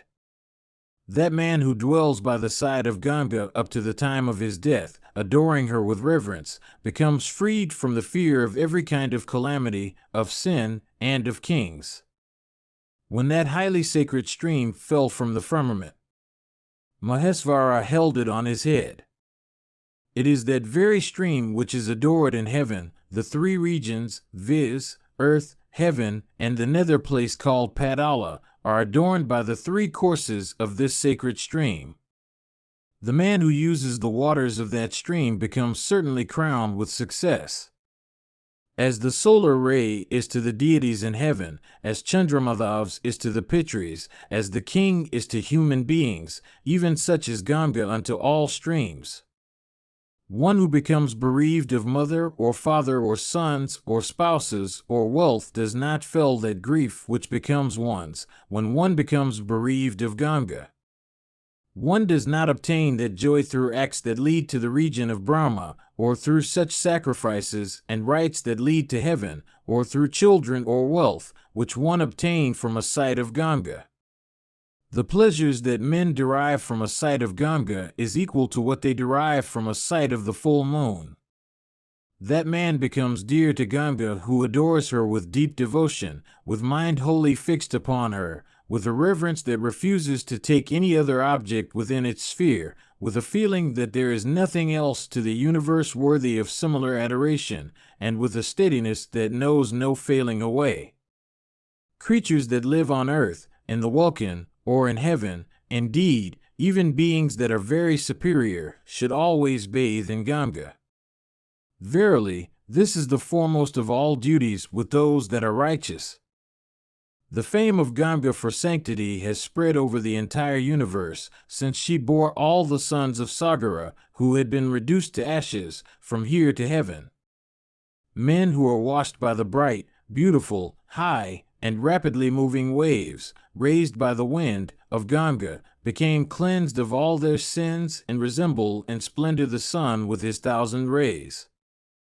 Those men of tranquil souls that have cast off their bodies in the waters of Ganga, whose sanctity is as great as that of the butter and other liquids poured in sacrifices, and which are capable of conferring merits equal to those of the greatest of sacrifices, have certainly attained to a station equal to that of the very deities. Verily, Ganga, possessed of fame and vast extent and identical with the entire universe and reverenced by the deities with Indra at their head, the Munis and human beings, is competent to bestow the fruition of all their wishes upon them that are blind, them that are idiots, and them that are destitute of all things. They that sought the refuge of Ganga, that protectress of all the universe, that flows in 3 streams, that is filled with water at once highly sacred and sweet as honey and productive of every kind of good, have succeeded in attaining to the beatitude of heaven. That mortal who dwells by the side of Ganga and beholds her every day, becomes cleansed by her sight and touch. Unto him the deities give every kind of happiness here and a high end hereafter. Ganga is regarded as competent to rescue every creature from sin and lead him to the felicity of heaven. She is held to be identical with Prisni, the mother of Vishnu. She is identical with the word or speech. She is very remote, being incapable of easy attainment. She is the embodiment of auspiciousness and prosperity. She is capable of bestowing the 6 well-known attributes beginning with lordship or puissance. She is always inclined to extend her grace. She is the displayer of all things in the universe, and she is the high refuge of all creatures. Those who have sought her protection in this life have surely attained heaven. The fame of Ganga has spread all over the welkin, and heaven, and earth, and all the points, cardinal and subsidiary, of the compass. Mortal creatures, by using the waters of that foremost of streams, always become crowned with high success. That person who himself beholding Ganga, points her out to others, finds that Ganga rescues him from rebirth and confers emancipation on him. Ganga held Guha, the generalissimo of the celestial forces, in her womb. She bears the most precious of all metals, viz., gold, also in that womb of hers. They who bathe in her waters every day in the morning succeed in obtaining the aggregate of 3, viz., righteousness, wealth, and pleasure. Those waters are, again, equal in point of sanctity to the butter that is poured with mantras on the sacrificial fire. Capable of cleansing one from every sin, she has descended from the celestial region, and her current is held in high esteem by every one. Ganga is the daughter of Himavat, the spouse of Hara, and the ornament of both heaven and earth. She is the bestower of everything auspicious, and is competent to confer the 6 well-known attributes beginning with lordship or puissance. Verily, O King, Ganga is the one object of great sanctity in the 3 worlds and confers merit upon all. Truly, O monarch, Ganga is righteousness in liquefied form. She is energy also running in a liquid form over the earth. She is endued with the splendor or puissance that belongs to the butter that is poured with mantras on the sacrificial fire. She is always adorned with large waves, as also with brahmanas who may at all times be seen performing their ablutions in her waters. Falling from heaven, she was held by Shiva on his head. The very mother of the heavens, she has sprung from the highest mountain for running over the plains and conferring the most precious benefits on all creatures of the earth. She is the highest cause of all things, she is perfectly stainless. She is as subtle as Brahma. She affords the best bed for the dying. She leads creatures very quickly to heaven. She bears away a large volume of water. She bestows great fame on all. She is the protectress of the universe. She is identical with every form. She is very much coveted by persons crowned with success. Verily, Ganga is the path to heaven of those that have bathed in her current. The Brahmanas hold Ganga as equaling the earth in forgiveness and in the protection and upholding of those that live by her, further, as equaling fire and Surya in energy and splendor, and, lastly, as always equaling Guha himself in the matter of showing favors unto the regenerate class.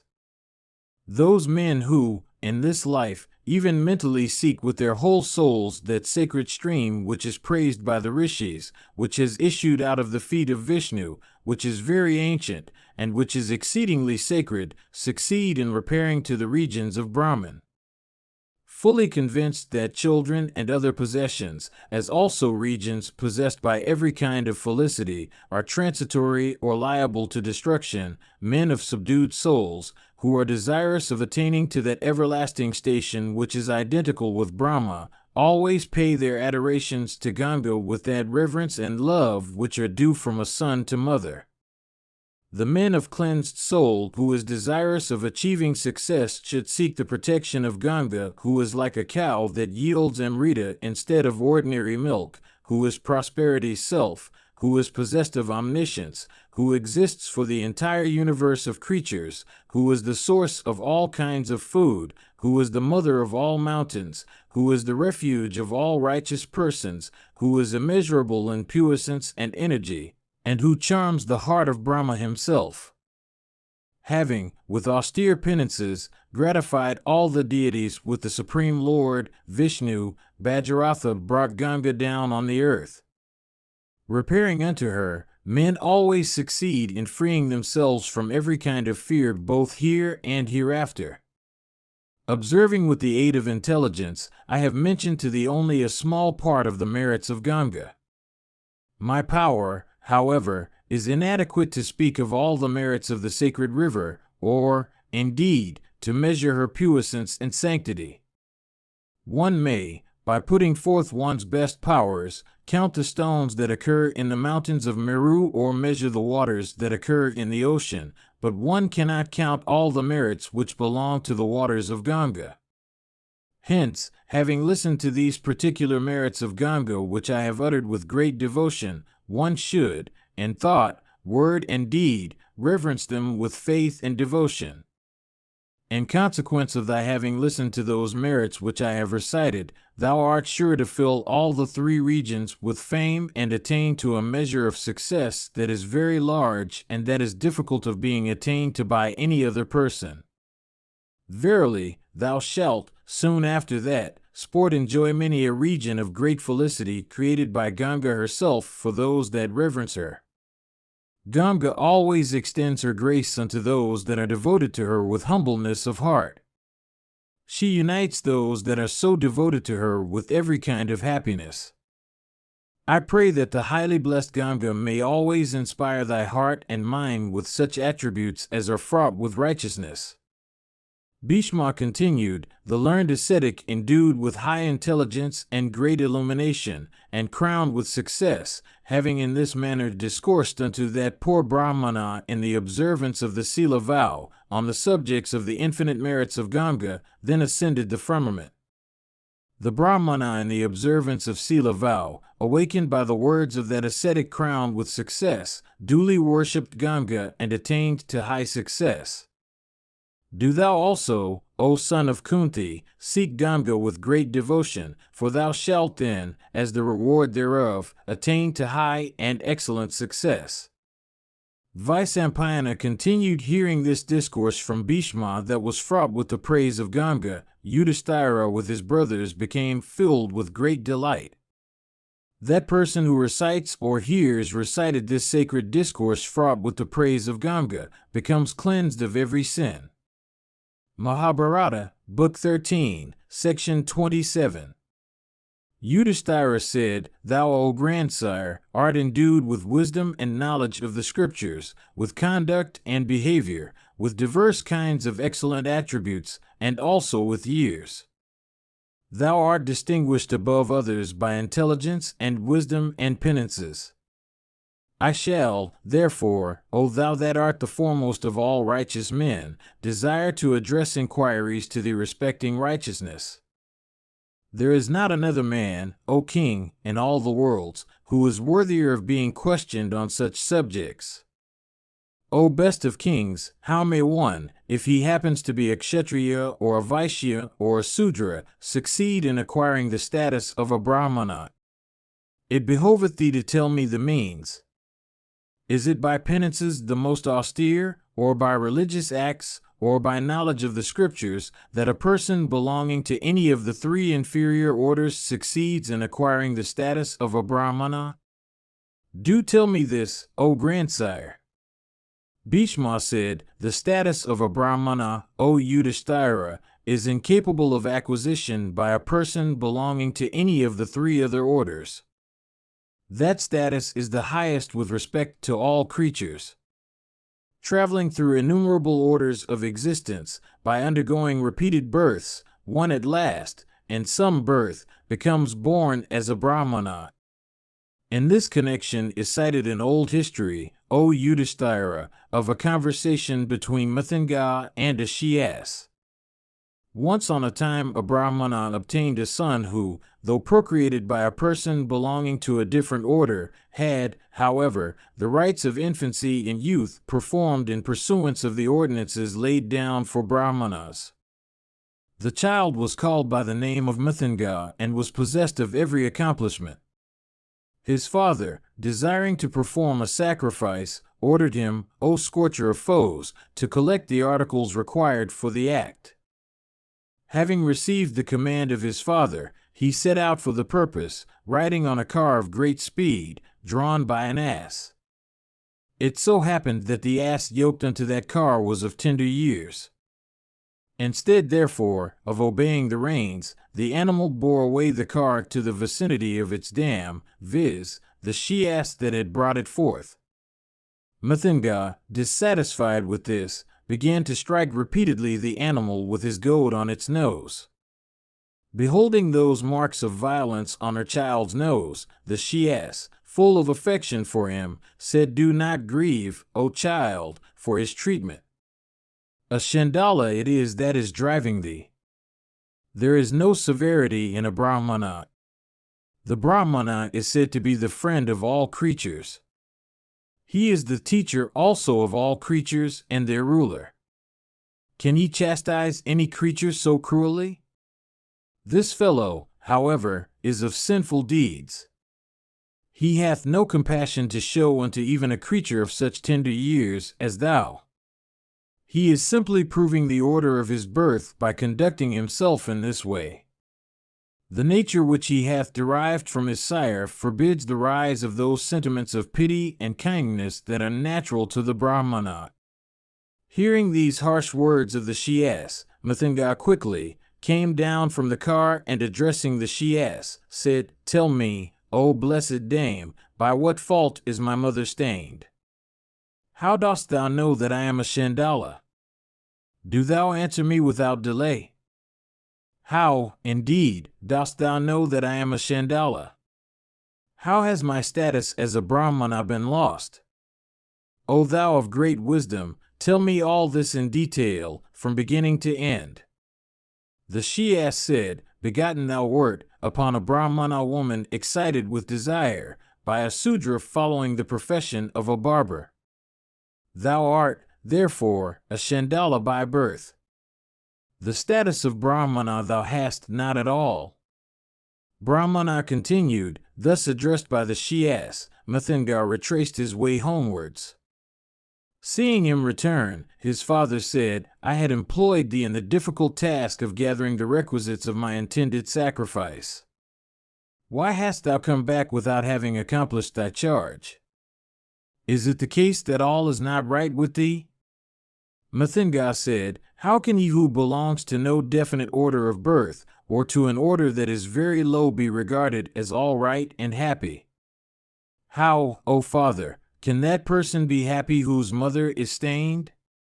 O father, this she-ass, who seems to be more than a human being, tells me that I have been begotten upon a Brahmani woman by a Sudra. I shall, for this reason, undergo the severest penances. Having said these words to his father, and firmly resolved upon what he had said, he proceeded to the great forest and began to undergo the austerest of penances.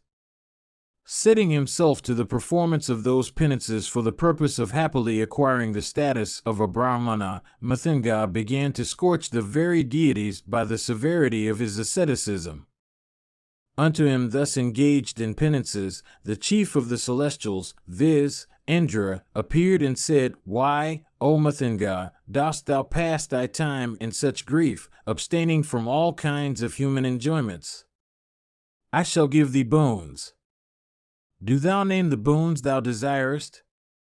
Do not delay, but tell me what is in thy breast. Even if that be unattainable, I shall yet bestow it on thee. Mathinga said, Desirous of attaining to the status of Brahmana, I have begun to practice these penances. After having obtained it, I shall go home. Even this is the boon solicited by me. Bhishma continued, Hearing these words of his, Purandara said unto him, The status of a Brahmana, O Mathinga, which thou desirest to acquire, is really unattainable by thee.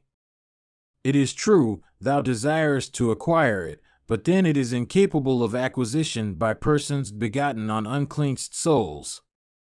O thou of foolish understanding, thou art sure to meet with destruction if thou persistest in this pursuit. Desist, therefore, from this vain endeavor without any delay. This object of thy desire, viz., the status of a Brahmana, which is the foremost of everything, is incapable of being won by penances. Therefore, by coveting that foremost status, thou wilt incur sure destruction. One born as a Chandala can never attain to that status which is regarded as the most sacred among the deities and asuras and human beings. Mahabharata, Book 13, Section 28. Bhishma said, thus addressed by Indra, Mathinga of restrained vows and well-regulated soul, without hearkening to the counsels of the chief of the celestials, stood for 100 years on one foot, O thou of unfading glory. Sakra of great fame once more appeared before him and addressing him, said, The status of a Brahmana, O child, is unattainable. Although thou covetest it, it is impossible for thee to obtain it. O Mathinga, by coveting that very high status thou art sure to be destroyed. Do not, O son, betray such rashness. This cannot be a righteous path for thee to follow.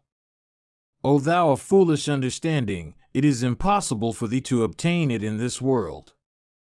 Verily, by coveting that which is unattainable, thou art sure to meet with destruction in no time.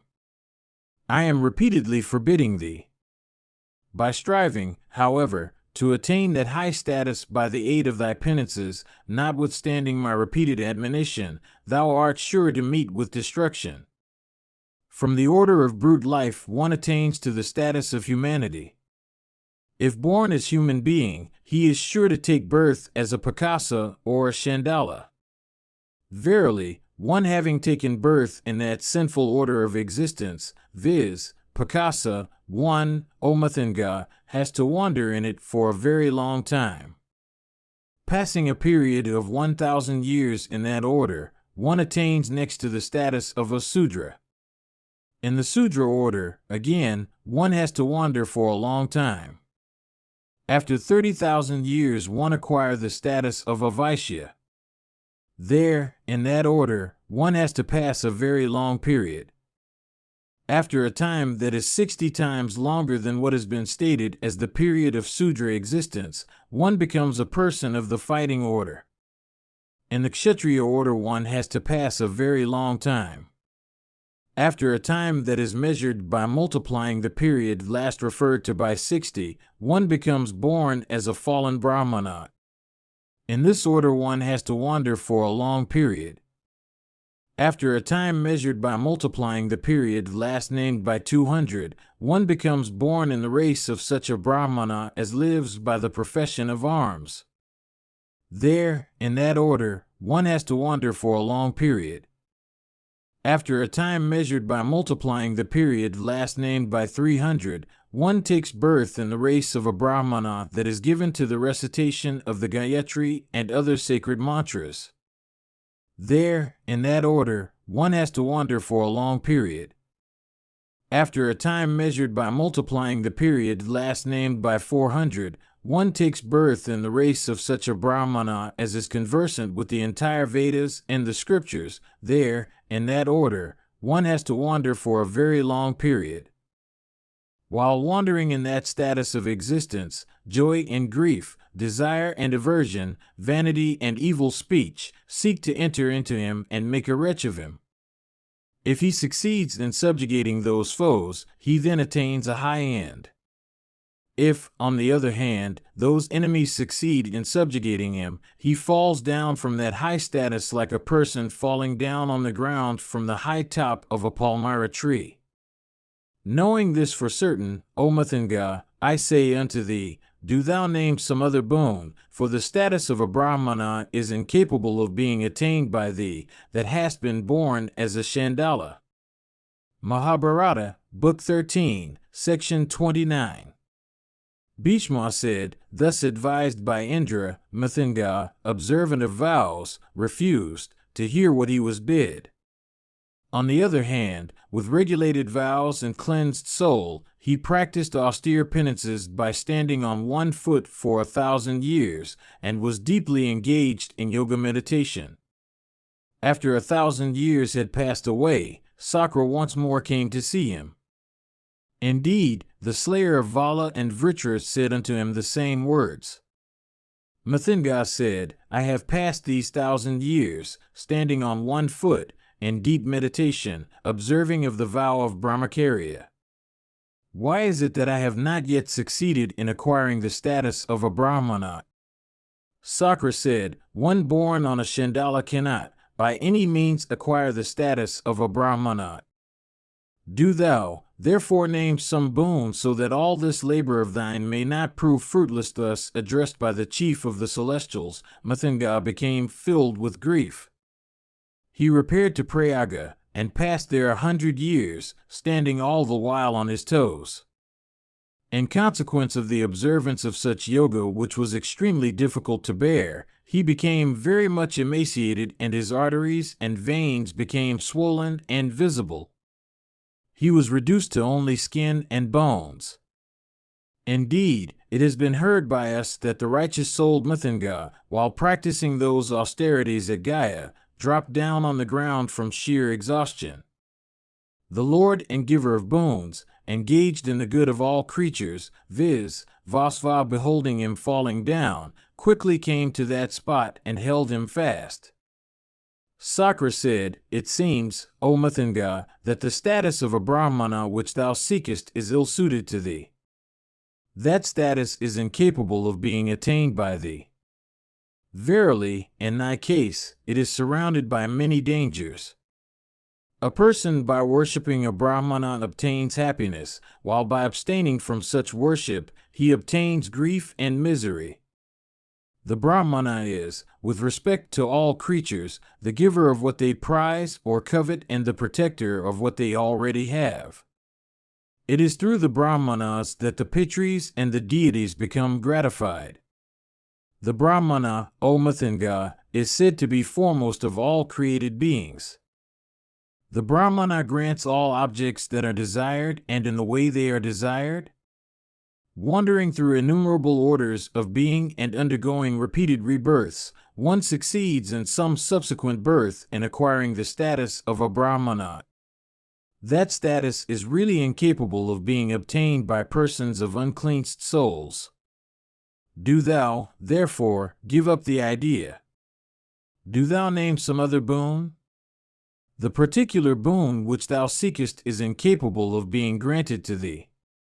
Mathanga said, afflicted as I am with grief, why, O Sakra, dost thou afflict me further, with such speeches as these? Thou art striking one that is already dead, by this behavior. I do not pity thee for having acquired the status of a Brahmana. Thou now failest to retain it, for thou hast no compassion to show for one like me.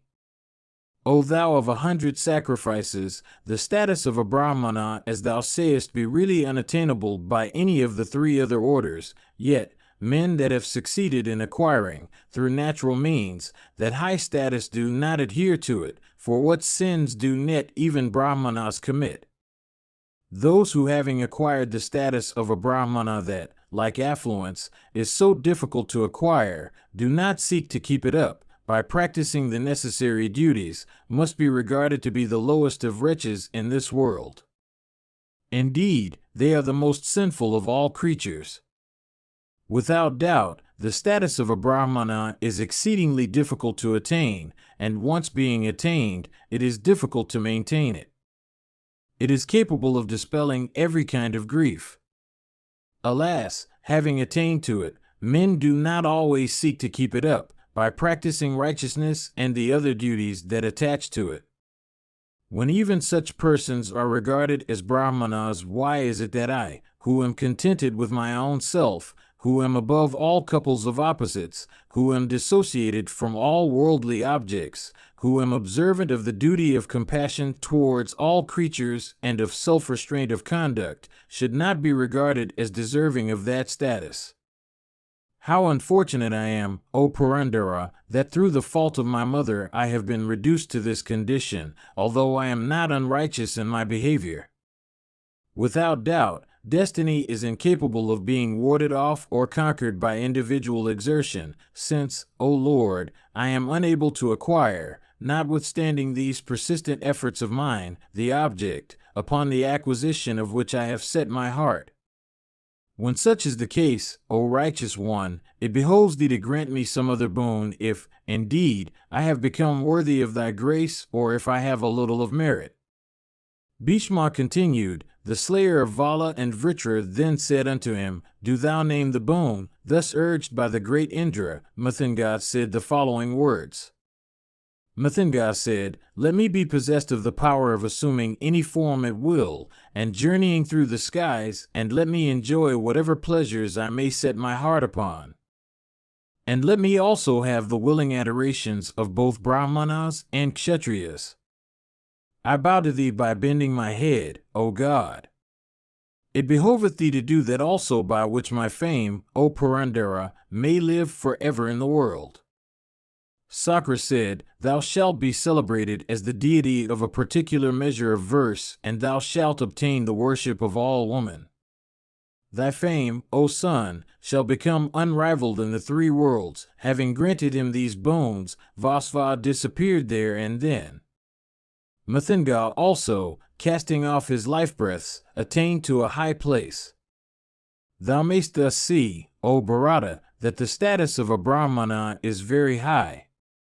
That status is incapable of being acquired here, except in the natural way of birth, as said by the great Indra himself.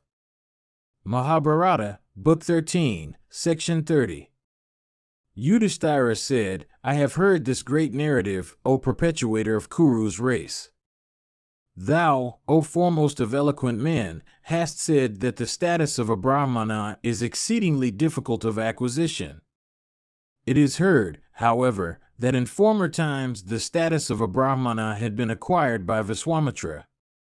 Thou, however, O best of men, tellest us that status is incapable of being acquired. I have also heard that King Vaidehavya in ancient times succeeded in obtaining the status of a Brahmana.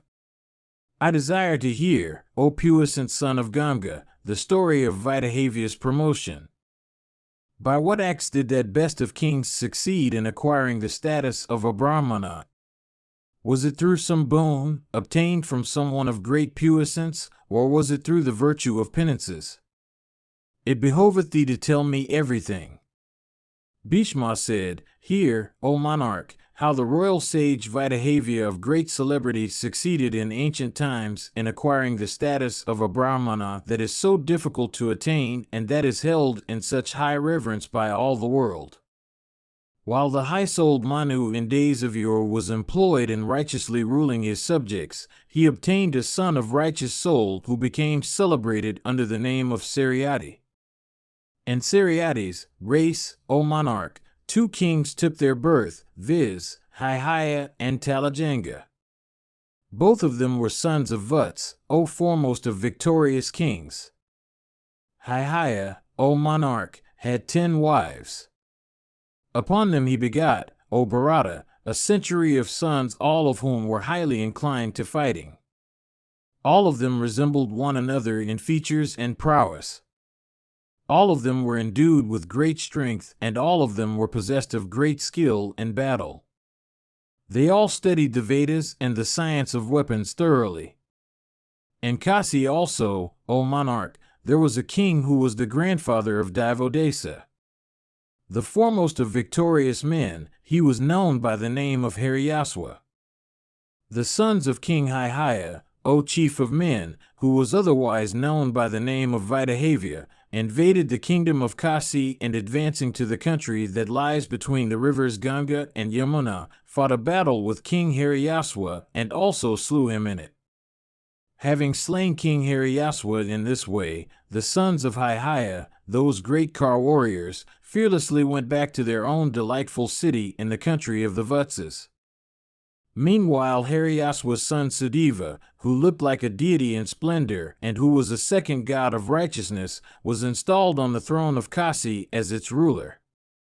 The delighter of Kasi, that righteous-souled prince, ruled his kingdom for some time, when the 100 sons of Vaidehavya once more invaded his dominions and defeated him in battle. Having vanquished King Sudeva thus, the victors returned to their own city. After that, Divodasa, the son of Sudeva, became installed on the throne of Kasi as its ruler. Realizing the prowess of those high-souled princes, viz., the sons of Vaidehavya, King Divodasa, endued with great energy, rebuilt and fortified the city of Varanasi at the command of Indra.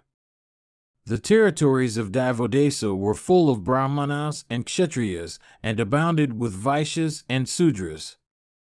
And they teemed with articles and provisions of every kind, and were adorned with shops and marts swelling with prosperity. Those territories, O best of kings, stretched northwards from the banks of Ganga to the southern banks of Gomathi, and resembled a second Amravati, the city of Indra. The Haihayas once again, O Bharata, attacked that tiger among kings, as he ruled his kingdom. The mighty King Divodasa, endued with great splendor, issuing out of his capital, gave them battle. The engagement between the two parties proved so fierce as to resemble the encounter in days of old between the deities and the Asuras. King Divodasa fought the enemy for 1,000 days, at the end of which, having lost a number of followers and animals, he became exceedingly distressed. King Divodasa, O monarch, having lost his army and seeing his treasury exhausted, left his capital and fled away. Repairing to the delightful retreat of Bhardwaja, endued with great wisdom, the king, O chastiser of foes, joining his hands in reverence, sought the Rishi's protection. Beholding King Divodasa before him, the eldest son of Vrahaspati, viz., Bharadvaja of excellent conduct, who was the monarch's priest, said unto him, "What is the reason of thy coming here? Tell me everything, O king. I shall do that which is agreeable to thee, without any scruple." The king said, "O Holy One, the sons of Vaidehavya have slain all the children and men of my house. I only have escaped with life, totally discomfited by the foe. I seek thy protection. It behoveth thee, O Holy One, to protect me with such affection as thou hast for a disciple. Those princes of sinful deeds have slaughtered my whole race, leaving myself only alive." Bhishma continued, "Unto him who pleaded so piteously, Bharadvaja of great energy said, Do not fear. Do not fear.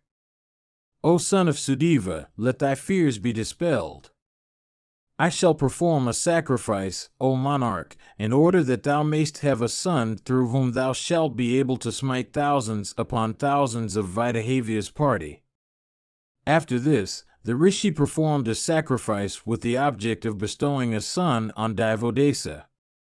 As the result thereof, unto Divodasa was born a son named Pratardana.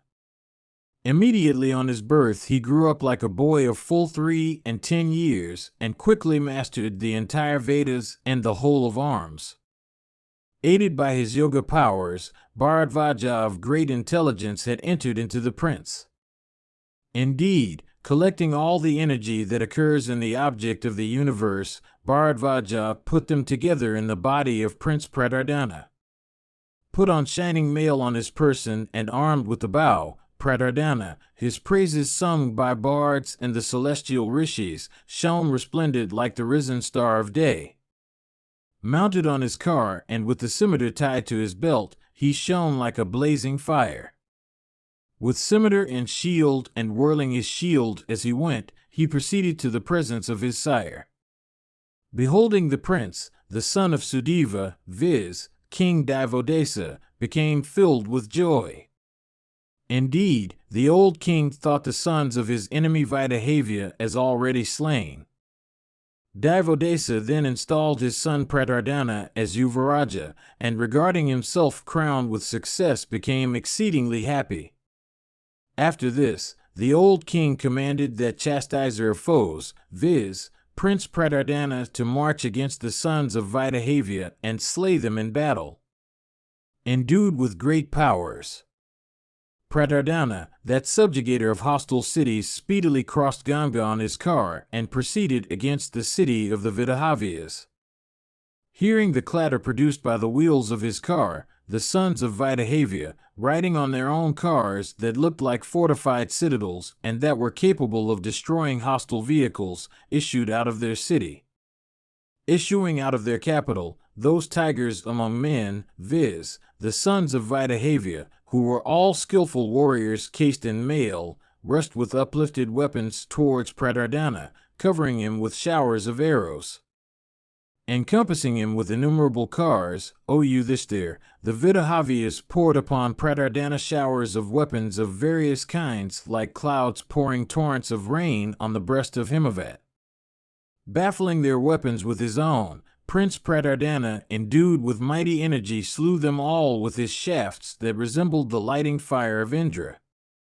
Their heads struck off, O king, with hundreds and thousands of broad-headed arrows. The warriors of Vaidehavya fell down with blood-dyed bodies like Kinsuka trees felled by woodmen with their axes on every side.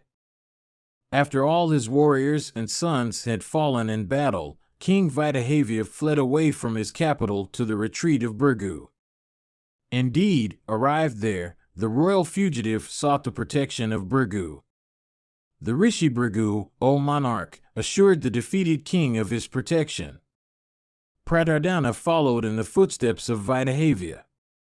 Arrived at the Rishi's retreat, the son of Divodasa said in a loud voice, Ho, listen ye disciples of the high-souled Bhrigu that may happen to be present, I wish to see the sage. Go and inform him of this. Recognizing that it was Pratardana who had come, the Rishi Bhrigu himself came out of his retreat and worshipped that best of kings according to due rites. Addressing him then, the Rishi said, Tell me, O king, what is thy business? The king, at this, informed the Rishi of the reason of his presence. The king said, King Vaidehavya has come here, O Brahmana. Do thou give him up? His sons, O Brahmana, had destroyed my race. They had laid waste the territories and the wealth of the kingdom of Kasi. 100 sons, however, of this king proud of his might, have all been slain by me. By slaying that king himself I shall today pay off the debt I owe to my father. Unto him that foremost of righteous men, viz., the Rishi Bhrigu, penetrated with compassion, replied by saying, There is no Kshatriya in this retreat. They that are here are all Brahmanas. Hearing these words of Bhrigu that must accord, he thought with truth, Pratardana touched the Rishi's feet slowly, and, filled with delight, said, By this, O Holy One, I am without doubt crowned with success, since this king becomes abandoned by the very order of his birth in consequence of my prowess. Give me thy permission, O Brahmana, to leave thee, and let me solicit thee to pray for my welfare. This king, O founder of the race that goes by the name, has been compelled to leave of the very community of his birth, in consequence of my might. Dismissed by the Rishi Bhrigu, King Pratardana then departed from that retreat, having even as a snake vomits forth its real poison, and repaired to the place he had come from. Meanwhile, King Vaidehavya attained to the status of a Brahmana sage by virtue of the words only of Bhrigu. And he acquired also a complete mastery over all the Vedas through the same cause. Vitahavya had a son named Gritsamita, who in beauty of person was a second Indra. Once on a time the Daityas afflicted him much, believing him to be none else than Indra. With regard to that high-souled rishi, one foremost of Shrutis in the riches goes like this, viz. He with whom Gritsamita stays, O Brahmana, is held in high respect by all Brahmanas. Endued with great intelligence, Gritsamita become a regenerate rishi in the observance of Brahmacharya. Gritsamita had a regenerate son of the name of Sutijas. Sutijas had a son of the name of Varchas, and the son of Varchas was known by the name of Vihavya. Vihavya had a son of his loins who was named Vaitatya, and Vaitatya had a son of name Satya. Satya had a son of name Santa. Santa had a son, viz., the rishi Sravas. Sravas begot a son named Tama. Tama begot a son named Prakesa, who was a very superior Brahmana. Prakesa had a son named Vijendra, who was the foremost of all silent reciters of sacred mantras. Vijendra begot a son named Pramati, who was a complete master of all the Vedas and their branches. Pramati begot upon the Apsara Gritachi a son who was named Ruru. Ruru begot a son upon his spouse Pramadvara. That son was the regenerate Rishi Sunaka. Sunaka begot a son who is named Saunaka. It was even thus, O foremost of monarchs, that King Vitahavya, though a Kshatriya by the order of his birth, obtained the status of a Brahmana, O chief of Kshatriyas, through the grace of Bhrigu. I have also told thee the genealogy of the race that sprung from Gritsamita. What else wouldst thou ask? Mahabharata, Book 13, Section 31. Yudhishthira said, What men, O chief of Bharata's race, are worthy of reverent homage in the three worlds? Tell me this in detail verily. I am never satiated with hearing thee discourse on these topics.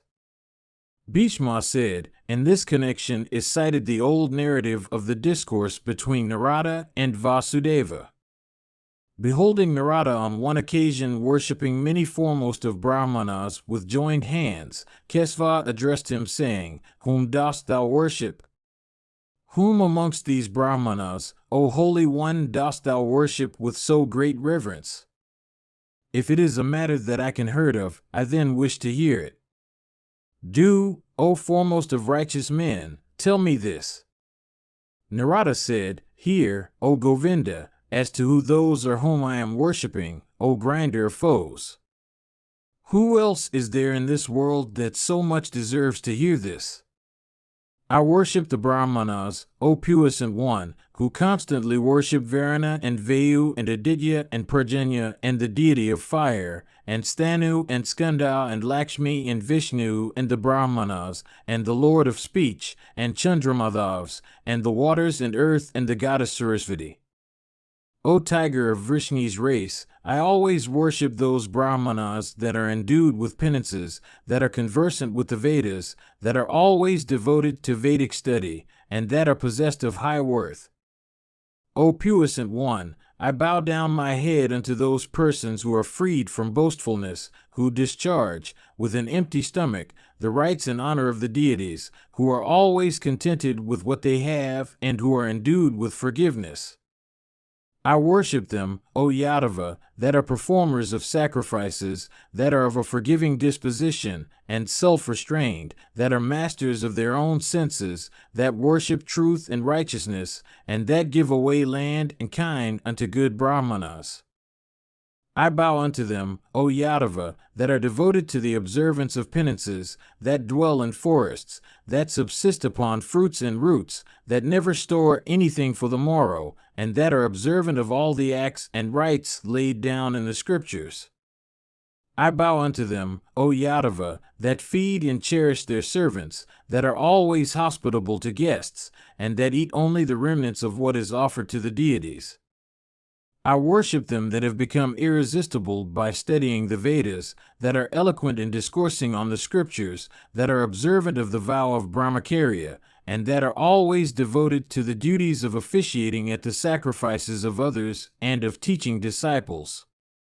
I worship them that are endued with compassion towards all creatures, and that study the Vedas till noon, i.e., till their backs are heated by the sun.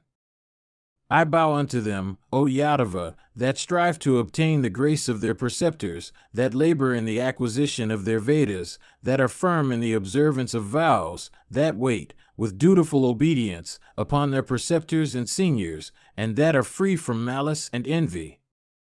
I bow unto them, O Yadava, that are observant of excellent vows, that practice taciturnity, that have knowledge of Brahman, that are firm in truth, that are givers of libations of clarified butter and oblations of meat. I bow to them, O Yadava, that subsist upon eleemosynary alms, that are emaciated for want of adequate food and drink, that have lived in the abodes of their preceptors, that are averse to and destitute of all enjoyments, and that are poor in the goods of this earth. I bow unto them, O Yadava, that have no affection for things of this earth, that have no quarrels to wage with others, that do not clothe themselves, that have no wants, that have become irresistible through the acquisition of the Vedas, that are eloquent in the exposition of righteousness, and that are utterers of Brahma. I bow unto them that are devoted to the practice of the duty of compassion towards all creatures, that are firm in the observance of truth, that are self-restrained, and that are peaceful in their behavior. I bow unto them, O Yadava, that are devoted to the worship of deities and guests, that are observant of the domestic mode of life, and that follow the practice of pigeons in the matter of their subsistence. I always bow unto those persons whose aggregate of three exists, without being weakened, in all their acts, and who are observant of truth and righteous behavior. I bow unto them, O Kesva, that are conversant with Brahma, that are endued with knowledge of the Vedas, that are attentive to the aggregate of three, that are free from cupidity, and that are righteous in their behavior.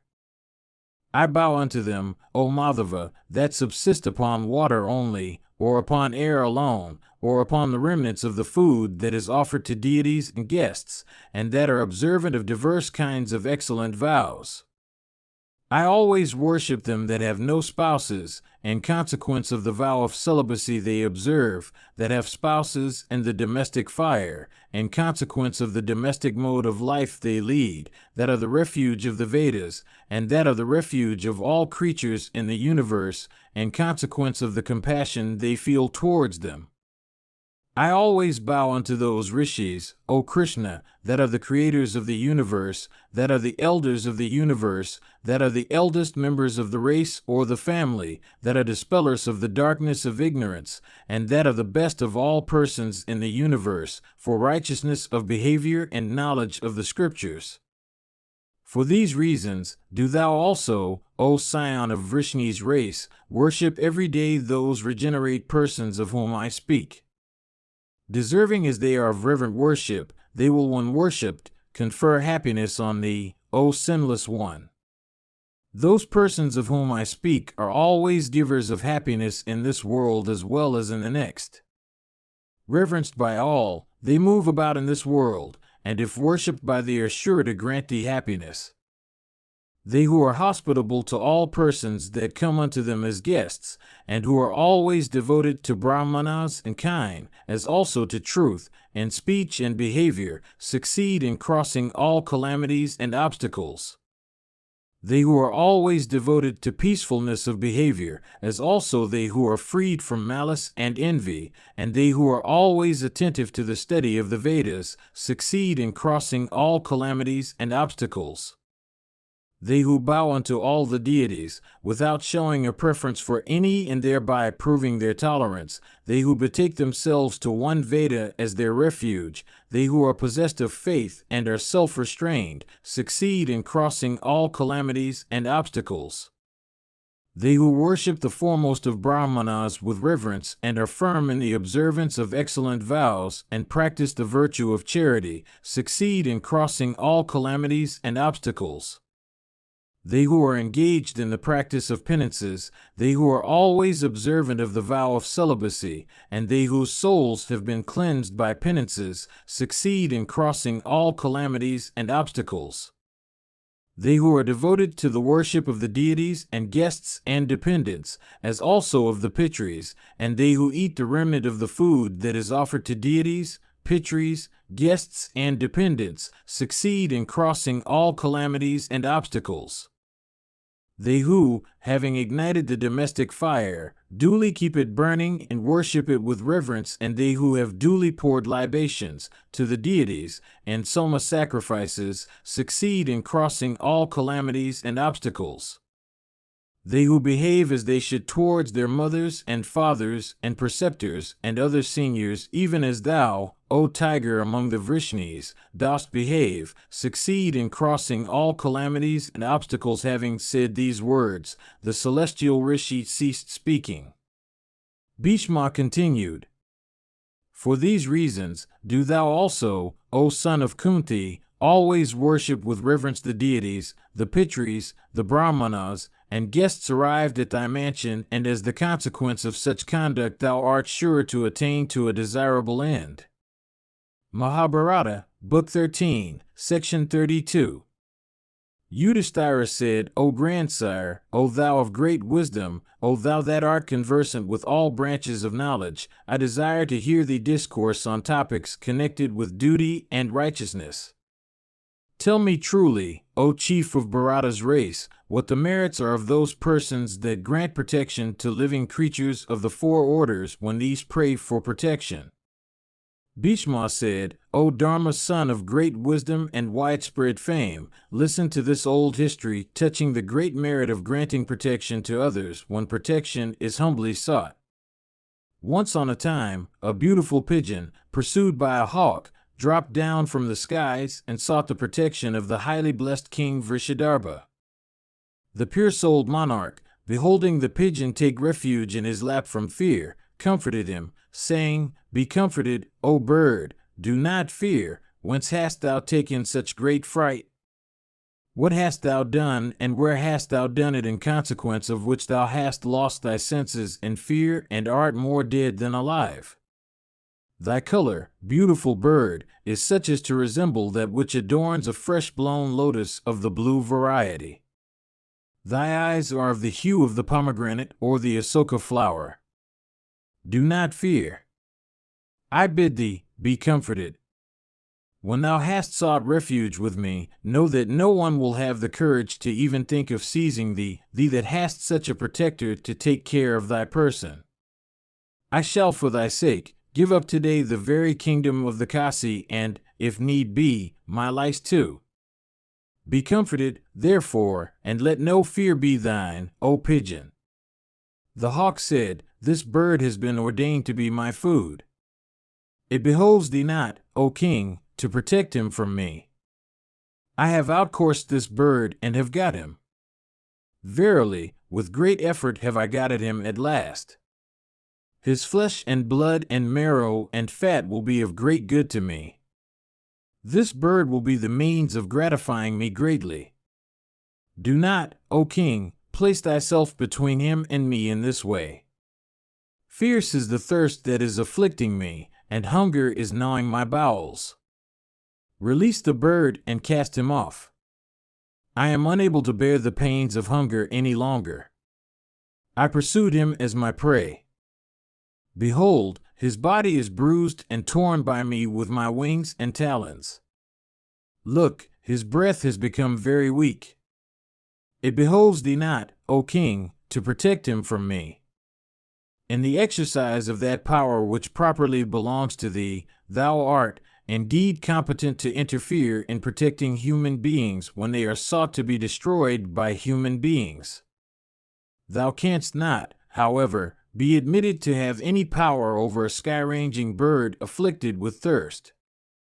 Thy power may extend over thy enemies, thy servants, thy relatives, the disputes that take place between thy subjects. Indeed, it may extend over every part of thy dominions and over also thy own senses. Thy power, however, does not extend over the welkin. Displaying thy prowess over such foes as act against thy wishes, thou mayst establish thy rule over them. Thy rule, however, does not extend over the birds that range the sky. Indeed, if thou hast been desirous of earning merit by protecting this pigeon, it is thy duty to look at me also, and do what is proper for enabling me to appease my hunger and save my life. Bhishma continued. Hearing these words of the hawk, the royal sage became filled with wonder. Without disregarding these words of his, the king, desirous of attending to his comforts, replied unto him, saying the following words. The king said, Let a bovine bull or boar or deer or buffalo be dressed today for thy sake. Do thou appease thy hunger on such food today. Never to desert one that has sought my protection and my firm vow. Behold, O bird, this bird does not leave my lap. The hawk said, I do not, O monarch, eat the flesh of the boar or the ox or of any of the diverse kinds of fowl. What need have I of food of this or that kind? My concern is with that food which has been eternally ordained for beings of my order. Hawks feed on pigeons, this is the eternal ordinance. O sinless, Usanara, if thou feelest such affection for this pigeon, do thou then give me flesh from thy own body, of weight equal to that of this pigeon. The king said, Great is the favor thou showest me today by speaking to me in this strain. Yes, I shall do what thou biddest. Having said this, that best of monarchs began to cut off his own flesh and weigh it in a balance against the pigeon. Meanwhile, in the inner apartments of the palace, the spouses of king, adorned with jewels and gems, hearing what was taking place, uttered exclamations of woe and came out, stricken with grief. In consequence of those cries of the ladies, as also of the ministers and servants, a noise deep as the roar of the clouds arose in the palace. The sky that had been very clear became enveloped with thick clouds on every side. The earth began to tremble as the consequence of that act of truth which the monarch did. The king began to cut off the flesh from his flanks, from the arms, and from his thighs, and quickly fill one of the scales for weighing it against the pigeon. In spite of all that, the pigeon continued to weigh heavier. When at last the king became a skeleton of bones, without any flesh, and covered with blood, he desired to give up his whole body and, therefore, ascended the scale in which he had placed the flesh that he had previously cut off. At that time, the three worlds, with Indra at their head, came to that spot for beholding him. Celestial kettle drums and diverse drums were struck and played upon by invisible beings belonging to the firmament. King Vrishadarbha was bathed in a shower of nectar that was poured upon him. Garlands of celestial flowers, of delicious fragrance and touch, were also showered upon him copiously and repeatedly. The deities and Gandharvas and Apsaras in large bands began to sing and dance around him, even as they sing and dance around the grandsire Brahma. The king then ascended a celestial car that surpassed, in grandeur and beauty, a mansion made entirely of gold, that had arches made of gold and gems, and that was adorned with columns made of lapis lazuli. Through the merit of his act, the royal sage Sivi proceeded to eternal heaven. Do thou also, O Yudhishthira, act in the same way towards those that seek thy protection. He who protects those that are devoted to him, those that are attached to him from love and affection, and those that depend upon him, and who has compassion for all creatures, succeeds in attaining to great felicity hereafter. That king who is of righteous behavior and who is observant of honesty and integrity succeeds by his acts of sincerity in acquiring every valuable reward. The royal sage Sivi, of pure soul and endued with great wisdom and unbaffled prowess, that ruler of the kingdom of Kasi, became celebrated over the three worlds for his deeds of righteousness. Anybody who would protect in the same way a seeker for protection would certainly attain, like Sivi himself, to the same happy end, O best of the Bharatas. He who recites this history of the royal sage Vrishadarba is sure to become cleansed of every sin, and the person who hears this history recited by another is sure to attain to the same result. Mahabharata, Book 13, Section 33. Yudhishthira said, "Which act, O grandsire, is the foremost of all those that have been laid down for a king? What is that act by doing which a king succeeds in enjoying both this world and the next?" Bhishma said, "Even this, viz., the worship of the Brahmanas, is the foremost of all those acts, O Bharata, which have been laid down for a king duly installed on the throne, if, indeed, he is desirous of obtaining great happiness. Even this is what the foremost of all kings should do. Know this well, O chief of Bharata's race. The king should always worship with reverence all righteous Brahmanas possessed of Vedic lore. The king should, with bows and comforting speeches and gifts of all articles of enjoyment, worship all Brahmanas possessed of great learning who may dwell in his city or provinces.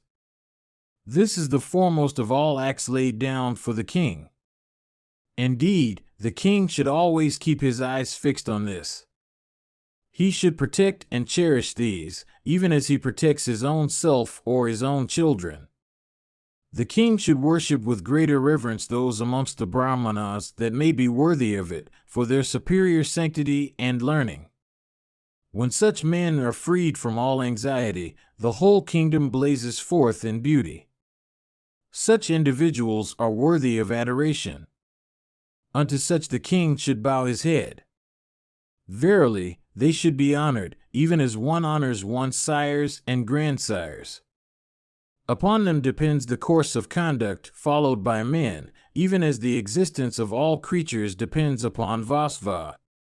Of prowess incapable of being baffled and endued with great energy, such men, if enraged, are capable of consuming the entire kingdom to ashes by only fiat of their will, or by acts of incantation, or by other means, derived from the power of penance. I do not see anything that can destroy them. Their power seems to be uncontrolled, being capable of reaching to the farthest end of the universe. When angry, their glances fall upon men and things like a blazing flame of fire upon a forest. The most courageous men are struck with fear at their men. Their virtues and powers are extraordinary and immeasurable. Some amongst them are like wells and pits with mouths covered by grass and creepers, while others resemble the firmament cleared of clouds and darkness. Some amongst them are of fierce dispositions, like Durvasas and others of that stamp. Some are as mild and soft in disposition as cotton, like Gautama and others. Some amongst them are very cunning, like Agastya, who devoured the Azura Vatapi, and rishis of that class. Some amongst them are devoted to the practice of penances. Some amongst them are employed in agricultural pursuits, like the preceptor of Uddalaka.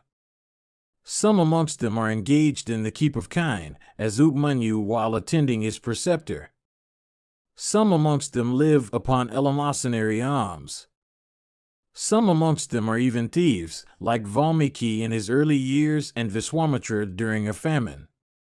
Some amongst them are fond of fomenting quarrels and disputes, like Narada. Some, again, amongst them are actors and dancers, like Bharata. Some amongst them are competent to achieve all feats, ordinary and extraordinary, like Agastya drinking up the entire ocean, as if it were a palmful of water. The Brahmanas, O chief of Bharata's race, are of diverse aspects and behavior. One should always utter the praises of the Brahmanas who are conversant with all duties, who are righteous of behavior, who are devoted to diverse kinds of act, and who are seen to derive their sustenance from diverse kinds of occupations.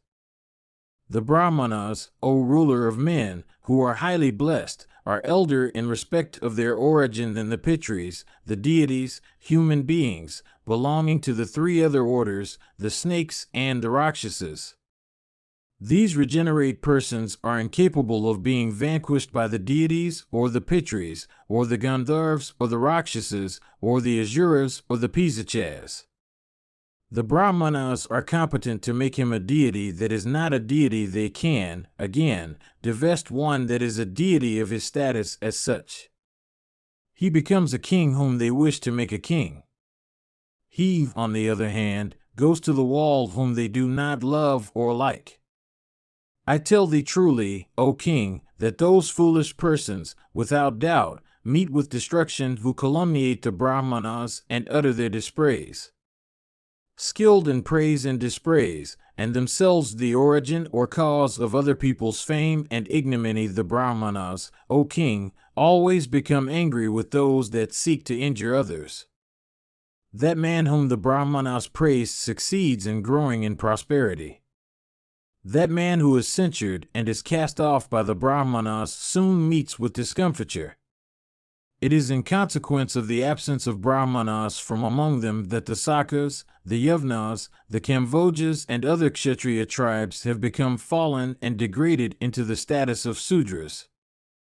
The Dravidas, the Kalingas, the Palandas, the Usanaras, the Kalasarpas, the Mahishakas, and other Kshatriyas have, in consequence of the absence of Brahmanas from among their midst, become degraded into Sudras.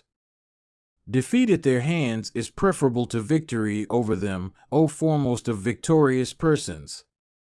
One slaying all other living creatures in the world does not incur a sin so heinous as that of slaying a single Brahmana. The great rishis have said that Brahmanicide is a heinous sin. One should never utter the dispraise or calumny of the Brahmanas. Where the dispraise of Brahmanas is uttered, one should sit with face hanging down or leave that spot, for avoiding both the utterer and his words. That man has not as yet been born in this world, or will not take birth here, who has been or will be able to pass his life in happiness after quarreling with the Brahmanas. One cannot seize the wind with one's hands. One cannot touch the moon with one's hand. One cannot support the earth on one's arms. After the same manner, O king, one is not able to vanquish the Brahmanas in this world. Mahabharata, Book 13, Section 34. Bhishma said, one should always offer the most reverent worship unto the Brahmanas. They have Soma for their king, and they it is who confer happiness and misery upon others. They, O king, should always be cherished and protected as one cherishes and protects one's own sires and grandsires, and should be adored with bows and gifts of food and ornaments and other articles of enjoyment, as also with such things as they may desire. The peace and happiness of the kingdom flow from such respect shown to the Brahmanas, even as the peace and happiness of all living creatures flow from Vasva, the chief of the celestials. Let Brahmanas of pure behavior and Brahma effulgence be born in a kingdom. Kshatriyas also that are splendid car warriors, and that are capable of scorching all foes, should be desired amongst those that settle in a kingdom. This was said unto me by Narada. There is nothing higher, O king, than this, viz., the act of causing a Brahmana possessed of good birth, having a knowledge of morality and righteousness, and steadfast in the observance of excellent vows, to take up his residence in one's mansion. Such an act is productive of every kind of blessing. The sacrificial offerings given unto Brahmanas reach the very deities who accept them. Brahmanas are the sires of all creatures. There is nothing higher than a Brahmana. Aditya, Chandramadhavs, wind, water, earth, sky, and the points of the compass, all enter the body of the Brahmana and take what the Brahmana eats. In that house where Brahmanas do not eat, the Pitris refuse to eat. The deities also never eat in the house of the rich who hates the Brahmanas. When the Brahmanas are gratified, the Pitris also are gratified. There is no doubt in this.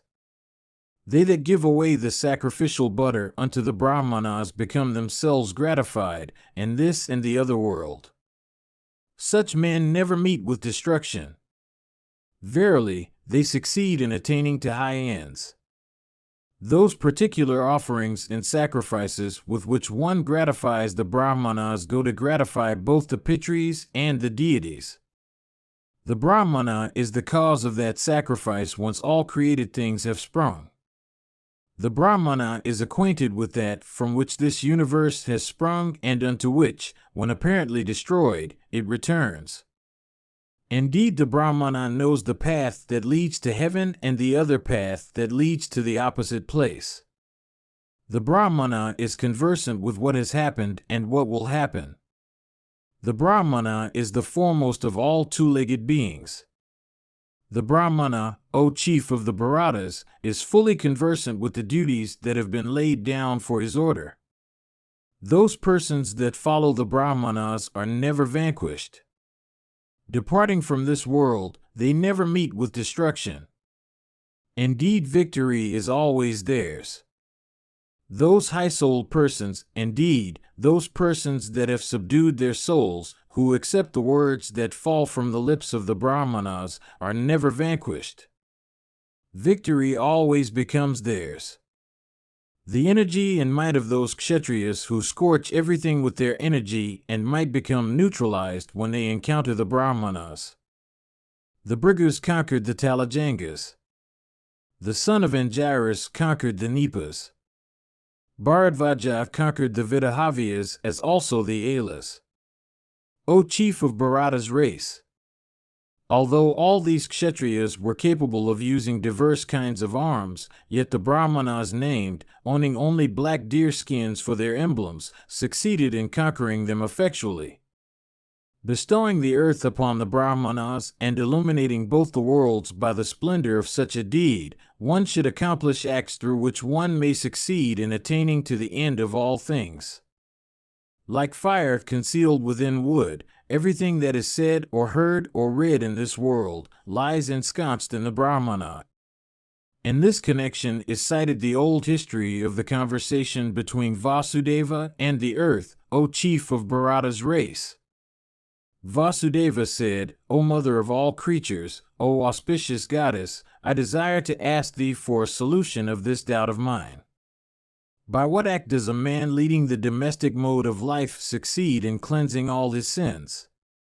The earth said, one should serve the Brahmanas. This conduct is cleansing and excellent. All the impurities destroyed of that man who serves the Brahmanas with reverence. From this conduct arises prosperity. From this arises fame.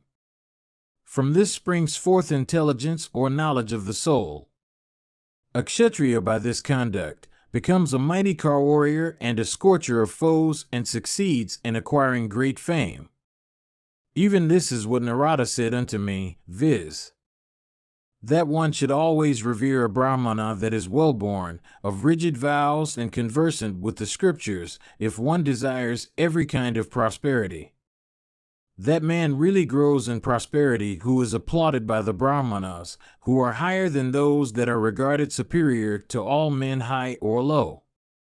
That man who speaks ill of the Brahmanas soon meets with discomfiture, even as a clod of unbaked earth meets with destruction when cast into the sea. After the same manner, all acts that are hurtful to the Brahmanas are sure to bring about discomfiture and ruin. Behold the dark spots on the moon and the salt waters of the ocean. The great Indra had at one time been marked all over with 1,000 sex marks. It was through the power of the Brahmanas that those marks became altered into as so many eyes. Behold, O Mahadeva, how all those things took place. Desiring fame and prosperity and diverse regions of beatitude in the next world, a person of pure behavior and soul should, O slayer of Madhu, live in obedience to the dictates of the Brahmanas. Bhishma continued, hearing these words of the goddess Earth, the slayer of Madhu, O thou of Kuru's race, exclaimed, excellent, excellent, and honored the goddess in due form. Having heard this discourse between the goddess Earth and Madhava, do thou, O son of Pritha, always, with rapt soul, worship all superior Brahmanas. Doing this, thou shalt verily obtain what is highly beneficial for thee. Mahabharata, Book 13, Section 35. Bhishma said, O blessed king, Brahmana, by birth alone, becomes an object of adoration with all creatures and are entitled, as guests, to eat the first portion of all cooked food. From them flow all the great objects of life, viz., righteousness and wealth and pleasure and emancipation. They are the friends of all creatures in the universe. They are again the mouths of the deities, for food poured into their mouths is eaten by the deities. Worshipped with reverence, they wish us prosperity by uttering words fraught with auspiciousness. Disregarded by our foes, let them be enraged with these, and let them wish evil unto those detractors of theirs, uttering words fraught with severe curses. In this connection, persons conversant with ancient history repeat the following verses sung of old respecting how in ancient times the Creator, after having created the Brahmanas, ordained their duties. A Brahmana should never do anything else than what has been ordained for him.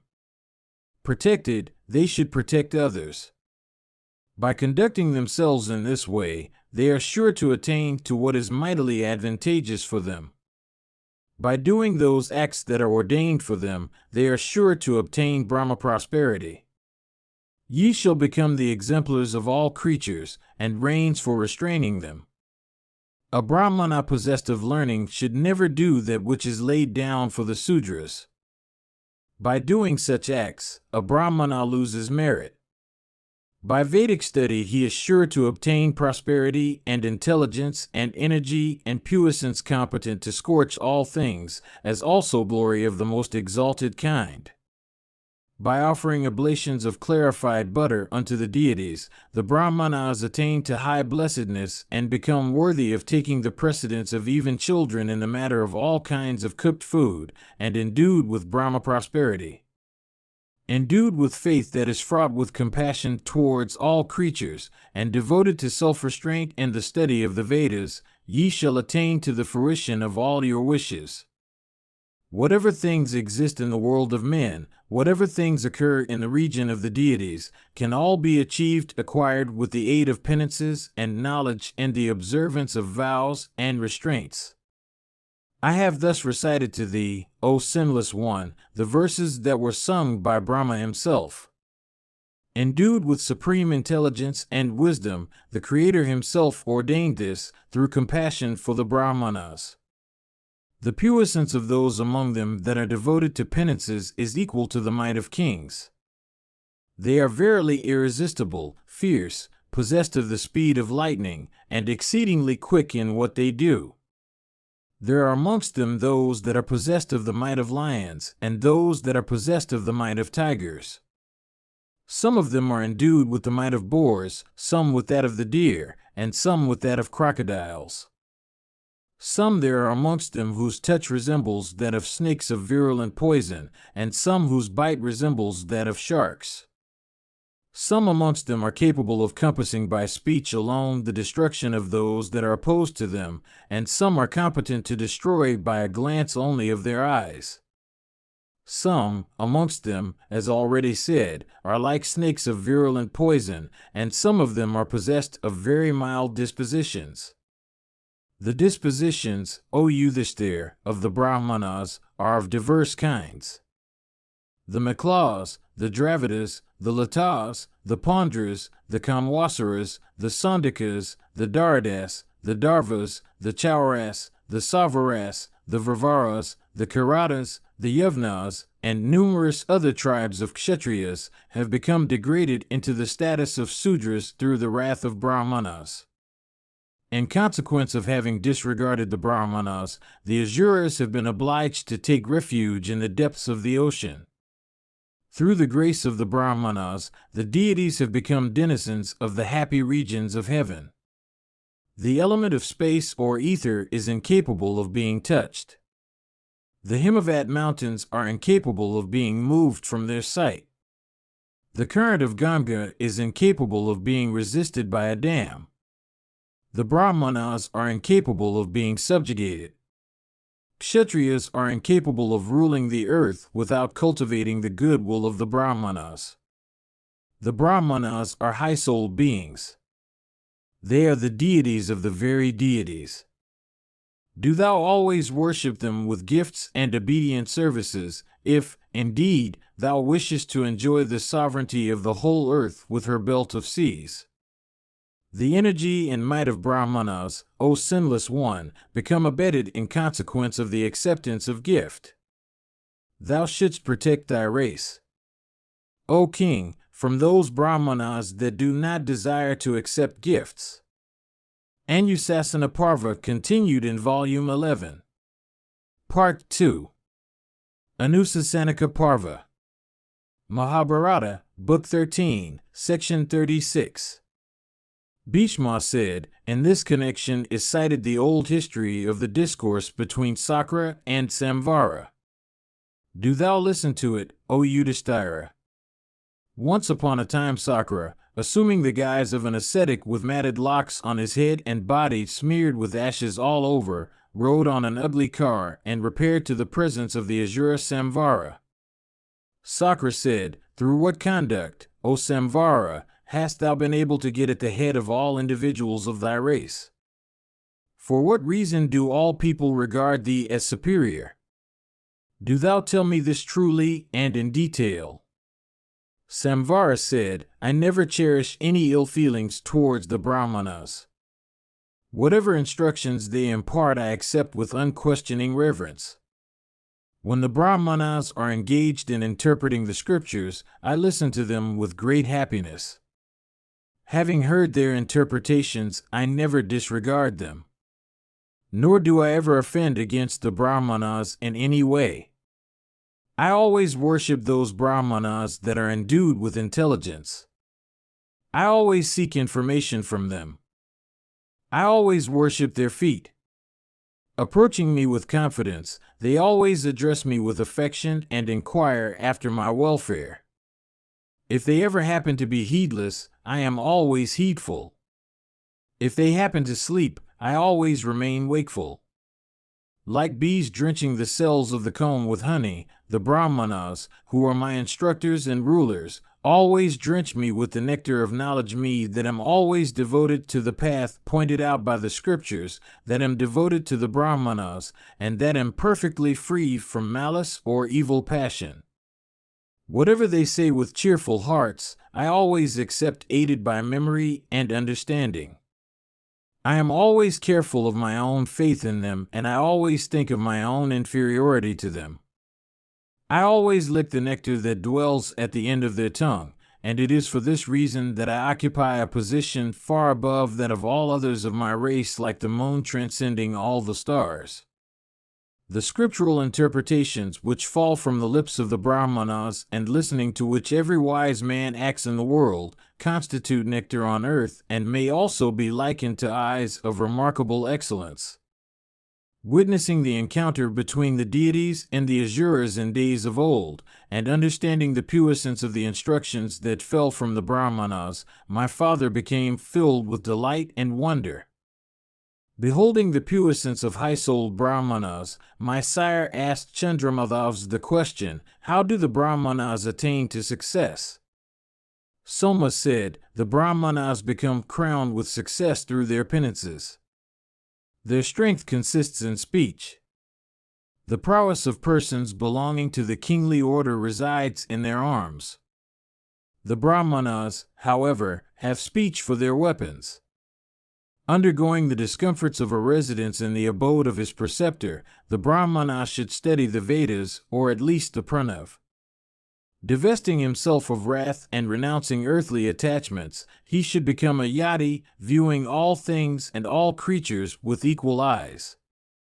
If remaining in the abode of his sire he masters all the Vedas and acquiring great knowledge attains to a position that should command respect, people still condemn him as untraveled or homekeeping. Like a snake swallowing mice, the earth swallows up these two, viz., a king that is unwilling to fight and a Brahmana that is unwilling to leave home for acquiring knowledge. Pride destroys the prosperity of persons of little intelligence. A maiden, if she conceives, becomes stained. A Brahmana incurs reproach by keeping at home. Even this is what my father heard from Soma of wonderful aspect. My father, in consequence of this, began to worship and reverence the Brahmanas. Like him, I also worship and adore all Brahmanas of high vows. Bhishma continued, hearing these words that fell from the mouth of that prince of Dandavas, Sakra began to worship the Brahmanas, and as a consequence thereof he succeeded in obtaining the chiefdom of the deities. Mahabharata, Book 13, Section 37. Yudhishthira said, which amongst these three persons, O grandsire, should be regarded as the best for making gifts unto, viz., one who is a thorough stranger, or one who is living with and who has been known to the giver for a long time, or one who presents himself before the giver, coming from a long distance? Bhishma said, all these are equal. The eligibility of some consists in their soliciting alms for performing sacrifices, or for paying the preceptor's fee, or for maintaining their spouses and children. The eligibility of some for receiving gifts consists in their following the vow of wandering over the earth, never soliciting anything but receiving when given. We should also give unto one what one seeks. We should, however, make gifts without afflicting those that depend upon us. Even this is what we have heard. By afflicting one's dependents, one afflicts one's own self. The stranger one, that is, who has come for the first time, should be regarded as a proper object of gifts. He who is familiar and well known and has been living with the giver should be regarded in the same light. The learned know that he too who comes from a distant place should be regarded in an equal light. Yudhishthira said, it is true that we should make gifts unto others without afflicting anyone and without doing violence to the ordinances of the scriptures. One should, however, correctly ascertain who the person is that should be regarded as a proper object for making gifts. He should be such that the gift itself, by being made over to him, may not grieve.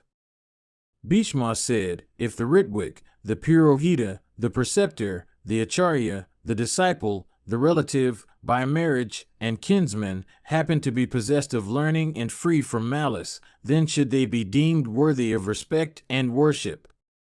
Those persons that do not possess such qualifications cannot be regarded as worthy of gifts or hospitality. Hence, one should with deliberation examine persons with whom one comes into contact. Absence of wrath, truthfulness of speech, abstention from injury, sincerity, peacefulness of conduct, the absence of pride, modesty, renunciation, self-restraint, and tranquility or contentment of soul, he in whom these occur by nature, and in whom there are no wicked acts, should be regarded as a proper object. Such a person deserves honors. Whether the person be one who is well known and familiar, or one who has come newly, whether he has not been seen before, if he happens to possess these qualifications, he should be regarded as worthy of honors and hospitality. He who denies the authority of the Vedas, or strives to show that the scriptures should be disregarded, or approves of all breaches or restraint in society, simply brings about his own ruin, and should not be regarded as worthy of gifts. That Brahmana who is vain of his learning, who speaks ill of the Vedas, or who is devoted to the science of useless disputation, or who is desirous of gaining victory in disputations and assemblies of good men by disproving the reasons that exist for morality in religion and ascribing everything to chance, or who indulges in censuring and reproaching others, or who reproves Brahmanas, or who is suspicious of all persons, or who is foolish and bereft of judgment, or who is bitter of speech, should be known to be as hateful as a dog. As a dog encounters others, barking the while and seeking to bite, such a person is even so, for he spends his breath in vain and seeks to destroy the authority of all the scriptures. those practices that support society, the duties of righteousness, and all those acts which are productive of benefit to one's own self, should be attended to. A person that lives, attending to these, grows in prosperity for everlasting time. By paying off the debt one owes to the deities by performing sacrifices, that to the rishis by studying the Vedas, that to the Pitris by procreating children, that to the Brahmanas by making presents unto them, and that to guests by feeding them, in due order, and with purity of intention, and properly attending to the ordinances of the Scriptures, a householder does not fall away from righteousness. Mahabharata, Book 13, Section 38. Yudhishthira said, O best of the Bharatas, I wish to hear thee discourse on the disposition of women. Women are said to be the root of all evil. They are all regarded as exceedingly frail. Bhishma said, in this connection is cited the old history of the discourse between the celestial rishi Narada and the celestial courtesan Panchachuta. Once in ancient times, the celestial rishi Narada, having roamed over all the world, met the Apsara Panchachuta of faultless beauty, having her abode in the region of Brahman. Beholding the Apsara, every limb of whose body was endued with great beauty, the ascetic addressed her, saying, O thou of slender waist, I have a doubt in my mind. Do thou explain it. Bhishma continued, thus addressed by the rishi, the Apsara said unto him, if the subject is one which is known to me, and if thou thinkest me competent to speak on it, I shall certainly say what is in my mind. Narada said, O amiable one, I shall not certainly appoint thee to any task that is beyond thy competence. O thou of beautiful face, I wish to hear from thee of the disposition of women. Bhishma continued, hearing these words of the celestial rishi, that foremost of Apsaras replied unto him, saying, I am unable, being myself a woman, to speak ill of women. Thou knowest what women are and with what nature they are endued. It behoveth thee not, O celestial rishi, to set me to such a task. Unto her the celestial rishi said, it is very true, O thou of slender waist. One incurs fault by speaking what is untrue. In saying, however, what is true, there can be no fault. Thus addressed by him, the Apsara Panchachuta of sweet smiles consented to answer Narada's question. She then addressed herself to mention what the true and eternal faults of women are. Panchachuta said, even if high-born and endued with beauty and possessed of protectors, women wish to transgress the restraints assigned to them. This fault truly stains them, O Narada. There is nothing else that is more sinful than women. Verily, women are the root of all faults. That is certainly known to thee, O Narada. Women, even when possessed of husbands having fame and wealth, of handsome features and completely obedient to them, are prepared to disregard them if they get the opportunity. This, O puissant one, is a sinful disposition with us women that, casting off modesty, we cultivate the companionship of men of sinful habits and intentions. Women betray a liking for those men who court them, who approach their presence, and who respectfully serve them to even a slight extent. Through want of solicitation by persons of the other sex, or fear of relatives, women, who are naturally impatient of all restraints, do not transgress those that have been ordained for them, and remain by the side of their husbands. There is none whom they are incapable of admitting to their favors. They never take into consideration the age of the person they are prepared to favor. Ugly or handsome, if only the person happens to belong to the opposite sex, women are ready to enjoy his companionship. That women remain faithful to their lords is due not to their fear of sin, nor to compassion, nor to wealth, nor to the affection that springs up in their hearts for kinsmen and children. Women living in the bosom of respectable families envy the condition of those members of their sex that are young and well adorned with jewels and gems, and that lead a free life. Even those women that are loved by their husbands and treated with great respect are seen to bestow their favors upon men that are humpbacked, that are blind, that are idiots, or that are dwarfs. Women may be seen to like the companionship of even those men that are destitute of the power of locomotion, or those men that are endued with great ugliness of features. O great Rishi, there is no man in this world whom women may regard as unfit for companionship.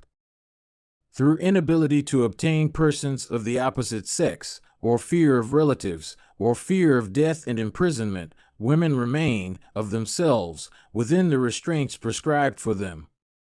They are exceedingly restless, for they always hanker after new companions. In consequence of their nature being unintelligible, they are incapable of being kept in obedience by affectionate treatment. Their disposition is such that they are incapable of being restrained when bent upon transgression. Verily, women are like the words uttered by the wise. Fire is never satiated with fuel. Ocean can never be filled with the waters that rivers bring unto him. The destroyer is never satiated with slaying even all living creatures. Similarly, women are never satiated with men. This, O celestial Rishi, is another mystery connected with women. As soon as they see a man of handsome and charming features, unfailing signs of desire appear on their persons. They never show sufficient regard for even such husbands as accomplish all their wishes, as always do what is agreeable to them, and as protect them from want and danger. Women never regard so highly even articles of enjoyment in abundance, or ornaments, or other possessions of an agreeable kind, as they do the companionship of persons of the opposite sex. The destroyer, the deity of wind, death, the nether legions, the equine mouth that roves through the ocean, vomiting ceaseless flames of fire, the sharpness of the razor, virulent poison, the snake, and fire, all these exist in a state of union in women.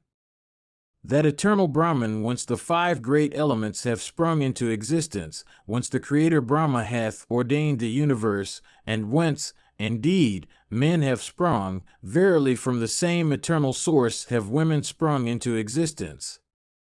At that time, again, O Narada, when women were created, these faults that I have enumerated were planted in them. Mahabharata, Book 13, Section 39. Yudhishthira said, all men, O king, in this world, are seen to attach themselves to women, overcome by the illusion that is created by the divine being. Similarly, women too are seen to attach themselves to men. All this is seen taking place everywhere in the world. On this subject a doubt exists in my mind. Why, O delighter of the Kurus, do men, when women are stained with so many faults, still attach themselves to women?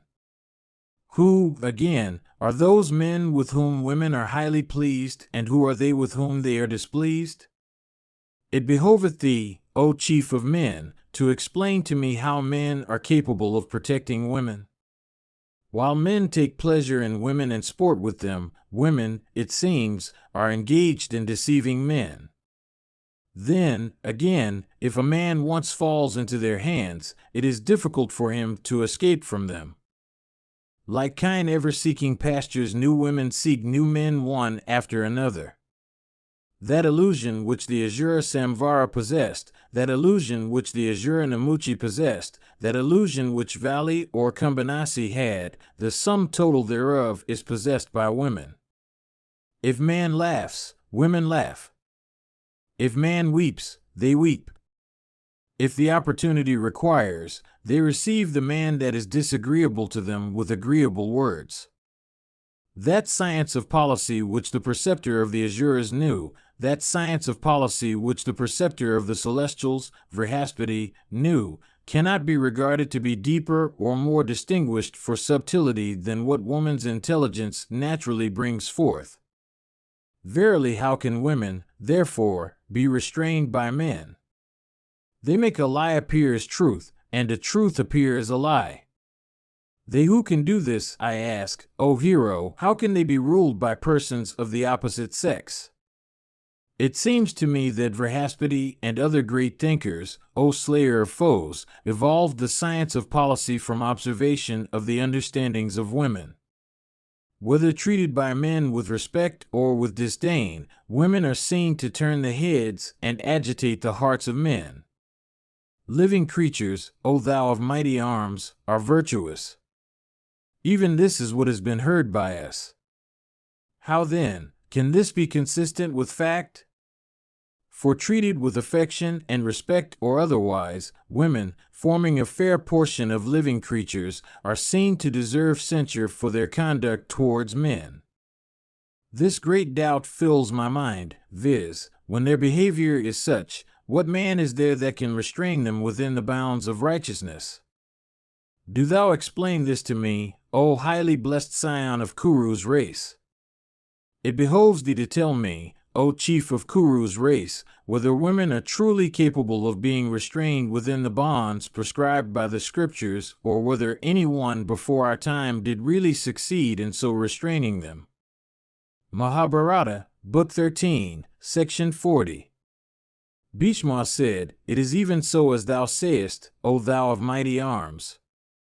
There is nothing untrue in all this that thou sayest, O thou of Kuru's race, on the subject of women. In this connection I shall recite to thee the old history of how in days of yore the high-souled Vipula had succeeded in restraining women within the bounds laid down for them. I shall also tell thee, O king, how women were created by the grandsire Brahman and the object for which they were created by him. There is no creature more sinful, O son, than women. Woman is a blazing fire. She is the illusion, O king, that the Daityamaya created. She is the sharp edge of the razor. She is poison. She is a snake. She is fire. She is, verily, all these united together. It has been heard by us that all persons of the human race are characterized by righteousness, and that they, in course of natural progress and improvement, attain to the status of deities. This circumstance alarmed the deities. They, therefore, O chastiser of foes, assembled together and repaired to the presence of the grandsire. Informing him of what was in their minds, they stood silent in his presence, with downcast eyes. The puissant grandsire, having ascertained what was in the hearts of the deities, created women, with the aid of an Atharvan right. In a former creation, O son of Kunti, women were all virtuous. Those, however, that sprang from this creation by Brahman with the aid of an illusion became sinful. The grandsire bestowed upon them the desire of enjoyment, all kinds of carnal pleasure. Tempted by the desire of enjoyment, they began to pursue persons of the other sex. The puissant lord of the deities created wrath as the companion of lust. Persons of the male sex, yielding to the power of lust and wrath, sought the companionship of women. Women have no especial acts prescribed for them. Even this is the ordinance that was laid down. The Shruti declares that women are endued with senses the most powerful, that they have no scriptures to follow, and that they are living lies. Beds and seats and ornaments and food and drink and the absence of all that is respectable and righteous, indulgence in disagreeable words, and love of sexual companionship, these were bestowed by Brahman upon women. Men are quite unable to restrain them within bounds. The Creator himself is incapable of restraining them within the limits that are proper. What need then be said of men? This, O chief of men, I heard in former days, viz., how Vipula had succeeded in protecting his preceptor's spouse in ancient times.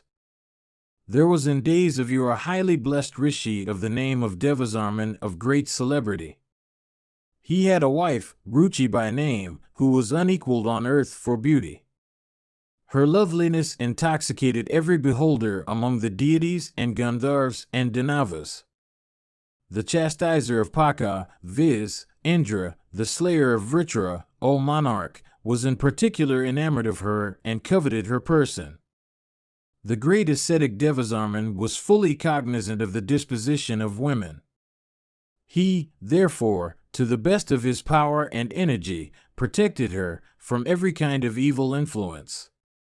The rishi knew that Indra was restrained by no scruples in the matter of seeking the companionship of other people's wives. It was for this reason that he used to protect his spouse, putting forth all his power. Once on a time, O son, the rishi became desirous of performing a sacrifice. He began to think of how, during his own absence from home, his wife could be protected. Endued with high ascetic merit, he at last hit upon the course he should adopt. Summoning his favorite disciple, whose name was Vipula and who was of Bhrigu's race, he said as follows. Devasarman said, I shall leave home, for a while, in order to perform a sacrifice. The chief of the celestials always covets this ruchi of mine. Do thou, during my absence, protect her, putting forth all thy might. Thou shalt pass thy time heedfully in view of Purandara. O foremost one of Bhrigu's race, that Indra assumes various disguises. Bhishma continued, thus addressed by his preceptor, the ascetic Vipula with senses under control, always engaged in severe penances, possessed of the splendor, O king, of fire, or the sun conversant with all the duties of righteousness, and ever truthful in speech, answered him, saying, so be it. Once more, however, as his preceptor was about to set out, Vipula asked him in these words. Vipula said, tell me, O Muni, what forms does Sakra assume when he presents himself? Of what kind is his body and what is his energy? It behoveth thee to say all this to me. Bhishma continued, the illustrious Rishi then truly described unto the high-souled Vipula all the illusions of Sakra, O Bharata. Devasarman said, the puissant chastiser of Paka, O regenerate Rishi, is full of illusion. Every moment he assumes those forms that he chooses. Sometimes he wears a diadem and holds the thunderbolt. Sometimes armed with the thunderbolt and wearing a crown on his head, he adorns himself with earrings, and a moment he transforms himself into the shape and aspect of Chandala. Sometimes he appears with coronal locks on his head. Soon again, O son, he shows himself with matted locks, his person clad the while in rags. Sometimes he assumes a goodly and gigantic frame. The next moment he transforms himself into one of emaciated limbs and dressed in rags. Sometimes he becomes fair, sometimes darkish, sometimes dark of complexion. Sometimes he becomes ugly and sometimes as possessed of great comeliness of person. Sometimes he shows himself as young and sometimes as old. Sometimes he appears as a Brahmana, sometimes as a Kshatriya, sometimes as a Vaishya, and sometimes as a Sudra. Verily, he of 100 sacrifices appears at times as a person born of impure order, that is, as the son of a superior father by an inferior mother, or of an inferior father by a superior mother. Sometimes he appears as a parrot, sometimes as a crow, sometimes as a swan, and sometimes as a cuckoo. He assumes the forms also of a lion, a tiger, or an elephant. Sometimes he shows himself as a god, sometimes as a daitya, and sometimes he assumes the guise of a king. Sometimes he appears as fat and plump. Sometimes as one whose limbs have been broken by the action of disordered wind in the system, sometimes as a bird, and sometimes as one of exceedingly ugly features. Sometimes he appears as a quadruped. Capable of assuming any form, he sometimes appears as an idiot destitute of all intelligence. He assumes also the forms of flies and gnats. O Vipula, no one can make him out in consequence of these innumerable disguises that he is capable of assuming. The very creator of the universe is not equal to that feat. He makes himself invisible when he chooses. He is incapable of being seen except with the eye of knowledge. The chief of the celestials sometimes transforms himself into the wind. The chastiser of Paka always assumes these disguises. Do thou, therefore, O Vipula, protect this slender-waisted spouse of mine with great care. O foremost one of Bhrigu's race, do thou take every care for seeing that the chief of the celestials may not defile this spouse of mine like a wretched dog licking the havey kept in view of a sacrifice. Having said these words, the highly blessed Muni, viz., Devasarman, intent upon performing a sacrifice, set out from his abode, O chief of the Bharatas. Hearing these words of his preceptor, Vipula began to think, I shall certainly protect this lady in every respect from the puissant chief of the celestials. But what should be the means? What can I do in this matter of protecting the wife of my preceptor? The chief of the celestials is endued with large powers of illusion. Possessed of great energy, he is difficult of being resisted. Indra cannot be kept out by enclosing this retreat of ours or fencing this yard, since he is capable of assuming innumerable forms. Assuming the form of the wind, the chief of the celestials may assault the spouse of my preceptor. The best course, therefore, for me, would be to enter, by yoga power, the body of this lady and remain there. By putting forth my prowess, I shall not be able to protect the lady, for the puissant chastiser of Paka, it has been heard by me, is capable of assuming any form he likes. I shall, therefore, protect this one from Indra by my yoga power. For carrying out my object, I shall with my body enter the body of this lady. If my preceptor, coming back, beholds his spouse defiled, he will, without doubt, curse me through wrath, for endued with great ascetic merit, he is possessed of spiritual vision. This lady is incapable of being protected in the way in which other women are protected by men, since the chief of the celestials is endued with large powers of illusion. Alas, the situation in which I find myself is very critical. The behest of my preceptor should certainly be obeyed by me. If, therefore, I protect her by my yoga power, the feat will be regarded by all as a wonderful one. By my yoga power, therefore, I shall enter the body of my preceptor's lady. I shall stay within her and yet not touch her person, like a drop of water on a lotus leaf which lies on it and yet does not drench it at all. If I be free from the taint of passion, I cannot incur any fault by doing what I wish to do. As a traveler, in course of his sojourn, takes up his residence, for a while, in any empty mansion he finds, I shall, after the same manner, reside this day within the body of my preceptor's lady verily, with mind wrapped up in yoga, I shall dwell today in this lady's body. Giving his best consideration to these points of righteousness, thinking of all the Vedas and their branches, and with eye directed to the large measure of penances which his preceptor had and which he himself also was possessed of, and having settled in his mind, with a view only to protect the lady, to enter her person by yoga power.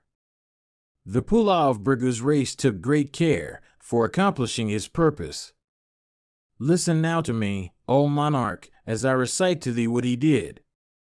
Endued with great penances, Vipula sat himself down by the side of his preceptor's spouse, as she of faultless features was sitting in her cottage. Vipula then began to discourse to her, bringing her over to the cause of righteousness and truth. Directing his eyes then to hers, and uniting the rays of light that emanated from her organs of vision with those that issued from his, Vipula, and his subtle form, entered the lady's body even as the element of wind enters that of ether of space. Penetrating her eyes with his eyes and her face with his face, Vipula stayed, without moving, within her invisibly, like her shadow. Restraining every part of the lady's body, Vipula continued to dwell within her, intent on protecting her from Indra. The lady herself knew nothing of this. It was in this way, O monarch, that Vipula continued to protect the lady till the time of his high-souled preceptor's coming back after accomplishing the sacrifice which he had gone out to perform. Present you by HinduMonastery.com.